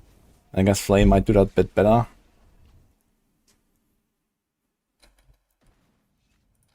I can check the boss tiers, I guess. All finished, are you? Alright. Direct Lodge. I need to get some stuff here.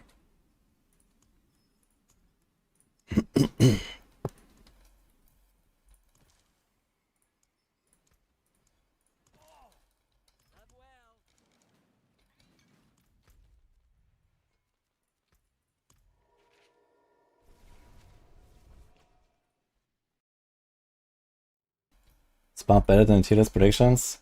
Yeah, I think a few things have moved up. Like, I think our Barbs put like the lunge and the flay, lunge and the bash from B to bottom of A now, or something like that.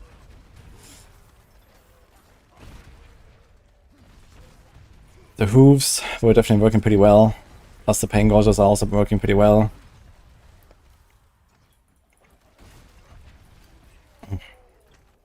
Next fall.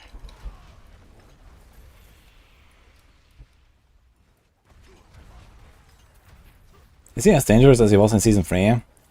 The Son of Malphas, he was like giga dangerous, I remember. On hardcore. Oh, is that a key?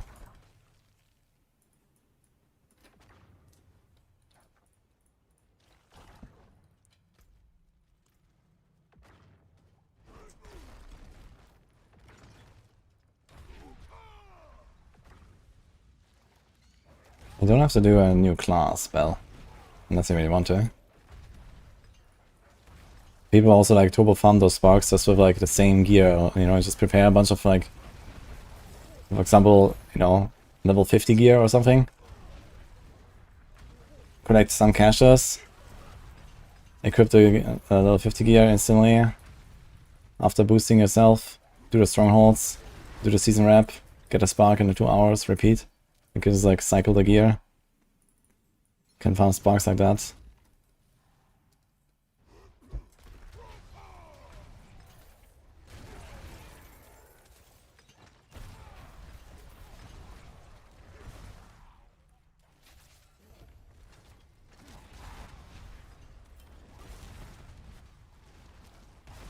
I think yes, Viraya. Depends on when you quit. But a lot of stuff has happened since the expansion.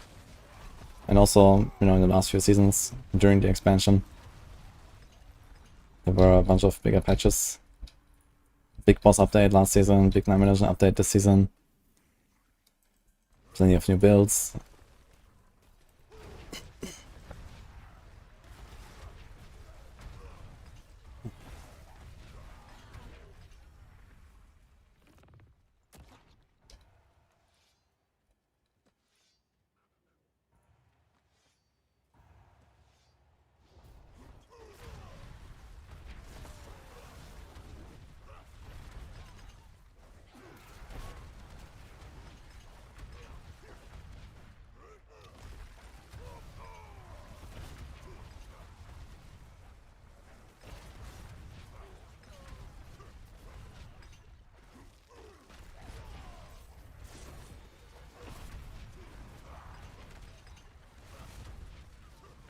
Yeah, of course, you can cut the gear from your first Druid.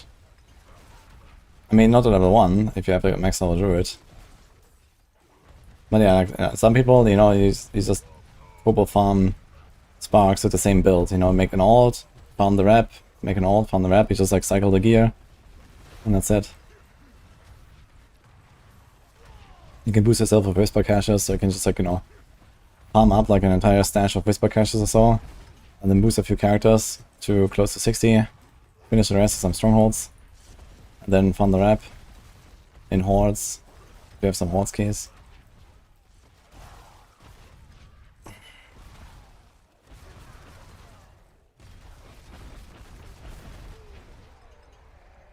Any bosses in chat?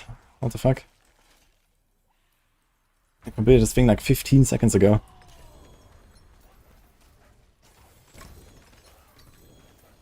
Another escalation.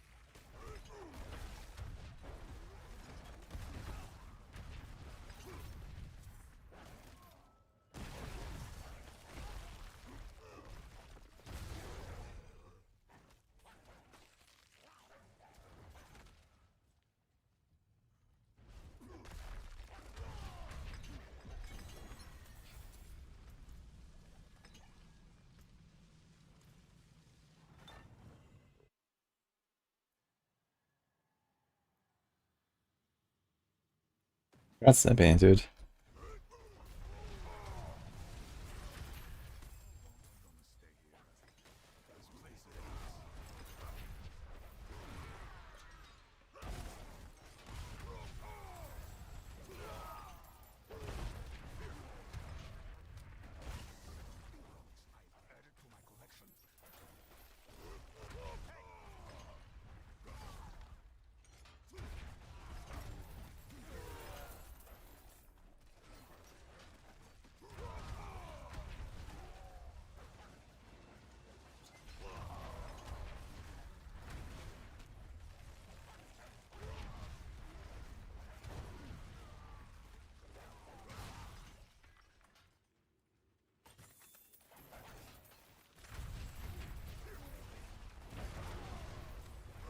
You like these quests and ammunition to have access to the boss? You mean like here slay all enemies and then, I don't know, click the prisoners and stuff? Oh, I don't know. I think it's okay. I mean, it's better than literally just like teleporting to the boss room and ignoring everything on the way. You know? D2 style. And this here, we actually fight our way through the dungeon and do some stuff. I don't mind that very much. I guess it could make some of the objectives a bit more like, I don't know, fun. In the sense that, you know, you don't get interrupted in the flow so much with like clicking on on objects or something. But other than that, I think it's okay.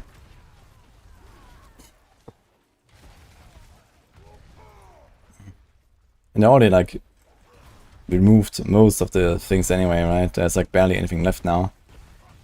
Like most dungeons don't even have objectives, or maybe there's like a, you know, slay all and then run to the boss or some shit. And like the intermission rooms don't exist anymore at all. Like they already took out like a lot of stuff, yeah.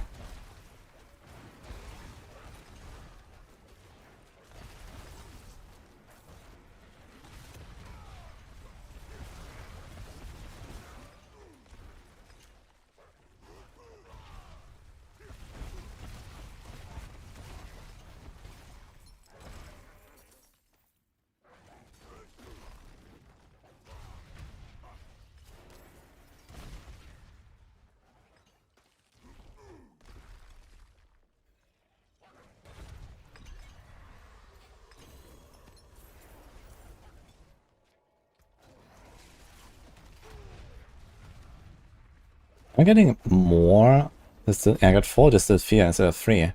Seems like I get more distilled fear in the escalation than in normal nominations. Normal nominations are 3.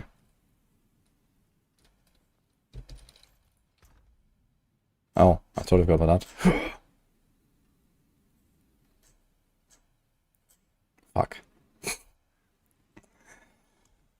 Close.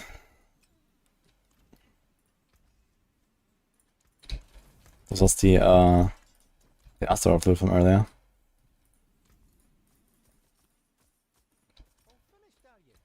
Damn it. 2 basic, 24 attack speed. That would be really nice if that affix didn't suck.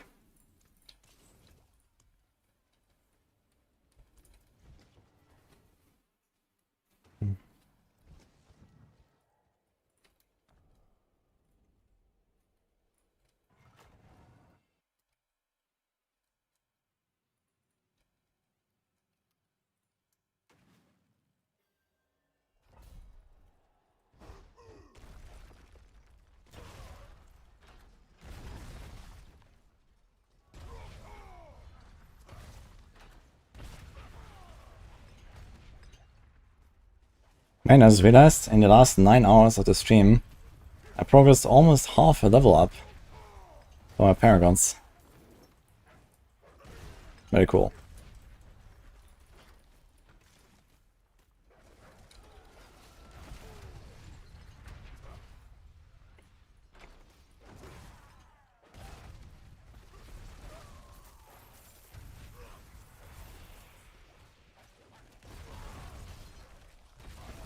It's something like the reroll suffix. What do you mean?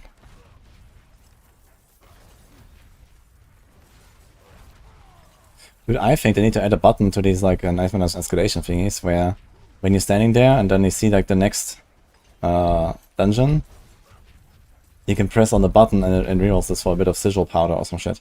Like, how is that not a thing?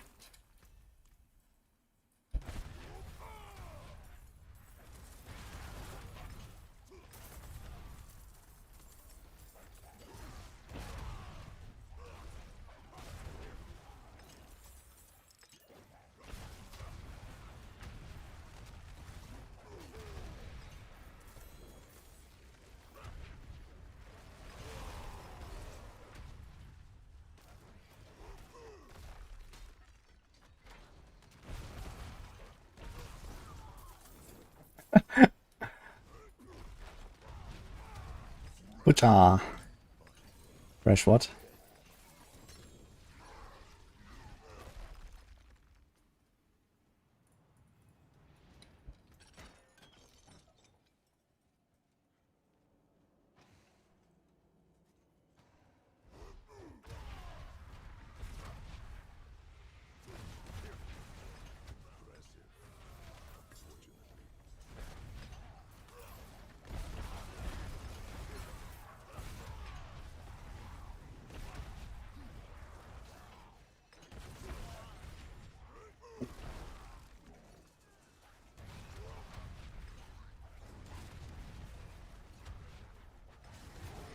You have fire, smoldering ember, and a Druid build. That breaks walls.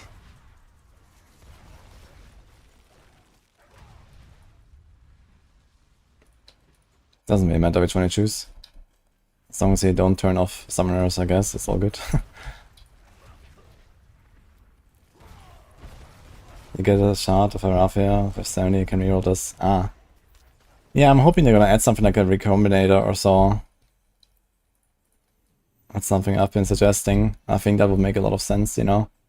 And you can gamba your endgame items a little bit. You know, it's just like a really fun way, and like it makes a lot of sense in Diablo 4 because we actually get like literal copies of items all the time, right? Uniques are always the same, and so on. And you know, even legendaries are usually like very similar stats. I think like a Recombinator in D4 would be fucking badass.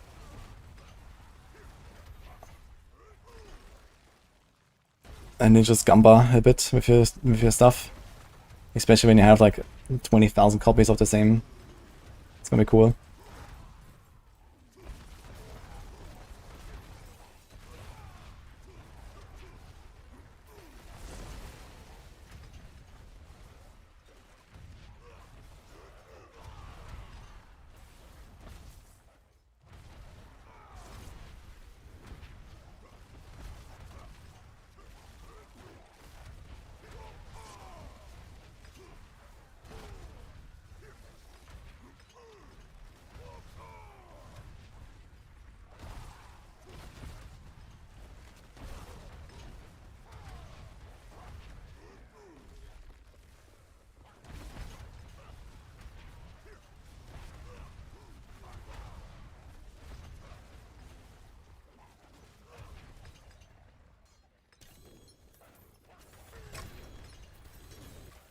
Another escalation sigil.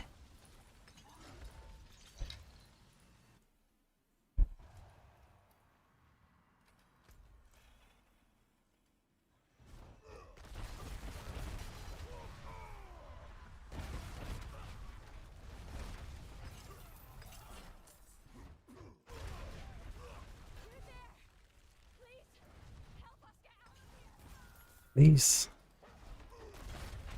What?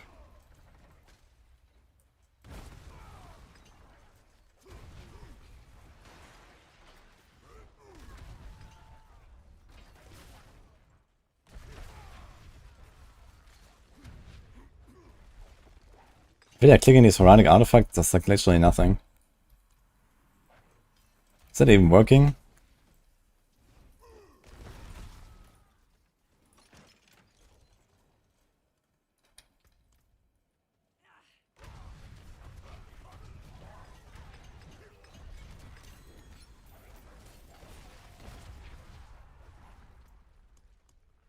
Oh, I got 4 to Sylphia again. Okay, so it's not actually higher.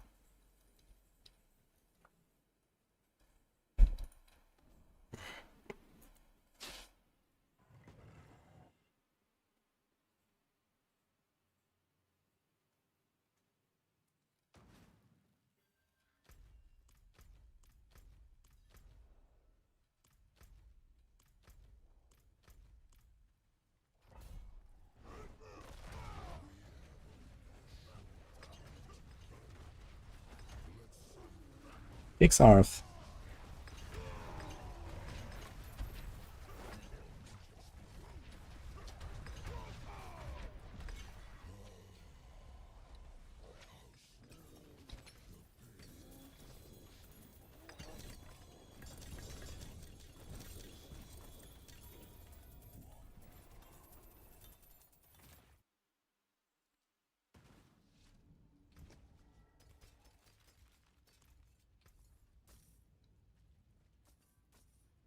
They get 2 Butcher's Cleaver here?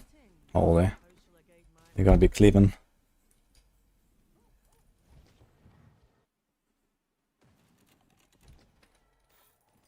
What? It all went to the stash. After completing an item dungeon with equipment delve, which are these artifacts, it gives you a Horodic cache. Yeah, okay, then explain to me where's my Horodic cache. Because I don't see it. Does it only work in normal item dungeons, but not in the escalation maybe or something?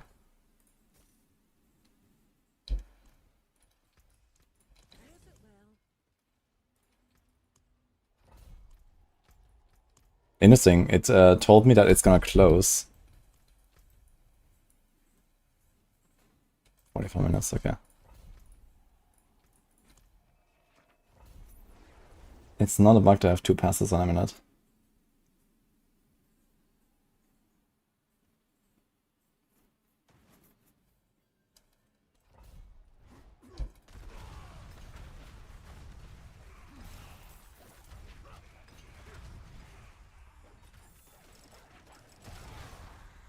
No, equipment delve is the one where you click the Horodic artifacts. And then it says dungeon completion loot upgraded. But I don't see any dungeon completion loot being upgraded. I just get a random shit, 2 legendaries. And that's it.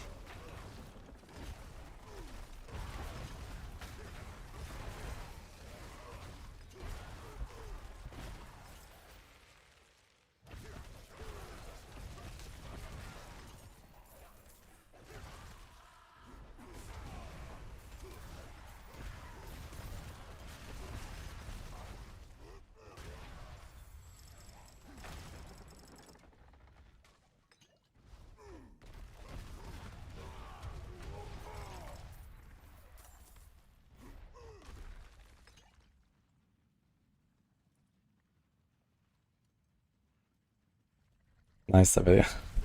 Yeah, so apparently there's a cache. I think I remember seeing that cache once, but not more than that. I think I saw it once. So I guess it just doesn't appear half the time.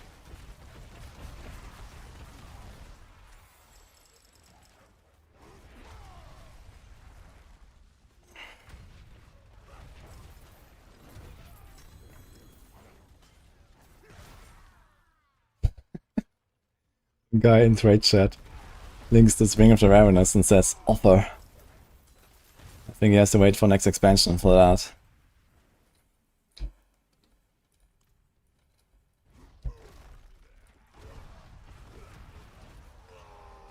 When Flying the Blizzard has made a bug in their own game. Yeah, I'm not sure why they would do that.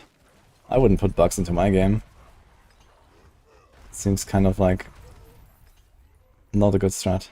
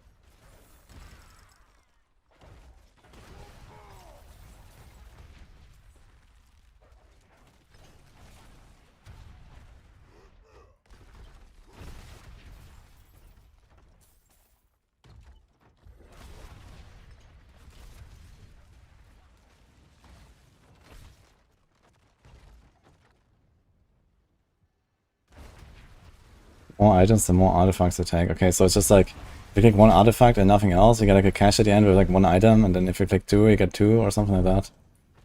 And this is like random. Like I remember I didn't even get a single GA from that, from like 6 items that came out of it or something. So it's just kind of like, yeah.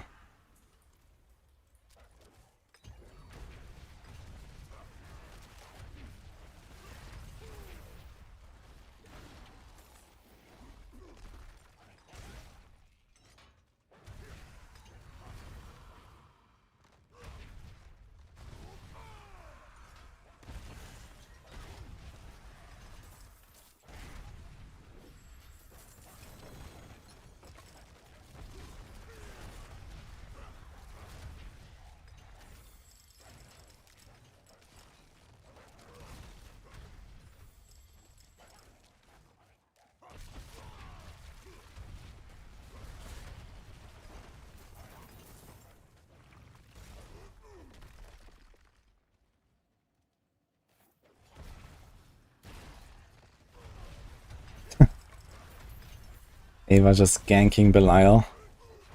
Nice. Wait, is it like an Azurath Shadow Step or what?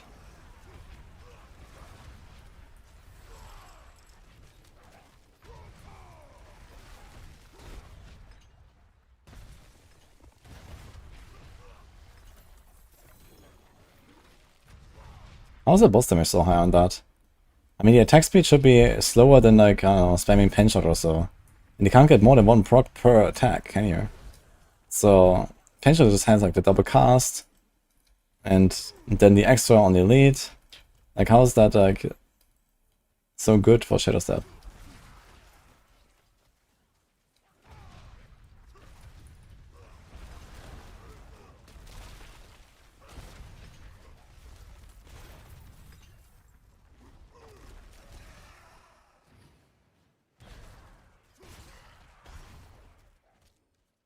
Okay, I guess you have more searches, that makes sense.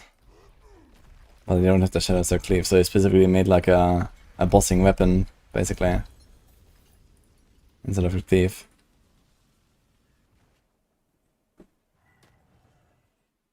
Well, actually, I mean, you just need one little cleave, right? You don't even necessarily make a new weapon. You can just keep the same weapon if you want. That's probably fine. Yeah, I forgot. You don't need to like giga cleave it up. You just need one.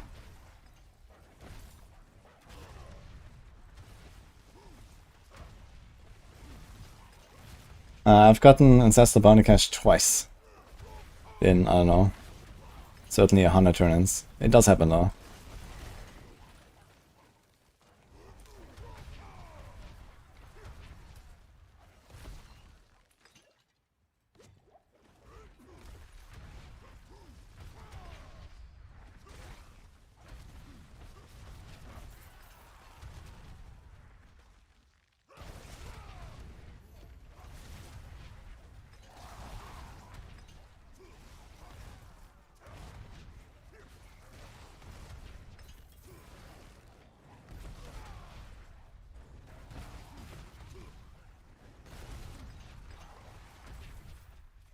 The first now you get a 100 on Druid. I mean the first glyph. Yeah, Spirit is a pretty powerful one.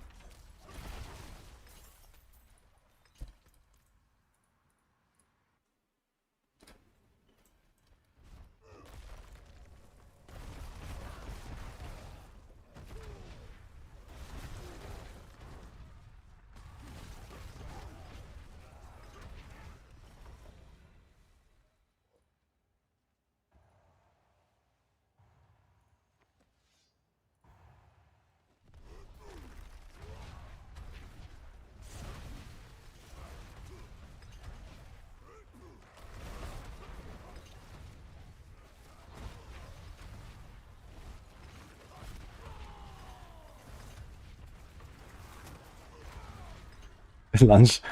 Supporting me through the explosions. Very nice.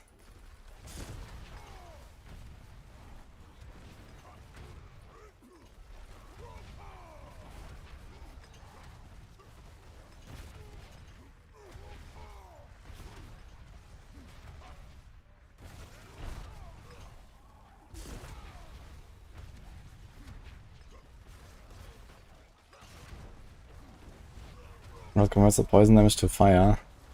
You don't convert the poison damage to fire. You do fire damage from Ravager and Hunter. And this procs Wildfire. And we use the Corrosive Vapor to convert that fire damage from the glyph into poison, so that we deal more damage with Balazan.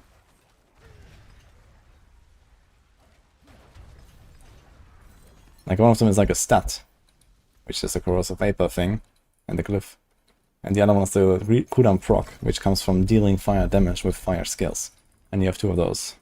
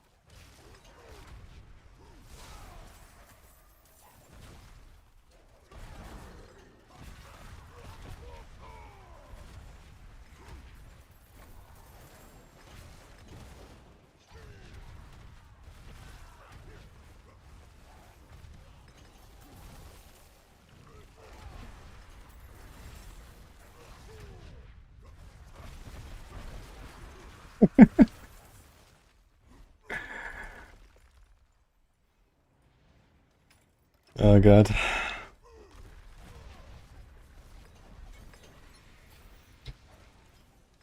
I kinda need to salvage actually.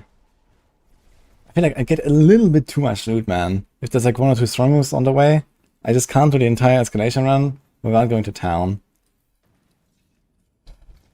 I need to get a little bit less. There's another big polearm.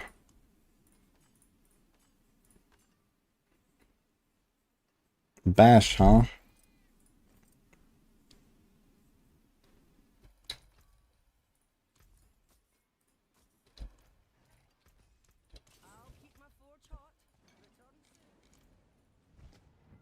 Thanks very much, Franka. Appreciate that.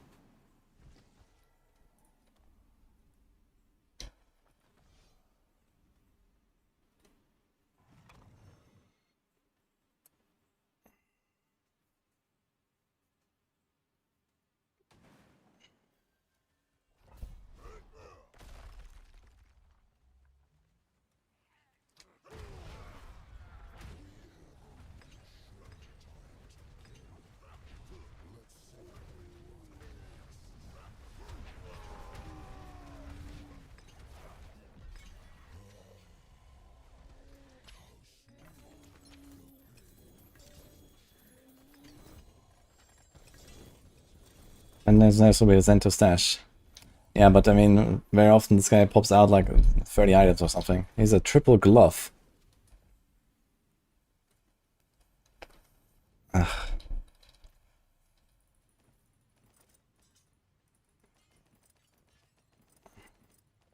Not the good kind of glove. Look, this was only Astaroth. I guess you just try to like empty before Astaroth and then pick everything.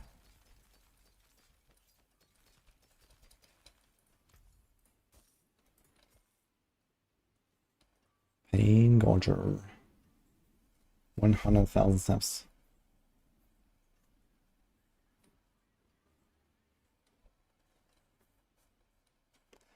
Dude, 100,000 steps has actually become relatively nutty, I gotta say. I just get 100 Fury every 5 seconds and then a ground stomp that also gives you at least 5 seconds off your ultimate cooldown every 5 seconds. Up to 15. And attack speed. And movement.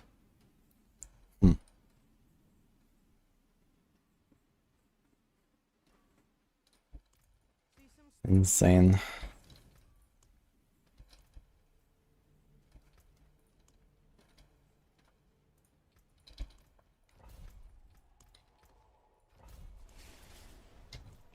New tech to get 60k outside per 40 minutes. 1.5k per minute, that's pretty good. That's like refinement spam good, actually.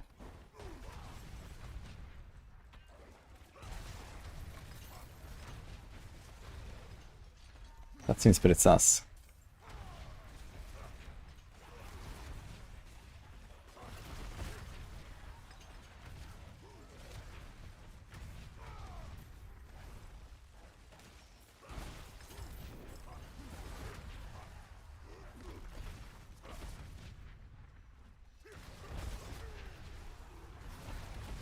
Units of flavor hasn't been updated since June 30th. Well, last time I checked, patch notes dropped. When was that? 3 days earlier. So how many updates do you want?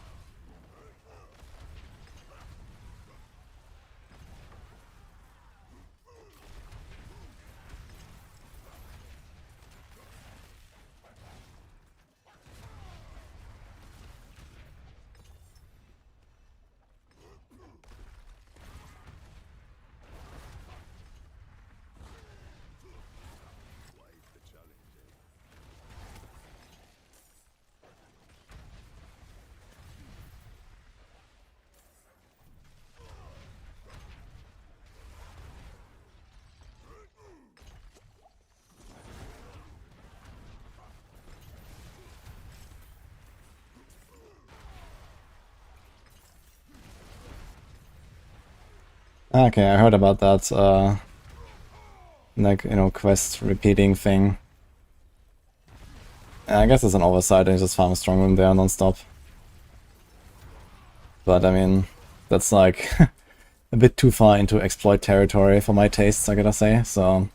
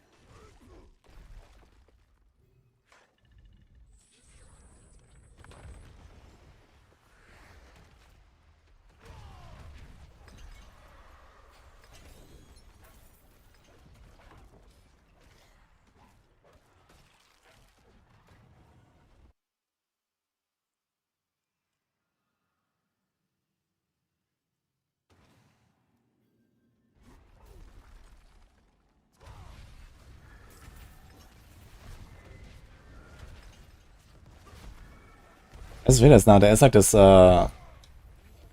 beam that shows you where the strong room is at the start. People told me about this like a few days ago and they've never noticed it. Does it always show it at the start of the run? When there's a strong room? Or is it just like when you're close?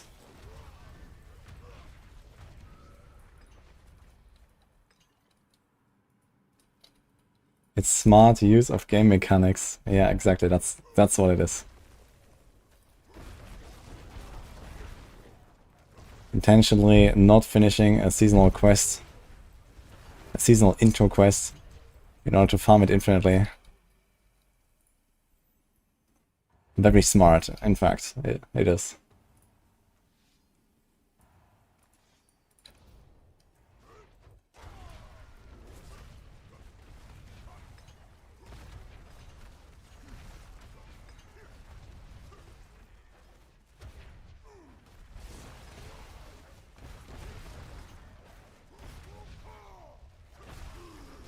It's only when you get close enough, okay.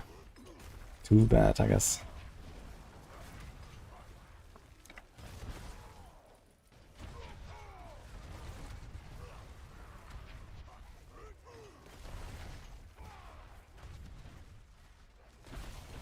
Well, Arlurk. welcome back. That's a game that's supposed to be played for many years. So here I am.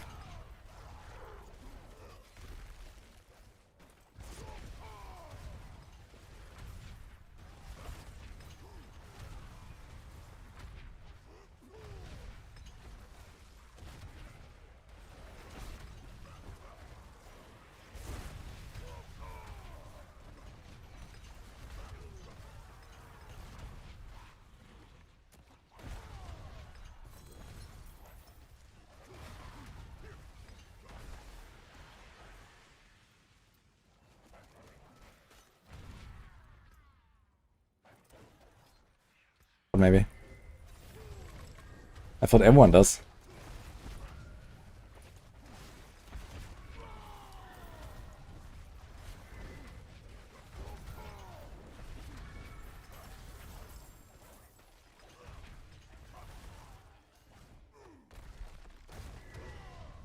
Need to pump those numbers up, you know?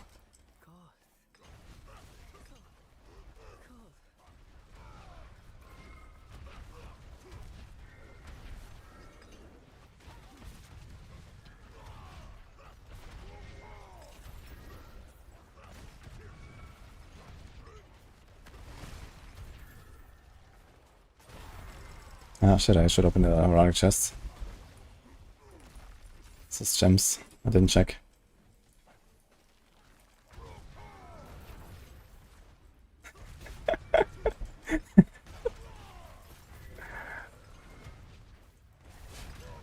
Uh-oh. Now I have awoken the basement kids from the dummy room.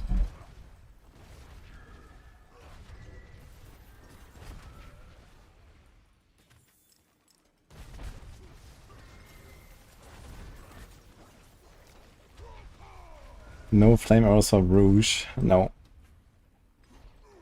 But I'm sure they're gonna make a new imbuement in the next expansion, right? Fire imbuement would be kinda badass. I would also like a lightning imbuement. Not sure which one is more roguish. I guess fire would be more natural. And lightning a bit more like, you know, magic oriented. But I wouldn't mind either way.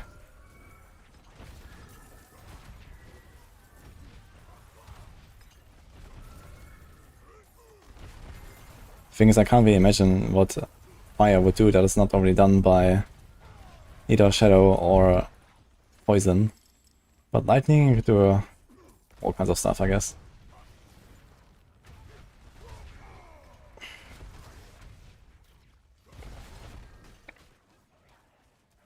Wolf or Barb more fun? Oof. You're asking some hard questions, man.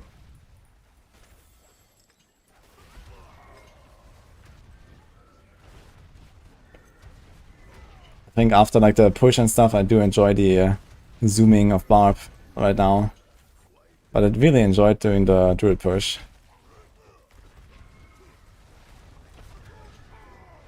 But Barb is just fucking zoomy, man. It's very nice. If you wanna go fast.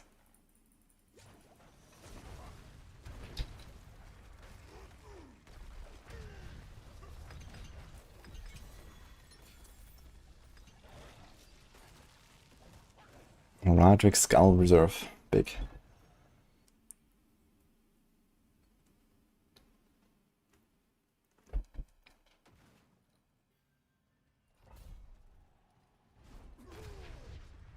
Flurry is pretty decent, but it's not on the same power level as some of the other top builds, like Death Trap and the Azurath builds. They're a bit ahead of Flurry. But the Helm is an upgrade over Perdition and very easy to get.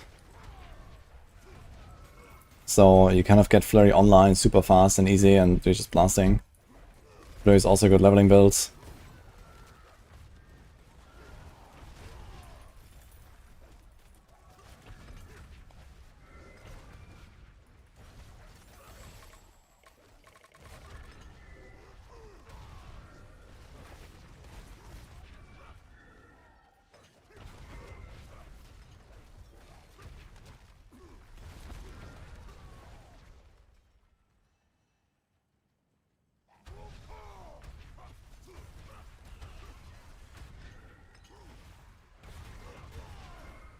Which aspect do we use if we don't have Grandfather?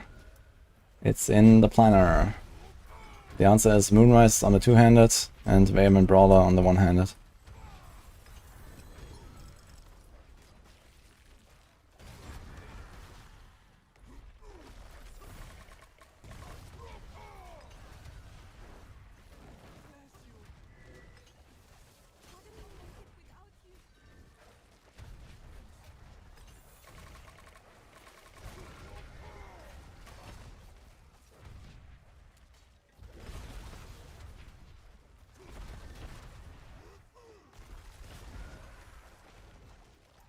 Wouldn't have made it without you.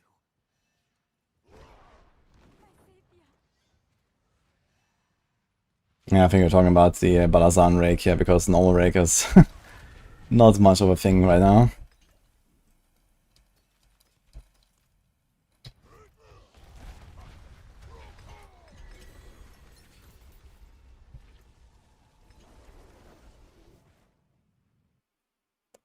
I'm running Legend Strike right now, Cerberus. It's in the description on YouTube. And best rogue leveling build is Dance. Gary.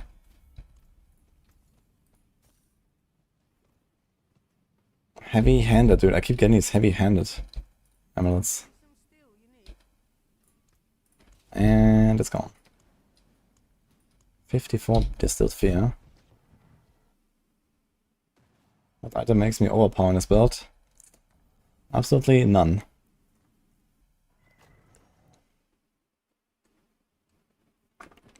But I am overpowered.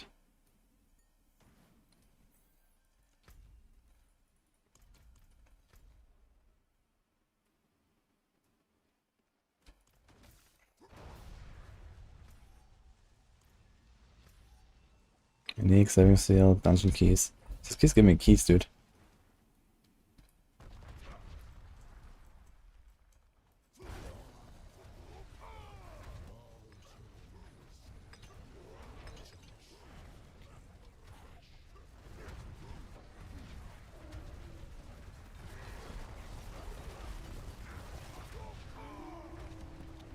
Hello?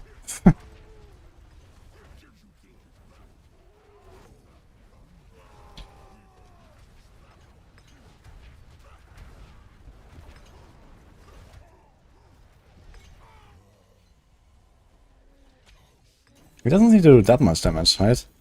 I don't even feel less hits, really.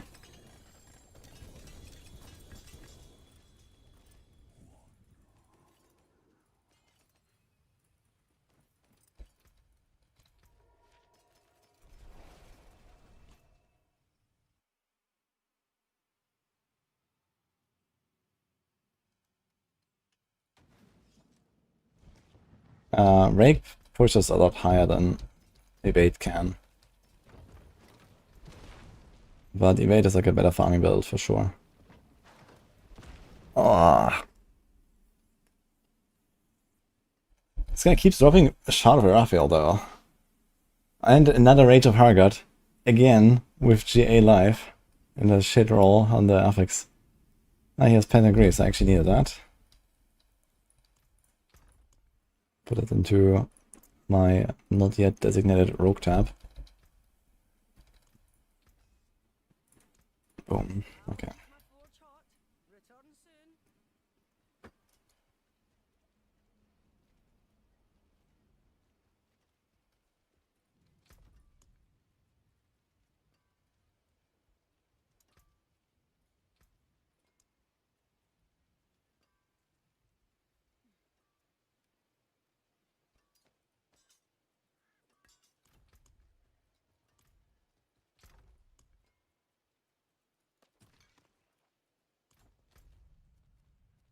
Yeah, the pit thing. We should probably do that before it runs out. What else? We have a Blood Maiden, we can do that. Urivar. How many Titan tributes do I have? I think they nerfed the Titan tribute rates a little bit. Like, I can't fully sustain just farming bosses and Titans non-stop. I guess if I was doing rotations in party, I would probably be able to.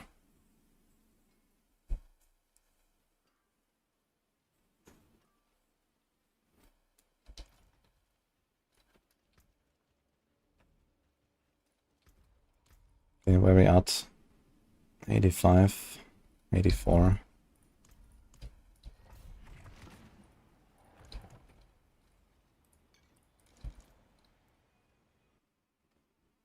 Why am I taking Wild Path if I don't overpower? Ah, you attack very quickly and have a 3% chance to overpower. So you get it occasionally. There's not really anywhere else to spend the points.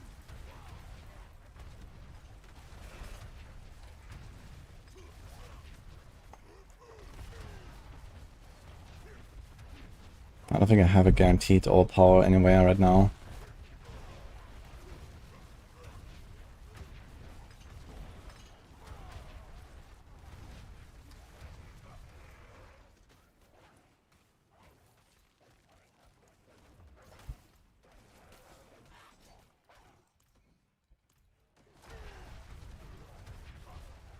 That's a really good shard for Raphael, considering how hard it is to get one. I was gonna ask for this. 100 mil?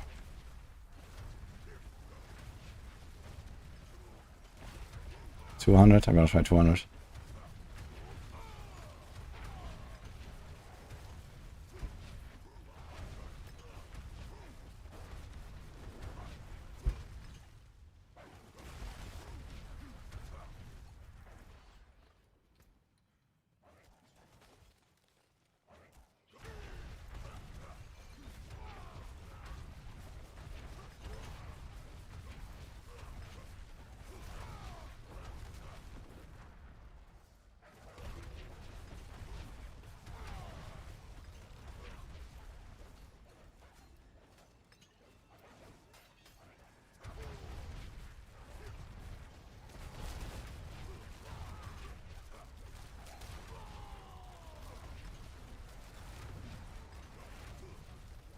Can I try tributes? No, they're account bound, okay. Are all of the keys account bound?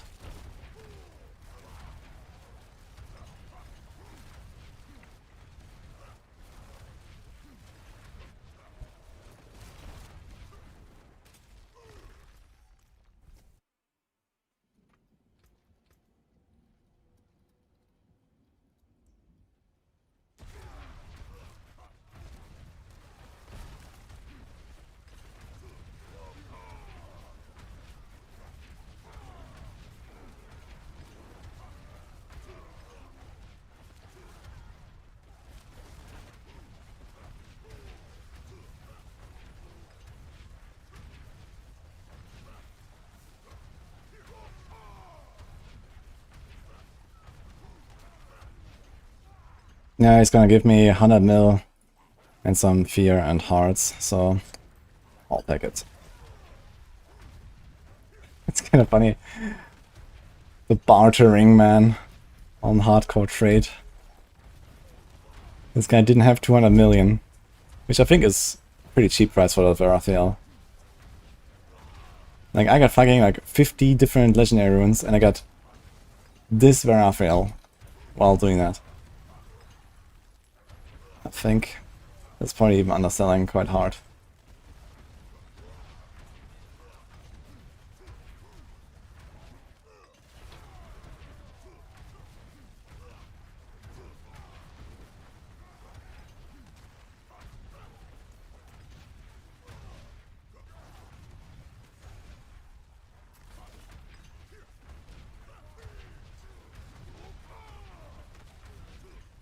Does it increase the lunge range, make me blast so fast?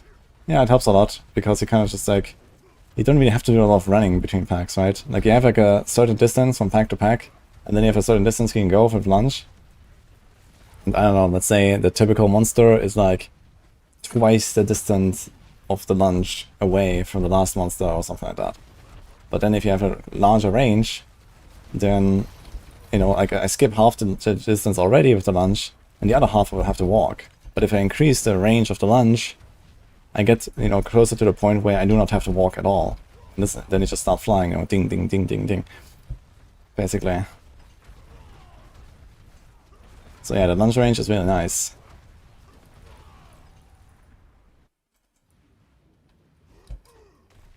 Spirit Caller of Frost.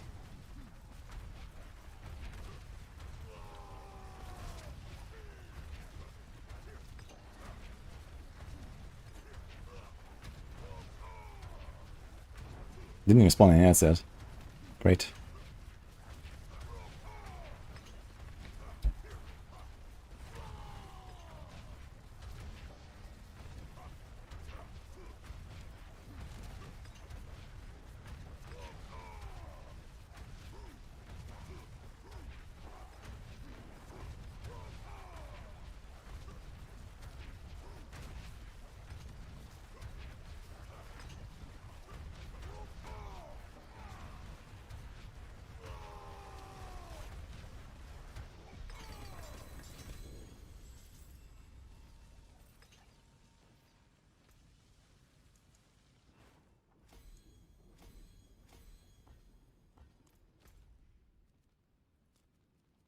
What balls in 15?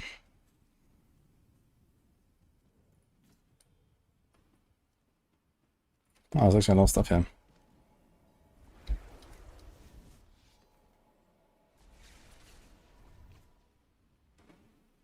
Yeah, these knights pretty good. Risky gem.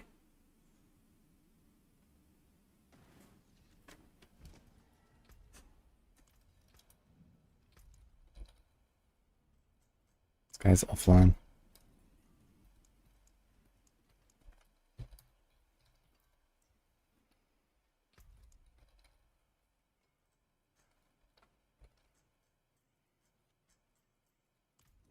Fuck.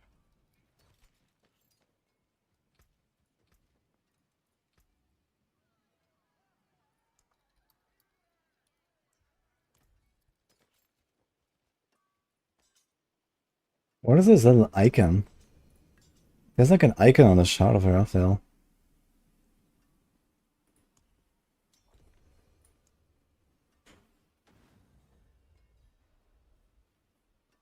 What does that mean?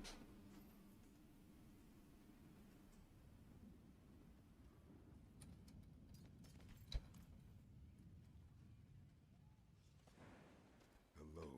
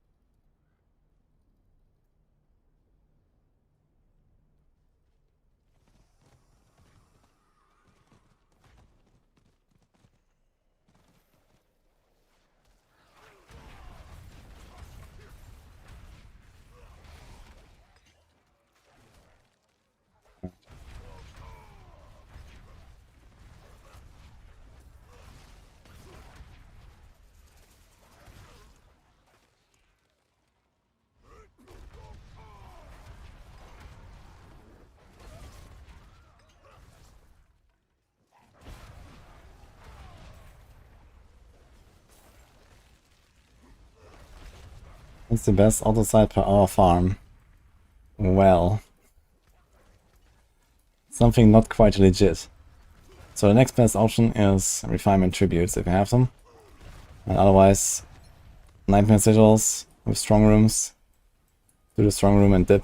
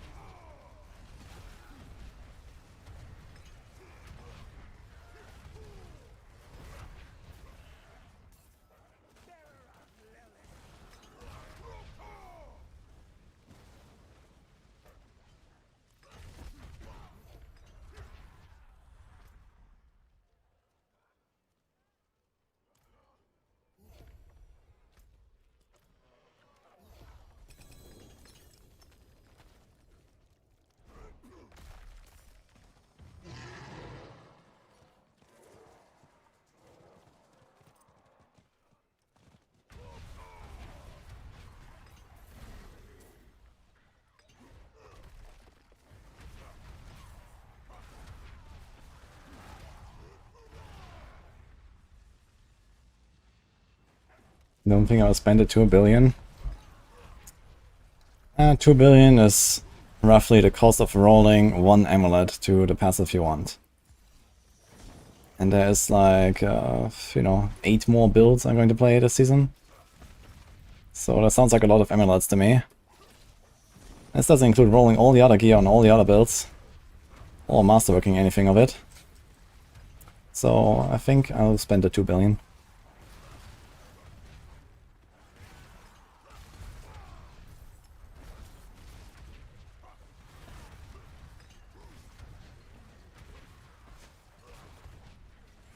I mean, just masterworking 1 legendary to orange. Like, for example, when I play Hydra, I have to make a staff, I have to get orange extra Hydra heads. Like, that alone is a billion gold. So, just that 1 item.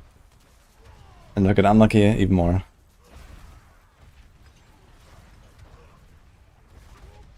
And this is like, you know, so important, you can't really not do it.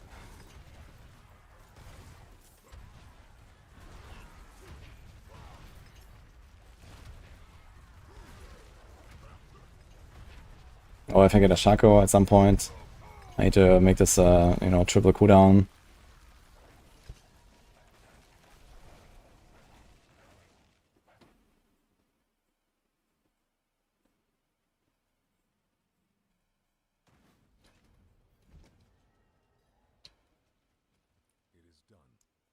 Aha, my 3rd ancestral cage.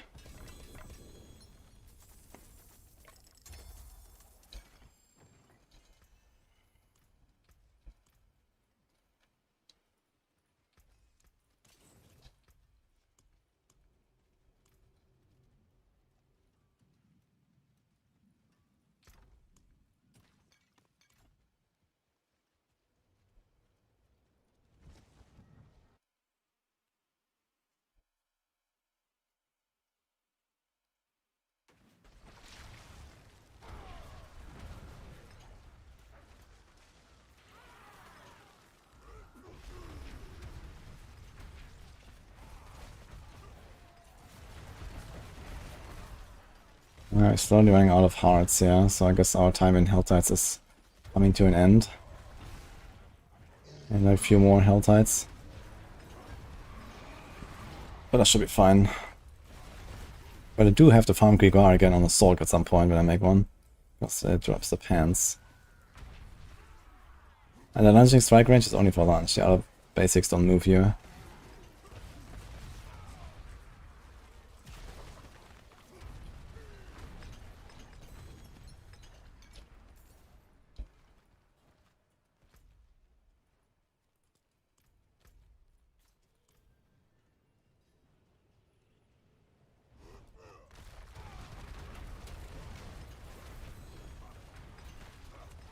Scroll.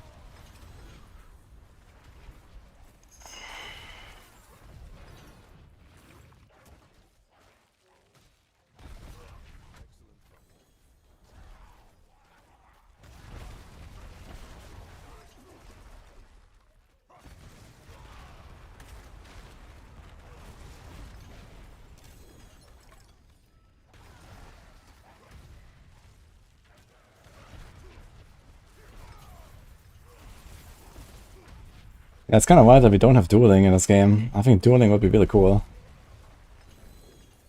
At the world boss or some shit.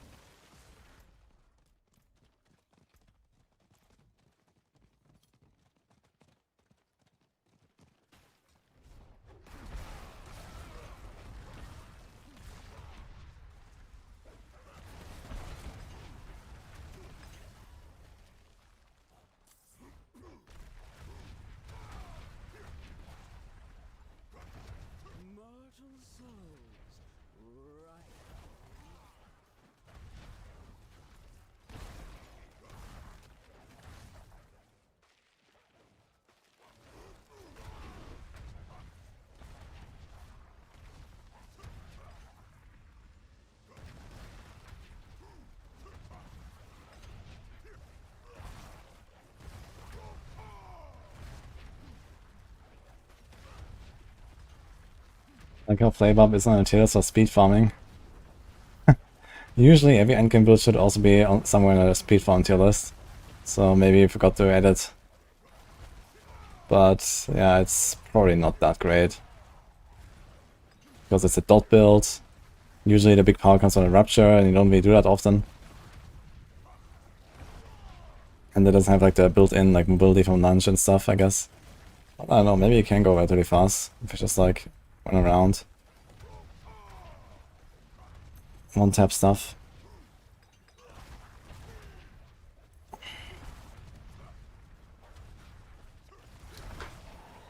But they are doing some updates on the tier list. I think a few things have been moved.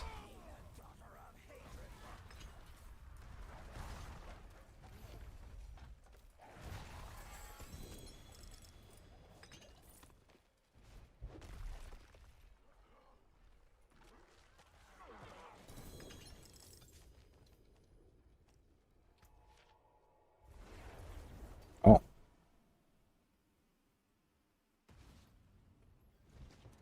How much would you sell a 4GA 90% Iris? I wouldn't take anything under a new Lambo.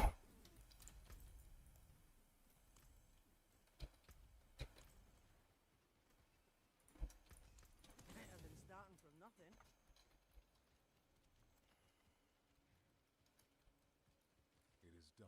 Another... Wait, it's the same fucking cache. 200 Ancestor is also in the same slot on the bottom. Okay, I'll keep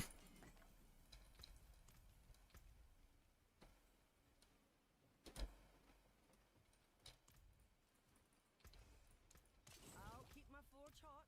Return soon. Quick Weaver maybe?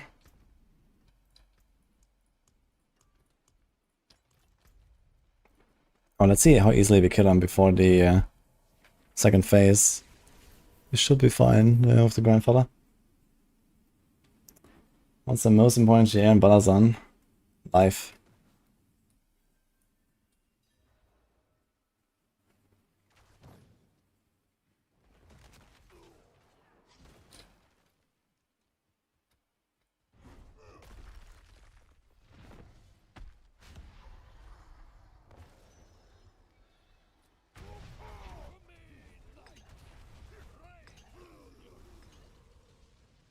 Okay, that's nice.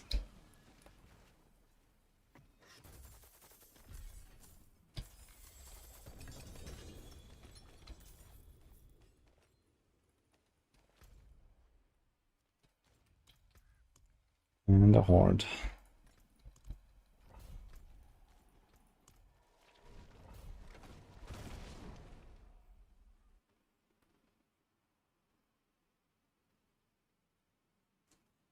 Well, today will be patch notes and on Thursday patch.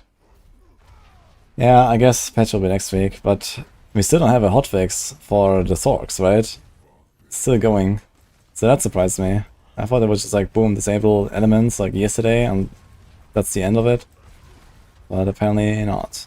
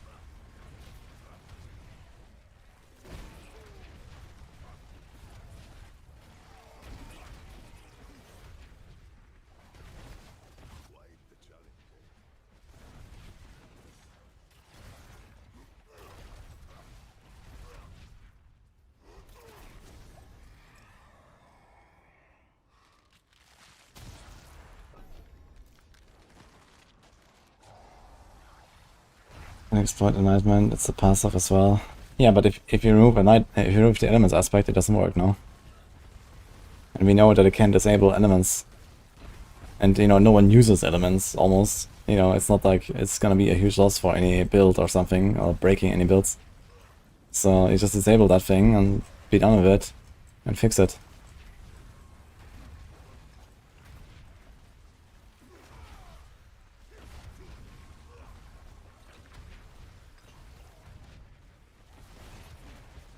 Just an element and no elements. Oh, really?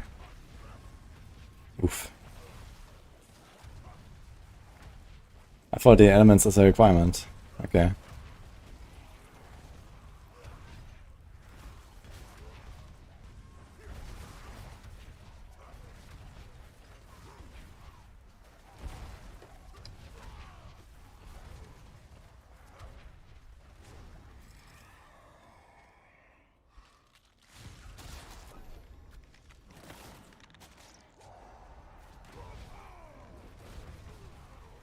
Oh yeah, world boss. Wait, did that just happen? I missed that, right? Because I went in here. Perfect timing. Where can you find my guide? Tomorrow on my YouTube. But Exchange build has a planner.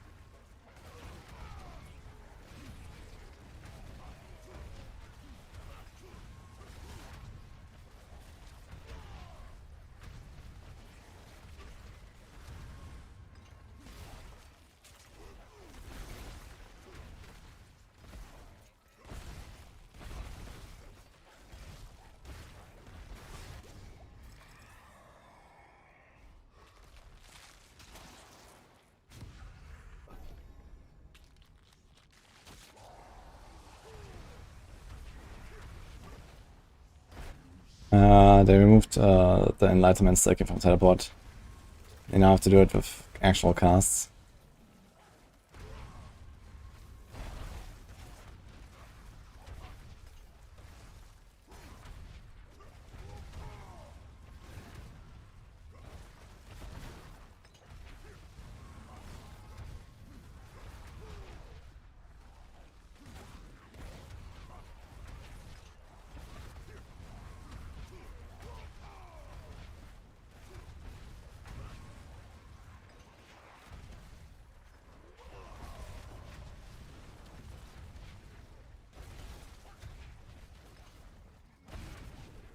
It's not in the patch notes. Well, many things aren't. But that's how it works now. But to be fair, it is a pretty big thing not to put in the patch notes, I agree.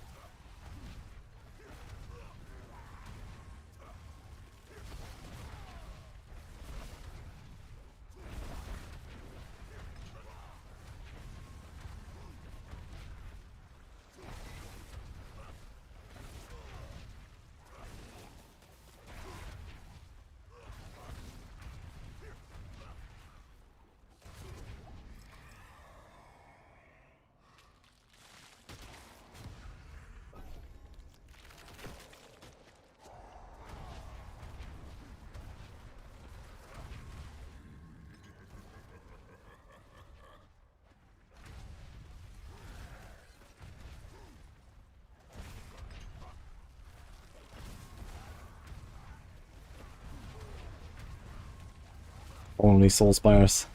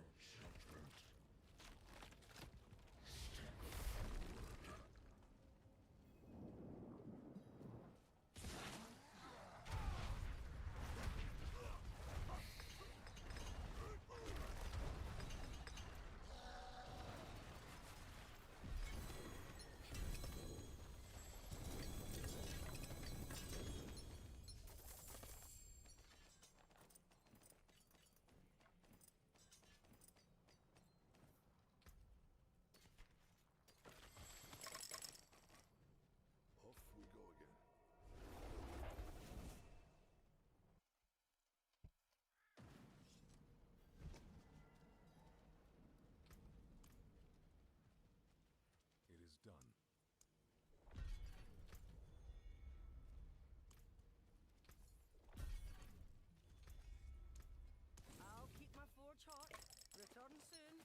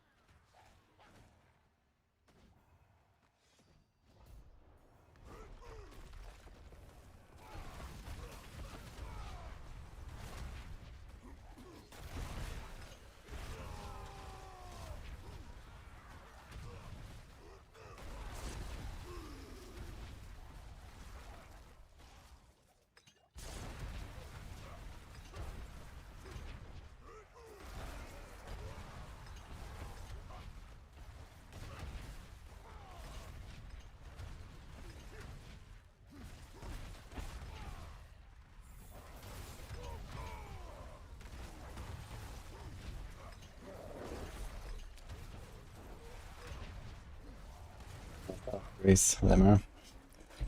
Can recommend. Although right now it's a bit of an effort to stream like 14 hours a day in this heat. But you do what you gotta do.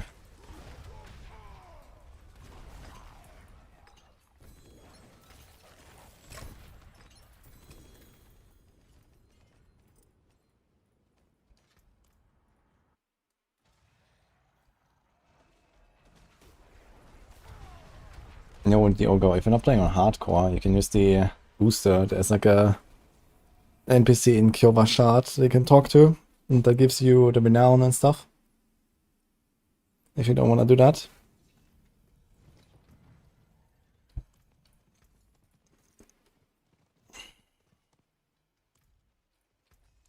What's still got some good in it?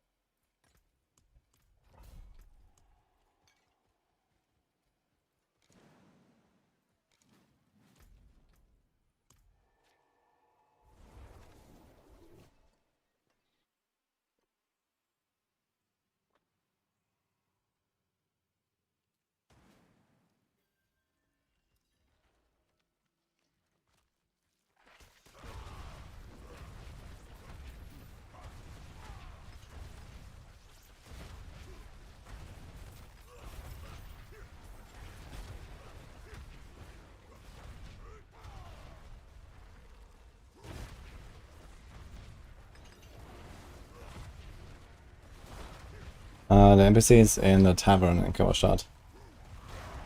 And you get a boost for all the renown stuff, but it only works in softcore.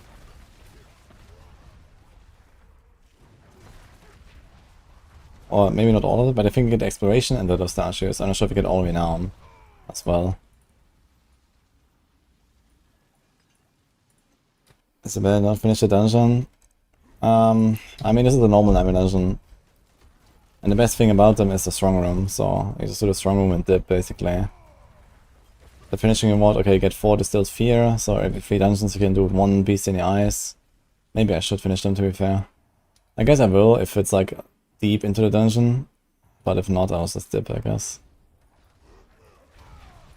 Because I kinda need beasts,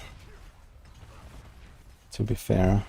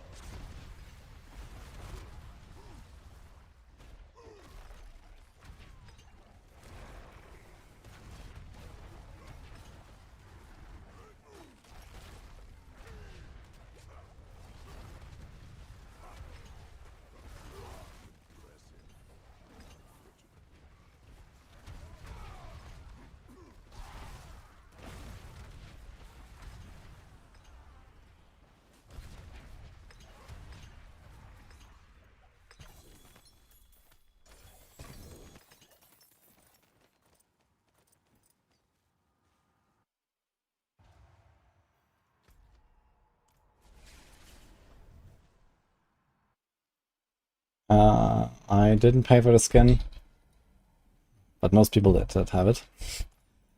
And it's not available anymore. 4 to Dungeon Strike.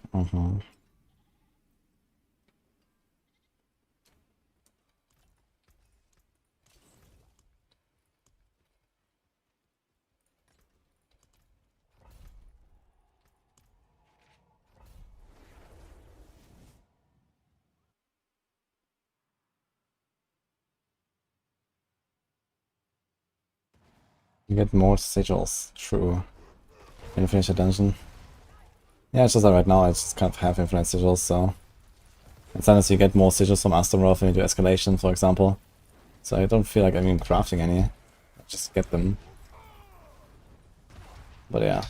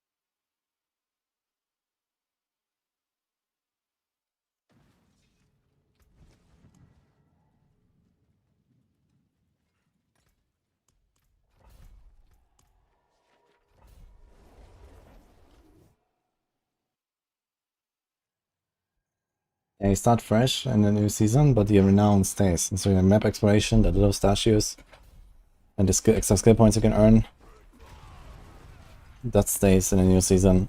So that's why you want to use that boost on Eternal to get everything unlocked if you want to do that. I mean, okay, when you're playing it for the first time, you might actually want to do the renown just to, like, you know, explore the world yourself and all that kind of stuff. But it's up to you, I guess, if you want to, like, fast forward it.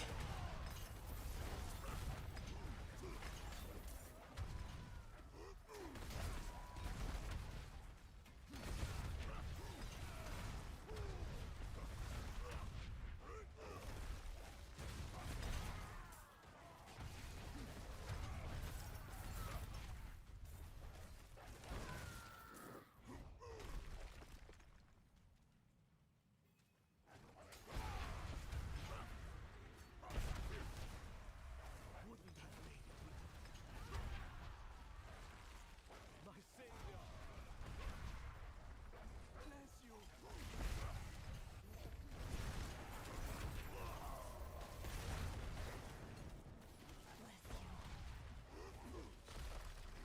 My savior.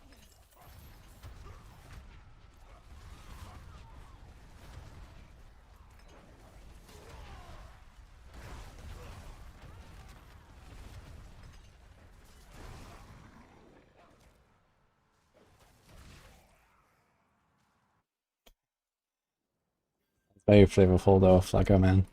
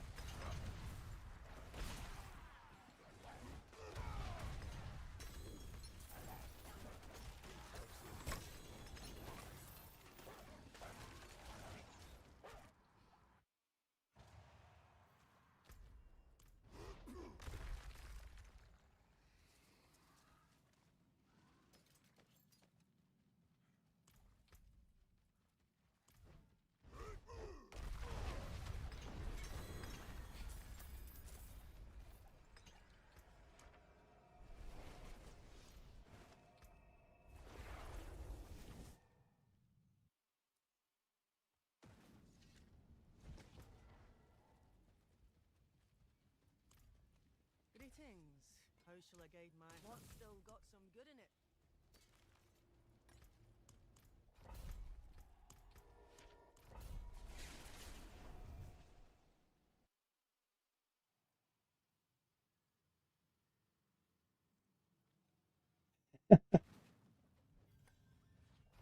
What do you mean, is this live or recording?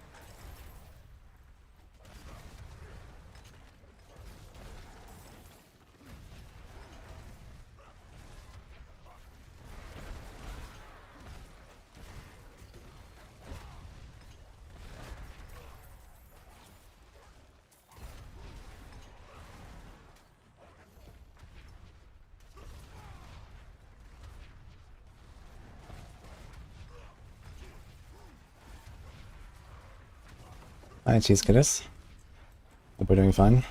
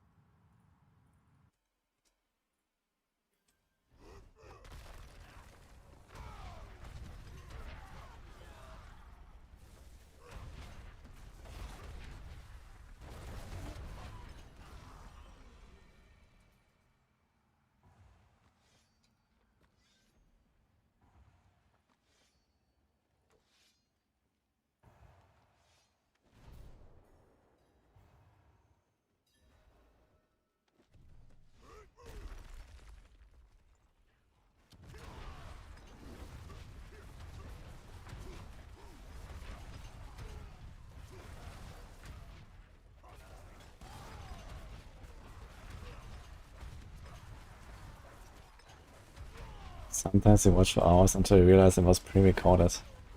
Is that a very common thing? I don't think that many people do that.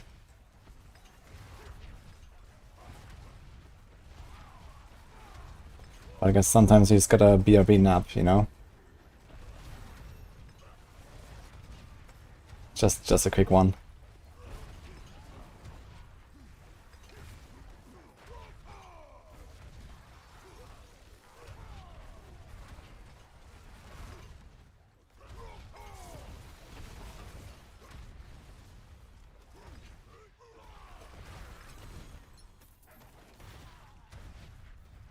I'm going for 300 with evade. I mean, if I farm Paragons, I'm probably gonna switch it up anyway between different builds. But yeah, evade is definitely on the menu to farm some Gorns. And I don't know, maybe this build. Maybe it's gonna grind my glyphs to 100. And then do a push at the end or something.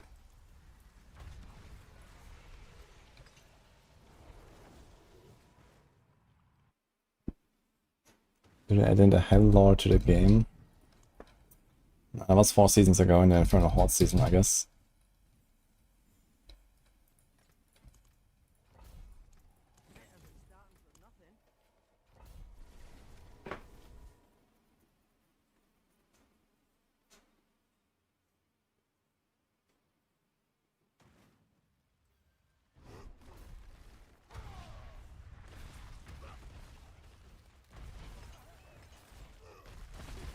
Oh, we got the Paragon actually, insane.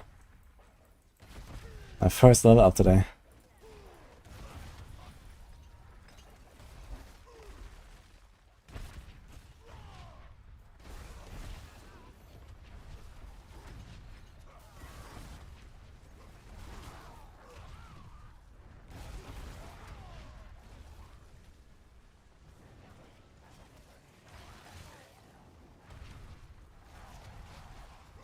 Truck and Trav.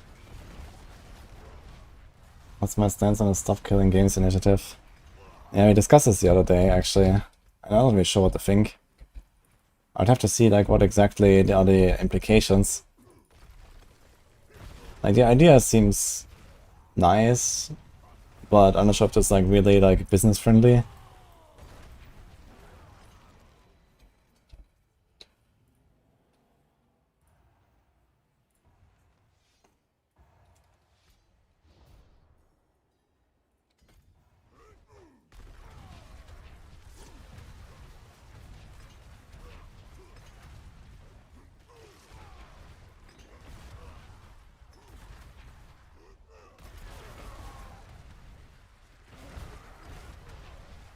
You see me interviewing someone from Blizzard? I've done it a few times and posted on YouTube. I've had one with Rod and Joe Shaley, pre-launch. And I've had one with Brent and Aislinn, pre-Vessel of Hatred launch. And who knows, maybe for the next expansion again or something.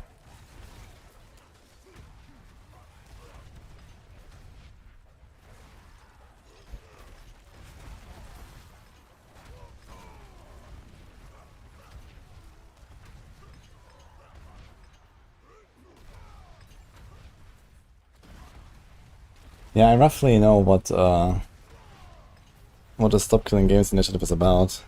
But you know, as I said, you know, I'm not sure like how this would actually impact the companies that make the games, right? Because you don't want to piss them off and potentially, you know, hinder development of new games by forcing them to, you know, do that and so on, right? So this is kind of like the main issue that I see. Otherwise, the idea is nice, I guess. I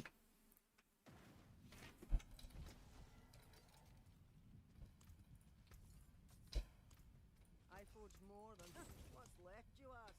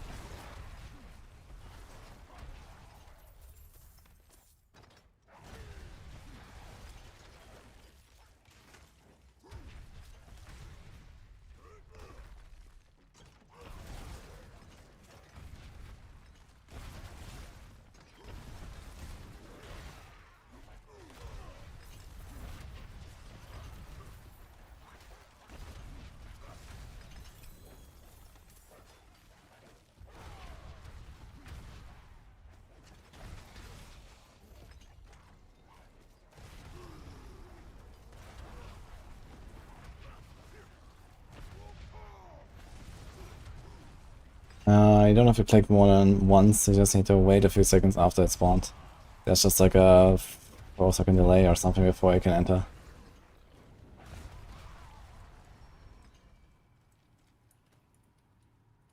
I think I have 32 gigabyte RAM. Maybe it's 64.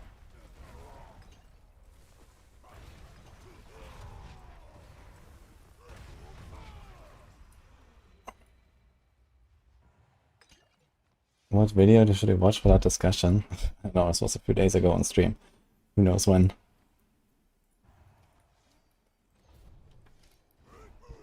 But yeah, I mean, as I said.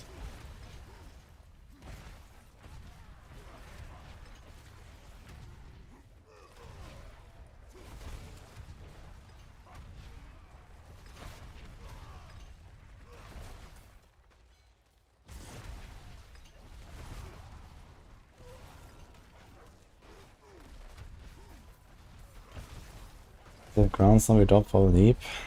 Yeah. For high tiers again the ground storm. That gives you a bit more consistency with your Wrath uptime, but I'm just at a point where I'm fine anyway. But I can get away with like a bit less like lucky hits and stuff. If we just use ground stomp in between every Wrath to get a reset. But this is mostly for like the higher pits and stuff. I like the leap here and speed farming.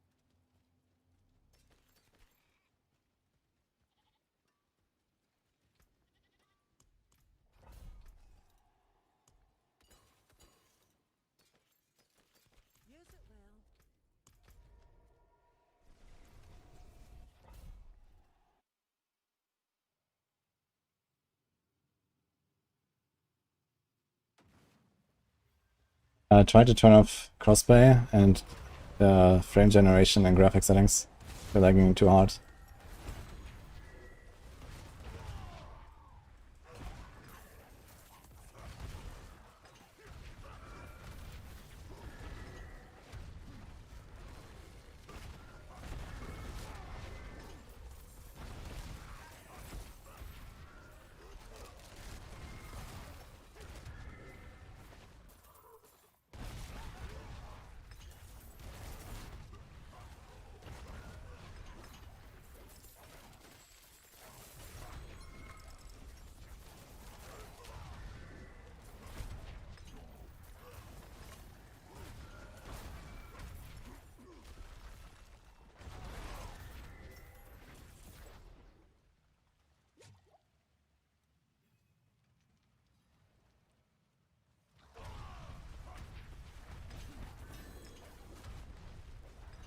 I don't know what you mean, Vic. What are you talking about?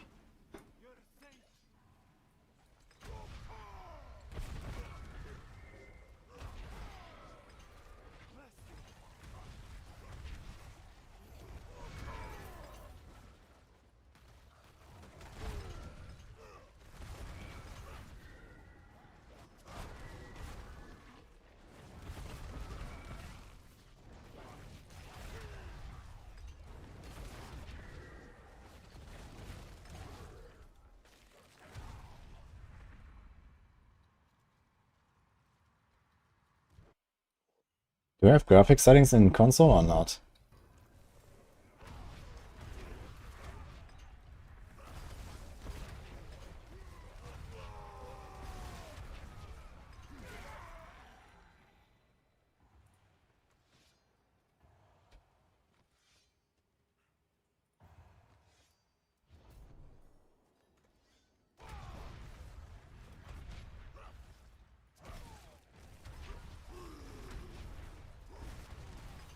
We try to link something, it does not work, Sam.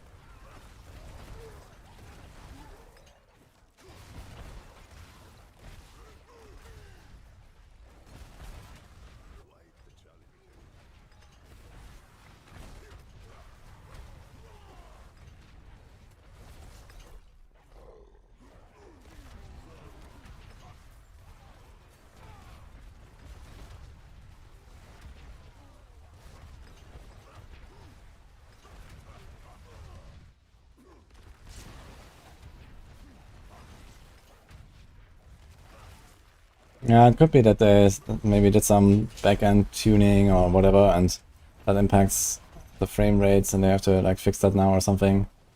I don't know. Maybe we can't fix it ourselves with graphic settings and stuff. We have to wait for them to patch something. Yes, cope.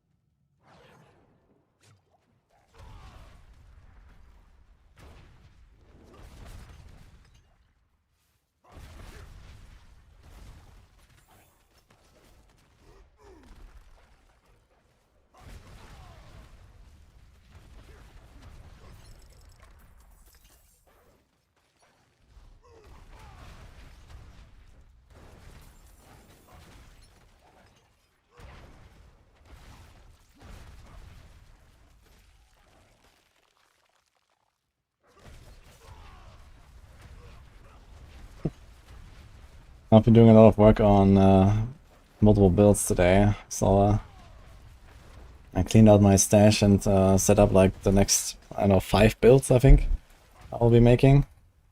Tempered all the items and stuff. Lots of grinding I have to do for Autoside and everything, but you know, we have most of the stuff we need for everything. So that's nice. And now I can just like throw only good stuff into my stash. Feels good.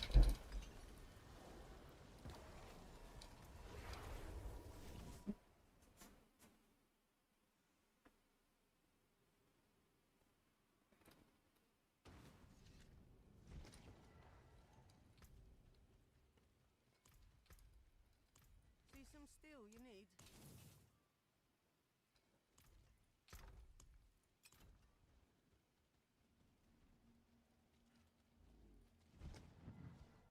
I think I'm gonna do one more round of potions on this. And I'm gonna log onto the rogue a little bit and farm my refinement tributes, and then I'm gonna have like 100, I don't know, 150k up the side or something. I can do some work. Maybe I'd already at 70. I think I have like probably around 30 refinement tributes.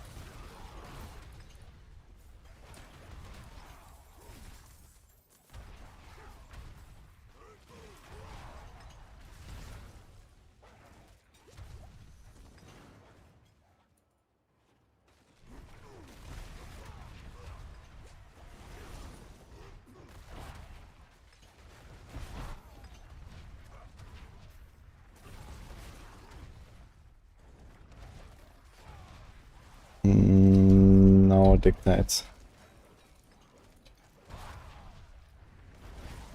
Don't have any ego horns lying around right now.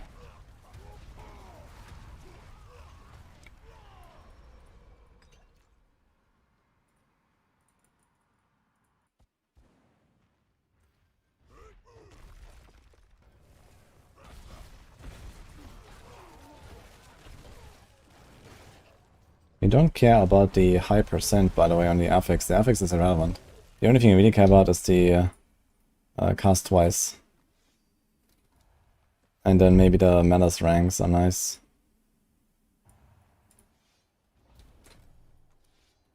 Yeah, the affix is just for the PenShot to deal more damage, but the damage is the edge around on that build.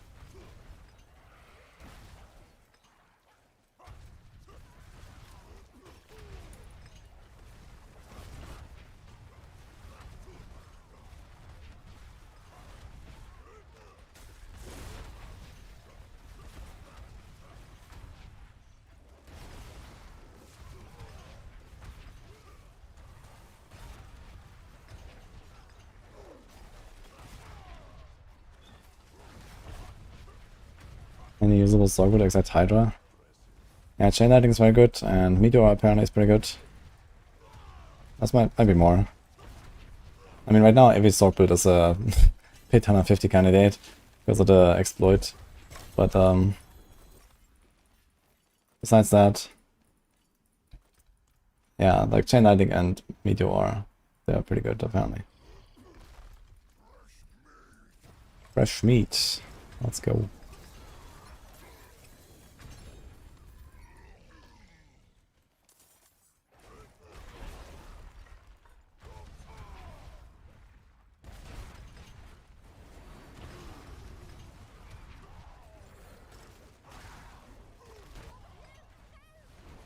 Various stability improvements. Holy.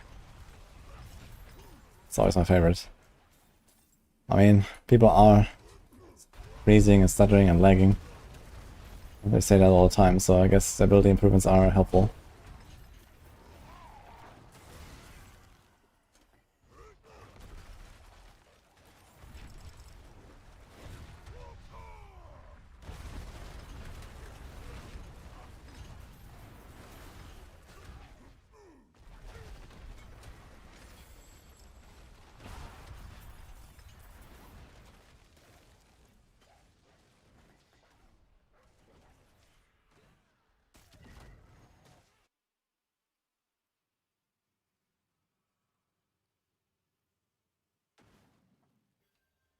Shocking impact. You're doing 100 to that? That's pretty good.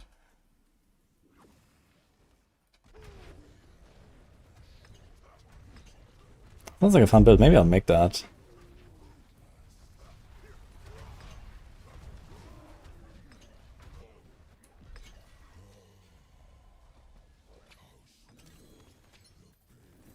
Oxide the 103 without enlightenment. Nice.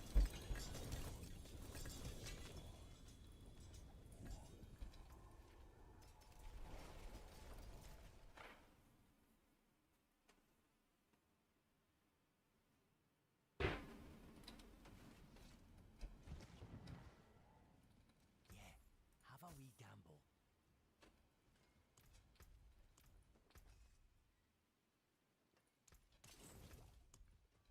That's the spirit. Give it a go.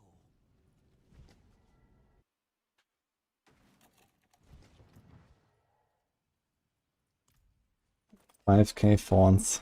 Insane.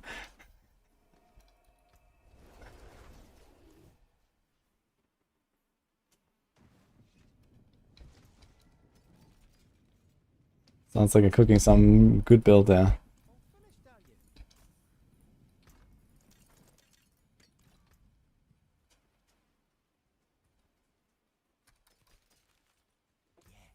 All finished, are you?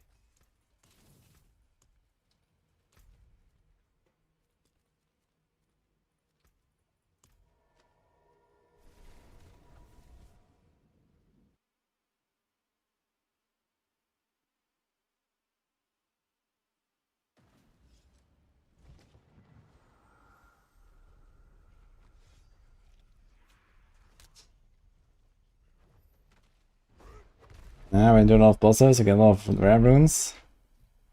That's kind of nice how much can come out of that.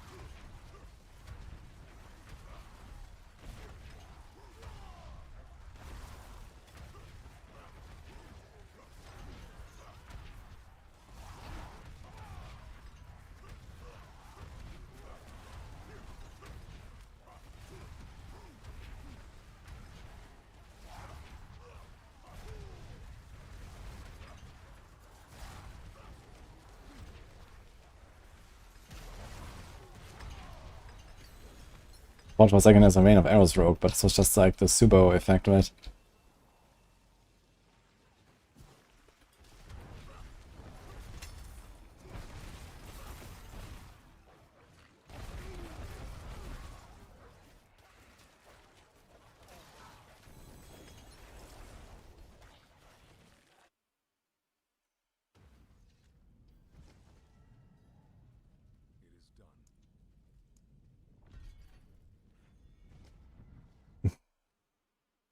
Ah, they click for.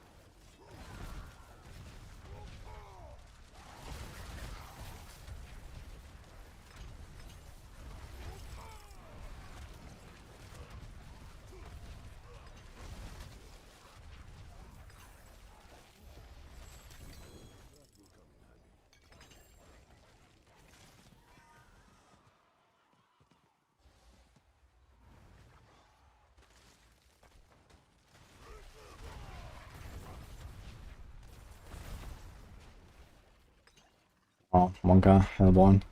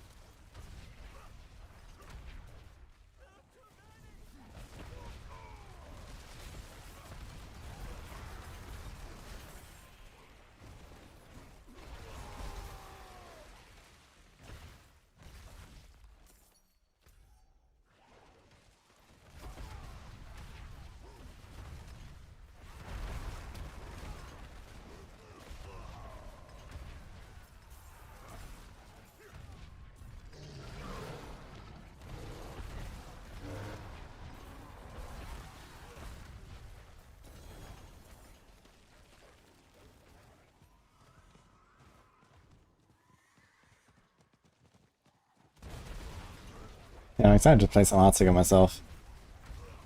That'll be interesting.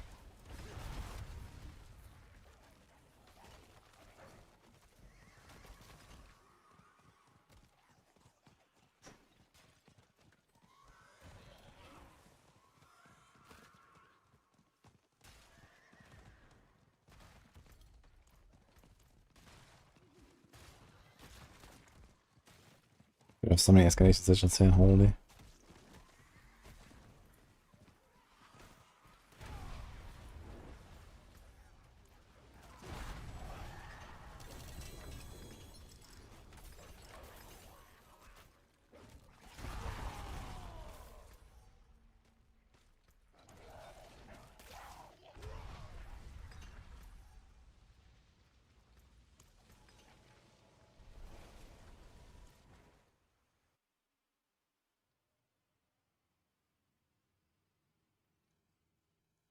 I'm gonna get some water. BRB.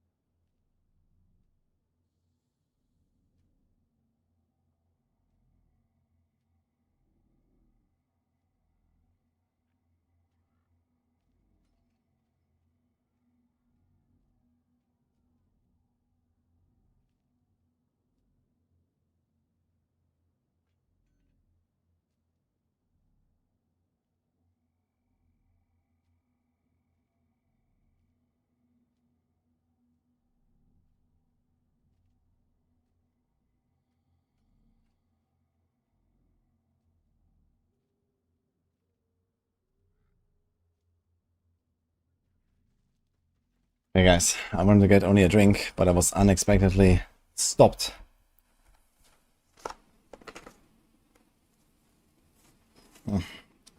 By ice cream.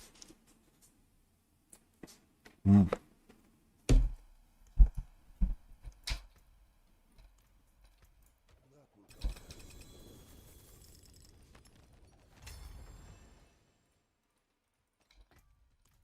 look like you've seen battle.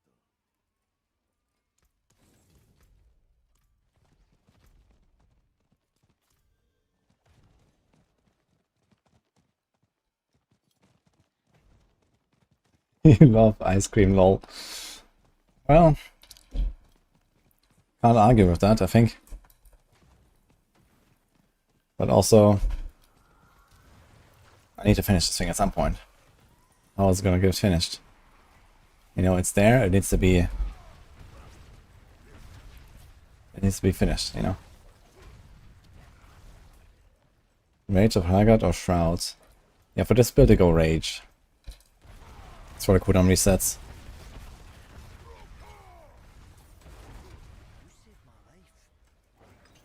Like, you're kind of missing out on like a lot of good passives that would help you anyway with Shroud on this build. Like, you know, there's nothing in this entire cluster, for example. And Duelist is also kind of weak, that would actually apply here. So what would we even gain? Here, like a bit of crit that we don't need because we kept. There's a bit of here, a bit of here, a bit of there. Yeah, it's like 10%. And then, I don't know, some random defenses and stuff. We don't even have this here. More defenses. And then like this. Yeah, I think the Shroud benefit would be very minor actually on this build. And you would have to figure something big out for the cooldowns, which is effectively only possible with a Shaco or something. Maybe with a Shaco you can get enough cooldown reduction, or maybe a Zek rune.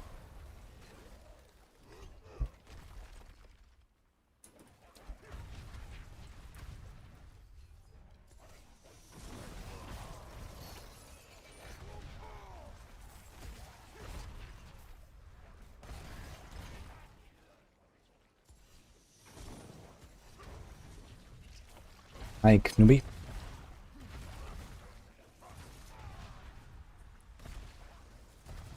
You will replenish the ice cream soon. Uh-oh. And then I don't know what I'm gonna do.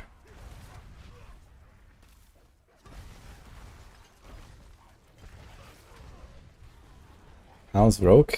Pretty nice right now.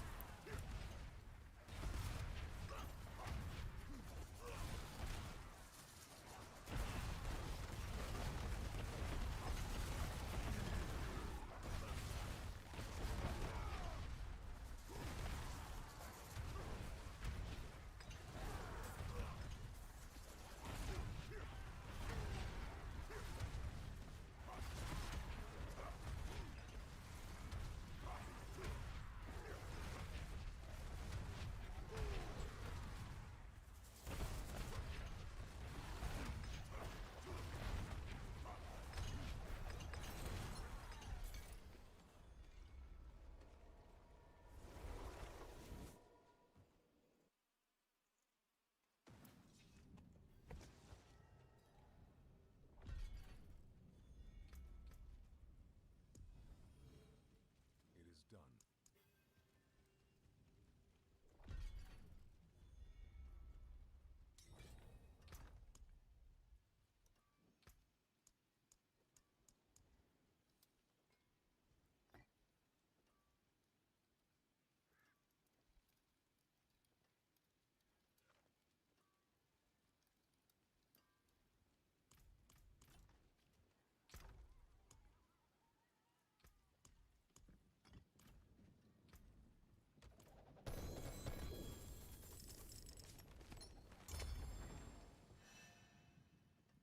Greetings.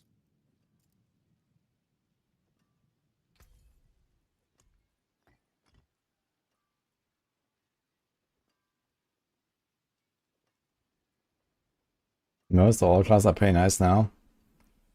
Yeah, I agree. Just Necromancer I'm not really sure about. I feel like I don't want to play Necromancer.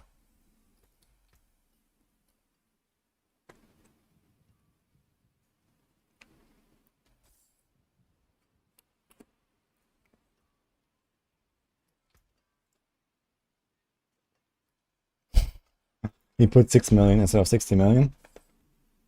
Huh.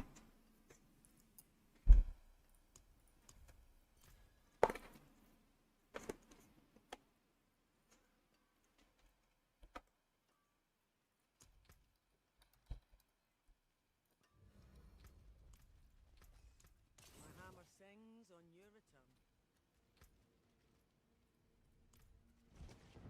Nice, my portal even stayed.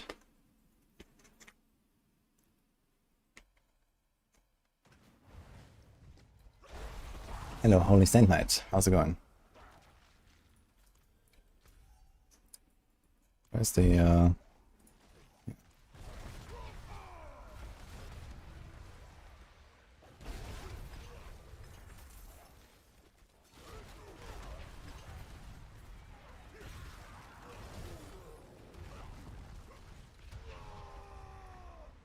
This guy is stuck in the pillar. Unlucky. Oh, he came out. Can I hit him?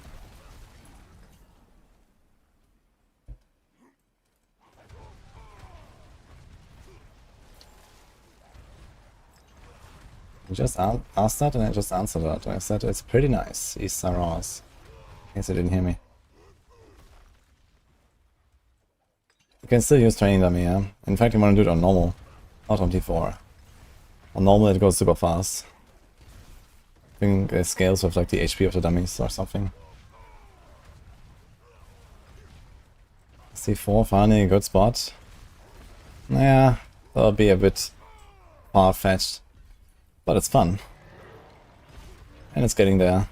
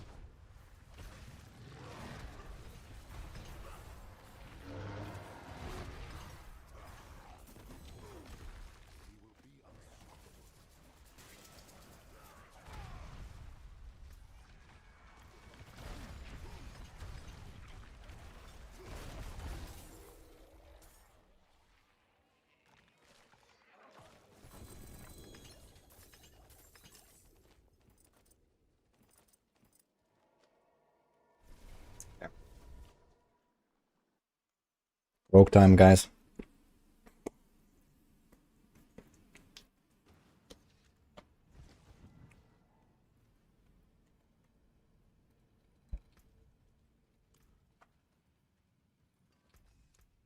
What's still got some good in it? Put some stuff in his stash, I guess. Here. Here. These runes can stay, but we need the ring.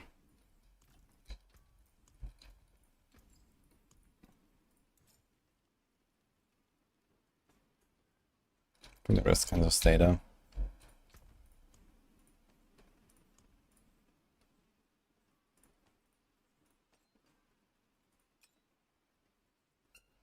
We need to get a shroud from somewhere.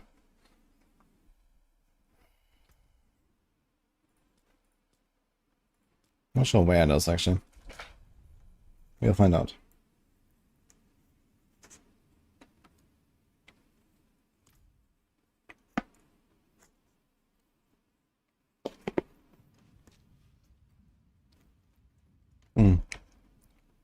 Actually, I think last time I played this rogue was before I had a Perdition or a Stardust.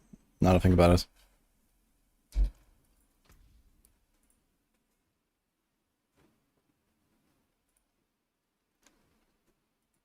Actually, here we saved it with Perdition, but I think I didn't really play with it.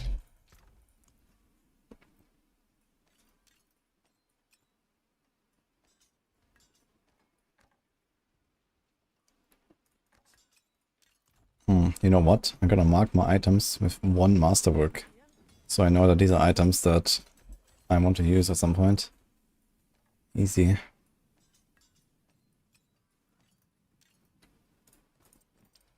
See some steel you need? Here's a good one.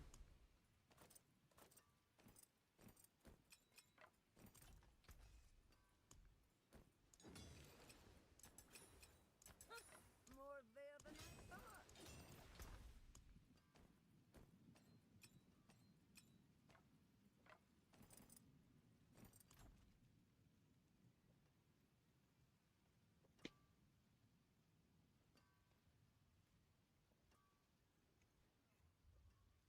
Good luck if they do it, August.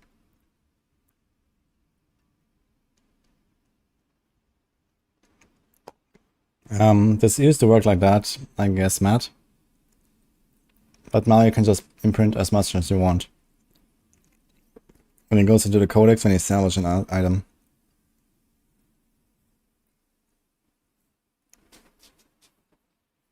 And test a PenShot and Twisting Blades. Twisting Blades clears 2 units faster on 90. That seems a bit sus.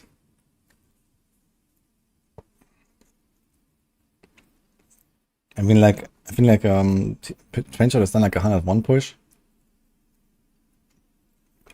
And TB like 100 or something. It's like almost the same.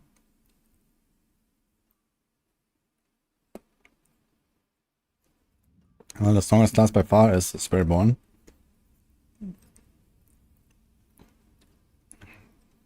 And then it's pretty close, to be honest, between the rest. I guess Rogue is probably like on the weaker side overall in terms of pushing.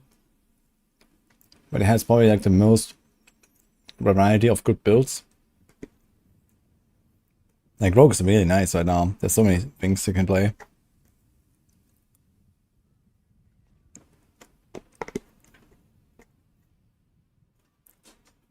And the rest is in the middle.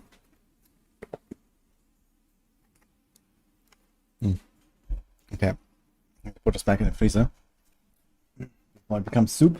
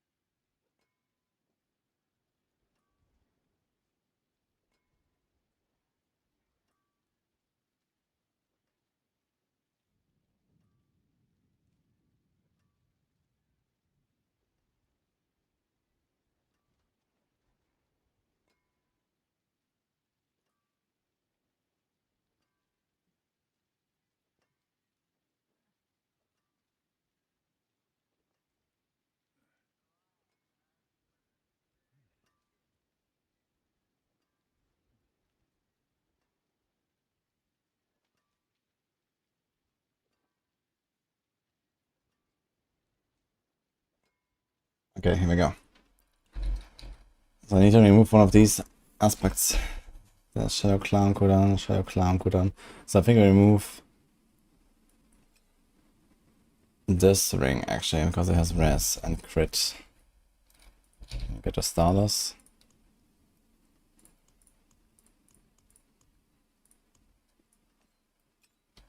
Okay. For some reason we're on turn 3. I also have 10 paragons unspent. It's been a while.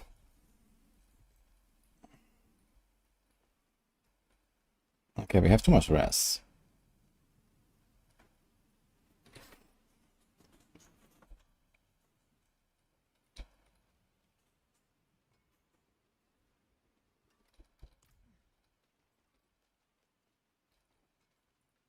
Yeah, Spiritborn is very squishy. It's just the entire class is squishy basically compared to others.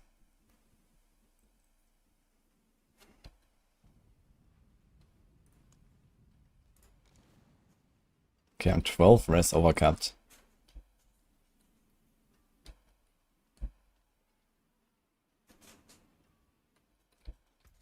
Alright. And there's even more I can get. I can actually roll off the rest here, I think. 14 res overcapped. Can I get any more?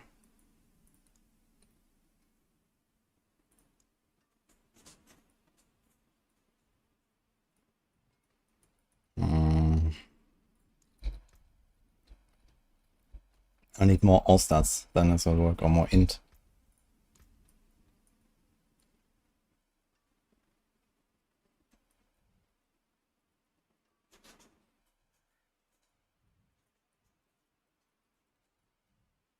Shit. Ah, wait, I'm missing a shroud as well. Yeah, where's a shroud? On some character.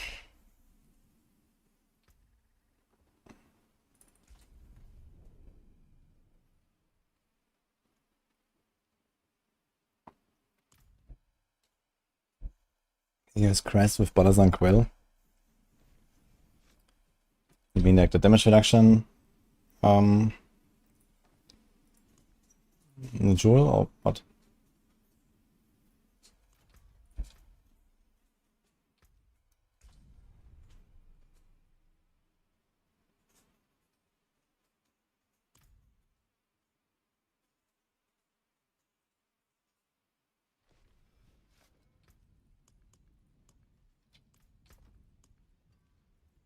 Let's throw all the tributes in here.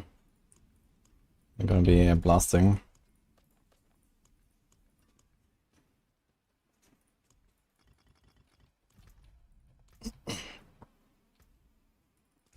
Same here, I forgot.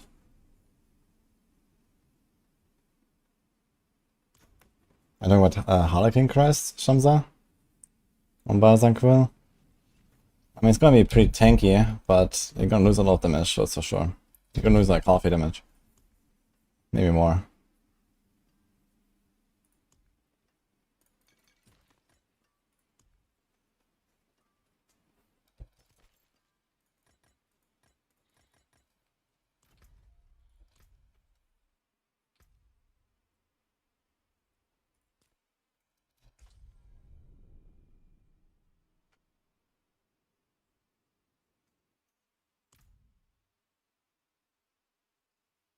You have Paragon 165, you have a hard time in T4.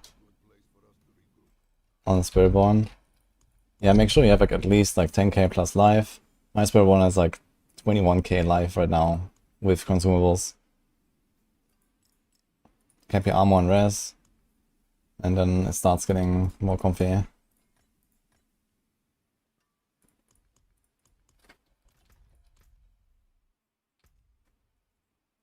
Best way to farm rooms is some nair bosses. By a mile.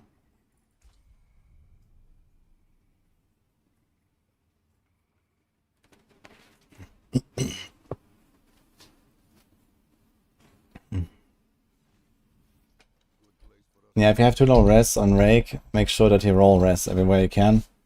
I was also running, like when I was like 150 Paragon and stuff, up to I think close to 200, I was just running a normal helm instead of loyalty to get some extra res. I had res on like every legendary, used the incense.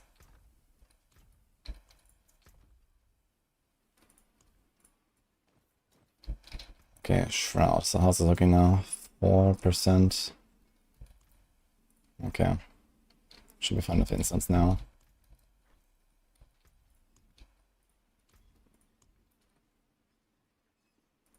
How's my attack speed? High.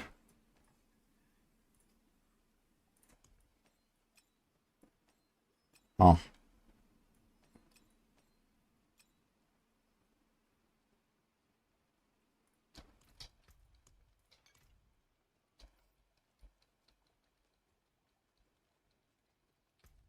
I need a better Fist of Fate, dude. Yeah, I can't believe this. Do I want to remaster work this? I'll add it. Do I have like any Fist of Fate? It's a 51, 295, 31. Yes. I mean, certainly don't need the attack speed. So is this more?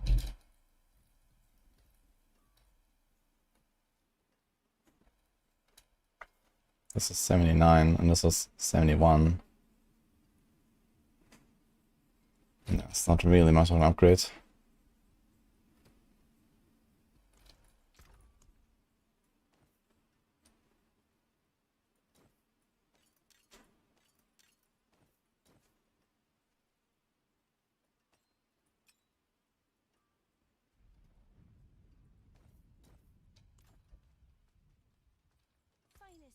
Golden Sanctuary.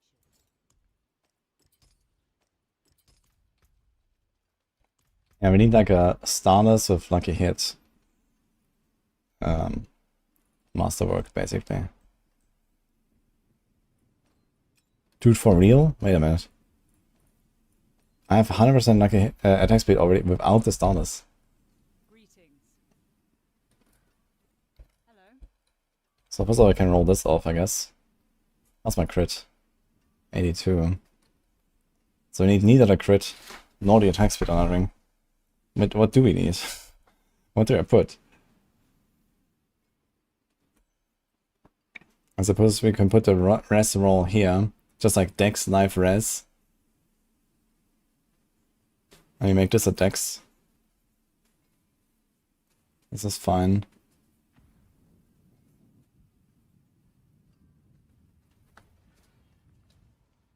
We also have a new Azurath, and I realized it makes no sense to use it. Here. What's now? That also makes no sense, but thank you.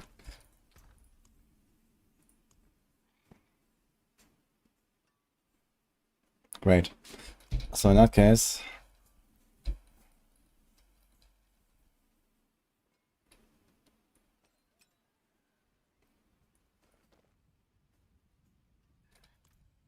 Okay, what is with the attack speed and active hit extends to this? I think 22%. Yeah, I need to make a new ring real quick, actually. We need Dex, Life, Res, a ring. I think I just got just the thing here.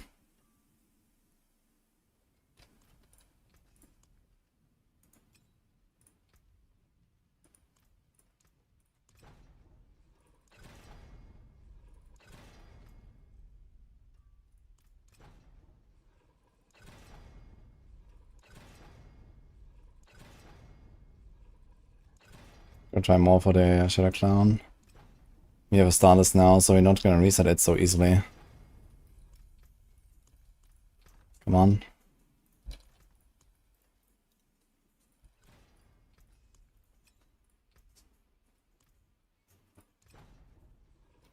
$18.9, I'll take that.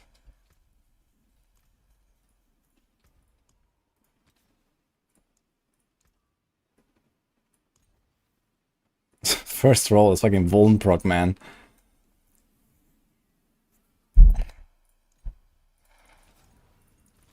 Of course.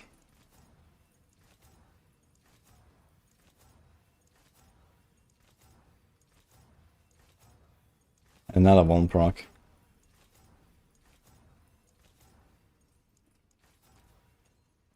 That's a good ring.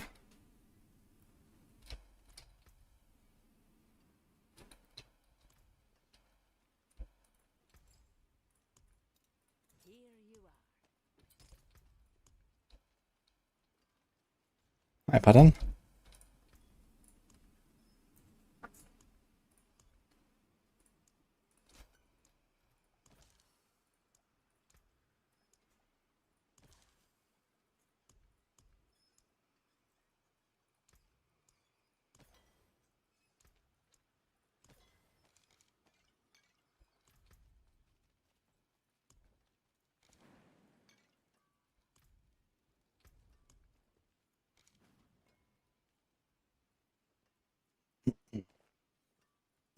Now, even taking out the Fist of Fate entirely, I still have 100% attack speed bonus before proccing close quarters. Okay. You have way too much attack speed, dude. So it is what it is.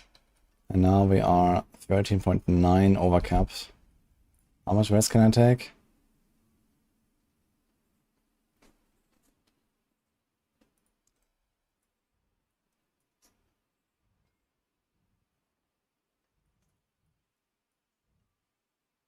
Did I take it already? I guess I did. Okay, we should be fine actually if it's a smart work this thing up. You don't even have to hit the rest, but of course we do. We get Dex.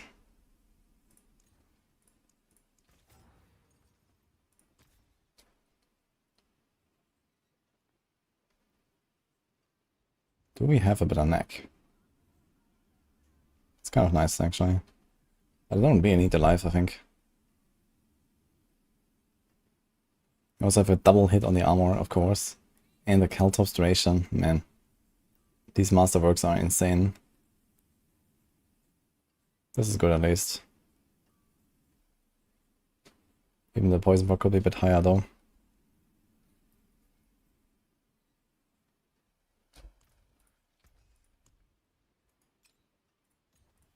Let's try to dodge the res.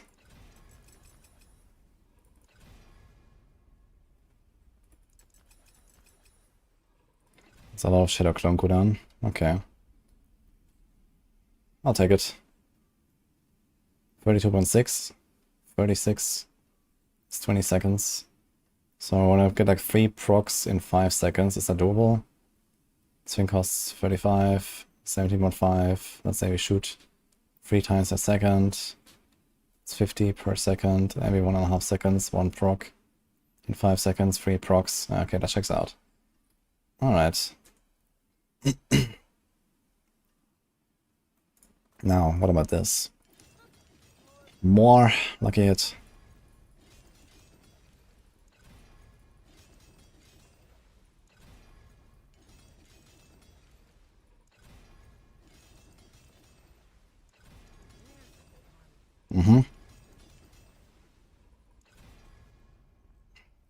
Nice.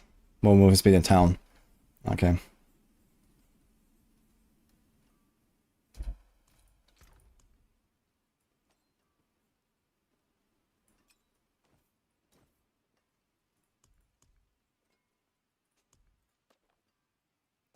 Tribute of Titans, 25. And then Tribute of Refinement, 29. That's a lot of the side.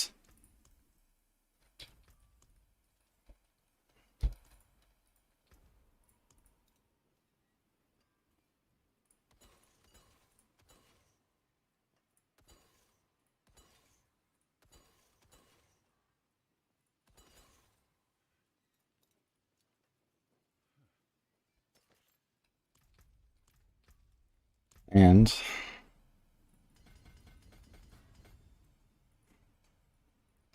okay, anything else you do here? Turf. This thing is max, right?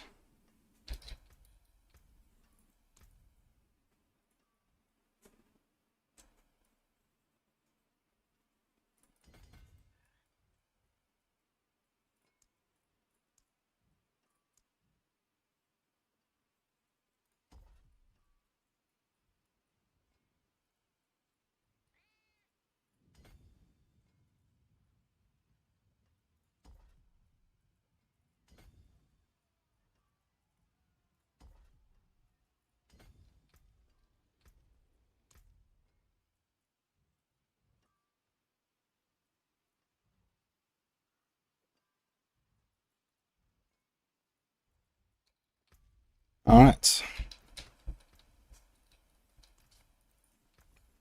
Do I Gamba swords?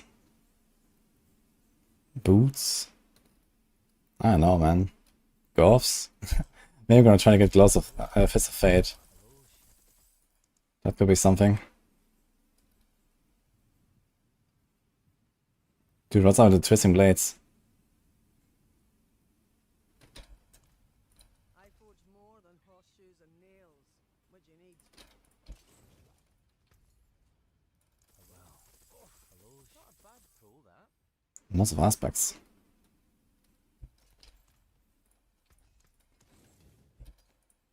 What's still got some good in it?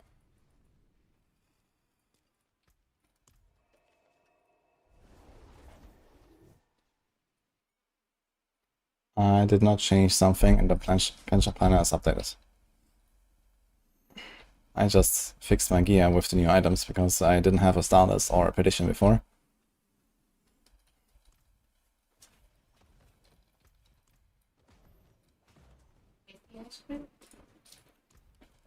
Huh? Yeah.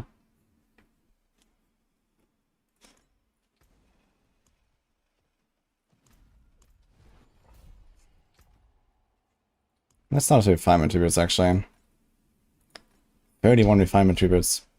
How long will they take?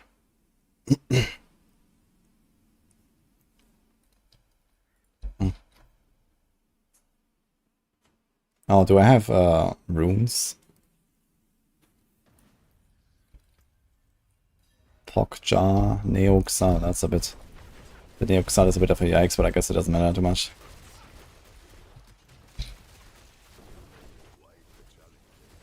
That needs to be Ahu Quacks, actually. That's what we want here. It's funny how my resources just don't move. It's actually hilarious. They just don't go up or down. What?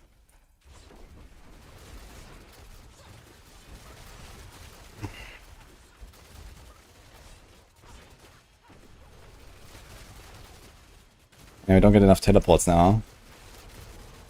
Because I don't have my Quacks rune. We're supposed to spend all of our resources once a second, so I should get a teleport like every 2 seconds. Or 1.5.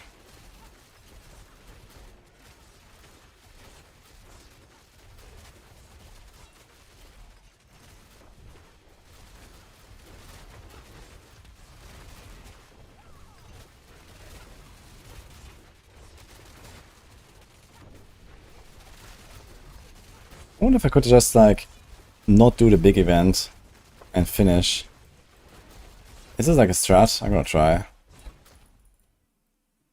Like I just kill everything on the way anyway, right? And there's 3 flames here. Each of them is like usually a third of a bar, so I need to get like half a bar from kills. Like the big event does take a while.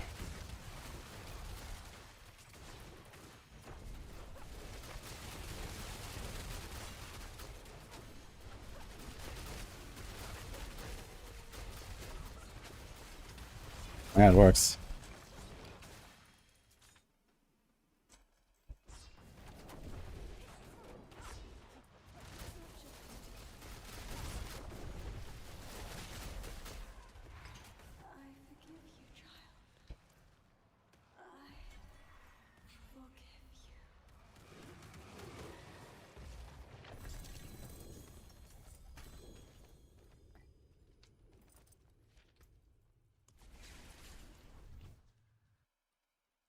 Secrets.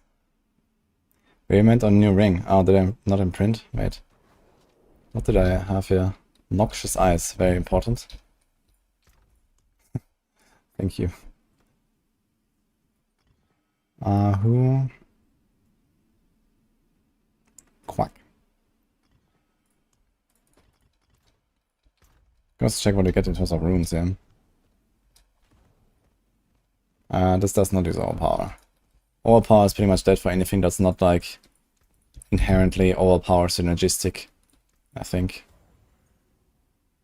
Oh, we want to get a new Exile rating as well. Remember that. We have the perfect roll now. That's actually important. We get a new breakpoint for that. Nebulous Bruce. Umbrus. How's that looking?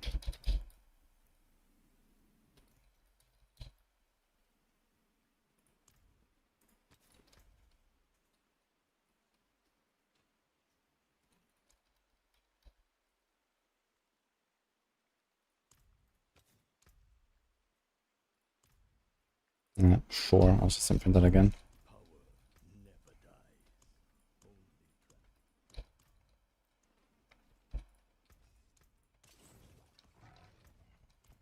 Okay, let's do a test. We have 30 refinement runs. Auto side is 63k, so we're starting at 1204, I guess.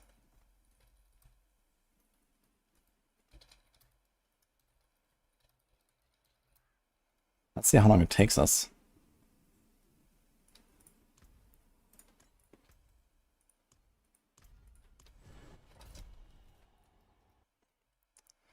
Can we do it in 1 hour? Maybe 2 minutes, including all the loading screens per run. Maybe.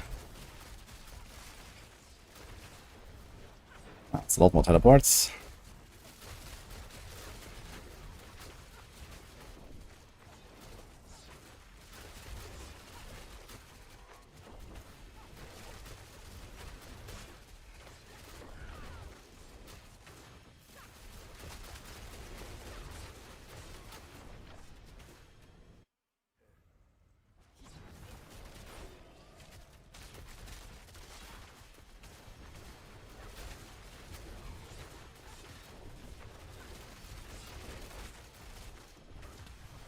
Guess you want to do the event if you don't actually do the right path to do everything. Yeah, how long does it take?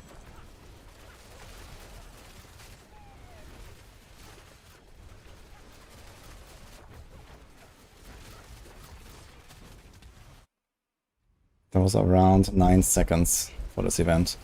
And it gave us like a quarter of the total or something. I guess it's okay. But if you have like a build that moves at the speed of light and manages to catch all the other flames, it might be better to not do it. But you also have to like insta-clear everything around you at all times. So something like Lightning Spear or so.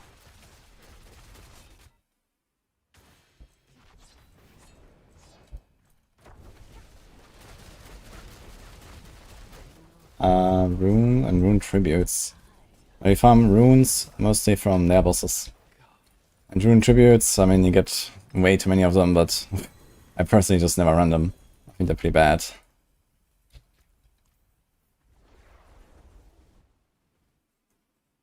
Think Stardust is required for the build? Not at all. I was running this without Stardust and without Tradition, and the non-ancestral Fist of Fate, just fine. Even with the Quax rune. You just need to have the lucky hit restore on the weapon, some innovation ranks, and yeah, that's mostly it actually. I mean, before Stardust you can put more points in innovation tempers instead of Shadow Clone cooldown, so that might help a little bit. But realistically, most of it comes from the lucky hit restore. Just make sure your lucky hit is not absolutely terrible, I guess. And then you should get enough rocks. Reactive Ooze helps. I have Reactive Ooze as just kind of like a backup. Because, you know, it could happen that my Crocs procs and then I somehow don't get any resource procs at all because I shoot into the wall or some shit. And then you're just gonna stand in there for a second. So I just have Reactive Ooze here. Since I have full barrier anyway from second wind, I don't need a bottled wind from the season power.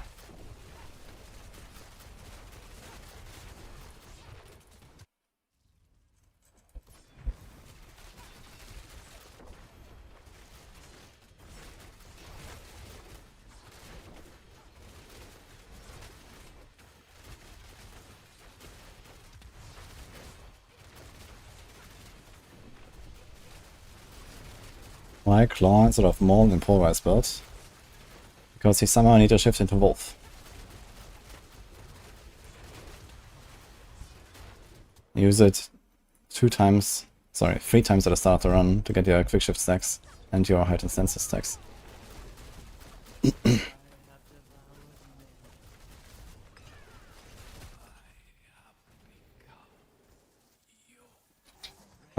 I have maximum evade charges on boots.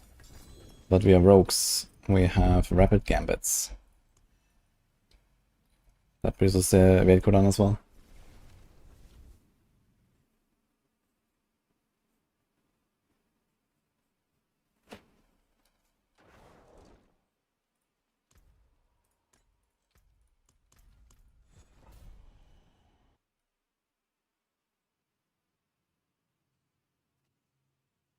The boss that's best to farm for mythic uniques.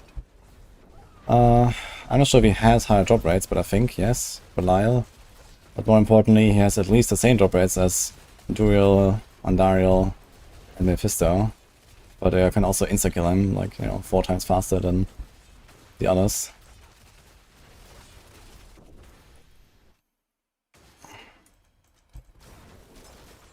So if you can choose, let's say under the obscene scenario, you have infinite materials, I'll go with Belial.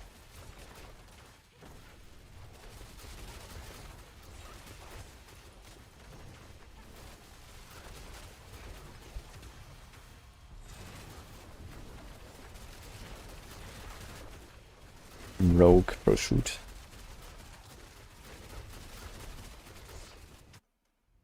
But honestly, everything has been super fun so far. I had an absolute blast this entire season so far.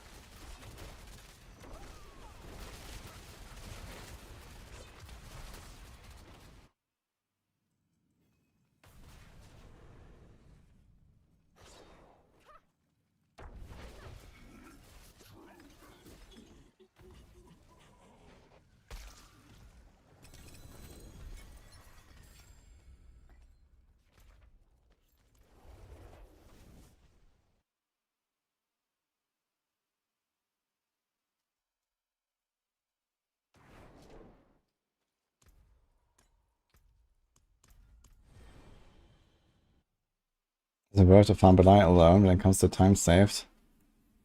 Well, I mean, I think on Town 4 you get 6 or 7 items per drop. I don't know, let's say 6.5 average. Or something like that. Maybe 7 average. And you get 1 more in party.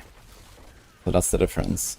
So are you gonna lose like 15% of your time waiting for people?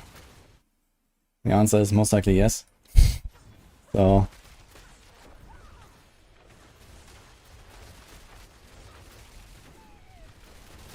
now, of course, you know, when it comes to like material efficiency, it's obviously better to go in a party even if it's slower. And you know, materials, like gaining materials is the hard part, at least if you're, you know, playing legit. So it would make a lot of sense even if you have downtimes to go in a party because of the extra item, especially in Belial, because Belial has like, you know, 5 times better drops than normal bosses. Like Belial is insane, and you get very few of him. So at least for that, it would probably make sense.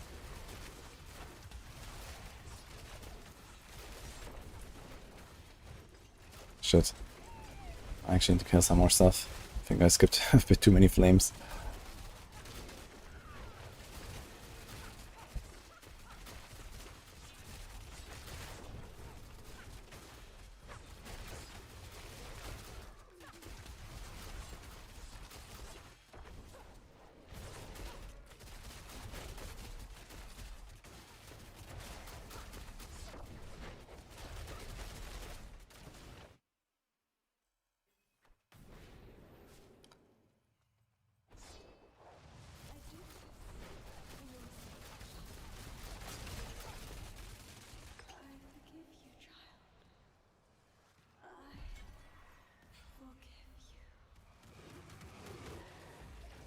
Do all flames always? No. If you do all flames, you definitely do too much. Unless you just kill nothing on the way. But this build kills everything on the way. So I can easily skip 1 or 2 flames. Like I even skipped the big one in one of the runs. Hello, Connor.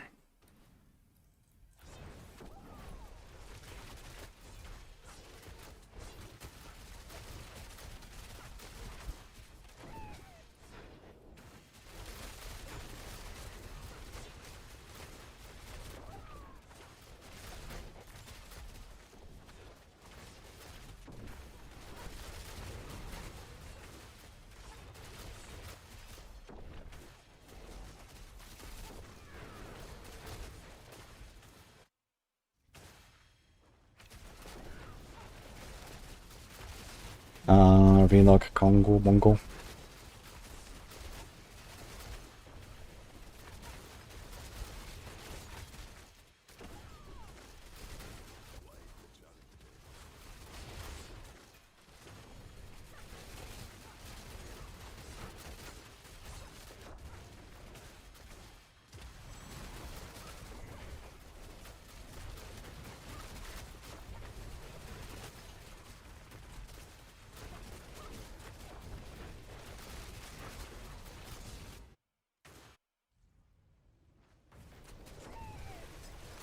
Spent 10 hours on Belial, didn't get a mythic. Interesting.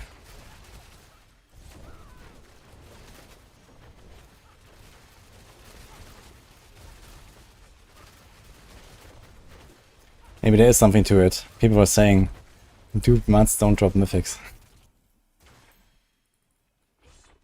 Which is obviously a joke, but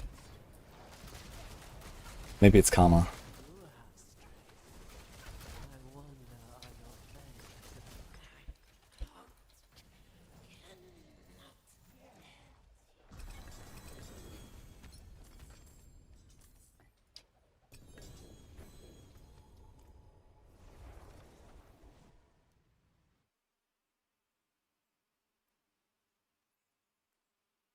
Mythics are deactivated this season.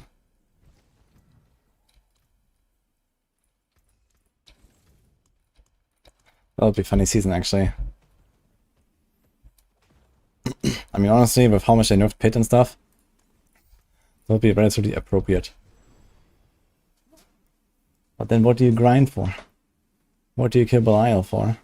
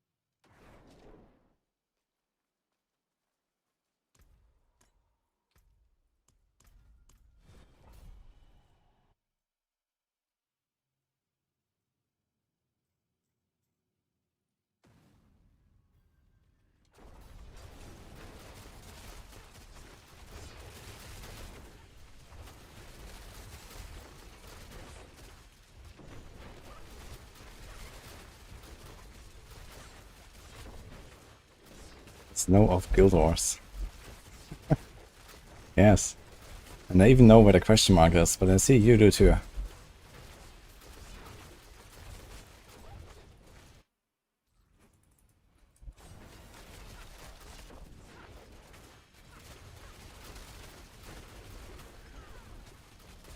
Glyphs matter before level 46 and after.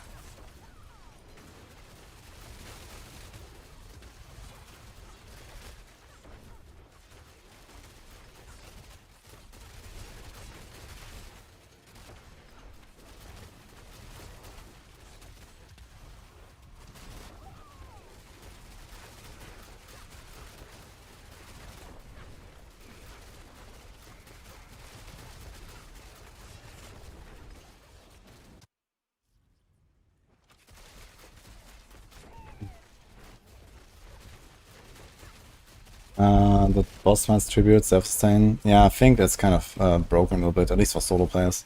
I think in group you can do it no problem. But yeah, I can't do infinite bosses at least. I can do a lot of bosses, but not non-stop for sure.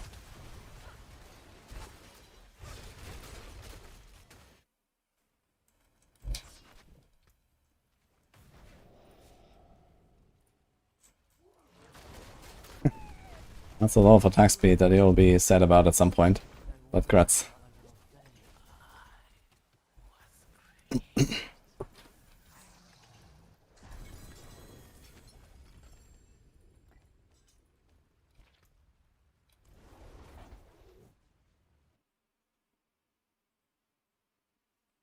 I do have Ring of Stars guys equipped.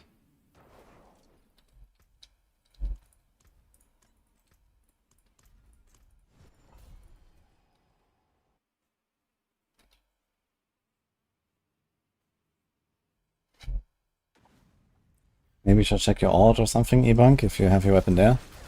Or maybe you salvage it. Or maybe it's runes. Maybe you have like 2 times the same runes. That's probably why, actually.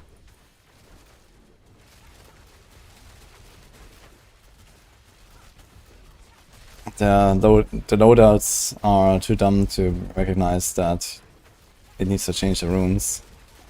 Or like they don't change it for you, rather, like in D3, yeah? They only equip the item, and if the item cannot be equipped because of runes, then it doesn't change anything.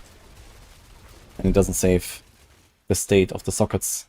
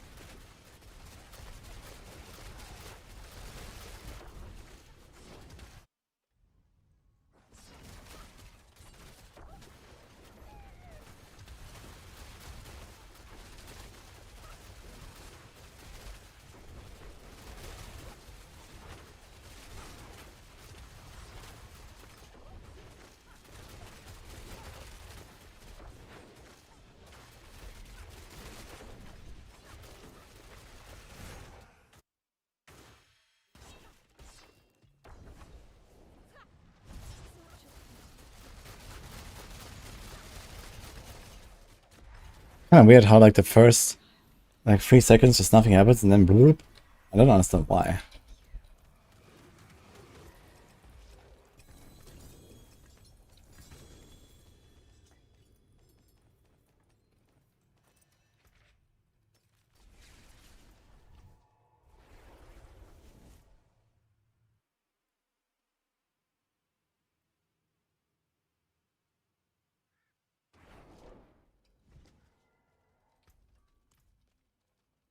Ooh, an out-of-towner.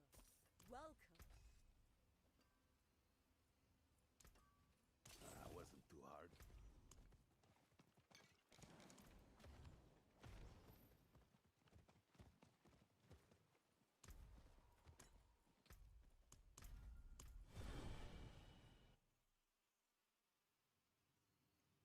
Yes, then we can. But there's a lot of stuff to see. It's been a while for you.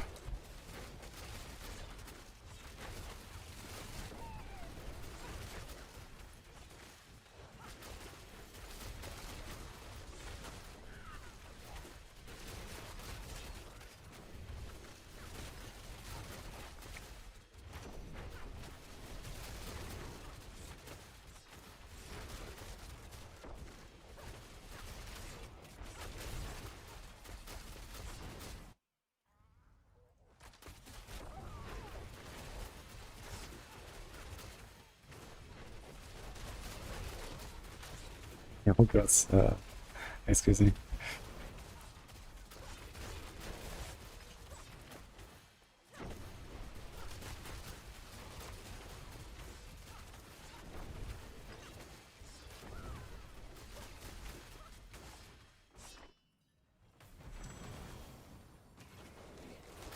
Ah, that's you, okay.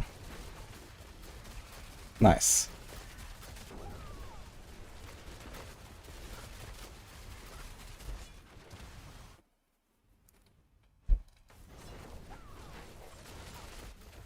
Yeah, that's like 70% upgrade or something for you.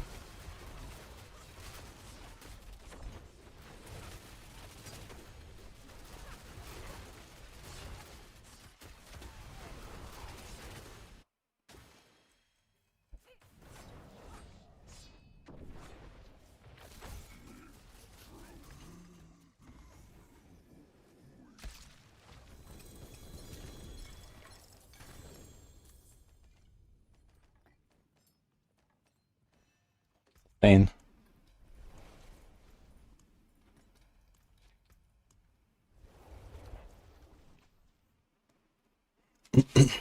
J grandfather, that's ridiculous. It's a very good item though for Barbs.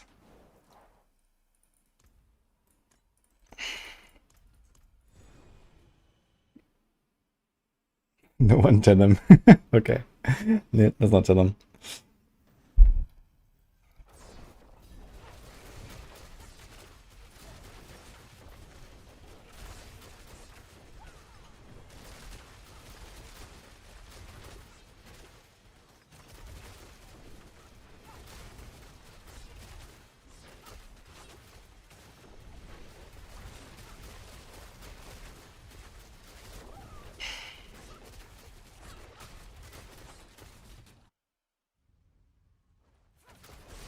Opticide is the fastest here. And boss materials as well, if you have tributes. So this is the main reasons to go here.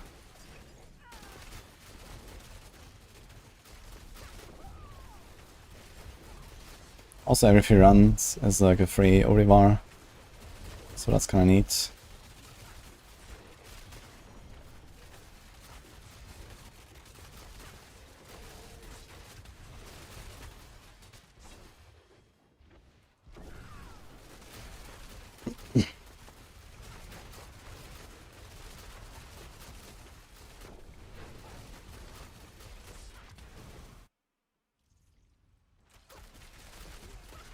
What mood am I playing?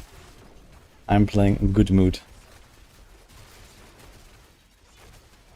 Although slightly hungry.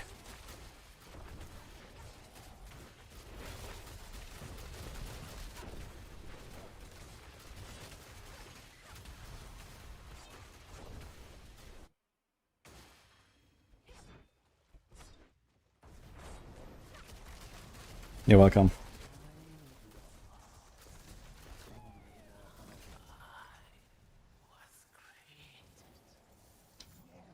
Last season was bad. No, they didn't. Actually, they technically did buff Undercity, and they give you like one random rune drop now every run. But that really is irrelevant, I think. I mean, it's gonna add up, and you know, maybe after 50 runs or 100 runs, you're gonna get some random legendary rune. But that's not the reason why I go here. The reason is boss mats and Opticide. And both of these are unchanged, as far as I can tell.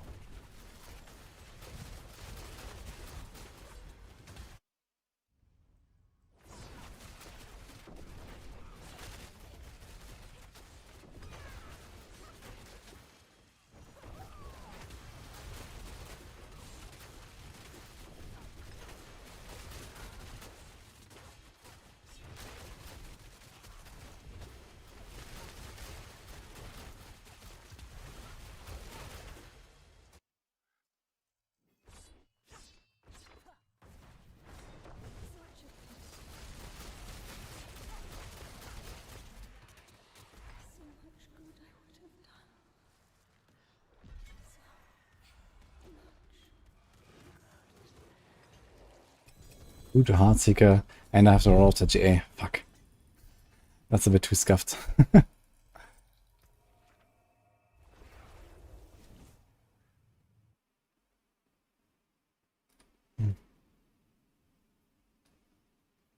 You can farm runes or tribute of harmony. Yeah, but I don't think that's really effective. But if you're desperate and you don't want to farm bosses, I guess you can.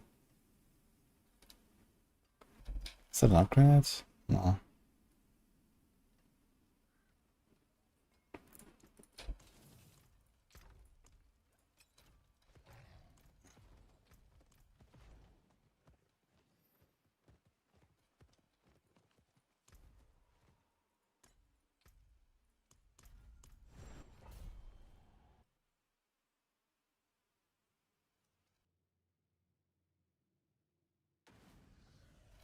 You can get power leveled in a pit in like 15 minutes by someone.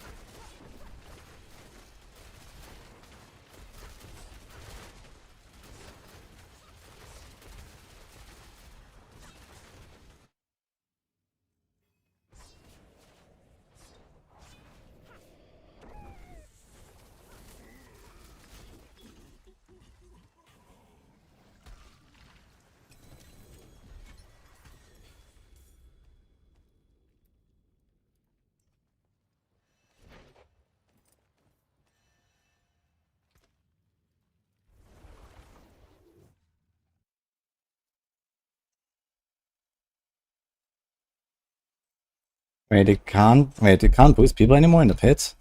Like power level? Maybe they have to be party leader or something? Like in the past you used to be able to invite someone who's low level and then just boost them in the pit. Because for some reason you were able to open the pit no matter where. Is that gone?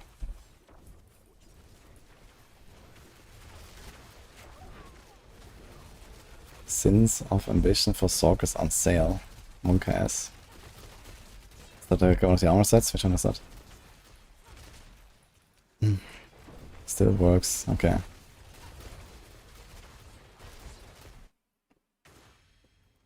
Okay, so power leveling still works. Okay.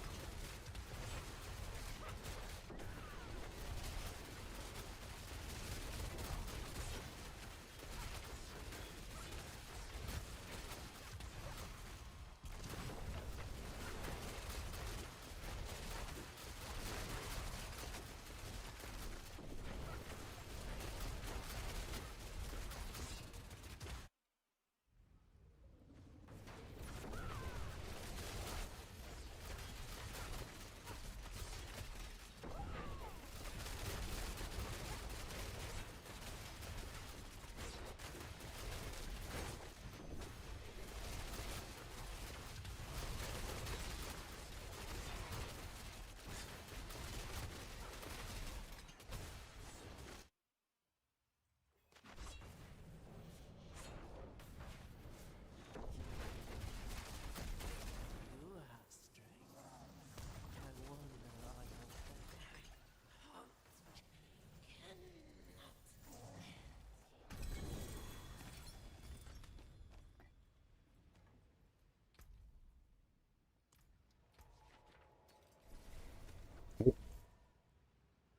Heartseeker. Res. Wait, is that what he wanted?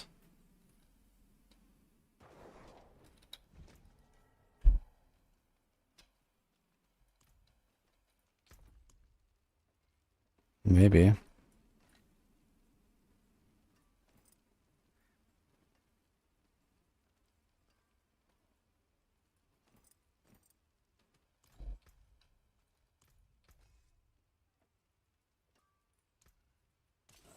Stick to the trees and keep safe.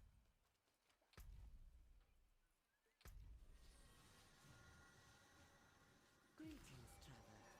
Behold the marvelous tales I have to offer.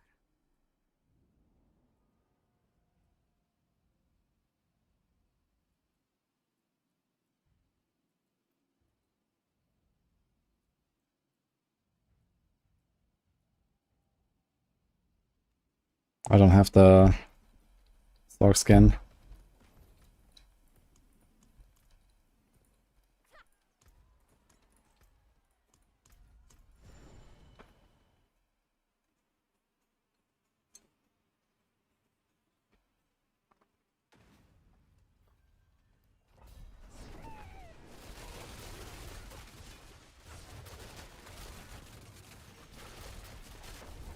Yeah, Hider Sorc is probably a good recommendation for the season journey. That or a Pulf Druid.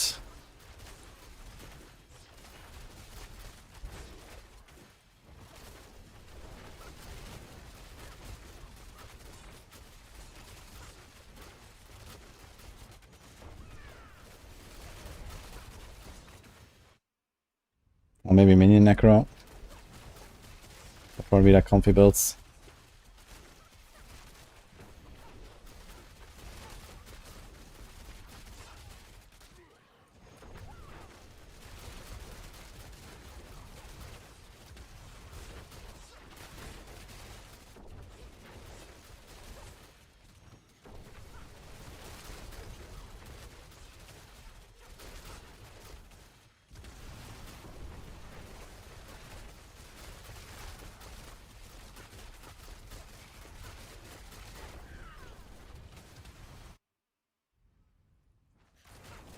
What about for Lilith killing? Yeah, Sorc is like always the easiest class for Lilith because you have Flame Shield. But you can also just like make a giga tanky, you know, Druid or Barb and just like face tank everything if you want. Like, wouldn't be such a struggle to just like, you know, play both. Maybe equip like an Enduring Faith if you want, and you're just invincible.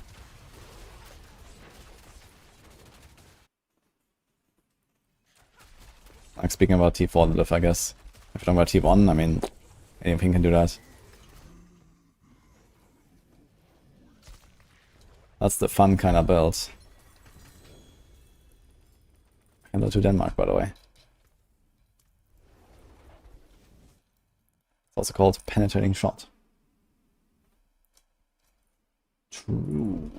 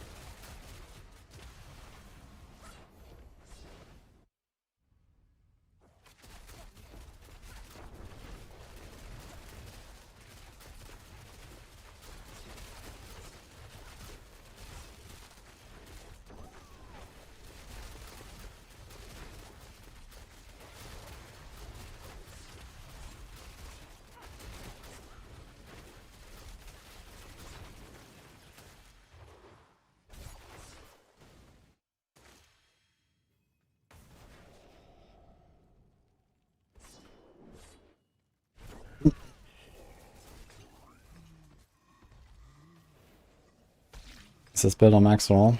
Yes. And we even got some extra question marks in case you need more.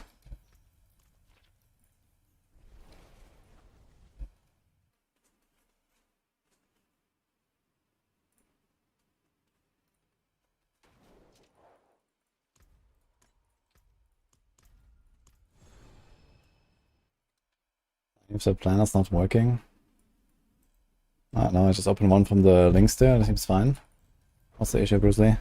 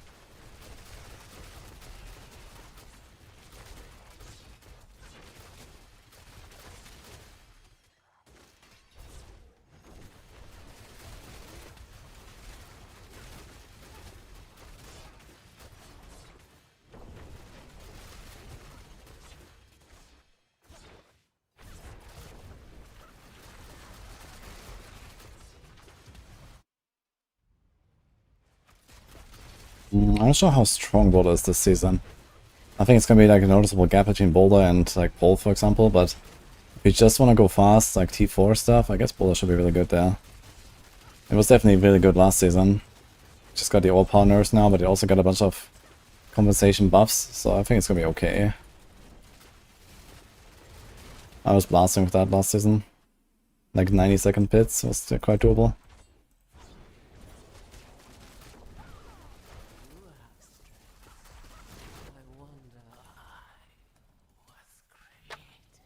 Red is super pick. Werewolf is not bad. In fact, I was cooking a Stormclaw build earlier. That's gonna be interesting.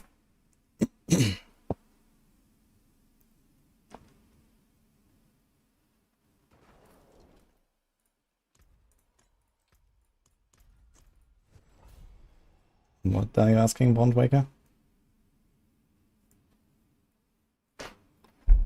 I'll try to turn off the DLSS, no face. I've made my Razorwings character, but I haven't played it yet. But it's ready. I got ready, Earth Spike, Stormclaw, Razorwings.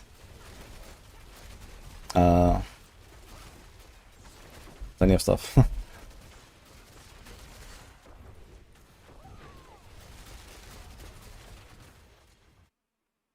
Heartseeker as well.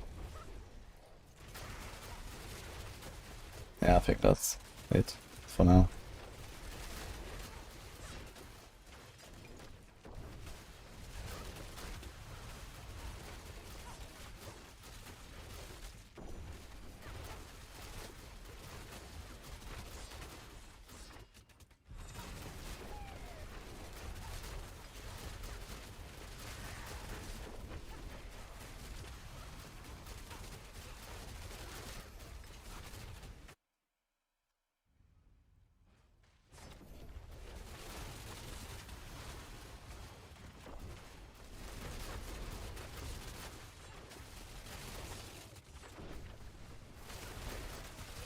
A win.